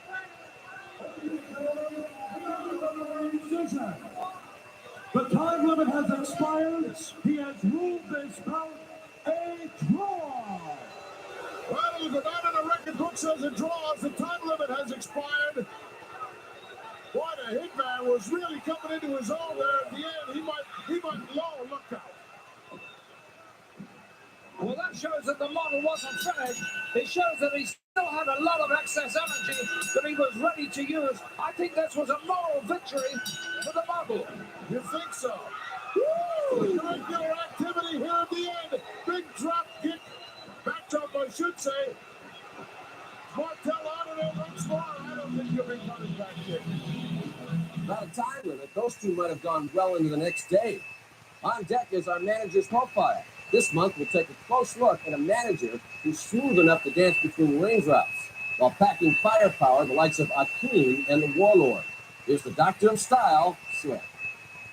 You know, for months now, the people at the Coliseum video, you understand, been following me around begging, you understand, for just a few moments of my precious time. Well, you know it goes like this. I made history, you understand. I am the greatest of the great. That's right. I don't care who it is. What manager has ever been in the World Wrestling Federation? Past, present, or future. Nobody, but nobody can surpass my greatness. Yes, I have the greatest wrestling mind in all the World Wrestling Federation. And believe me when I tell you that when I'm gone, history will look back and immortalize me as the prettiest, the best dressed, the smartest, the most intelligent manager of all time.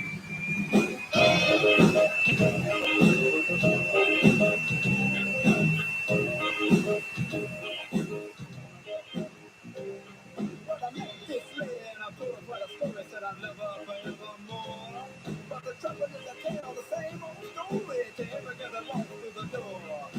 You just start looking at your money.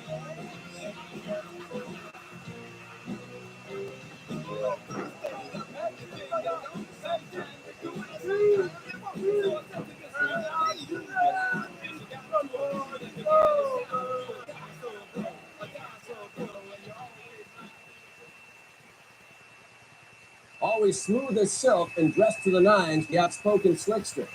We are especially proud to present this next match on the second volume of this tape.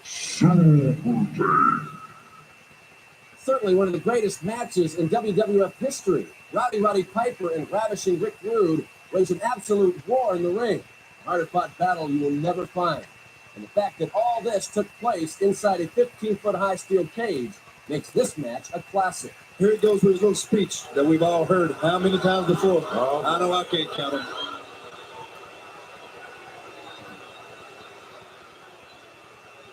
What I'd like to have right now is for all you fat, out of shape, inner city sweat hogs, keep the noise down while I take my robe off and give you a good look at the body that's going to put an end to Roddy Piper.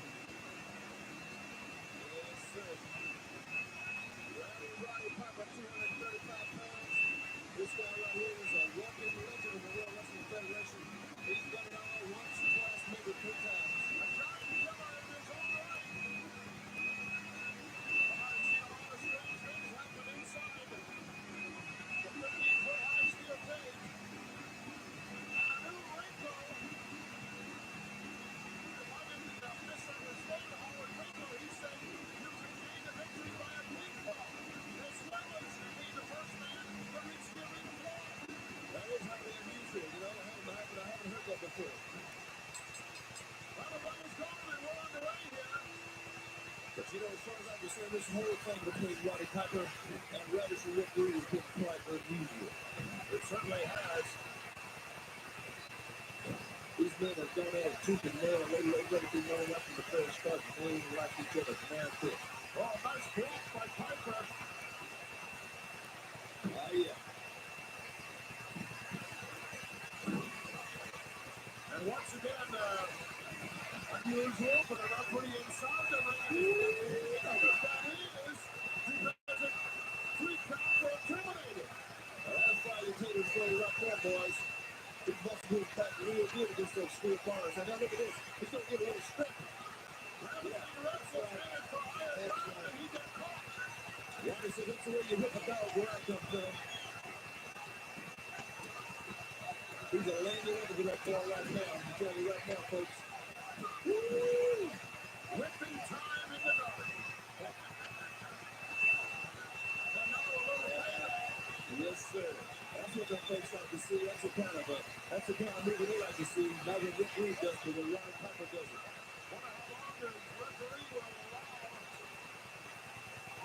To keep that strap. I don't know. You don't seem to be in no hurry to get over this. Well, I've many rooms of this. Look at it. That's what he's keeping fighting down. I told you, folks, this ain't going to be pretty. There's going to be nothing good living about this about right here. This is going to be a fight to get a finisher deal. Right away, ladies, you facial expression of Radish and Rick Rude. Yes, sir. I think Roddy's having second thoughts about what he just did. And Rude in deep trouble already. Yes, he is. He can climb over the top, scale over the top of the cage, and jump to the arena floor, and he could be the winner, or you could ask for the door to be opened and go out the door and reach the arena floor and be the winner, or be your opponent with a 3 count and be the winner. He could get an X-rating in this. Sure to get bucked here on this end. Let me tell you, folks, this Roddy Piper is quite accustomed to these kind of matches. He's a bit nervous. He knows what he's got to do, and he's going about doing it with Roddy Piper style. Look out! Face first, yes! The cage double bucks and leaps and look at the crane. He's upset. He's concerned, and rightly so. We're talking about big bucks here. He's got a few scars, compliments of hot rod. Yeah, but he's learned too little tip from those villages about right back now. Well, that would be just familiar for him. Both men are up. I thought that Radish was going for the corner as well, but no. Bob Fairmont came over to stop Hot Rod. He didn't get a chance to make a real space, and the scene's already been opened up. I think that last hit up against that cage did it. Well, not hard to understand why. That's not. Constitutes this heel cage. And if he can throw it against him, he's going to get busted open. That's a pretty. Already in the plus Russo this one. That's going on, Roddy. He's trying to get the end of the top by himself down. Put a reading down myself on that back door, please. Yeah, he can call for the door to be open here. Sure did. He doesn't know where the door is. Right now, he ain't fighting too clear, Joe. Nice aerial shot of the cage. And the contestants inside, the combatants, is the Hot Rod holding on to the ankle for dear life. He sure is. The door is open now. Is it not here, Billy? It's open. Sure is. And he didn't have his hand stuck in there. We will take that too. That's where the pinfall didn't get it. You know, he's trying to screw that left boot in his hand. He let go out for a second. He kicked that one in his hand. Rizzo screaming some instructions to his man, Radish and Rick. Taylor's in a whole heap of trouble here. Radish and Rick, he's out the door, but trying to reach the arena floor. That's the key. He is trying to set the look at this. Come on, get him out. That's all right. Get that piece of garbage out of there.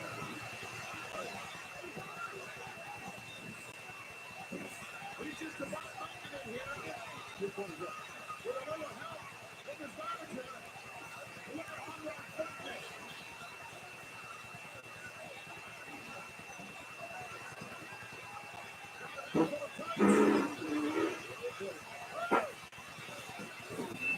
He's put his arms up. Certainly is. And he knows him. Pull him back in.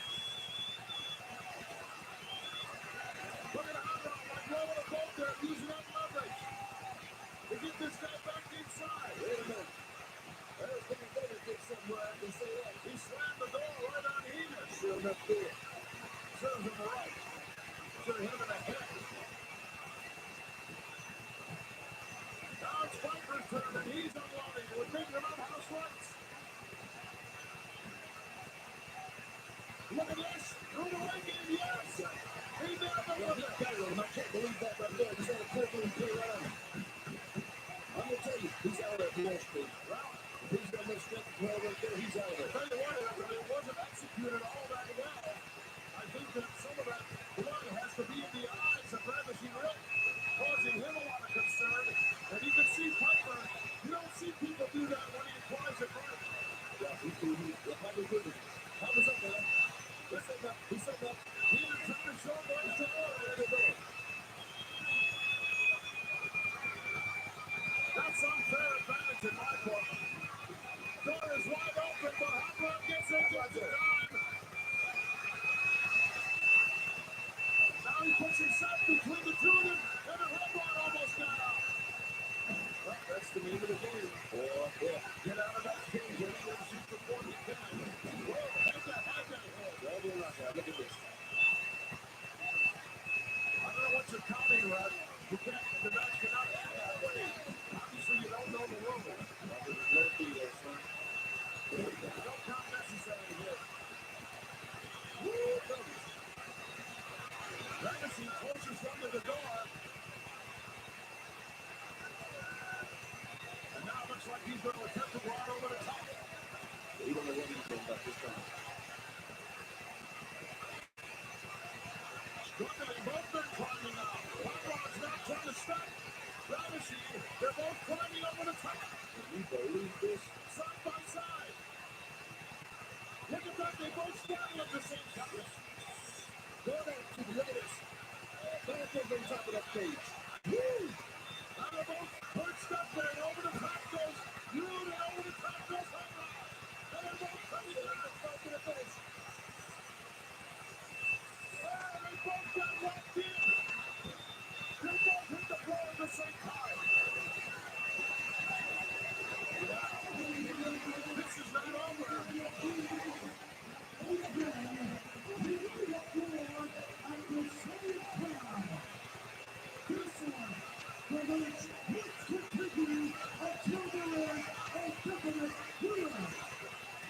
Look at this! Shared by Ravishing! Told you this one wasn't over! No, sir, not nowhere near it. Not nowhere near it. They're both going to have to be put back in the ring here, though. They sure have. I think Rude's going to try to put Piper in right now. Either under their own power or with some assistance. Yeah. Man, how that was excited right there. Once the door gets slammed shut, it will start over again. It is official now. This match is back underway once again. No one with an advantage except maybe that Ravishing is busted open here. Yeah, I think he's just a little bit worse for the wear. He missed the blow. He's coming to the top of his cage here. Ravishing ranks up 15 feet high in the air here. High atop Madison Square Garden. Folks, he's on the very top of this cage. Oh, falls away. Oh! That's got to be it. That's got to be it. He could have just run out the door. Yeah, but he didn't. He could. What in the world did he think of risk the injury out there? He obviously wants a lace on the heavy-duty hurt. Might be in bad shape now, folks. After he has not served the Heenan, he has kicked out that, folks. What a battle! One of the greatest cage matches ever seen. Pile driver coming up. Looks to me like he got that in there, put us on a 2 there, bro. Looks like he just about had it. All we just got to do is get best. Yeah. He's calling for the door to be open. Said open the door, and no, said forget about it. I'm going out over the top. For all intents and purposes, he's going to get out of there. He doesn't fall. Wait a minute, no, he's going to jump it. He's going to go again. I can't believe this. Is he crazy? Oh, wait a minute.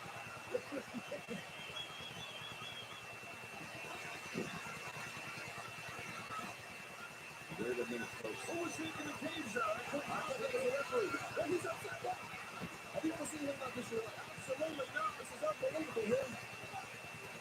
This crowd here is totally just out of it. Anderson is hung up there. Upside. Hot Rod's got him all tied up between the steel cable and the steel cage. And Hot Rod called for the door to be open. And look at that. He has the steel door ready to face him. You gotta put that guy out of there. Give me a break. Once again, he's gotta be out of here. We don't need it here. Look, he's already stuck his toes in there again. Almost a 3 count. How does Hot Rod do it? He should have been thrown out of here a long time ago. Sequence right quick. Well, I took a lot out of Anderson as well, though. He's hurt. That guy should have been thrown out of the building. What's he looking for now? He's going to get caught or something. This is just what we are. Somebody needs to be watching him up there. We got this on the monitor. Folks, you can see. What's he got? Brass nuts? Got something in here. Wait a minute, here. He's a bastard in the driver's seat. This is nuts. It sure is. Oh, no, this is his face. This is pitiful. Hot Rod beat him to the punch, however, he dropped him right in the ring. Oh, look what happened. He's got the brass nuts now. Oh, remember, he's got right into the wicked eyes. That just about does it there, boys. Hot Rod sitting up for the door. Coming. Door is open. Hot Rod stepping through. Something. Nobody got a stop button. It's a Yeah, right.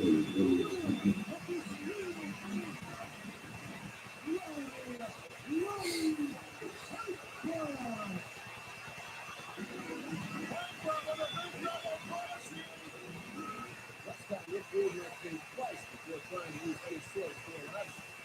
Now he puts the point in the tape. I said tape, not super tape. Oops. When you look on this side of the camera, you want to keep positive attitude about your work. You must learn to laugh at yourself once in a while.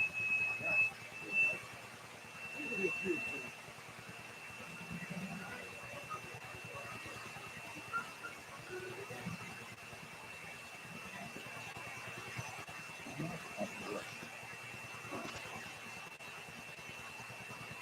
Hello, everyone, and welcome once again to WWF Cavalcade. I'm the Robot Shooter. Oh, you got your head down there? Look at that thing. My whole program, the whole groove band. Everybody's got it. Where's yours? I don't have one. You don't have it. I have a groove. We've got Tempo coming up this week, along with Mr. Perfect. And who else? You don't know. I'm not telling you. We've got action, folks. We've got excitement. Stay with us. We'll be back in just a moment. Hello? Hello? It's 59. Can you hear me?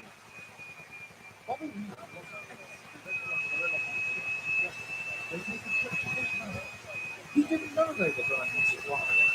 Weasel, he got them. What is that nut? Oh, you stop. You have a license. You don't need it. Look at how grateful they are. It's a grateful license. We're not getting out of here alive, my son. It's the rest of Nairobi. These are hippos for you. Come on, feed them. Feed them. Feeding those dangerous animals. They're not feeding. That one's flopping. Don't keep up and play with those wild animals. What's wrong with that? You think that a good time? I'm not violent person. I love the long now. What are you talking about?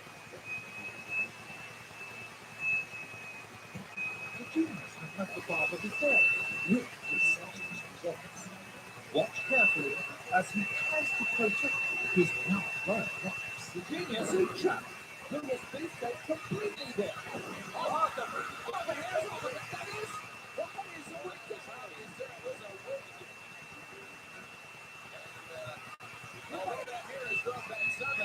Another commercial. Something.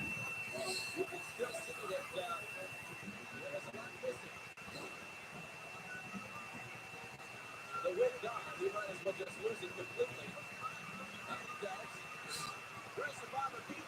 Securely breaks the sleeper. Bobber Peak looks as though he is going to do a little trimming. Wish he didn't like the wind. I'm going to take a break, guys.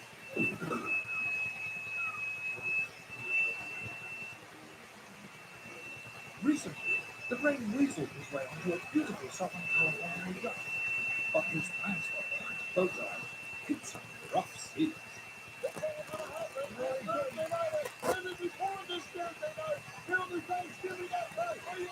I'm getting the hell out of here.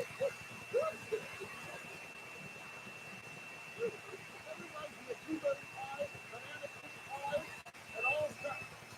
Stuff, roast beef. I love it.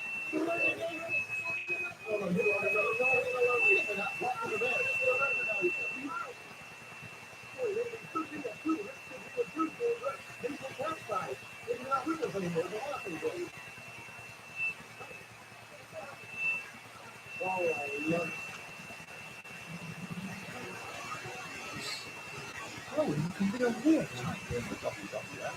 Let's watch her double out 6 with the Brilliant.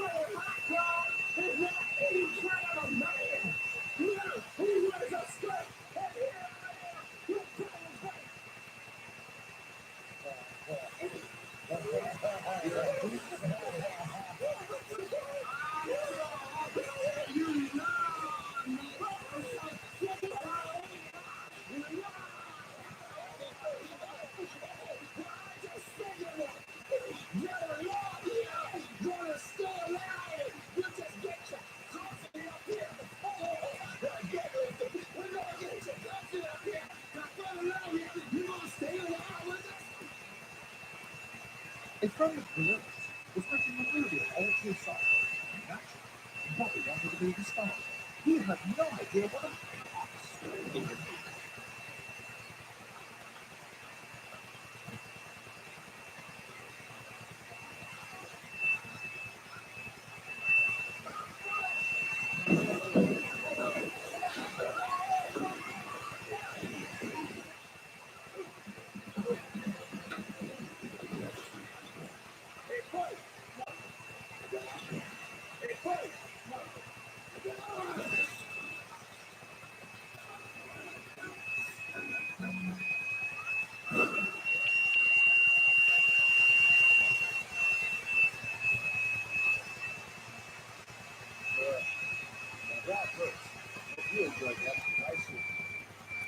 What a match we have for the grand finale of this.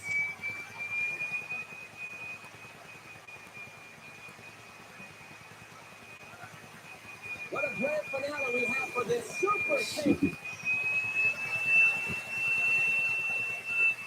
Hulk Hogan and Judas Survivor Beach will take on Mr. Perfect and the Dream.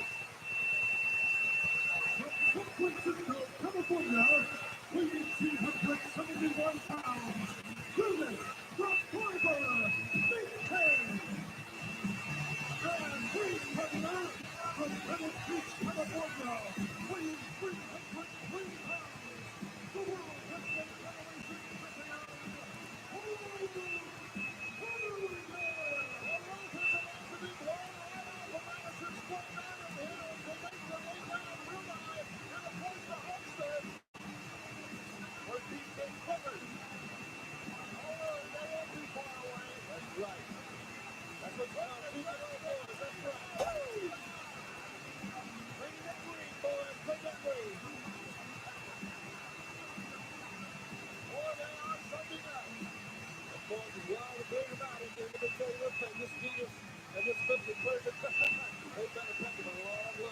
champion,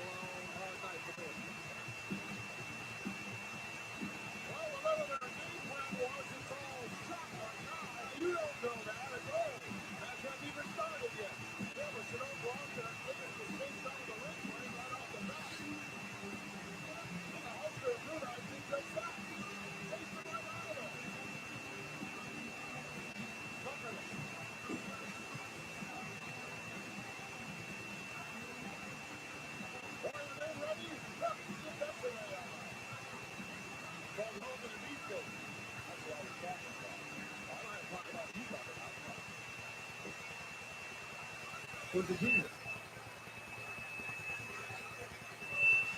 Chuck Lister of what it's all about. Pro Wrestling Federation Championship belt. Virginia's is probably hiding under the ring.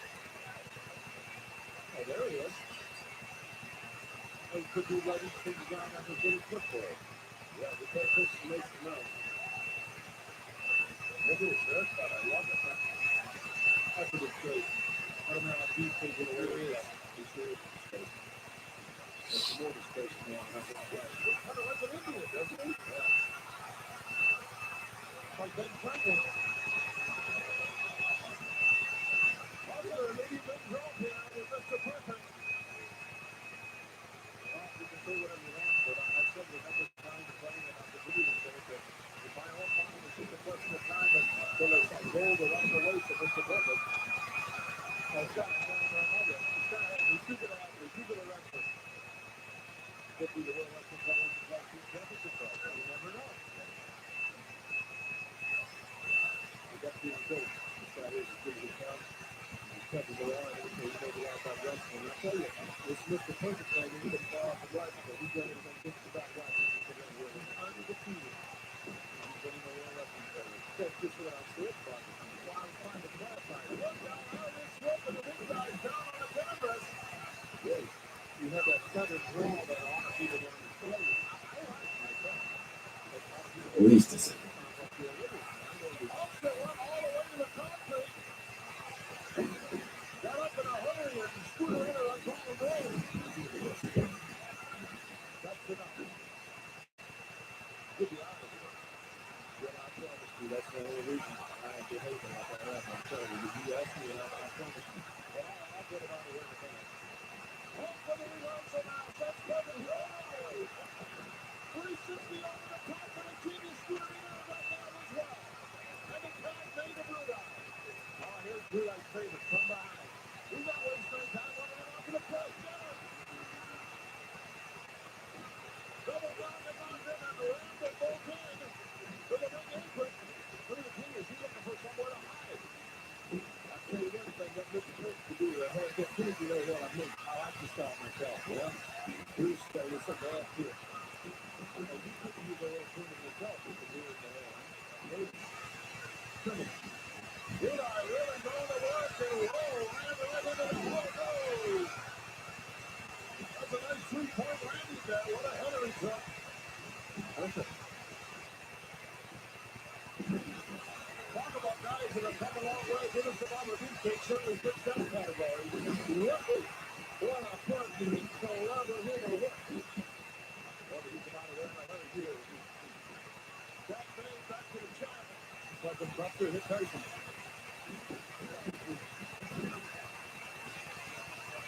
Look out.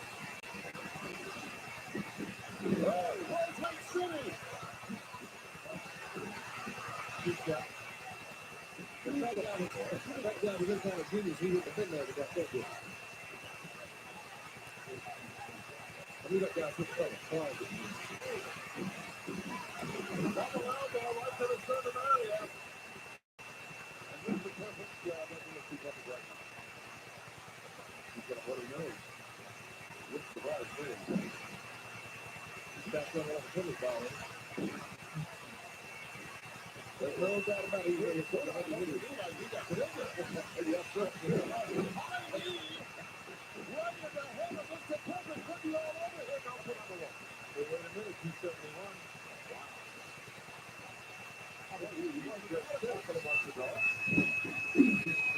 Also looks to be in great shape as well. Well, I'm looking at both these guys have huge for this time. I'm holding the record at 7 June, New York. That's on the path of professional record. I'm on the path. He said he is, and he's a hero and wonderful player. Look at the Hulk dropping these elbows. Yeah, that's genius. That's right. Give the elbows. Thanks for everybody. Good head kick. That's an easy hole, probably. Probably. He's on the receiving end still. Ooh, right in the nose. There wasn't bleeding before, it'll be bleeding now. Further on left. Yes. Yes, yes, right. I was not kidding. I kind of like the way this match is forward, if you know what I mean. That was a whole lot of talk prior to this match. And the genius is the perfect kick most of it. Unfortunately, wait a minute. Here we go again. He's got that steel. So, yeah. Oh, no, come on. Let's go ahead. Let's go ahead. Please.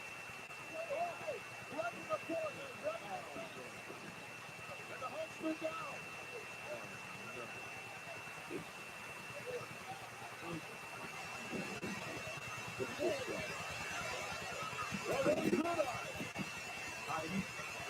What do you think of this happening? Hawks in trouble.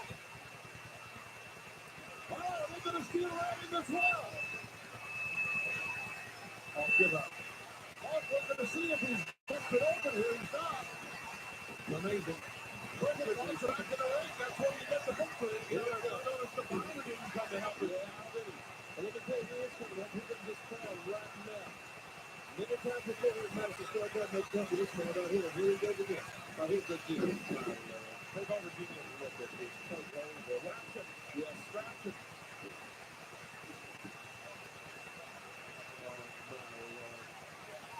Rapture. Reverse up. Outside in the crowd. Held around his neck. Now a perfect point for all these ones. Hawks in a long part of time here. Why? How quickly the pendulum is swinging this one. Look at this guy. My. Great for them. Yeah. Respect is the word. There's no doubt about respect guy wrestling, folks.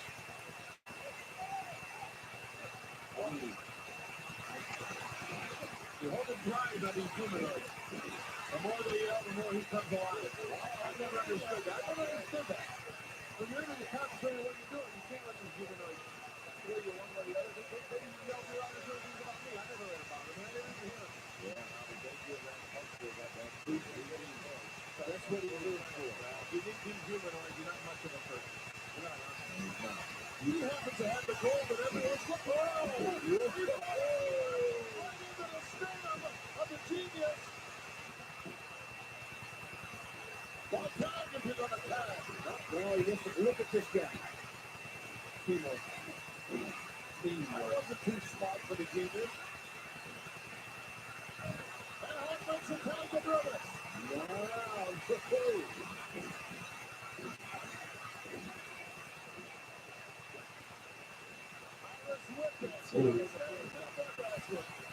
There's one for you, genius. Pay attention.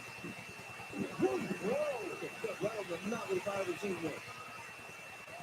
And he's giving a sign. Hold on now. He's going to choke on. He's going to put the sleeper in that. Not a sleeper. He's got it right in the center of the ring. Beautiful. Check. He's got it over.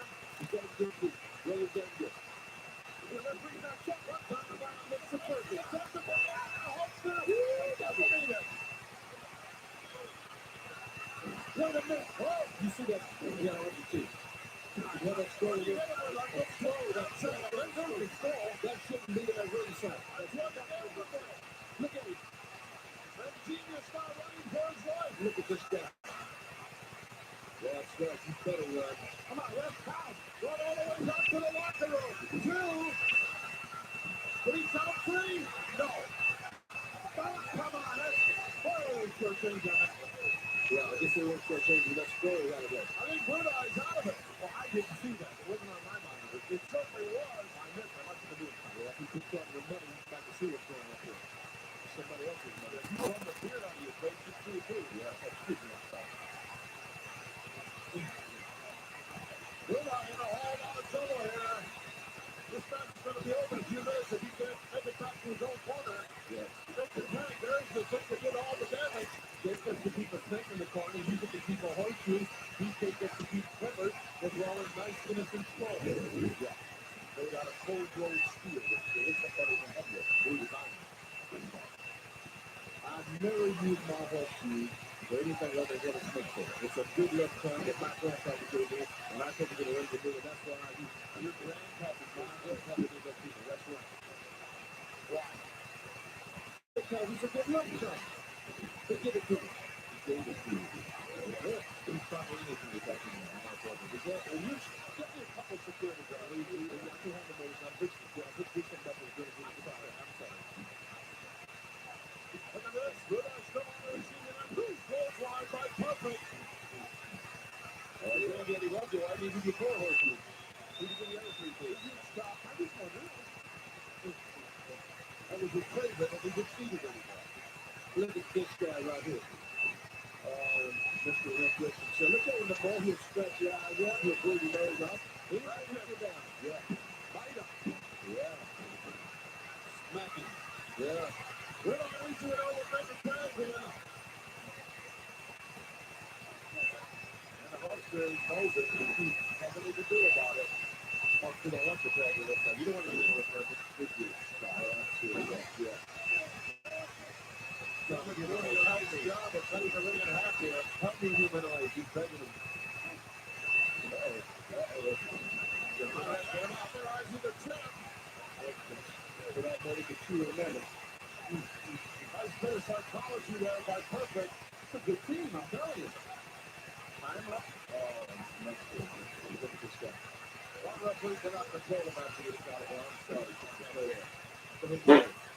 But this guy beat the half to that. He takes the athletes in their left hand. Hey, I want to be referee. No time. Yeah, we really do that. What a time to go for his perfect clutch here. Good eyes beat up pretty well. Now's the time to pull every hair out of his head with your hand. Yeah, that's genius's job. Give you another record. Stretching in the bone. Reverse knife edge and now a left hand by Perfect. We're just measuring for this now. Oh. There's everything. My driver perhaps coming up. Open with the net here, huh? Oh, seriously. Look at that guy. Willis doesn't have a clue what it is. Not up close. And I hate to say it, but maybe this referee, this is too much going on in there. Now he's back and forth. And he's going to get it. Whoa! That's rise and move. It's a terrible mistake made by Perfect. Put his head down. 3 points. And he's facing go to your top like the other folks. And the Buddha saying the power of how Hogan goes. Woo! The most referees are intimidated by how Hogan. The way the people back talk Hogan, he doesn't want to make a bad call. He did his job fairly. Perfect, he needs to win this match. Here it goes in. David Barlow go left now. Come on up the middle. Perfect. Oh, what's he doing? What's he doing? Don't referee didn't see the tag. No tag. He's going to have to get out of there. Good, appreciate it. I'll have to get my hat out there. It was obvious to everyone here in the garden. Look at this guy right here. The referee didn't go on. Copa. I don't mind that call as long as he's consistent with it. That's all we ask. Be fair. That's been for years. Good eye, following back. There's the end.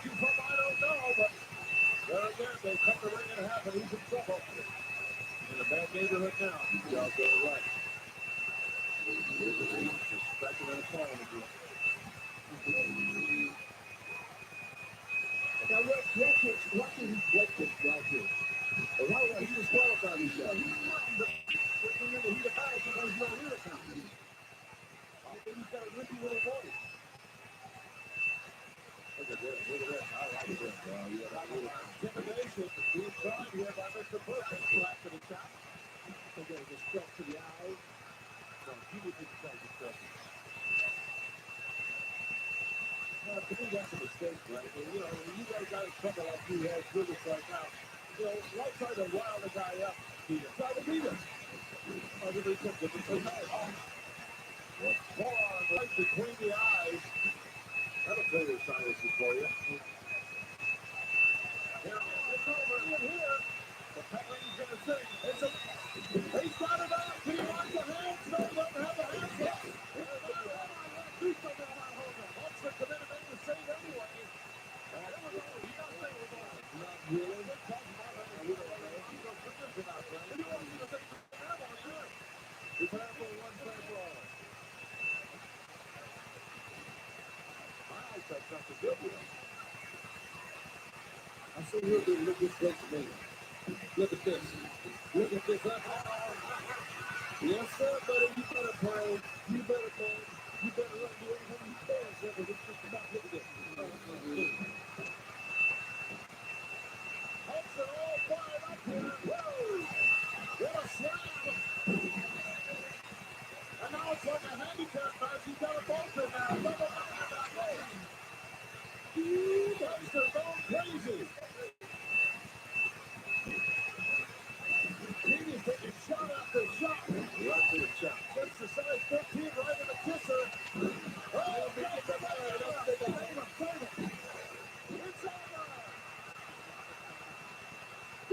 All the strength in the world can save you that time. The champ was just too much. Let's get you a picture word. Well, I'm ringing out you down there somewhere. Now they're going to get it up on and cut his hair out. I hope so. Or did he get just as that's it? It's a little bit on center, Bob Martinez. Bob Martinez is not unconscious, so might be a little bit trouble cutting his hair. Come on, Martinez, get up. Don't stay down. Where's Perfect? Sheer perfection indeed. There's the sleeper. Duncan. Really got up and he's going right back down. Now for the referee, he's over. Well, the match is over now, Brady. They'll go for the boys. He's out of there. Going to be fine for him. Yeah, he's going to be fine. He's going to do it real fast. We're going to have another trimming here. Oh, yeah. Look at the Hudson comes in the butt there. He just got down over the unit. Oh, because the tripper's going to put the whole time. All he gets now. Look at Genius. He's got sugar. He's got sugar. Yes, sir. And now they're running back with the Genius. Come on, let's go. That's each other. He's going to do something about this. Rudolph took one of the media there, so he said that he won. Yes, he took it off the top last time. He's a shot on. He's a gentleman. Beautiful, beautiful. I can't believe it. Look at all from Salvador Magora. Everything on it. Some souvenirs.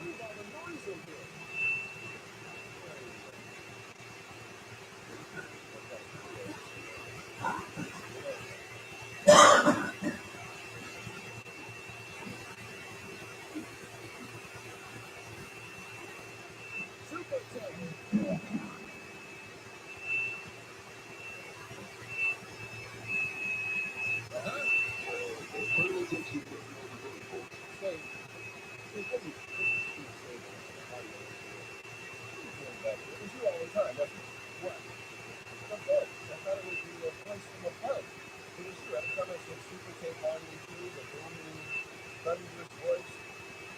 What's like a super tape? I think how super it really is.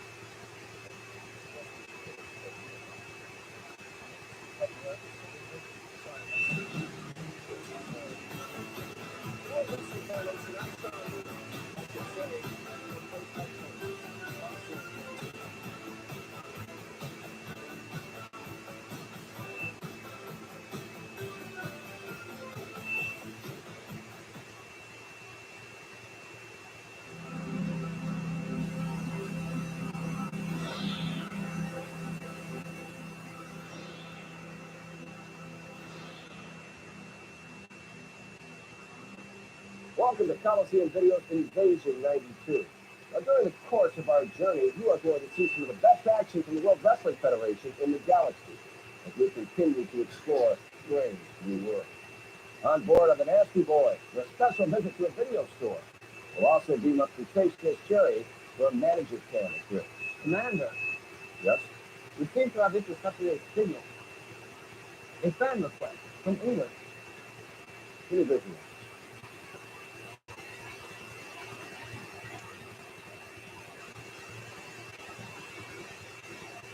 George, plot a course for Earth, top priority. Flooded and locked, Commander. What vector for? All right, gentlemen, what speed? Simon Allen, here's your request. Four-time World Wrestling Federation champion Hulk Hogan facing one half of the natural disaster, Typhoon.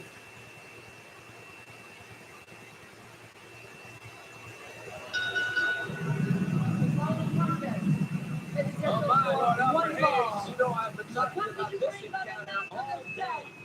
Jimmy Hart weighing On one side, you have an individual who weighs well over 350 pounds.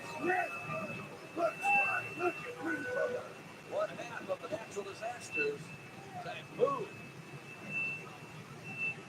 What an incredible individual he is going up against. Well, I would say this fellow weighs well over 400 pounds. I think it's about 350 pounds. Rocky such a huge, huge man.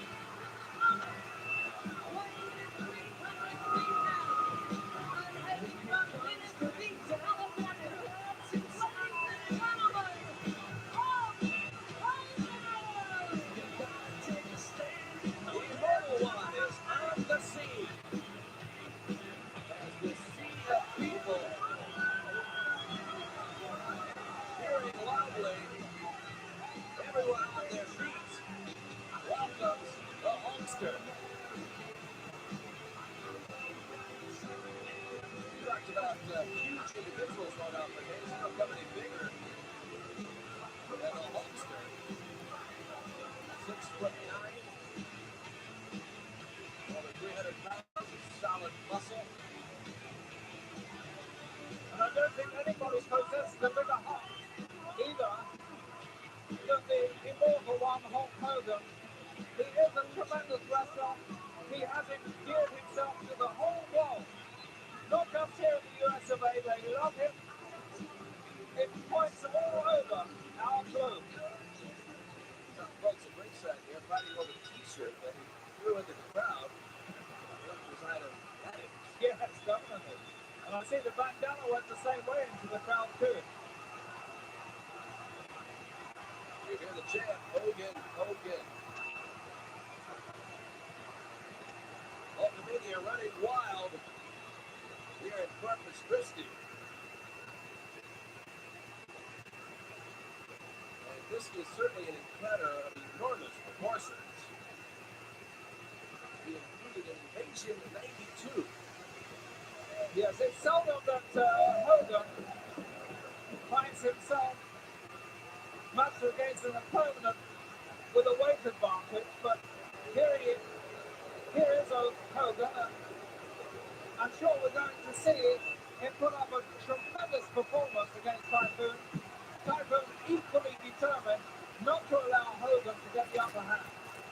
Now, throughout his career, Hulk Hogan has taken on some of the biggest humans ever to step into the ring here in the WWF. I'm sure you will recall Lord Alfred Gates. We battled Andre the Giant Titanic struggles. And although the driver cooking himself honorably, Hogan in the end came out on top. And the Infinity Warrior always has done. Hogan taking advantage of a slower Typhoon. Comes out of the way down to the second row, pounding away on the forehand of the massive superstar. Sean, Hogan does possess incredible speed for such a big man. And if it looks as if Typhoon is slower, it is only by comparison because, quite honestly, for a big fellow, he's not a ponderous type wrestler at all, is he? Not at all. He can really move. I've seen him get incredible height with a drop kick. Jimmy Hart makes a mistake of getting up on the apron. He did make a mistake. Didn't stay up there long. Oh, I'm sorry. Oh, what a mistake he made.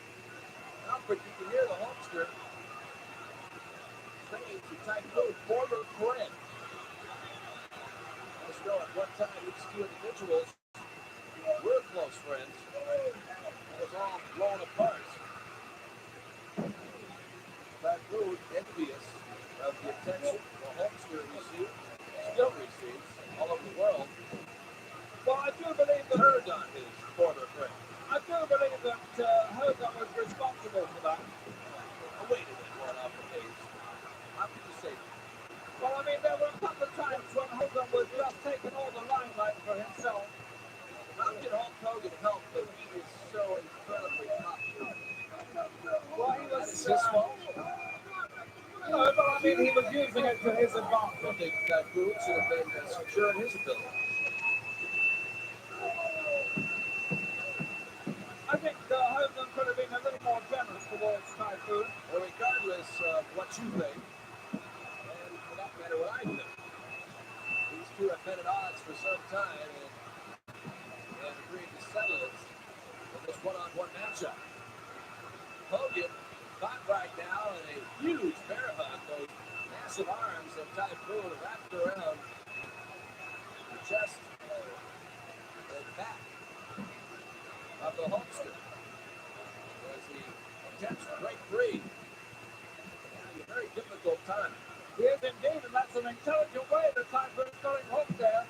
The hands are low, so it's beneath the rib cage, and that causes a lot of trouble when you're caught in that type of a bear hug. Jimmy wants him to shake him a bit, but I don't think Jimmy Hart knows too much about the actual facts of wrestling, do you?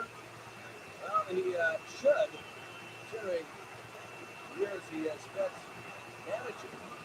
But you're right, Lord Alfred Hayes, he really has no idea what it comes down to when you are in the ring, one-on-one with a superstar. Exactly. I think Hart's forte lies in cheating with contracts and finagling people into matches they don't want. Referee got a full count of 2 there before Hulk Hogan shot the right arm up. Gets to turn it around as he comes off the ropes. He is shoulder blocked by Typhoon. Big splash. Hogan thrust to the corner. Look at that! Oh, wow! Oh, my word! Hulk Hogan just bench pressed about 380 plus pounds right off his chest. And Typhoon doing remarkably well at this point. He's taken the battle to Hogan.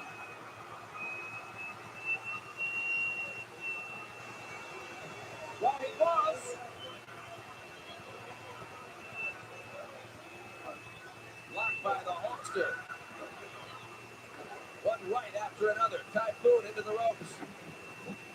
Boot right to the jaw. Hogan drops the leg. That patented move makes a cover. As Hulk Hogan finishes off the mighty Typhoon. And Lord Alfred Hayes, this has got to be a sweet victory for the immortal one, Hulk Hogan. He has long awaited this opportunity to get even with Typhoon. continue to make threats. Finally, the Hulkster agreed to meet him in the ring. And we just witnessed the end result. We did indeed. Hogan, he was presented with some problems by Typhoon, but eventually Hogan solved all those problems. He came back with a vengeance, and he belayed the Typhoon, put him down on his back, dropped that massive leg across him, and pinned him. It really was another superb performance by Hulk Hogan. Well, at times it was indeed a rough storm for the Hulkster, Lord Alfred Hayes, but I'm sure you will agree this was one Typhoon Hulk Hogan survived. What a great exclusive matchup.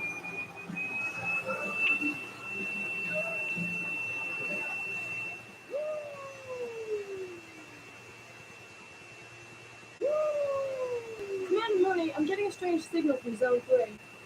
All right, let's take a look. Give me those here. Yes, Commander.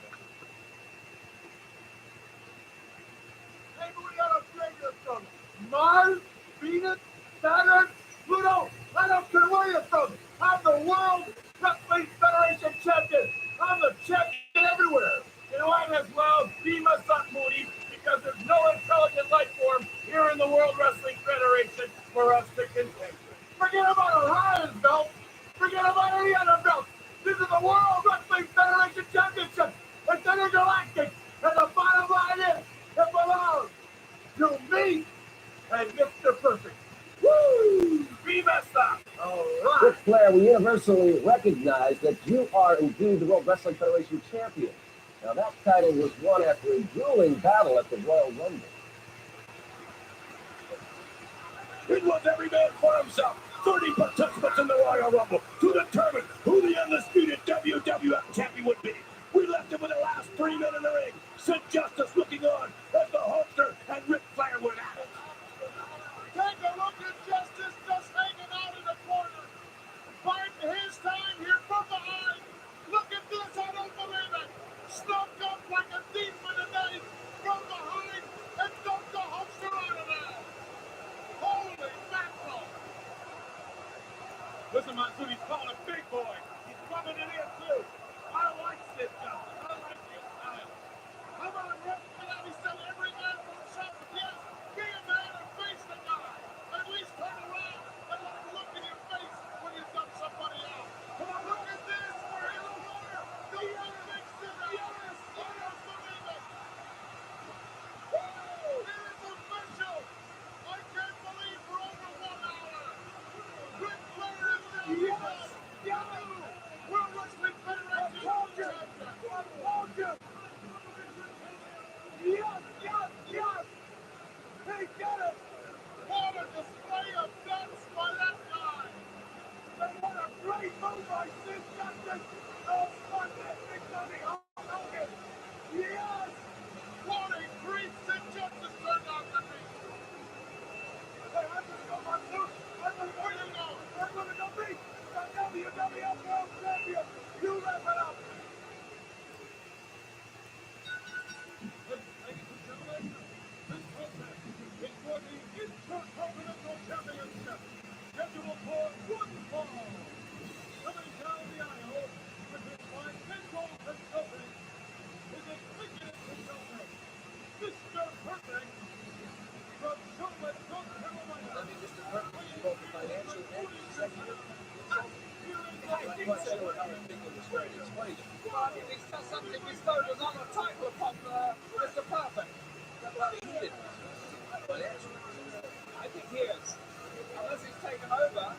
Regardless of the situation, Ric Flair continues to be one of the biggest threats in the WWF for the championship. Lord Alfred Hayes, despite what you may think of this brash superstar, he is incredibly dangerous. And we are about to see an incredible exclusive matchup in Coliseum Video. You can tell by the sound of that music, we are about to see a classic battle.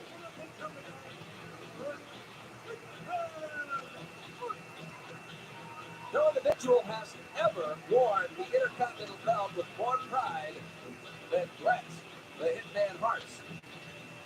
And if there is one individual who can put Ric Flair in his place, Lord Alfred Hayes, it's the Hitman. Well, when Hart made his way to the ring there, I noticed that very, very unusual for him, he permitted himself a slight smile. I wonder if that's a smile of confidence or the very fact that at long last he's got somebody in the ring who he really wants to put paid to. You see Mr. Perfect there with the, you refer to it as the Outlaw belt, Lord Alfred Hayes. Well, that's as good as any, I would say. It is the belt Ric Flair refers to as the real championship belt. But it is not recognized by the World Wrestling Federation. President Jack Tunney has really reprimanded him for bringing it to the ring. And as you say, the only belt referee Dave Beckner will recognize in the squared circle is the Intercontinental belt. There's another tradition we see very often whenever the Hitman steps into the ring. He always goes out to ringside, visits with a small fan, and gives him a shake. Yes, that's a very, very nice gesture by Hart. He is a very generous person, and he takes a genuine interest in young people. However, right now he's got to have all his attention focused and directly focused on this dangerous adversary in the ring with him. Well, Alfred Hayes, I'm very surprised at the very low demeanor of Ric Flair in this encounter. Usually he is vivacious and berating his opponents, and getting the folks in the arena going. He has been very quiet. He has indeed, but then he has many different psychological ploys he uses, and obviously his one here is to maybe lure Hart into his own circle of violence. Suppose it's out of respect. Dispose with him. I don't think so. I don't think he really respects anybody. What a move by Bret Hart. Mistake by Ric Flair. Hitman with a side headlock. Brought Ric Flair all the way over. Got a cover. Not quite for two, but with shoulder block. It's got to be a message that he had sent to the brass superstar. And again, he gets another cover, Lord Alfred Hayes. I think he's going through the mind of the self-proclaimed World Wrestling Federation champion. I'm sure he's thinking, I've got to watch out for this fellow at all costs. But he knew that before he came into the ring. His executive consultant, the person you saw just then, Mr. Perfect, has obviously enlightened him as to the style of what to expect from Bret Hart. And believe me, there are three men there, Perfect, Hart, Flair, who possess more wrestling knowledge and know-how than any other three men in the world of professional wrestling today. Well, Perez, I should verify my statement. Ric Flair does not play for the self-proclaimed World Wrestling Federation champion. He plays to be the real world champion. Yes, he does. Champion of the world. But Sean, ask yourself a question. Has he or has he not backed up those statements so far? Well, he is undefeated since his arrival here in the WWF. But as far as I'm concerned, Lord Alfred Hayes, there is no other title in the world besides World Wrestling Federation Championship, Intercontinental Championship, and of course the World Wrestling Federation Tag Team title. Well, I have all of those have WWF before them. Yes, I have to endorse that, absolutely, 100%. But at the same time, we cannot just idly put aside the fact that Flair is really a superb world-class wrestler and possibly could be the best in the world. However, what an incredible task he has here on his hands today.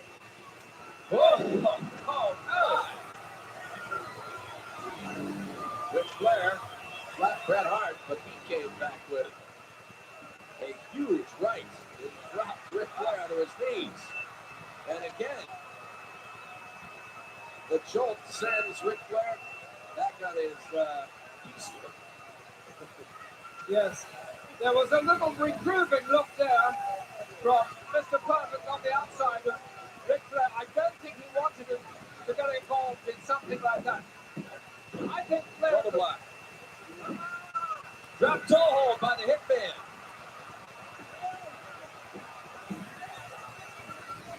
Bret Hart attempted to stamp his authority on this encounter. Whoa! Referee Dave Hebner is in big trouble, Hebner, because our president, Mr. Jack Tunney, is here specifically for this match. And believe me, that has gone right down in his notebook, and he will be up on the carpet tomorrow morning. That was not a casual backing up. No, it wasn't. And referees are definitely not allowed to do that. He'll be in the office tomorrow, and there will be something dreadful for him to face. Ric Flair may have a few words for the referee when this encounter is over. I would imagine, yes.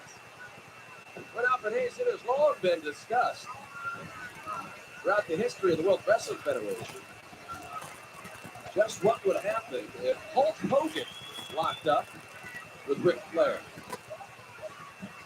And I do believe that would be a battle that long would be remembered in World Wrestling Federation history.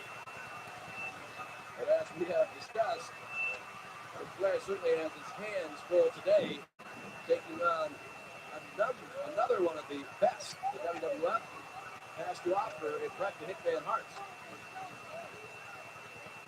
Yes. How the mind boggles at the thought of that. Flair actually doing a really superb job here. He is beginning to rattle Bret Hart. And Bret Hart, who is almost the best wrestler I've ever seen. In fact, I'll admit that he is the best wrestler pound for pound I've ever seen. He's not so good when he gets rattled. Knee right to the sternum. Doubles over Bret Hart. Mr. Perfect was looking on a bit nervously there. He thought that Ric Flair was in little trouble. Yes, he could have done. You hear the snap of that blow all the way up here. Sean, all the time you're in the ring with Bret Hart, you're always in trouble because I've seen him snatch victories from what looked like positive defeats. He is so resourceful and he is so resolute. Watch the bets get away from this encounter, but what do you think would happen if Ric Flair were to lock up with the immortal one, Hulk Hogan? I'd say sooner or later we are going to witness that encounter. Oh, but there's no doubt. They're going to have to face each other, and no matter how much Flair demands this particular match, I don't think he actually wants it to take place, but he's going to be hounded by Hogan to get him into the ring. It will take place sooner or later, of that I'm sure. Well, I'm sure he would like to walk away with the Intercontinental belts in this encounter, Lord Alfred Hayes. Claims he's going to take all the titles before he's through here in the WWF. Oh, he could do that. Bret Hart begins to go wild. Clothesline, really 360 with Ric Flair. I think at this point he wants any part of the Hitman, but he's got nowhere to hide. No, he doesn't. But you notice that there are all those flashes of temper from Bret Hart, and they can't do him any good. Bret Hart has got to be the cool, precise wrestling machine that he is to beat Flair. He must allow emotions to control his movements. Ric Flair, the first on his feet, continues the assault.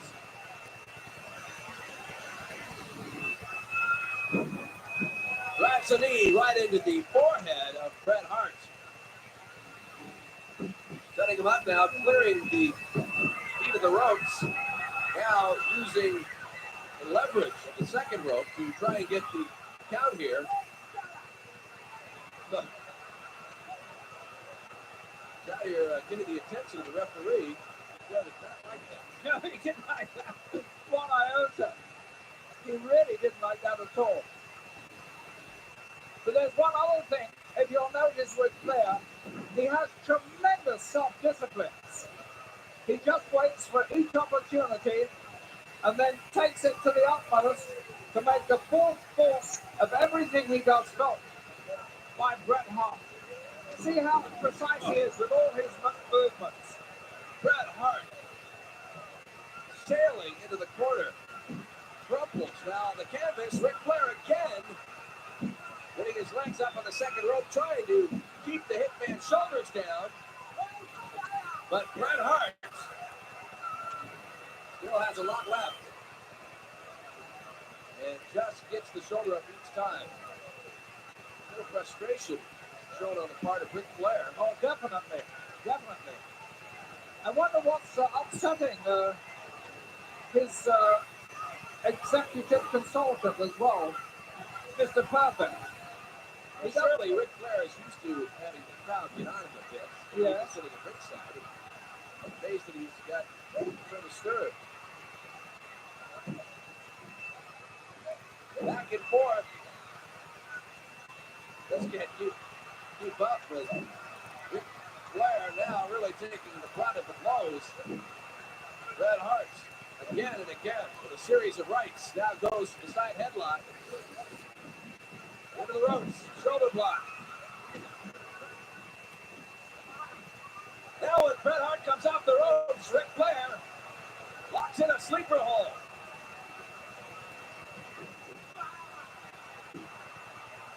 Very smart move on the part of the Hitman. Sean, that was beautiful wrestling all the way through there. Flair took some heavy blows to the face from Hart, but only to set him up for that sleeper hold. He did that successfully, but then Hart came back with an even better move, and as you say, it was so perfectly executed. Reverse atomic drop.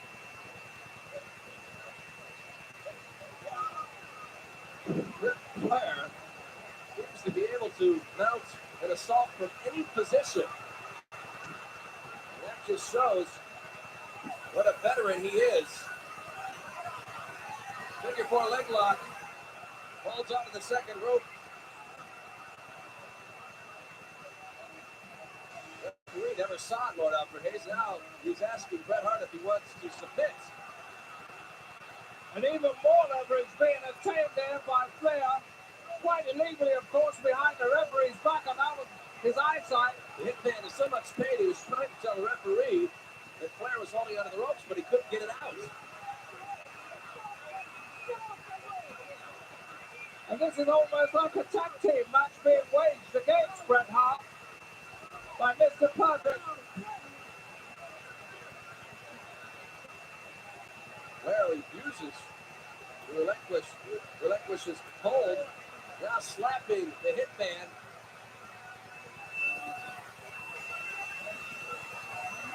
A lot of grim determination and great heart and courage being shown by the Hitman. I don't think I've ever seen a superstar be able to hold on so long when he was locked in a figure four, Lord Alfred Hayes. And now the Hitman turns it around. That pain being transferred to the self-proclaimed real world champion. And only then does he release his grip. Oh, that was a beautiful hold by Hart. It took a lot of courage to do that. And obviously a lot of determination. And Hart maybe suffered just a little bit more than Flair. Maybe even a lot more than Flair. That's a big question at this point. How much damage did he suffer? But I would watch Hart very, very carefully indeed if I were Flair, because Hart sometimes plays possum, and he does it at the most unexpected times. Flair now on the apron, trying to suplex Bret Hart onto the arena floor. Referee trying to caution him that he can't do that, but it's not necessary. As the Hitman turns it around, and it's Flair who suffers the suplex, but it looks as though Bret Hart took some of that blow as well. Both men remarkably fit in such great physical condition, and when a bout proceeds this far and goes for this length of time, usually the one with the best physical conditioning will come out on top, but there's nothing to choose between their physical conditioning. This is so evenly waged, although I would say at this point Flair has probably had just a little more of this match than has Bret Hart. Ric Flair throwing everything he's got at this point. Bret Hart taking it all and throwing it right back. And Lord Alfred Hayes, we are well over the 15-minute mark of this encounter. This has been a long war, and neither superstar has given an inch. They certainly haven't, and it's moved at a blistering speed. Neither of them have tried to slow the tempo. Ric Flair whips right out of the ring onto the floor. Incredible. That's to the force. Slammed into the railing. Getting very friendly territory out there, Lord Alfred. Certainly not, but the referee showing a lot of tolerance with his count here. Bret Hart throws Ric Flair back into the ring. He wants to end this encounter. And right now, Sean, it looks as if Hart has had a resurgence of energy and strength, and indeed is beginning to show. Wow. Talk about determination on the part of Ric Flair. Snaps right to his feet. Carry. Bret Hart to hit him finally. He's had enough. But that doesn't stop the hitman. Too late for that. Both men have thrown absolutely everything they have in their armory at each other. And look at this. We know this all very well. The sharpshooter finds its mark. Bullseye. Referee Dave Hebner asking Flair if he wants to submit. Now Mr. Perfect puts it in hand. Hitman saw exactly what Mr. Perfect was up to. Well, that might have only given a temporary respite to Flair because he's been hurt. And it might be the worst for him because he's got to get back in that ring.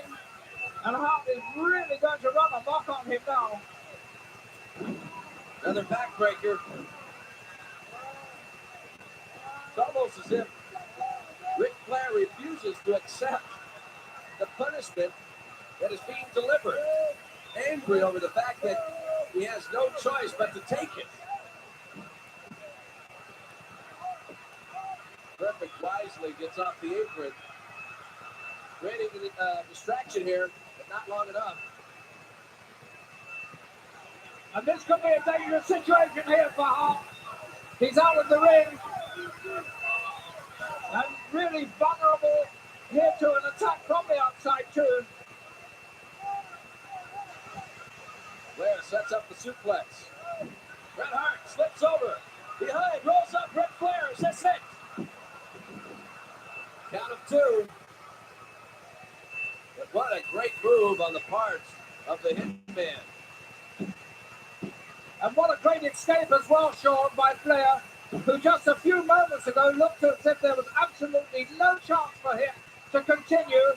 And a couple of astute moves by his man on the outside, Mr. Perfect, rescued that situation and created a small respite for him. Oh! Oh! Bret Hart showing incredible strength. Here's a backslide. Can he keep Flair down? Oh! Oh! Gosh! It went by so quickly, Lord Alfred Hayes. I do not want to let it pass. What a bridge by Bret the Hitman Hart. Looked as though you were in trouble. Stood straight up with Ric Flair on his chest. It was incredible. It really was. And what an exclusive matchup we have been treated to so far. Bret the Hitman Hart facing Ric Flair. And so far it has been dead even between the Intercontinental Champion and the self-proclaimed Real World Champion. And there's another plan of Flair's backfiring, Sean. What a match. Superstars have got to get back in. The count continues. Did Flair make it? Bret Hart, you saw, obviously did not. Slipped off the apron. Let's get the official word. The winner of this bout as a result of a countout, the self-proclaimed Real World Heavyweight Champion, Ric Flair. What an incredible match we just witnessed between Bret the Hitman Hart and Ric Flair. One day, they will definitely meet again.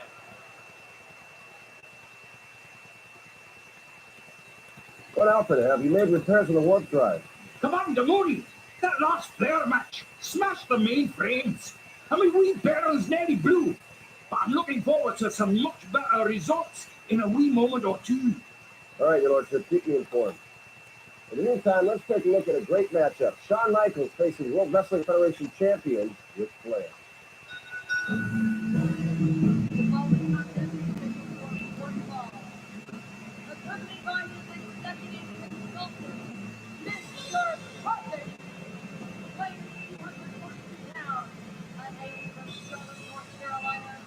Here is the self-proclaimed Real World Champion, Ric Flair!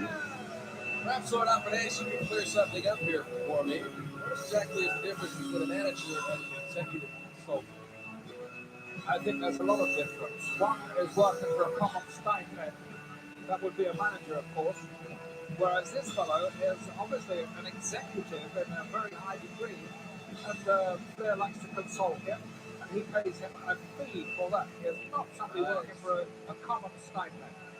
So it's not a percentage of his earnings. No, it's not. No, it's a fee. He's paid a fee for Mr. Perfect has contracted him. Yes. Now we see the video distortion now of the belt that Ric Flair claims is the real world's champion's belt. Why is that being video distorted? Well, that was rolling by President Jack Tunney. He cautioned Ric Flair that if he insisted on wearing that belt here in the World Wrestling Federation when he stepped into the ring, the fact that it is not recognized as a championship belt here in the WWF, President said he would have it distorted. You mean the WWF has no recognition for that belt whatsoever? It treats it as if it doesn't even exist. Well, I suppose they have their reasons for that.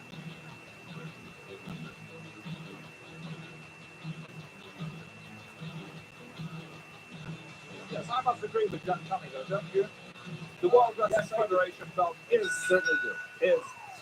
the most incredible honor that anybody could possibly hold, and it's the only one to recognize. Ric Flair has his work cut out for him today, though, facing one half of the awesome force known as the Rockers, Shawn Michaels. This should be a good one, Your Lordship. I certainly should. Now, I've said a lot of things about Flair in the past, how great he is, and what a tremendous threat he is to anybody. Shoulder block there by Shawn Michaels. He makes it clear to Ric Flair he is here to fight. And what a threat he is to anybody within the ranks of the WWF. Now you're going to see them all come true. Shawn Michaels, a gifted wrestler, very talented, and a man who could certainly go to the top very, very quickly indeed in singles one-on-one action. But we're going to watch him tested here by Ric Flair. And as you have forecast, what a bout this should be. I don't see this being settled in 2 or 3 minutes. Do you, Shawn? Not at all. Unless, of course, Flair gets very lucky, or Michaels gets very lucky.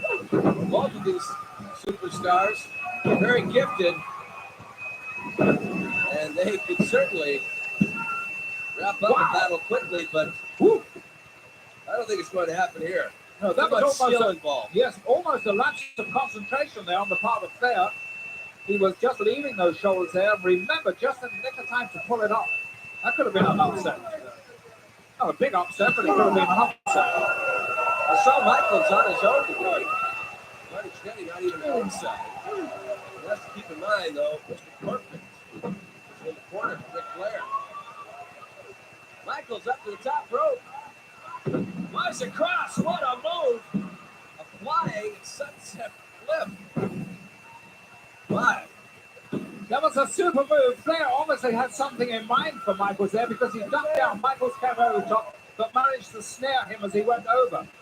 Whatever Flair's plan was there, it didn't succeed, so we're seeing a battle not only of moves here, but counter and counter and counter moves, one on top of the other. Do you think Michaels first had in mind a flying body tackle, then turned it into a sunset flip? Yes, I think he did. He improvised. Showing incredible skill, and look at that slap. What a powerful slap. Flip has got to think that one over. Knocked him right off his feet. Treated rather rudely by Shawn Michaels. Definitely. Man. Sean, I don't know about you, but would you rather see Michaels in one-on-one action? He's such a gifted, talented wrestler. He holds a lot of personality and force inside that ring. He's very charismatic. He thinks about his matches. He doesn't waste any motion at all. And he has boundless energy. Come on, man. You have just described Shawn Michaels very well, Lord Alfred Hayes.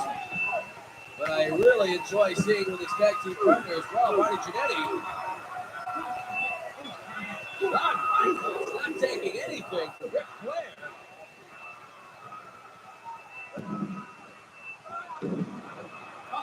He's had the answer to every move that Flair has flung at him. Superb stuff here from Shawn Michaels. Now setting him up here. Makes him over the hard way. Suplex over the top rope.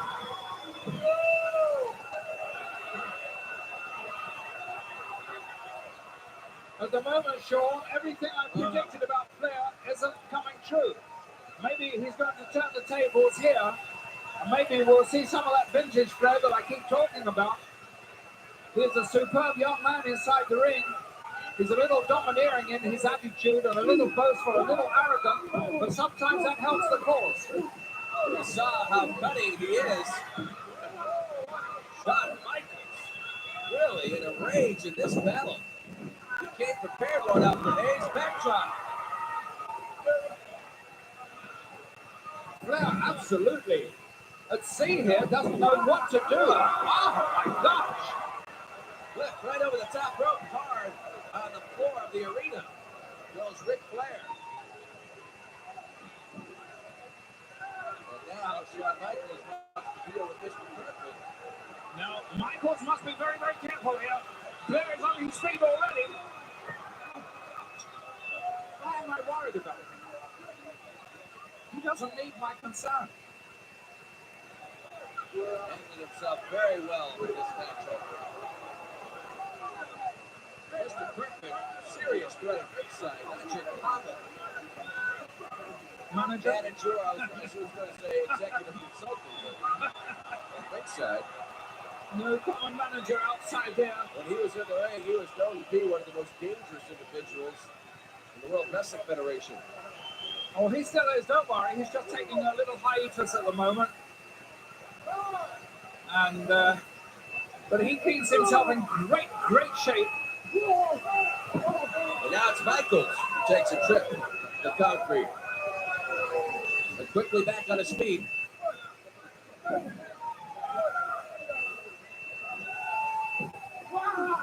right, shoulder block.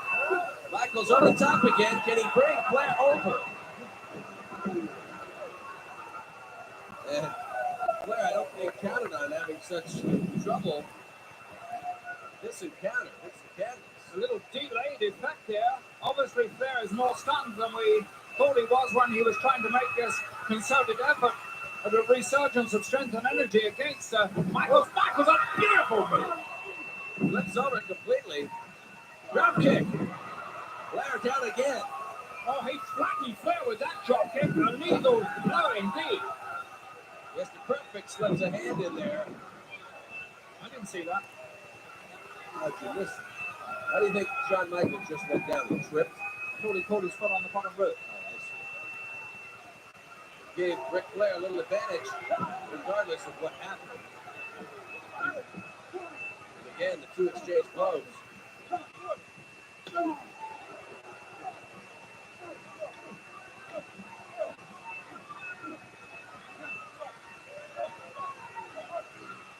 Michaels is really thrashing his man here. Oh, good move by Flair. He really is beginning to think a little more clearer now. He's got rid of those cobwebs, but Michaels, I'm astounded. He has done so well. This is a world-class performance here by Michaels.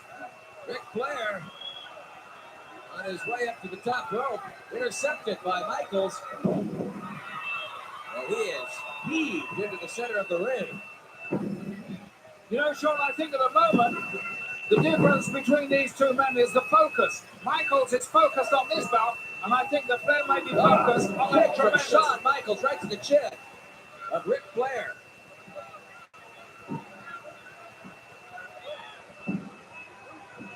Shawn Michaels off the top rope. Drives that fist into the forehead. Goes for a cover.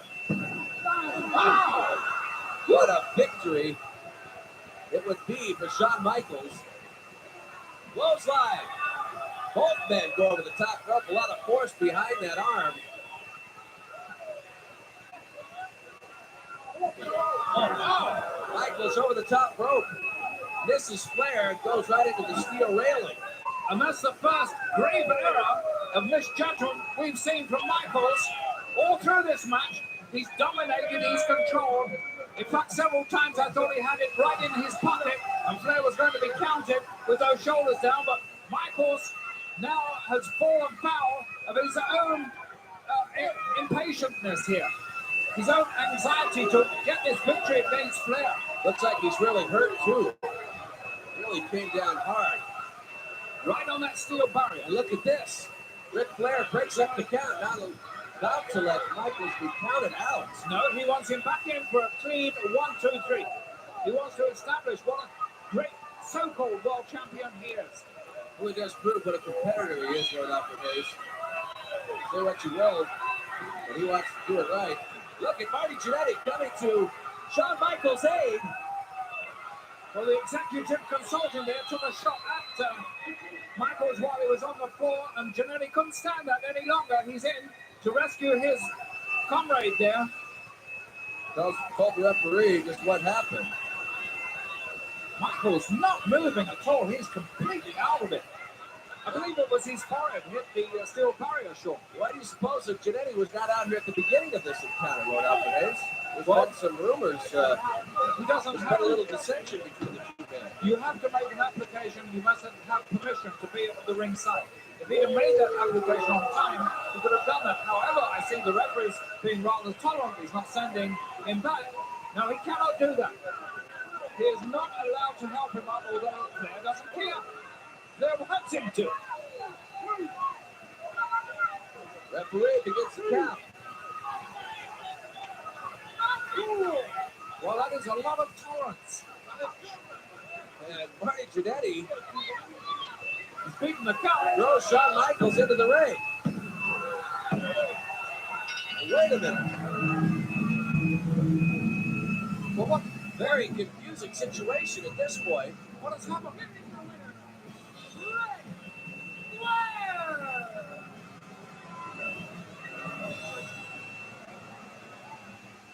Woo!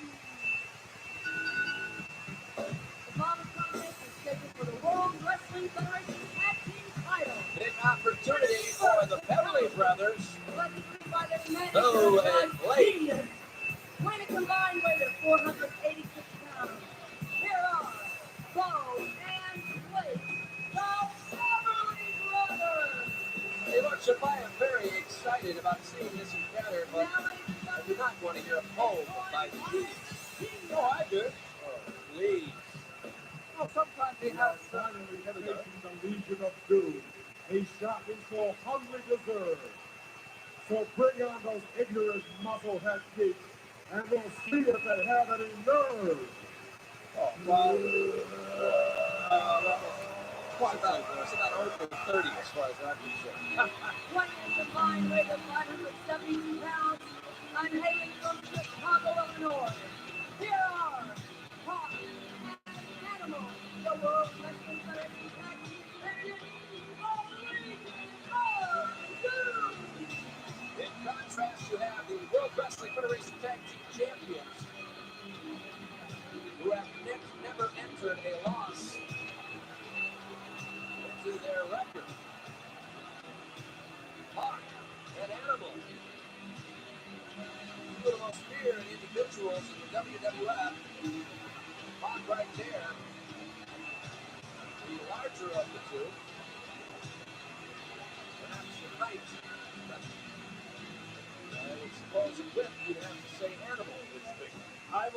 definitely. But look at the Beverly Brothers, so they don't seem to be too perturbed about this.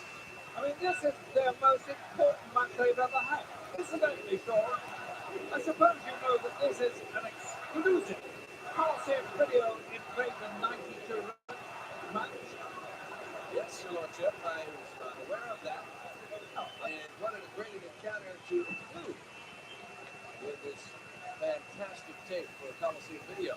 Battle for the World Wrestling Federation Tag Team Championship. The brothers have found great success since their arrival. And even more so, I hate to admit, since they've acquired the managerial services of Genius. Yes.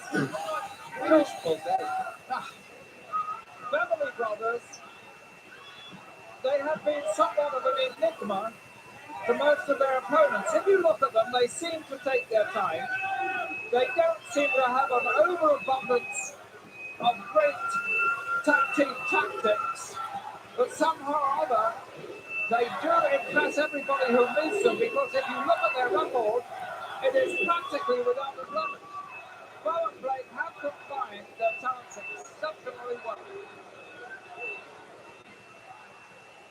Another thing I'm looking forward to during this match is we have a special camera team here from Coliseum Home Video, and they're going to get as many close-ups of the contestants as possible. In fact, they're going to take us right inside the ring.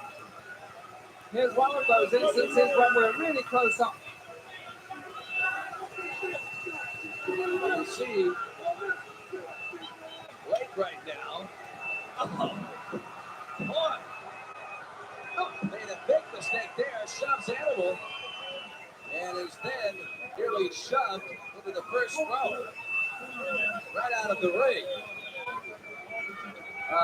Each of the fielders not react well to intimidation tactics. Would you say that is true? I'd say yes. That's absolutely true. He knocked the skimming daylights out of the Beverly brother there. Well, Blake slips back in. You're going to have to point out for me once again, I know I ask you this every time, so which is Bo and which is Blake? Blake is the man with the mustache. All right. Bo is pretty boy on the apron. Oh, another incredible display of power by Animal. He deadlifted Blake and sent him flying into the corner. Tremendous example of the power that Animal possesses. And by the way, this match is progressing.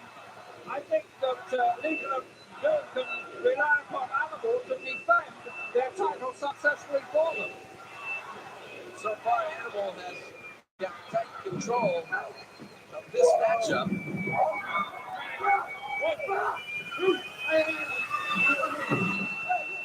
There's the first blow delivered by Blake. Only using distraction there. A nice power slam there by Blake. Quite proud of himself. And that was a nice move. You're right, Sean. That was a beautiful move. Reverse leapfrog. And now it's Animal who delivers one of his own power slams. Oh, makes a mistake of getting involved. And then has his head taken off. Knocks out his partner. What a clothesline by Animal. Well, at this moment, all the plans Mark Williams had for taking those championship belts away from Legion of Doom have really fallen upon stony ground. Legion of Doom look to be completely invincible at the moment, but I'm sure that they're going to get a good talking to there from the Genius and come up with something else. What was he saying? I don't know. I have no idea. Words of wisdom, you can be assured. Oh, yeah. Tag made now. Bo comes in. Like a dragon. Breathing fire. Bach. Now begins the exchange here with Bo. There's a drop kick. After a slow start.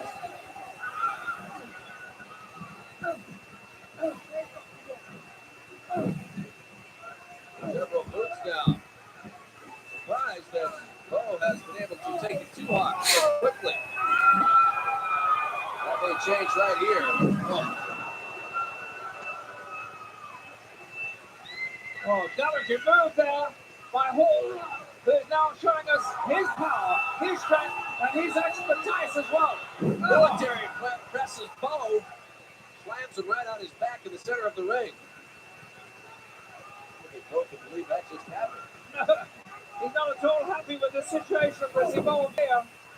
They've got to mount some sort of a lasting attack because although they come back in fragments, it hasn't been enough to sustain an attack. Hard into the corner. Hawk charges in. Slams his shoulder into the ring post. And then falls right out of the ring. Animal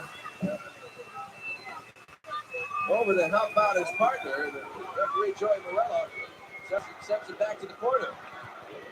Let's seize his opportunity to take it to Hawk.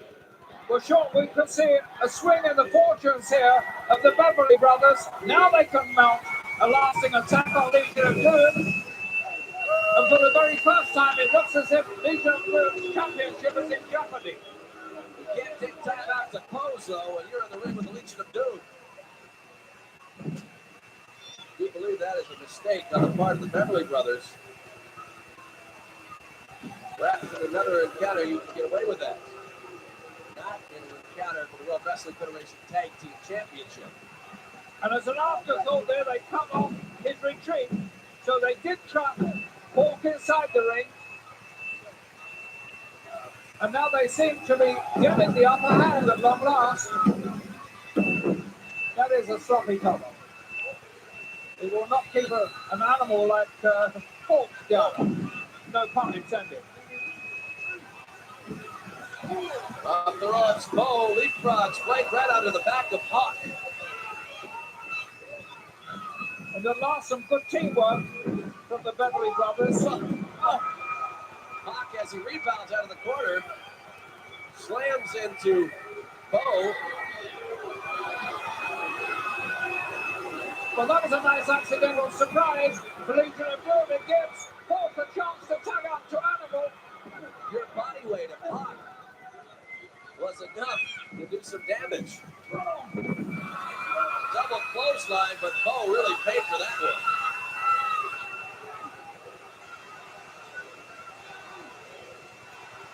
And Hawk not able to get back to his own, but yes, he is. There's a tag. Animal crash. And set to run wild. Shoulder block. Blake should have stayed out of this one. Oh, gosh. Oh, that was such a great move by Animal. He was the immovable object there. Oh, track Tom. Belly to belly. Hey, Zoe would have been all over there. Bo came in and broke it up. Now it's resulted in an all-out brawl outside of the ring between Hawk and Bo. As Animal and Blake are the legal men in the ring. He misses off the ropes. Now Blake holds it onto the shoulders of Animal and it's 360.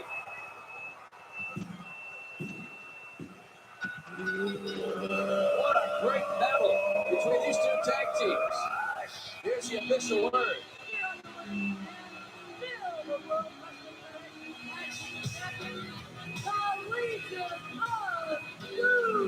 A valiant effort on the part of the Beverly Brothers. They do not have what it takes today to take the tag team belts from the Legion of Doom, Hawk and Animal.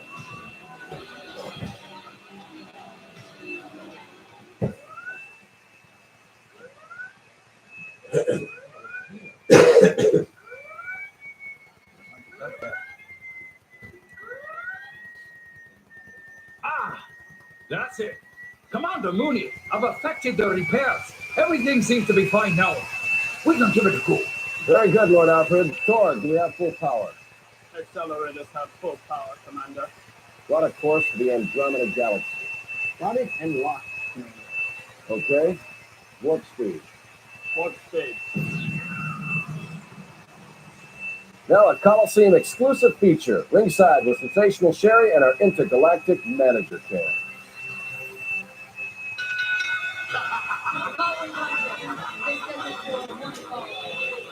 Coming to the ring by Sensational Sherry, weighing in at 250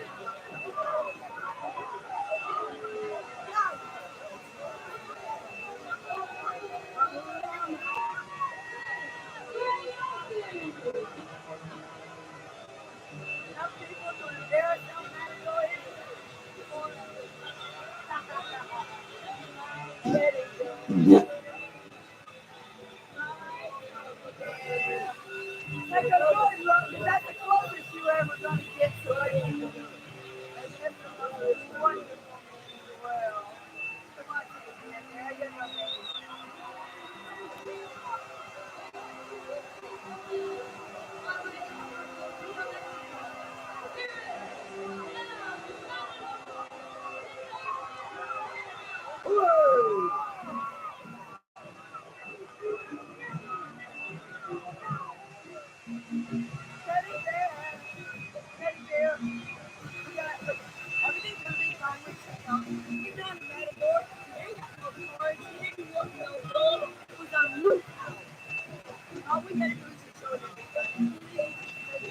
It's like money in the bank, sweetheart. Last brothers. Show me my teddy bear. There you go. There you go. Hey! What teddy's got in this thing? Is that thing alive or what? Is that alive? What is that in his hand? Like a bull's I can think of a couple other ones for it myself. Bull's tail is one of them. Now, you love his shoulders. Yeah, how's that feel? Is that feel good?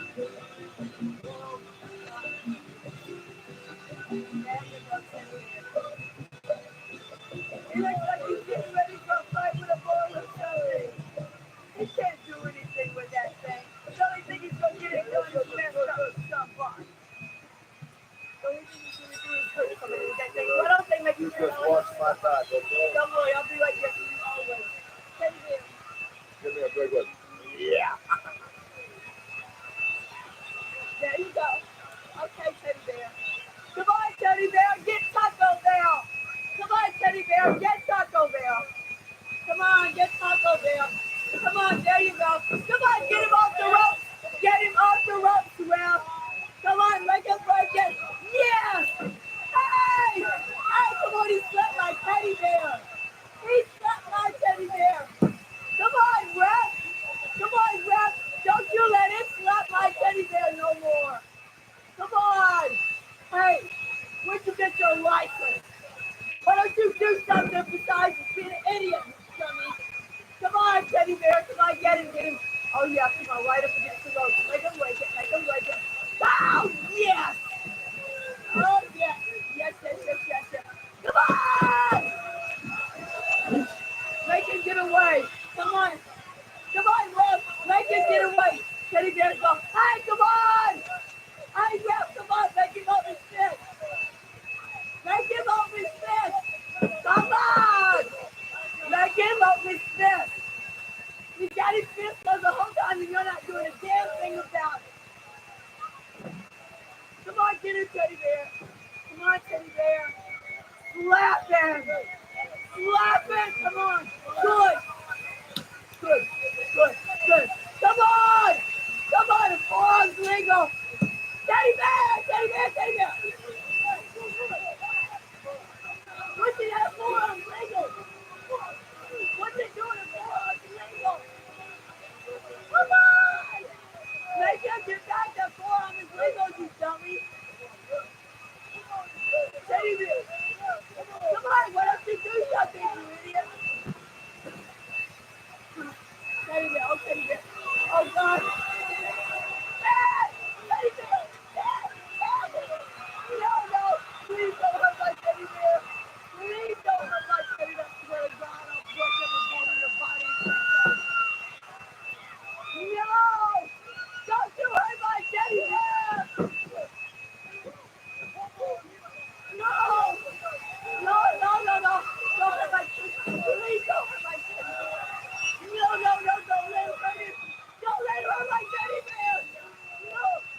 my God, no!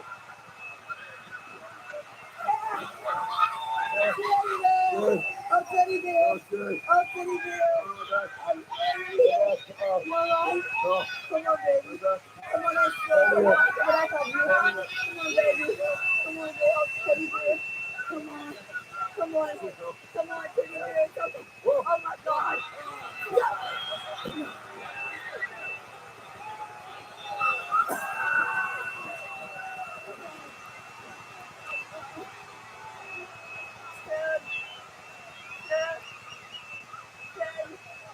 Oh, my God. Teddy bear.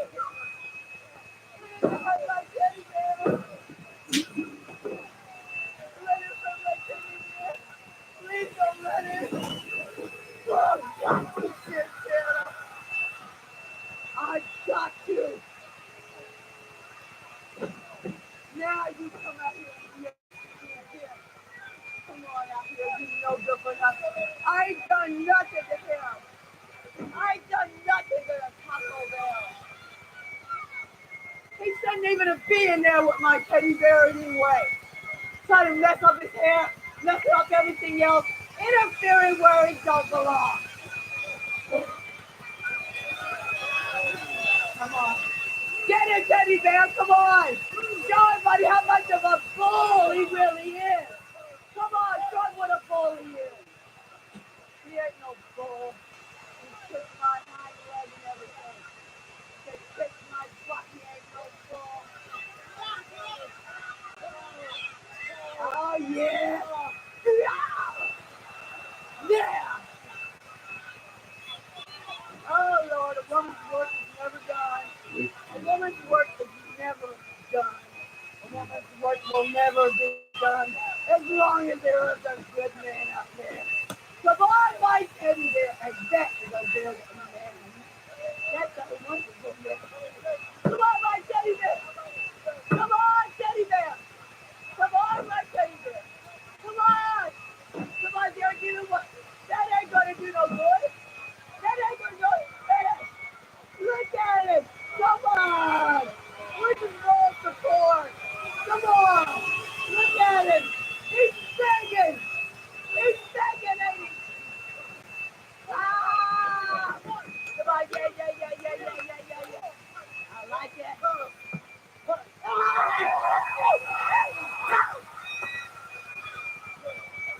Oh, I got scared. A woman's words never day. Oh, yes, I love you. God, I love you. Come on, teddy bear. There you go. Oh, God, just it. Oh, yeah. Come on, Rip. Come on, you great. Get it. Come on. Come on. My teddy bear, Jesus. Come on. Come on, teddy bear, you. Come on. Where the teddy bear again? Come on. Shut up. Come on. Come on. Oh, God, no. No. Shut up. You ain't gonna get that. Get up. Teddy bear. Teddy bear. Teddy bear, get up. Teddy bear. Teddy bear. Teddy bear, get it. Teddy bear. My teddy bear. No, my teddy bear. My teddy bear. My teddy bear, no, please. No, don't hurt it. Don't hurt it. Oh, God, no, we can get rid of this thing. Please don't hurt my teddy bear. Please don't hurt my teddy bear. Please don't hurt my teddy bear. Please don't hurt my. Please don't. Oh, my God. Oh, God. Teddy bear. Teddy bear. Get up. Teddy bear, watch him. Watch him, teddy bear. Watch him. I ran! Come on! Come on! Come on! Yeah. Now get up, teddy bear. Get up.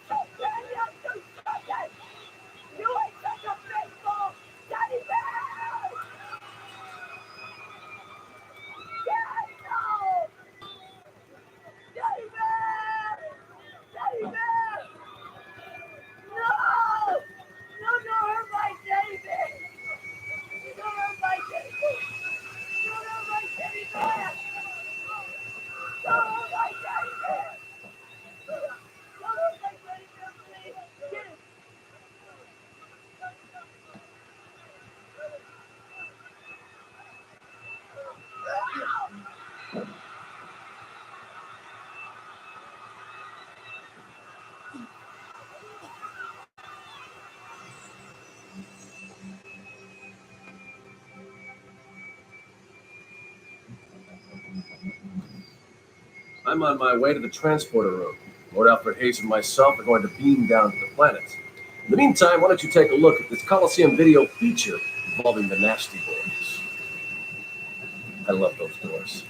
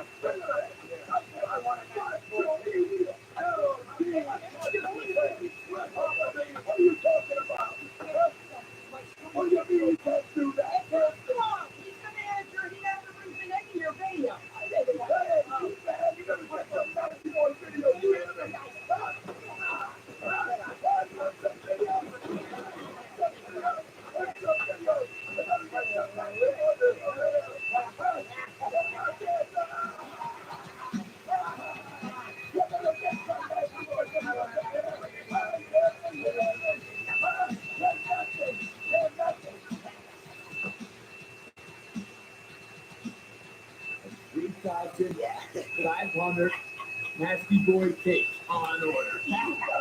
Right side. Who says it's hard to run a video store? What do you want, Pogo? New York Ballet. Maybe we should talk to the manager. I'll do any replicate. What was the generation?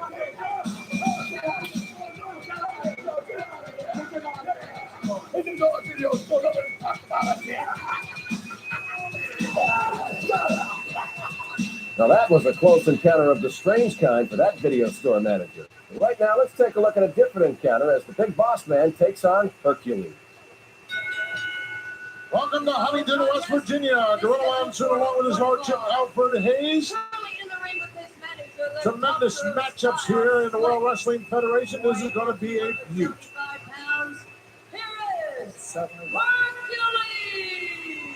Hercules wearing 36 foot of chain. 360 pounds, I think.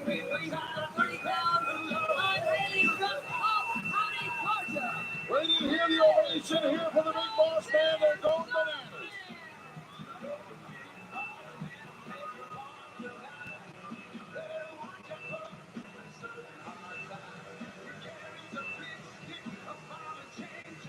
What a record this guy's accumulated here since his inception here in the WWF.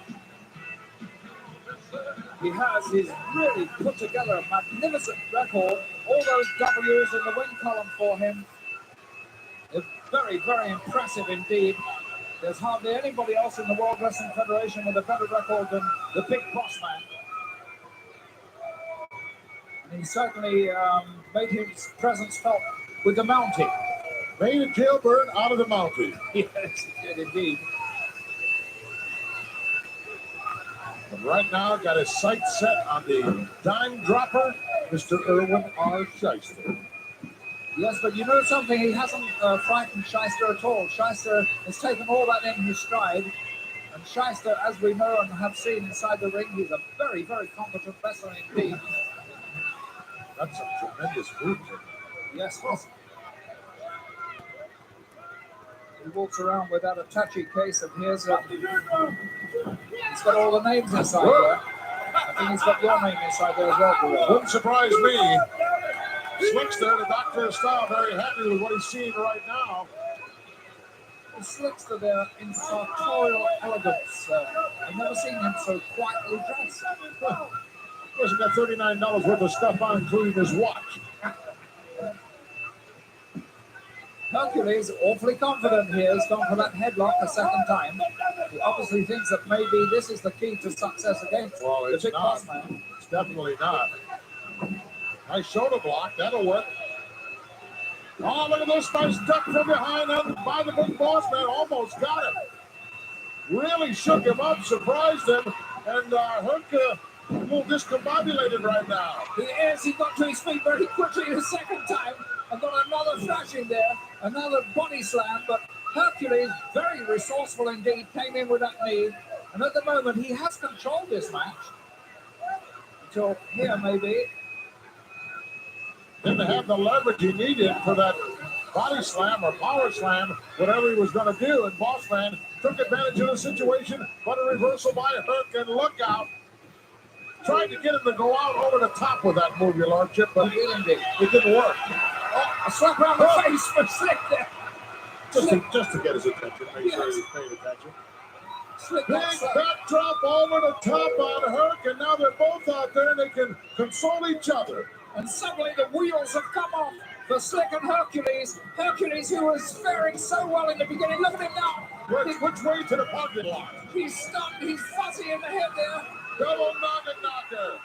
And what a bell ring and a head was I think your Herc got the worst of that one. Oh, he was already stunned, Hercules.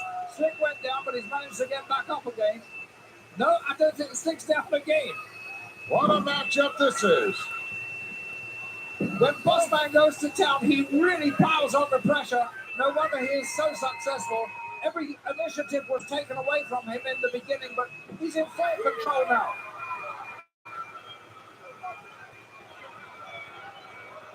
Slick obviously wishing he was somewhere else. And Herc feeling the same way. Look out. Went to the well one too many times. And that's because he was watching Slick and not watching Hercules. You cannot do that. You mustn't allow yourself to be distracted. Hercules moved a full half a second before the boss man arrived there, but you've got to keep your eye on the man you intend to hit. Boy, what a look of disdain Hercules just gave the Dr. Style. Looks like a kill. He would have been a goner right there. Inverted atomic drop by Herc. Found the mark.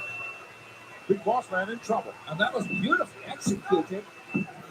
There's tremendous bump there. Hercules just handled that. That's way in excess of 300 pounds. Hercules really is a powerful man with great stamina. And an excellent condition. Yes. He's been pummeled around in there. He's been thrown around. He's done some tremendous offensive moves. He's not even breathing heavily. No, and that was a nice psychological ploy there. A token cover by Hercules just to show Big Boss Man he can get his shoulders down.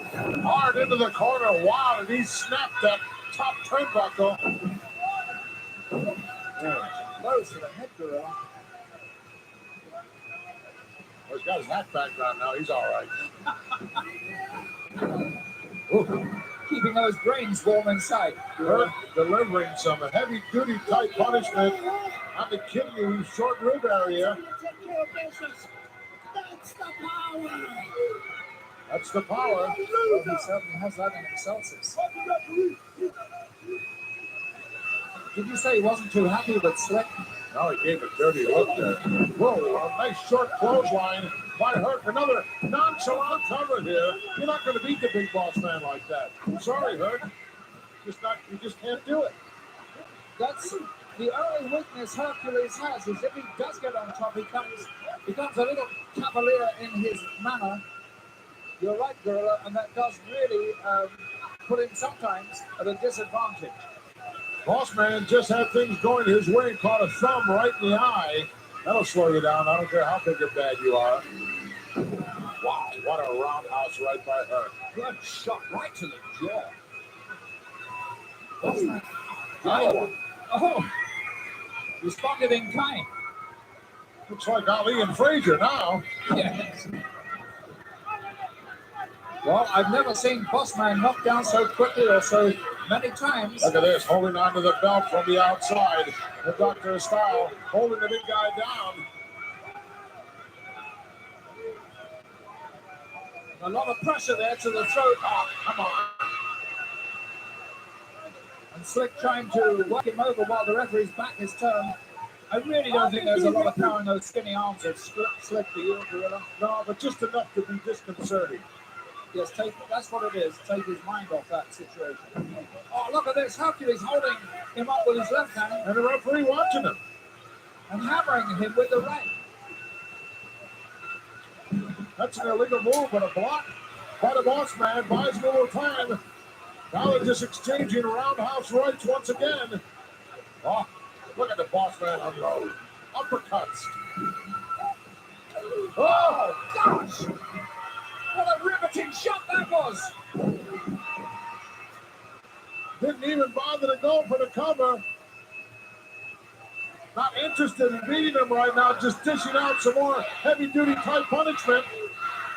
Well, he probably thinks he's going to knock him unconscious before he can hold those huge shoulders down for a 3 count. Some good stuff here by the boss man, but ran into a little danger there. Boy, Hurt timed that beautifully. Herc wrestling better than I've seen him wrestle for a long time. Sorry, Hercules, I'm catching your thing there. That's okay. Oh, there it is. He nailed him. Caught him with that patented move. And just like that, it's over. Holy Moses. Let's get the official word. The lovely Mike McGirt telling us the winner was the Big Boss Man. Boy, what a hard-fought victory. He won't forget this one for a long time. Certainly not. Several times Hercules had a chance to put the Big Boss Man away. He didn't take advantage of that. And when that happens, it usually comes back to haunt you. In this case, it did. The Big Boss Man beautifully dealt with Hercules. The Macho Man Randy Savage will attempt to keep order as he refs this encounter involving Virgil and $1 Million Man Ted DiBiase. Introducing first, Not at stake in this special matchup. guest referee, Macho Man Randy Coach, you could refer to this as a $1 million matchup for Alfred Hayes. Hello, I'm Sean Mooney. We are getting set for an incredible battle. Macho Man Randy Savage will not be one of the combatants. He has been selected by President Ted Tenney to govern this encounter as the official referee. Yes, Sean, so much was at stake in this match between Virgil, who is the reigning $1 million champion, and should I call it $1 million man Ted DiBiase now? Or do you just call it Ted DiBiase? He still has millions thrown out for this. Okay. And there was so much at stake that they had to appoint a special referee, and my goodness, what a decision to appoint this man, the Macho Man Randy Savage. Now, do you believe he can remain an impartial official for this encounter? No, I don't think he can. Why not? Well, there are many things why I believe that. I mean, he's had his tussles with the $1 million man, Ted DiBiase. He's had his tussle with that beautiful young lady just there. And I don't think he can control his emotions. However, I'm willing to be proved wrong. Well, President Ted Tenney disagrees. I think he believes that the Macho Man Randy Savage, for the most part, always plays fair. Unless his opponent wants to mix it up. Well, another thing, he believes that he will be an impartial judge. Another thing I also know is that Savage and Virgil have been friends on and off over a period of time also. It's close. Ted DiBiase is attempting to offer $1 million man a bribe. How much money is that? I don't know. I don't know too much, to be quite honest. That'll take place here in Cornwall, Ontario. World Wrestling Federation all over the world, and this is definitely an exclusive encounter. We included on Invasion 92, a Coliseum video. Now, I think, Sean, that poetic justice would be served here if the $1 million man, Ted DiBiase, beat Virgil and got his diamond back off the gate. Or his diamond belt back again. What an impressive belt it is. Here we go. Look at that. You see? Savage Virgil pushing. shot. Ted DiBiase coming in from behind. And we are off and running in this battle. Virgil, couple of good clotheslines there. And Your Lordship, I think you will agree when it comes to fisticuffs, no one does it better than the street tough Virgil. Well, I'll go along with that definitely. But look at him, look, hot dogging, showing the boasting and bragging, that's no good. You've got to get down to brass tactics inside the ring and fight. Well, it was the $30 man who attempted to get this matchup off for Alfred Hayes before the official time. And he must suffer the consequences of that. I know you are squirming in your seat there. You believe the Macho Man Randy Savage, even thus far, has not been a fair judge. Well, I didn't like the way he was enforcing the rules there, making Ted DiBiase get back in and counting him. I think he should have given him a little more tolerance. But, shot to the throat. What a snap to that blow. Sunset flip by Virgil. Can't keep the shoulders down. Right into the arms. But Virgil body slams Ted DiBiase once more. And this time, Ted DiBiase will slip out to think about it. He certainly will. His first wise move of this encounter. Yes, it could be. He was certainly shaken up by those body slams. I don't think it's hurt too badly, but he certainly had to go out and try and think about it. Look at this. Battle continues outside of the ring. Randy Savage will allow it. He's been involved on a few occasions outside of the squared circle. Yes, he has indeed. We've got a real close-up of that from the outside from our intrepid cameraman there, Marty Applebaum. Oh. He's going to stay out the way. Look right to the jaw. Virgil's dropped center of the ring. So far, Randy Savage has done an excellent job right up the base. Staying pretty much out of the way. He has a little like Marty Applebaum following Sherry around with his camera outside the ring. Oh, well, dude, you have to keep it on. Yes.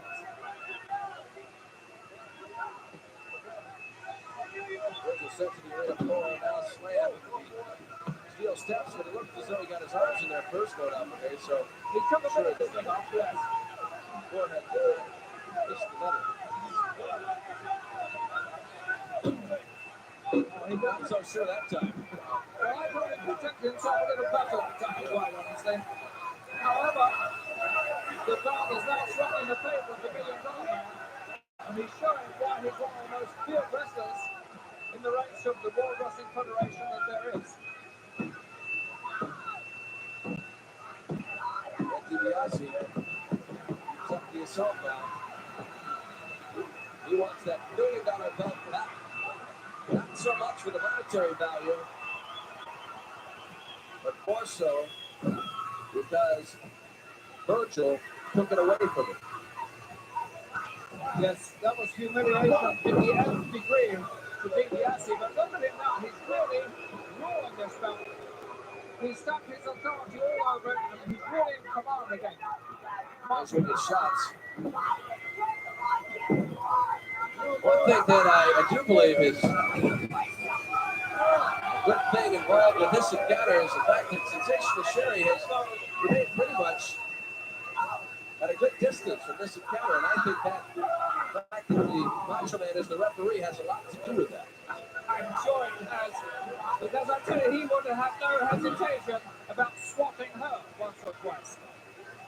Count of two. Macho Man moves in. Sensational Sherry's got people in the vertical distance. He's listening to this explanation from Ted. I must take my hat off to Randy Savage. He's been a lot better than I thought he would be. Doesn't give an inch. No. We'll go toe-to-toe with the $1 million man. Virgil suplexed. Skillful move on the part of Ted DiBiase. And DiBiase looking really confident. Marty, stay away from that shot. It's too bad. Ted DiBiase resorts to such low tactics right off the Hayes because he really is a very, very skillful superstar. He is indeed, and now he's getting into a heated discussion about the rules here with Savage. Randy Savage warning. the $1 million man. He was the sensational Sherry as well. Well, Virgil not having a great deal of luck in this encounter. He started off so brilliantly. He had better get going if he hopes to hold on to the diamonds and gold. That is what is at stake here. And there is nothing $1 million man would like more than to leave Cornwall in possession of his $1 million belt. That drop there as he sends Virgil flying. Well, I'm sure DiBiase could have pinned him there, but he chose to prolong the punishment of Virgil. And you're right. He wants to humiliate Virgil more than you can imagine. Ted DiBiase may get away with that when another referee is in the ring. Look at this. Ted DiBiase, $1 million man, drills the Macho Man with a right. Drops him to the canvas. And now his attention is diverted. Punishing Randy Savage. Sends him over the top rope. And they do it for an appointed referee. Well, I'm surprised Ted DiBiase has got a short fuse to that temper of his. There's no chance. There's no chance now for him to win the $1 million belt officially, Lord Alfred Hayes. Well, no, but he just wants to really humiliate Virgil and take his spite out on him, vent his rage, and he's certainly doing that. Got the $1 million dream locked in. The Macho Man Randy Savage for getting the referee's job off the top rope. Drills the $1 million man the back of the head with a double axe handle.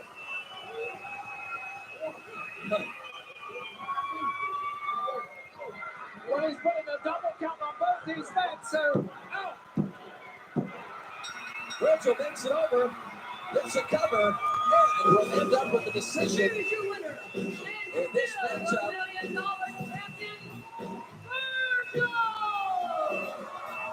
That makes it official. Virgil the winner of this encounter against the $1 million man Ted DiBiase. That means it is Virgil who leads with the diamonds and gold. Lord Alfred Hayes, I know you enjoyed this battle, and I don't think it's over yet between these two incredible superstars. And I certainly don't think so either.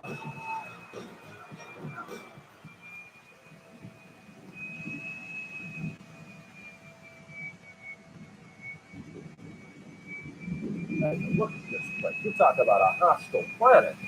This is not the day to be here, Commander. No, yesterday it was a beautiful day. Now you tell me. Folks, I don't know how long we're going to be hanging around down here. In the meantime, let's take a look at our tag team match of the month. Should have brought the fall weather here. A lot of history between the two individuals, Lord Alfred Hayes. Yes, been involving the wedding of Randy Savage and Miss Elizabeth, who is now referred to as Ms. Elizabeth Macho. And it was Jake Roberts who ruined their wedding reception. His gift was a Cobra. Yes, he did. He really did such an awful, despicable thing at their wedding.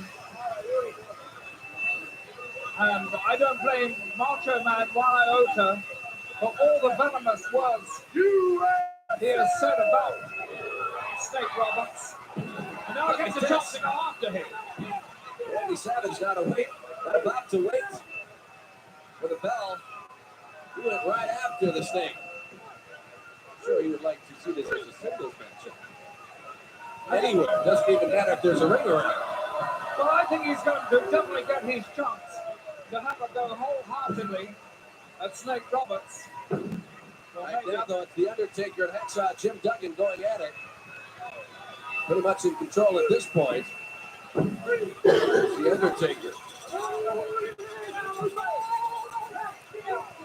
Yeah, whatever's in that urn wants out. It sounded like that. You're absolutely right. But just look at this. The Undertaker, really, that was a questionable hold he had. Those huge hits around the throats of Hacksaw Jim Duggan. Yes. Certainly did some serious damage. It took its toll on Duggan. Not to mention those uppercuts he suffered before The Undertaker went to that chokehold. That's in a bit of trouble at this point. Moves out of the way. As the Undertaker goes into the corner. Some huge rights from Hacksaw. Clothesline. Sends the Undertaker right over the top rope. And he lands right on his feet. What a frightening superstar. Look at that. Scowl on his face. Yes, the Undertaker is so tall, 6 feet 10 inches, he just stretches right down to the floor. Unfortunately for the Undertaker, that saved him seriously being injured there. Jim Duggan doesn't want to let him back in the ring. I don't blame him. Attacked him with another right as he came up onto the apron.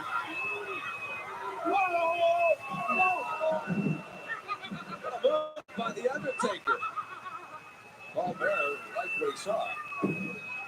And you're right, Sean, that was a tremendous move by the Undertaker there. Took Duggan completely by surprise. Now the Snake getting involved. Randy Savage very anxious to get into this battle. But he is being controlled now by the referee. And really, the referee having a lot of trouble here, trying to keep some semblance of order inside the roped arena.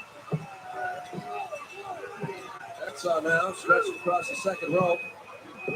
The Undertaker is incredibly strong. And all it takes is one hand to keep Hacksaw pinned. Dick the Snake Roberts getting his shots in as the Undertaker begins to stop the Macho Man. Sure, we know that Hacksaw Jim Duggan has tremendous durability, but he is taking an awful shellacking now. I don't know how much more of this he could possibly stand up to. He definitely wants out of there. He needs some recovery time. But once again, he is dragged away from his corner. Jake the Snake Roberts checks in. There's a tag. Here comes the Macho Man. And boy, does he want a piece of the Snake.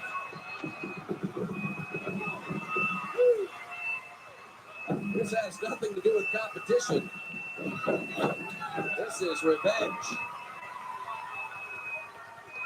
Now going up to the top rope. Was flying with a double axe handle into the head of Jake Roberts, and the Macho Man doesn't want to let him tag out. Goes right after him. The referee breaks it up. And now Randy Savage in trouble. Well, Savage a little prematurely there, went for the coup de grace off that top rope. And unfortunately for him, Roberts was able to roll to his own corner and tag in the Undertaker. Then there was a little interference on the part of Jim Duggan that took the referee's attention away. And because of all that, the Macho Man Randy Savage is now suffering. Let me ask you a question, Lord Alfred Hayes. Have you ever seen the Undertaker hurt? I never have, no. I've seen him struck with steel chairs. I've seen him savagely beaten, but he doesn't seem to wince, and he certainly doesn't show any expression of pain. All you can see there was the whites of his eyes. I have never seen him show any emotion whatsoever. No indication of pain. Always the same expression on his face. He is such a powerful and frightening adversary. It's awfully difficult to find any tactic that would prove successful against him. Sometimes, Your Lordship, doesn't even appear human. That's for sure. And Macho Man is discovering how devastating the Undertaker can be in these circumstances. Body slam. That is a long way for the Macho Man to go to kiss the canvas. Moves out of the way. As the Undertaker attempts to drop an elbow, Hacksaw Jim Duggan has had some time to get his energy back, but a cold right drops him to his knees. Undertaker really caught him there, Lord Alfred Hayes. As he said, it's awfully difficult to hurt the Undertaker, and I do believe Duggan thought he'd floored the Undertaker with those two huge rights, but he hadn't. Undertaker took him by surprise from behind, and now he attacks in Roberts, who definitely has the upper hand. And the upper arm there, straight clothesline. Yes. Trying to get the DDT in on Jim Duggan. Macho Man quickly stop that, and he's got a chair in his hands now. As this battle is quickly going totally out of control. Jay kick with a chair. Backside with a 2x4. Is a clean house. Let's get the official word on this incredible match. The team of Jake the Snake Roberts and The Undertaker. Well, your lordship, The Undertaker and The Snake may walk away victorious. But I do believe that means absolutely nothing. Macho Man Randy Savage and Hacksaw Jim Duggan, they accomplished exactly what they set out to do. They came here to beat up The Undertaker and Jake Roberts. I think that's exactly what they did in this match. They certainly did. And they made sure that when Macho Man, Randy Savage, and Duggan got into the ring, that they made the other team pay for their misdeeds. What an exclusive match.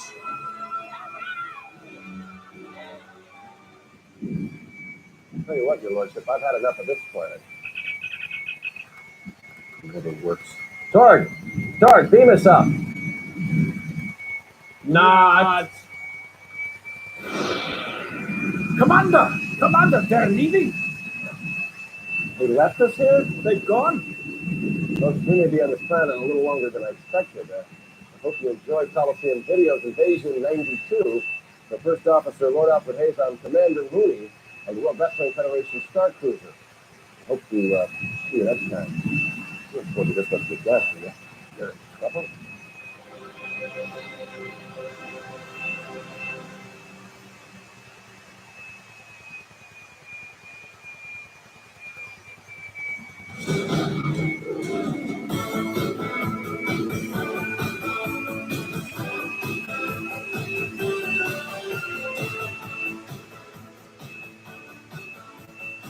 Hello everyone, I'm Sean Mooney, and welcome to Coliseum Videos, WWF Rampage 91.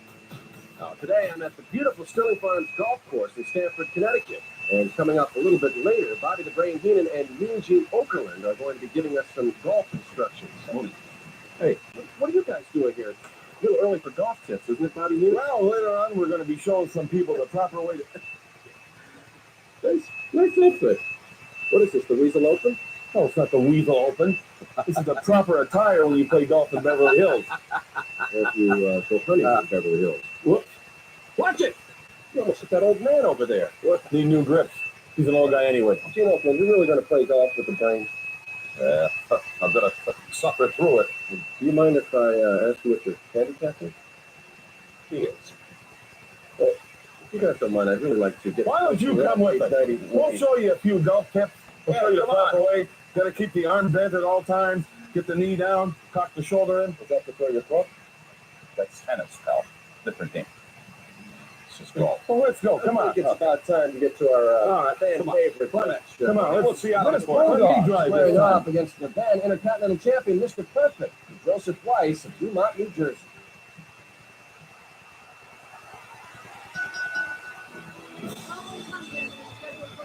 Fresno, California, the site where World Wrestling Federation history could be made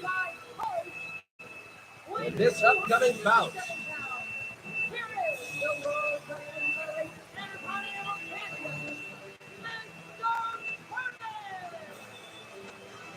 Hello everyone, I'm Sean Mooney. Alongside me, the very profound Lord Alfred Hayes, to provide color commentary for this Intercontinental title match. And Lord Alfred Hayes, this is going to be a tremendous encounter. We have not had a bell as of yet. Considering the two combatants, I think you would agree. Yeah, thank you for that generous introduction, Sean. Let's see if I can introduce a little profundity into You always this give me such a nice introduction on Primetime Wrestling. But I would return the favor. Awfully kind of you. And Mr. Perfect, as always, looking in great condition.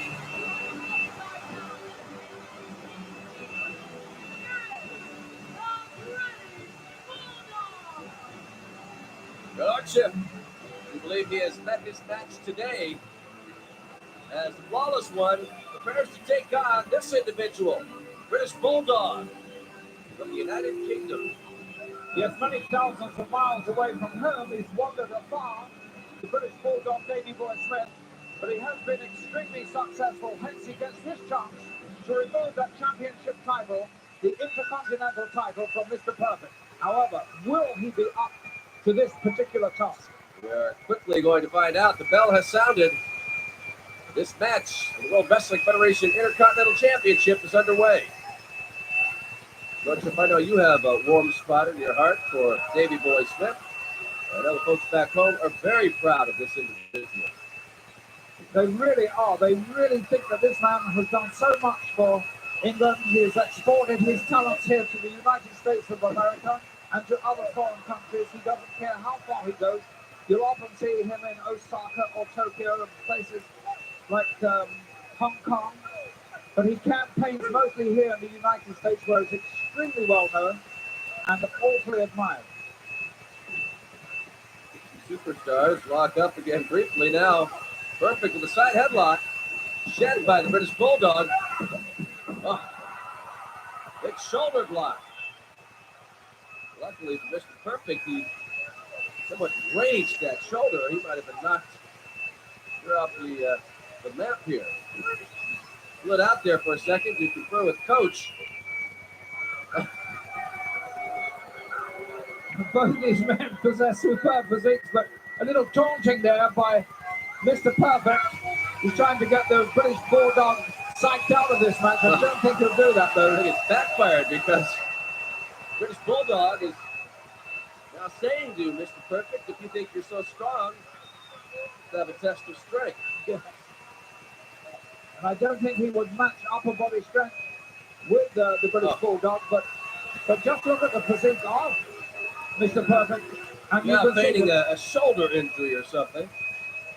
Yeah, I didn't see. Perhaps he was injured in that shoulder block, that collision in the center of the ring. That's possible. I was going to say, if you look at his physique, you can see that he is a finely tuned athlete, but not possessing that complete upper body strength that the Bulldog possesses.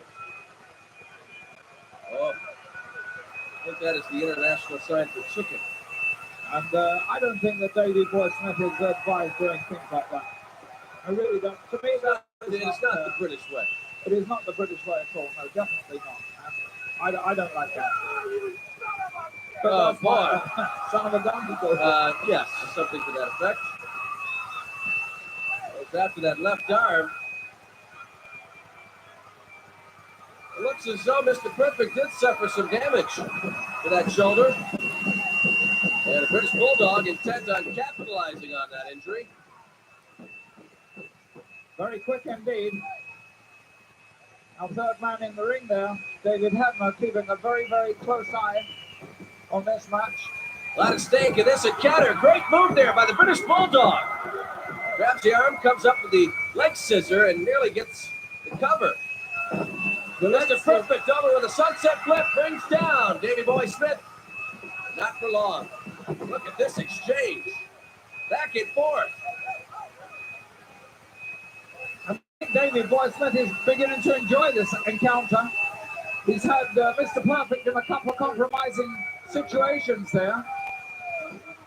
A little bit of a low blow there, Lord Alfred Hayes, and I believe the referee saw that. It did That appear is to certainly be an a little bit, effective yeah. way to get to Davey Boy Smith. But not for long, apparently. Bulldog overcame that low blow. As Mr. Perfect sees all the floors. From the top turnbuckle to the canvas. I saw the coach's notepad there. I think they're going to have to go to plan B now by the look of this match. Why is it always turned upside down? Is there nothing on that clipboard? He doesn't want Bulldog, obviously, to read their game plan. Perfect now, recovered completely from those heavy blows he just took to the turnbuckle, or from the turnbuckle to his head. And Davey Boy Smith really Hard wicked. shot to the ribs. by those attacks. Was there any signal in those sharp blasts from the whistle of the coach? Oh, there definitely is. They have a code with that whistle. I don't know exactly what it is, but he does. Or is he just sounding off? No, he gives instructions to Baby Boy. I mean, Mr. Perfect. Mr. Perfect. Now the Boston Crab on, and a little extra help from that second rope there. He's going to need it. Davey Boy Smith has incredible lower back strength. And good example of it there as he just presses his way out of that terrific hold Mr. Perfect had on the British Bulldog. Powerful move by Davey Boy Smith there. It was like a spring recoiling and shot Mr. Perfect out the ring, but he bounced straight back in. These two men are completely determined. Standing drop kick. And Davey Boy Smith knocked out of the ring for the first time in this encounter. Dangerously close to Coach. He gets in a few shots of his own. Here's the referee. Being distracted by Mr. Perfect. And here comes Bret the Hitman Hart. Well, I don't know what this has got to do with Hart. Well, he just saw some very questionable tactics being used by Coach. And one thing the Hitman cannot stand for is those individuals who break the rules. Well, he came here and evened up the odds against Davey Boy.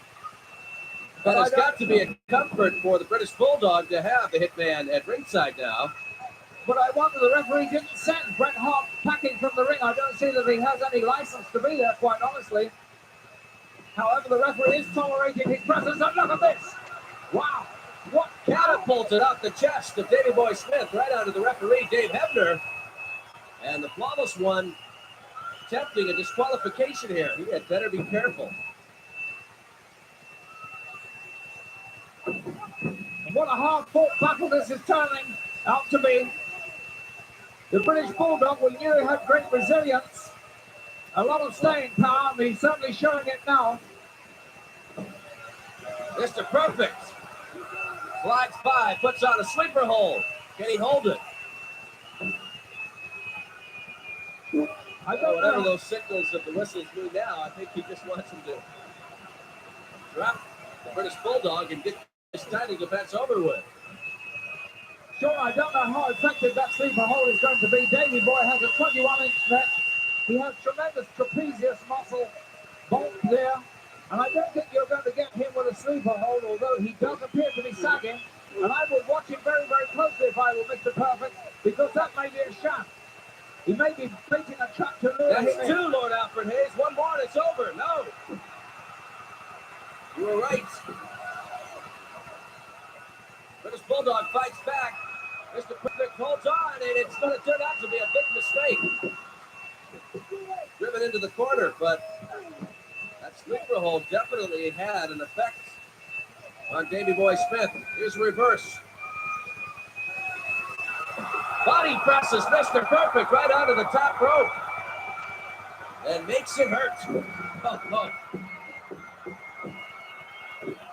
And Mr. Perfect clearly frustrated at this point. I know Davey Boy Smith now. He's really piling on the pressure, completely focused on this job in hand, and that is to get the title from Mr. Perfect. Oh, what an unfortunate collision there. And it looks as though Dave Hebner may have been knocked cold. That collision, the British Bulldog, now it is a free-for-all in the squared circle. Hebner is down. And British Bulldog rolls up Mr. Perfect. It could be over here. Coach tries to get into the act. In comes the Hitman. And Hebner still not making any sign The of being Hitman catches at all. A 1, 2, 3 there, but it's only a token 1, 2, 3 by Bret Hart. That cannot be official. Otherwise, we'd have a new Intercontinental Champion. And as you know, there is a lot of bad blood between the Hitman and Mr. Perfect. And Bret Hart, who poked his nose in, is getting him shut down in shape right now.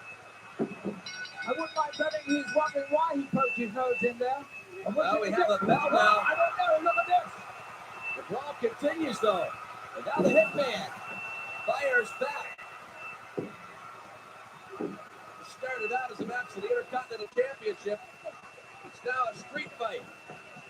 Bret Hart with an elbow connects with a chin on the flawless one over the top rope. Let's get the official word.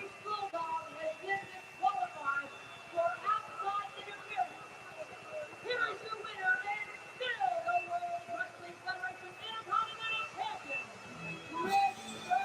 Hardy. As this battle ends, a lot of controversy. British Bulldog disqualified as Mr. Perfect retains the World Wrestling Federation Intercontinental Championship.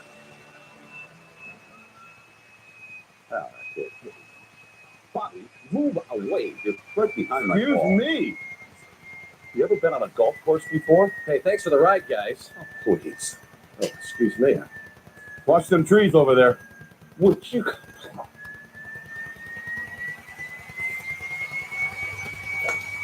Hey, nice shot. Hey, that's gonna play. I think you killed a squirrel. We just saw a great fan favorite watch. The former Intercontinental Champion, Mr. Perfect, facing the British Bulldog. Now, if there's an encounter you'd like to see, all you have to do is send a postcard to WWF Fan Favorites, care of Coliseum Video, at 430 West 54th Street, North New York, 10019. Excuse me there. That's what you were. Oh, that can work, buddy. Okay.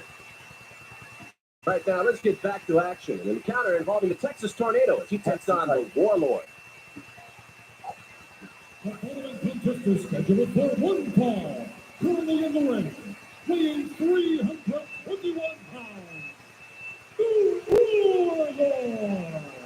Frank, did he say that Jerry received him? And here's the door. From Goodson, Texas, weighing 254 pounds, the Texas Tornado, Jerry Lewis.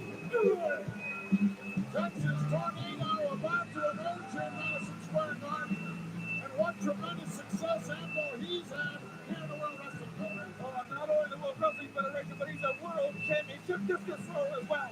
And he used it in the ring as a discus punch, and what velocity he has behind it. I like to call him the world dervish myself. Yeah. Oh, he gets a lot of torque behind him. And as this guy put together, take a look. Again, we have a size difference here. Yeah, Warlord's a lot bigger. Tornado's a lot quicker, buddy. Warlord's a lot stronger. Tornado's a lot smarter, buddy. Now you've lied to the people. No, I have not. He's from Texas. He can't be smarter. Warlord's stuck to an answer when you say hello.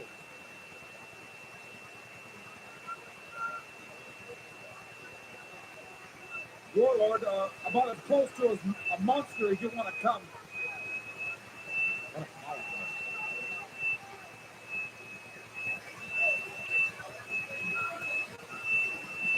Look at the size of Warlord's legs and power.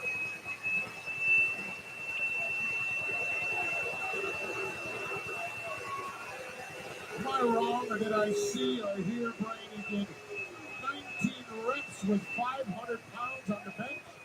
Yes, on my show, Primetime Wrestling, he did over 500 pounds 19 times, and he had a sore back and sore chest to start with, and still did that. Warlord showing a lot of power there. And the only reason he stopped because he felt he was going to damage something. He could have done a lot more.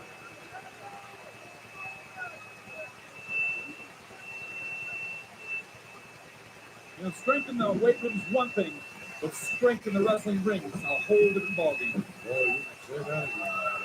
Well, you can say that again, Amber. What was it, Hector? No, I'm just commenting.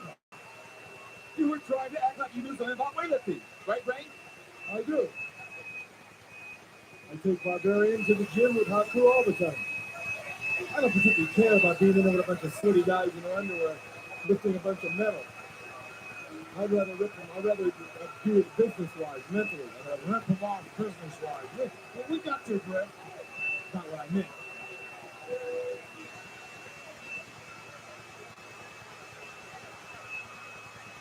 Tornado would be at a big disadvantage if he decides to do this, Angela, with a height.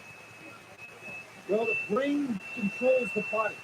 Brains control the muscle. What the hell the body need? What happened to his body? His brain is working overtime in business matters rather than lifting a bunch of stupid irons. When they passed out brains, he thought they said pains. He said, I don't know. I'm going to have to ask you to leave. Again? Either one of you. I'll leave you alone here with the animal. Would you like me to do that? No, you can stay. I don't trust this man. Well, Texas Tornado turning the tables here. Sounds like almost like a Mexican standoff there, Angela. Well, don't underestimate Kerry Von Erich's strength. He has a tremendous, you're a world-class discus thrower. You've got a tremendous amount of strength in your abdominals and a glutes.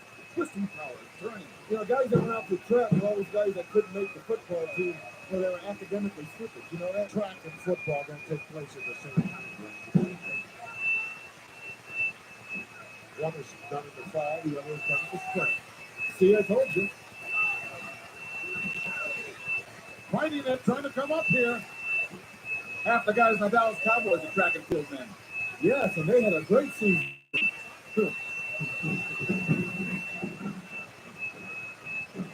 Fighting a little fire with fire, didn't even budge him though on that shoulder block. Look out. There's the quickness that we talked about. You can't quite reach him. Well, there it is. But he's not down yet. Average guy would have been down and out. Oh, bear hug. These aren't average guys though, Monsoon. You can look at that. Big deal. Discus. Everybody throws to it right across the street. Takes an art to throw a frisbee. Yeah, a little pooch could do it. A little pooch could catch one. That was the Texas Tornadoes pro total college. He was a javelin catcher. You was a javelin catcher. What you do with a javelin catcher? I had to be busy with UCLA dating cheerleaders. I didn't have enough time to go out and get sweaty and throw things through the air. One of their favorite pastime learners there was watch the weasel run. Only one in my class with a convertible. If you want to just, they usually wear straight A's. You're really the only one in the 6th grade old enough to vote.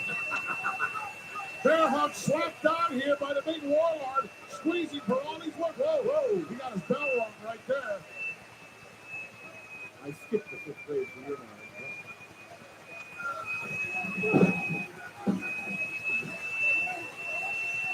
Not a bad idea for a tornado here to take a little hike for himself. Yeah, but one of my men bail out and you say he's a coward. Well, I never said that, but Random face first into the steps. Yeah, but he's from Texas, that doesn't matter. Warlord thinks he's got this man beat. Looks pretty confident.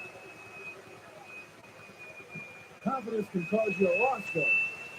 You gotta know when to be confident and when not to be confident. You don't want to turn your back on it, kind of like a tornado. Action going to the floor once again. Whoa!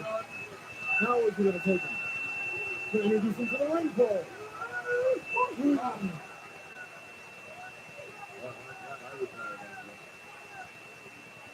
Me too. I wish you were still wrestling, man, son. You did. That way I wouldn't be sitting here with you. Wow, would you like to advantage me, right? Well, you won't take direction. Through you in a minute. You wouldn't take direction. You demand too much if you take. Blocked by Tornado. Shoulder block through the inside. Look out. Sunset over the top. Can he get the leverage to get him down? He's a big man. He's got big thighs. Look at the muscles in those thighs. You can't do it. Why don't you go throw a discus, Tornado? Why don't you go throw up? I never said that. Go ahead, tell him. I don't care. Okay, I'll tell him. Oh, you tell him. You lie.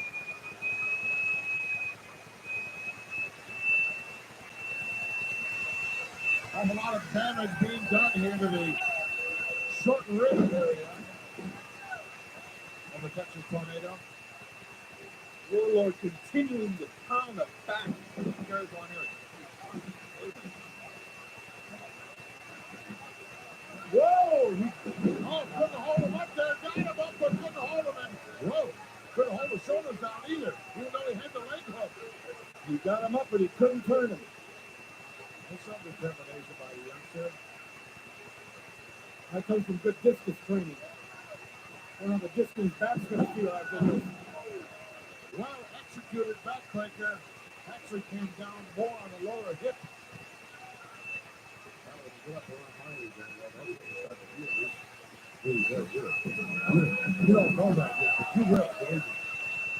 I've seen some of the punishment you've taken out there, and some of it that you've pushed out as well. Yeah, I'm making that arthritis kicks in. Oh, give it a brain. Don't have arthritis. Look out, clothesline, another beauty by the Tornado. He's not down yet. Another one staggers the big mountain. Well, he's swinging from left field, too. There it is. He nailed him with a good one that time. That's a discus punch. Over for the cover. 1, 2. No. He puts out. Put on the ropes. Referee Kenny Davis right on top of this situation. Spotted that. Warlord lucky that the ropes are that close. I believe he was out of it. Oh, sleeper. Could be a choke. I think he's got it below the chin. Right up over the top of the big guy. But he's choking him. He's choking him on it. There's no choke. Don't tell me there's no choke. Oh, look at this. Oh, both men. Hard. Wow. Tornado really came down hard on that apron. Close to 600 pounds going on the ring at that speed. Yeah, but the Warlord came down right on top of him. That's okay, though. Sure, neither one of these guys belongs to you, Brian. How can they still be on their feet fighting? I don't think either one of them made it back in time. I think the Tornado did. We'll find out in just a moment here. Referee's giving the decision now. There it is. Ladies and gentlemen, the referee has counted both men out of the ring, ruling this contest a double countdown. Told you. You said that Texas Tornado beat the county. I never said that. I said that. Rampage 91 action continues. Animals squaring off against Paul Nova. And now, ladies and gentlemen, to determine which number of Power and Glory will go in individual competition, our referee will conduct a coin toss. The winner could very well become the loser. Very easy. Looks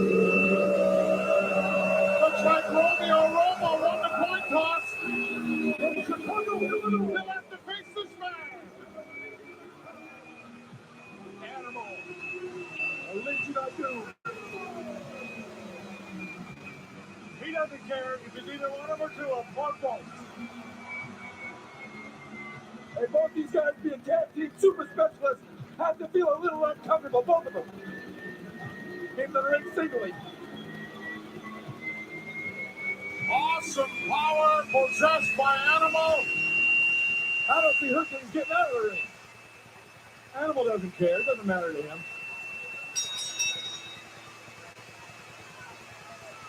Romeo says, I'm ready.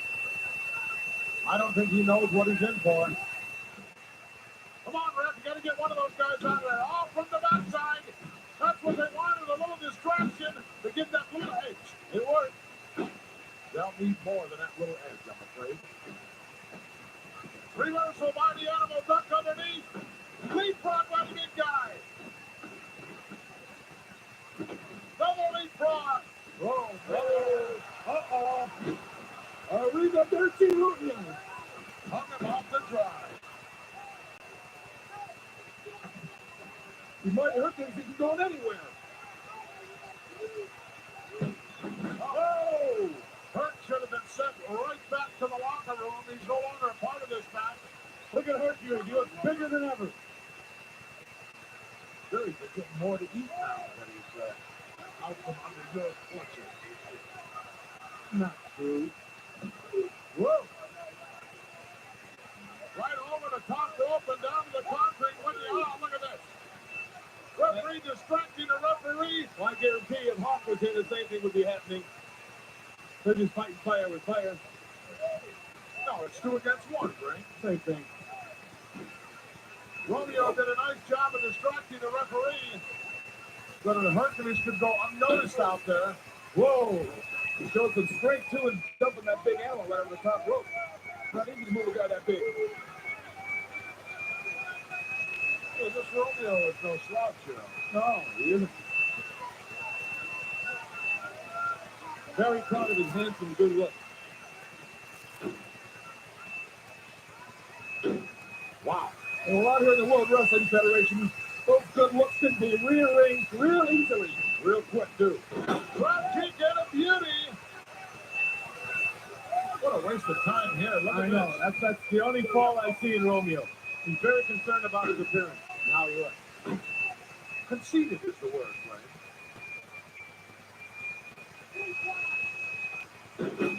Backbreaker not all well executed, but look at the power here. 2, Oh. 3. Very impressive. You know how many people you see handle the animal like that? Not very many. He's having his way with the animal.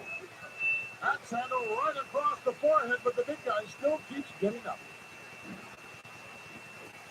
Elbow of his own, right between the eyes. Look out. Oh, there's a lot of fight left in Animal. There's no doubt about that. I don't know if you can beat him singly.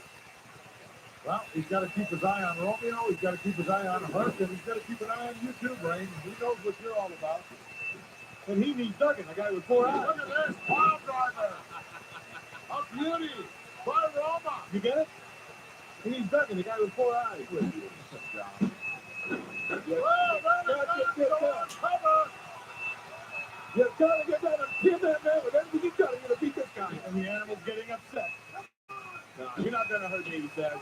That adrenaline flowing through that big, humongous body, the animal right now. He is impervious to pain. Nice reversal, though, by Roma. Oh, wow. Hello. Knocked him right in the middle of that sweep.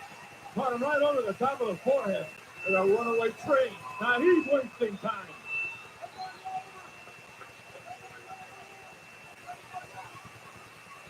Roma saying, wait 1 minute. There is no waiting here. Reversal and another reversal and still another one. Oh, right into the referee. Standing drop kick by the animal. Referee's down. Roma's down. Referee should have gotten out of the way. We'll put a blue shirt and a bow tie on you and see how well you do. Flying shoulder tackle. 1, 2, look out. Hercules taking advantage of the situation. 3, Danny Davis down. He's still down. Going back in for. Look at both of them in there now. We'll finish him off. Referee's got to turn around. He's got to see this. Referee's on his feet. He didn't see it. Didn't matter. Now he's looking. Now he's counting bodies out there now. Referee's still dazed. Oh, what a power slam. Forget about it. Call it in. What happened there? What happened? Listen to Howard Finkel. He'll tell you.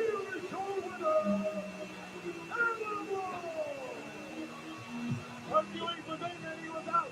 Then he was in, then Roma was in. Then Roma dropped it. Let's go back and take a look so the journalists can tell us what happened.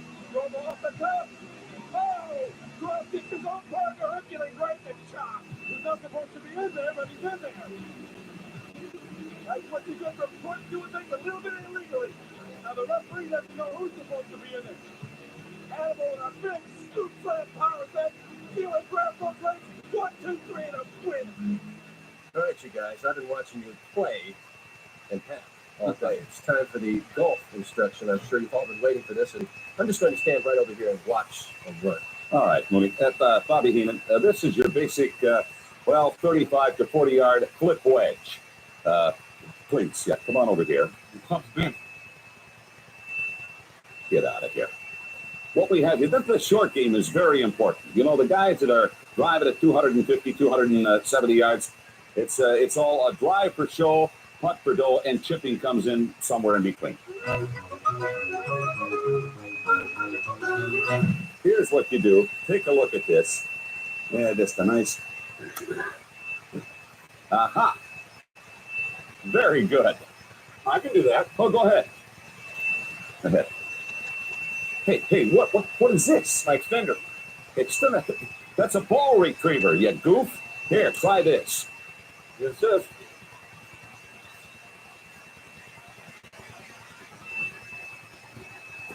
Ah, the hell?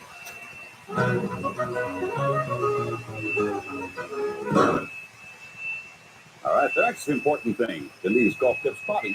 In the clubhouse. Hey, well, pay attention. Forget her.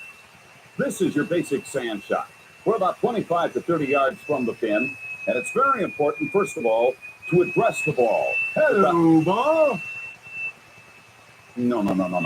Address the ball with an open stance and open the club face, because you're going to have to pick this, put a full swing on it, and of course finish toward the target. Pick the ball up. No. Pick it up. I know what you mean. I don't want you to misinterpret. Okay, why don't you back off here, and I'm going to give this a try. You see, this is a very important shot. Here's where you can really save strokes. Aha! Yeah, well, not bad. No, you didn't dig in good enough. No, okay. You give it a try. Put the ball down. You got to dig in really plant your feet in. Mm-hmm. Back up a little bit. Extend the arms. Oh, fuck. There's a little bad thing here. I think we're doing a little excavating here. I'm getting out of this. Hey, right in. Whoop. You've got to be kidding me.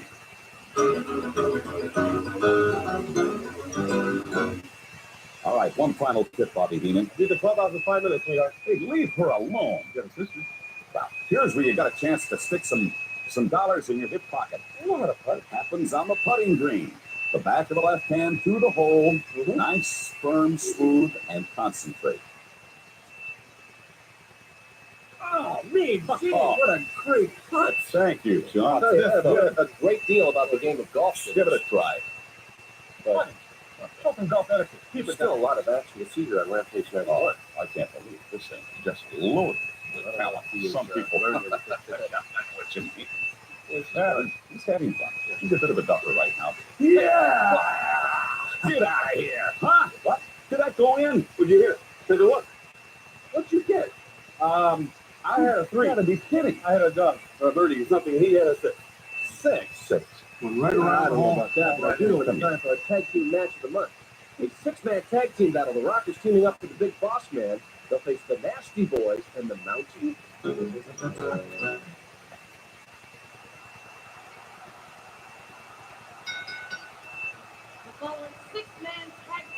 Lordship, are you prepared for all the action that's about to take place?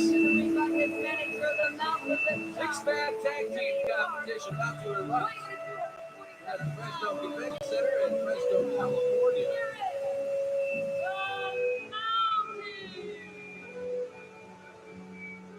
And look at that confidence, broad smile on the face of the Mountie. And Lordship, you mentioned before this, Gary Henry's pretty confident. Bringing along a couple of individuals to help him out in this matchup. But he can't bring better than the reigning champions with you for a match like this. A bit important. Bringing the Nasty Boys, knobs and sack job, and here they are in all their nastiness. And look at those two. You ever seen them go through an airport, Your Lordship?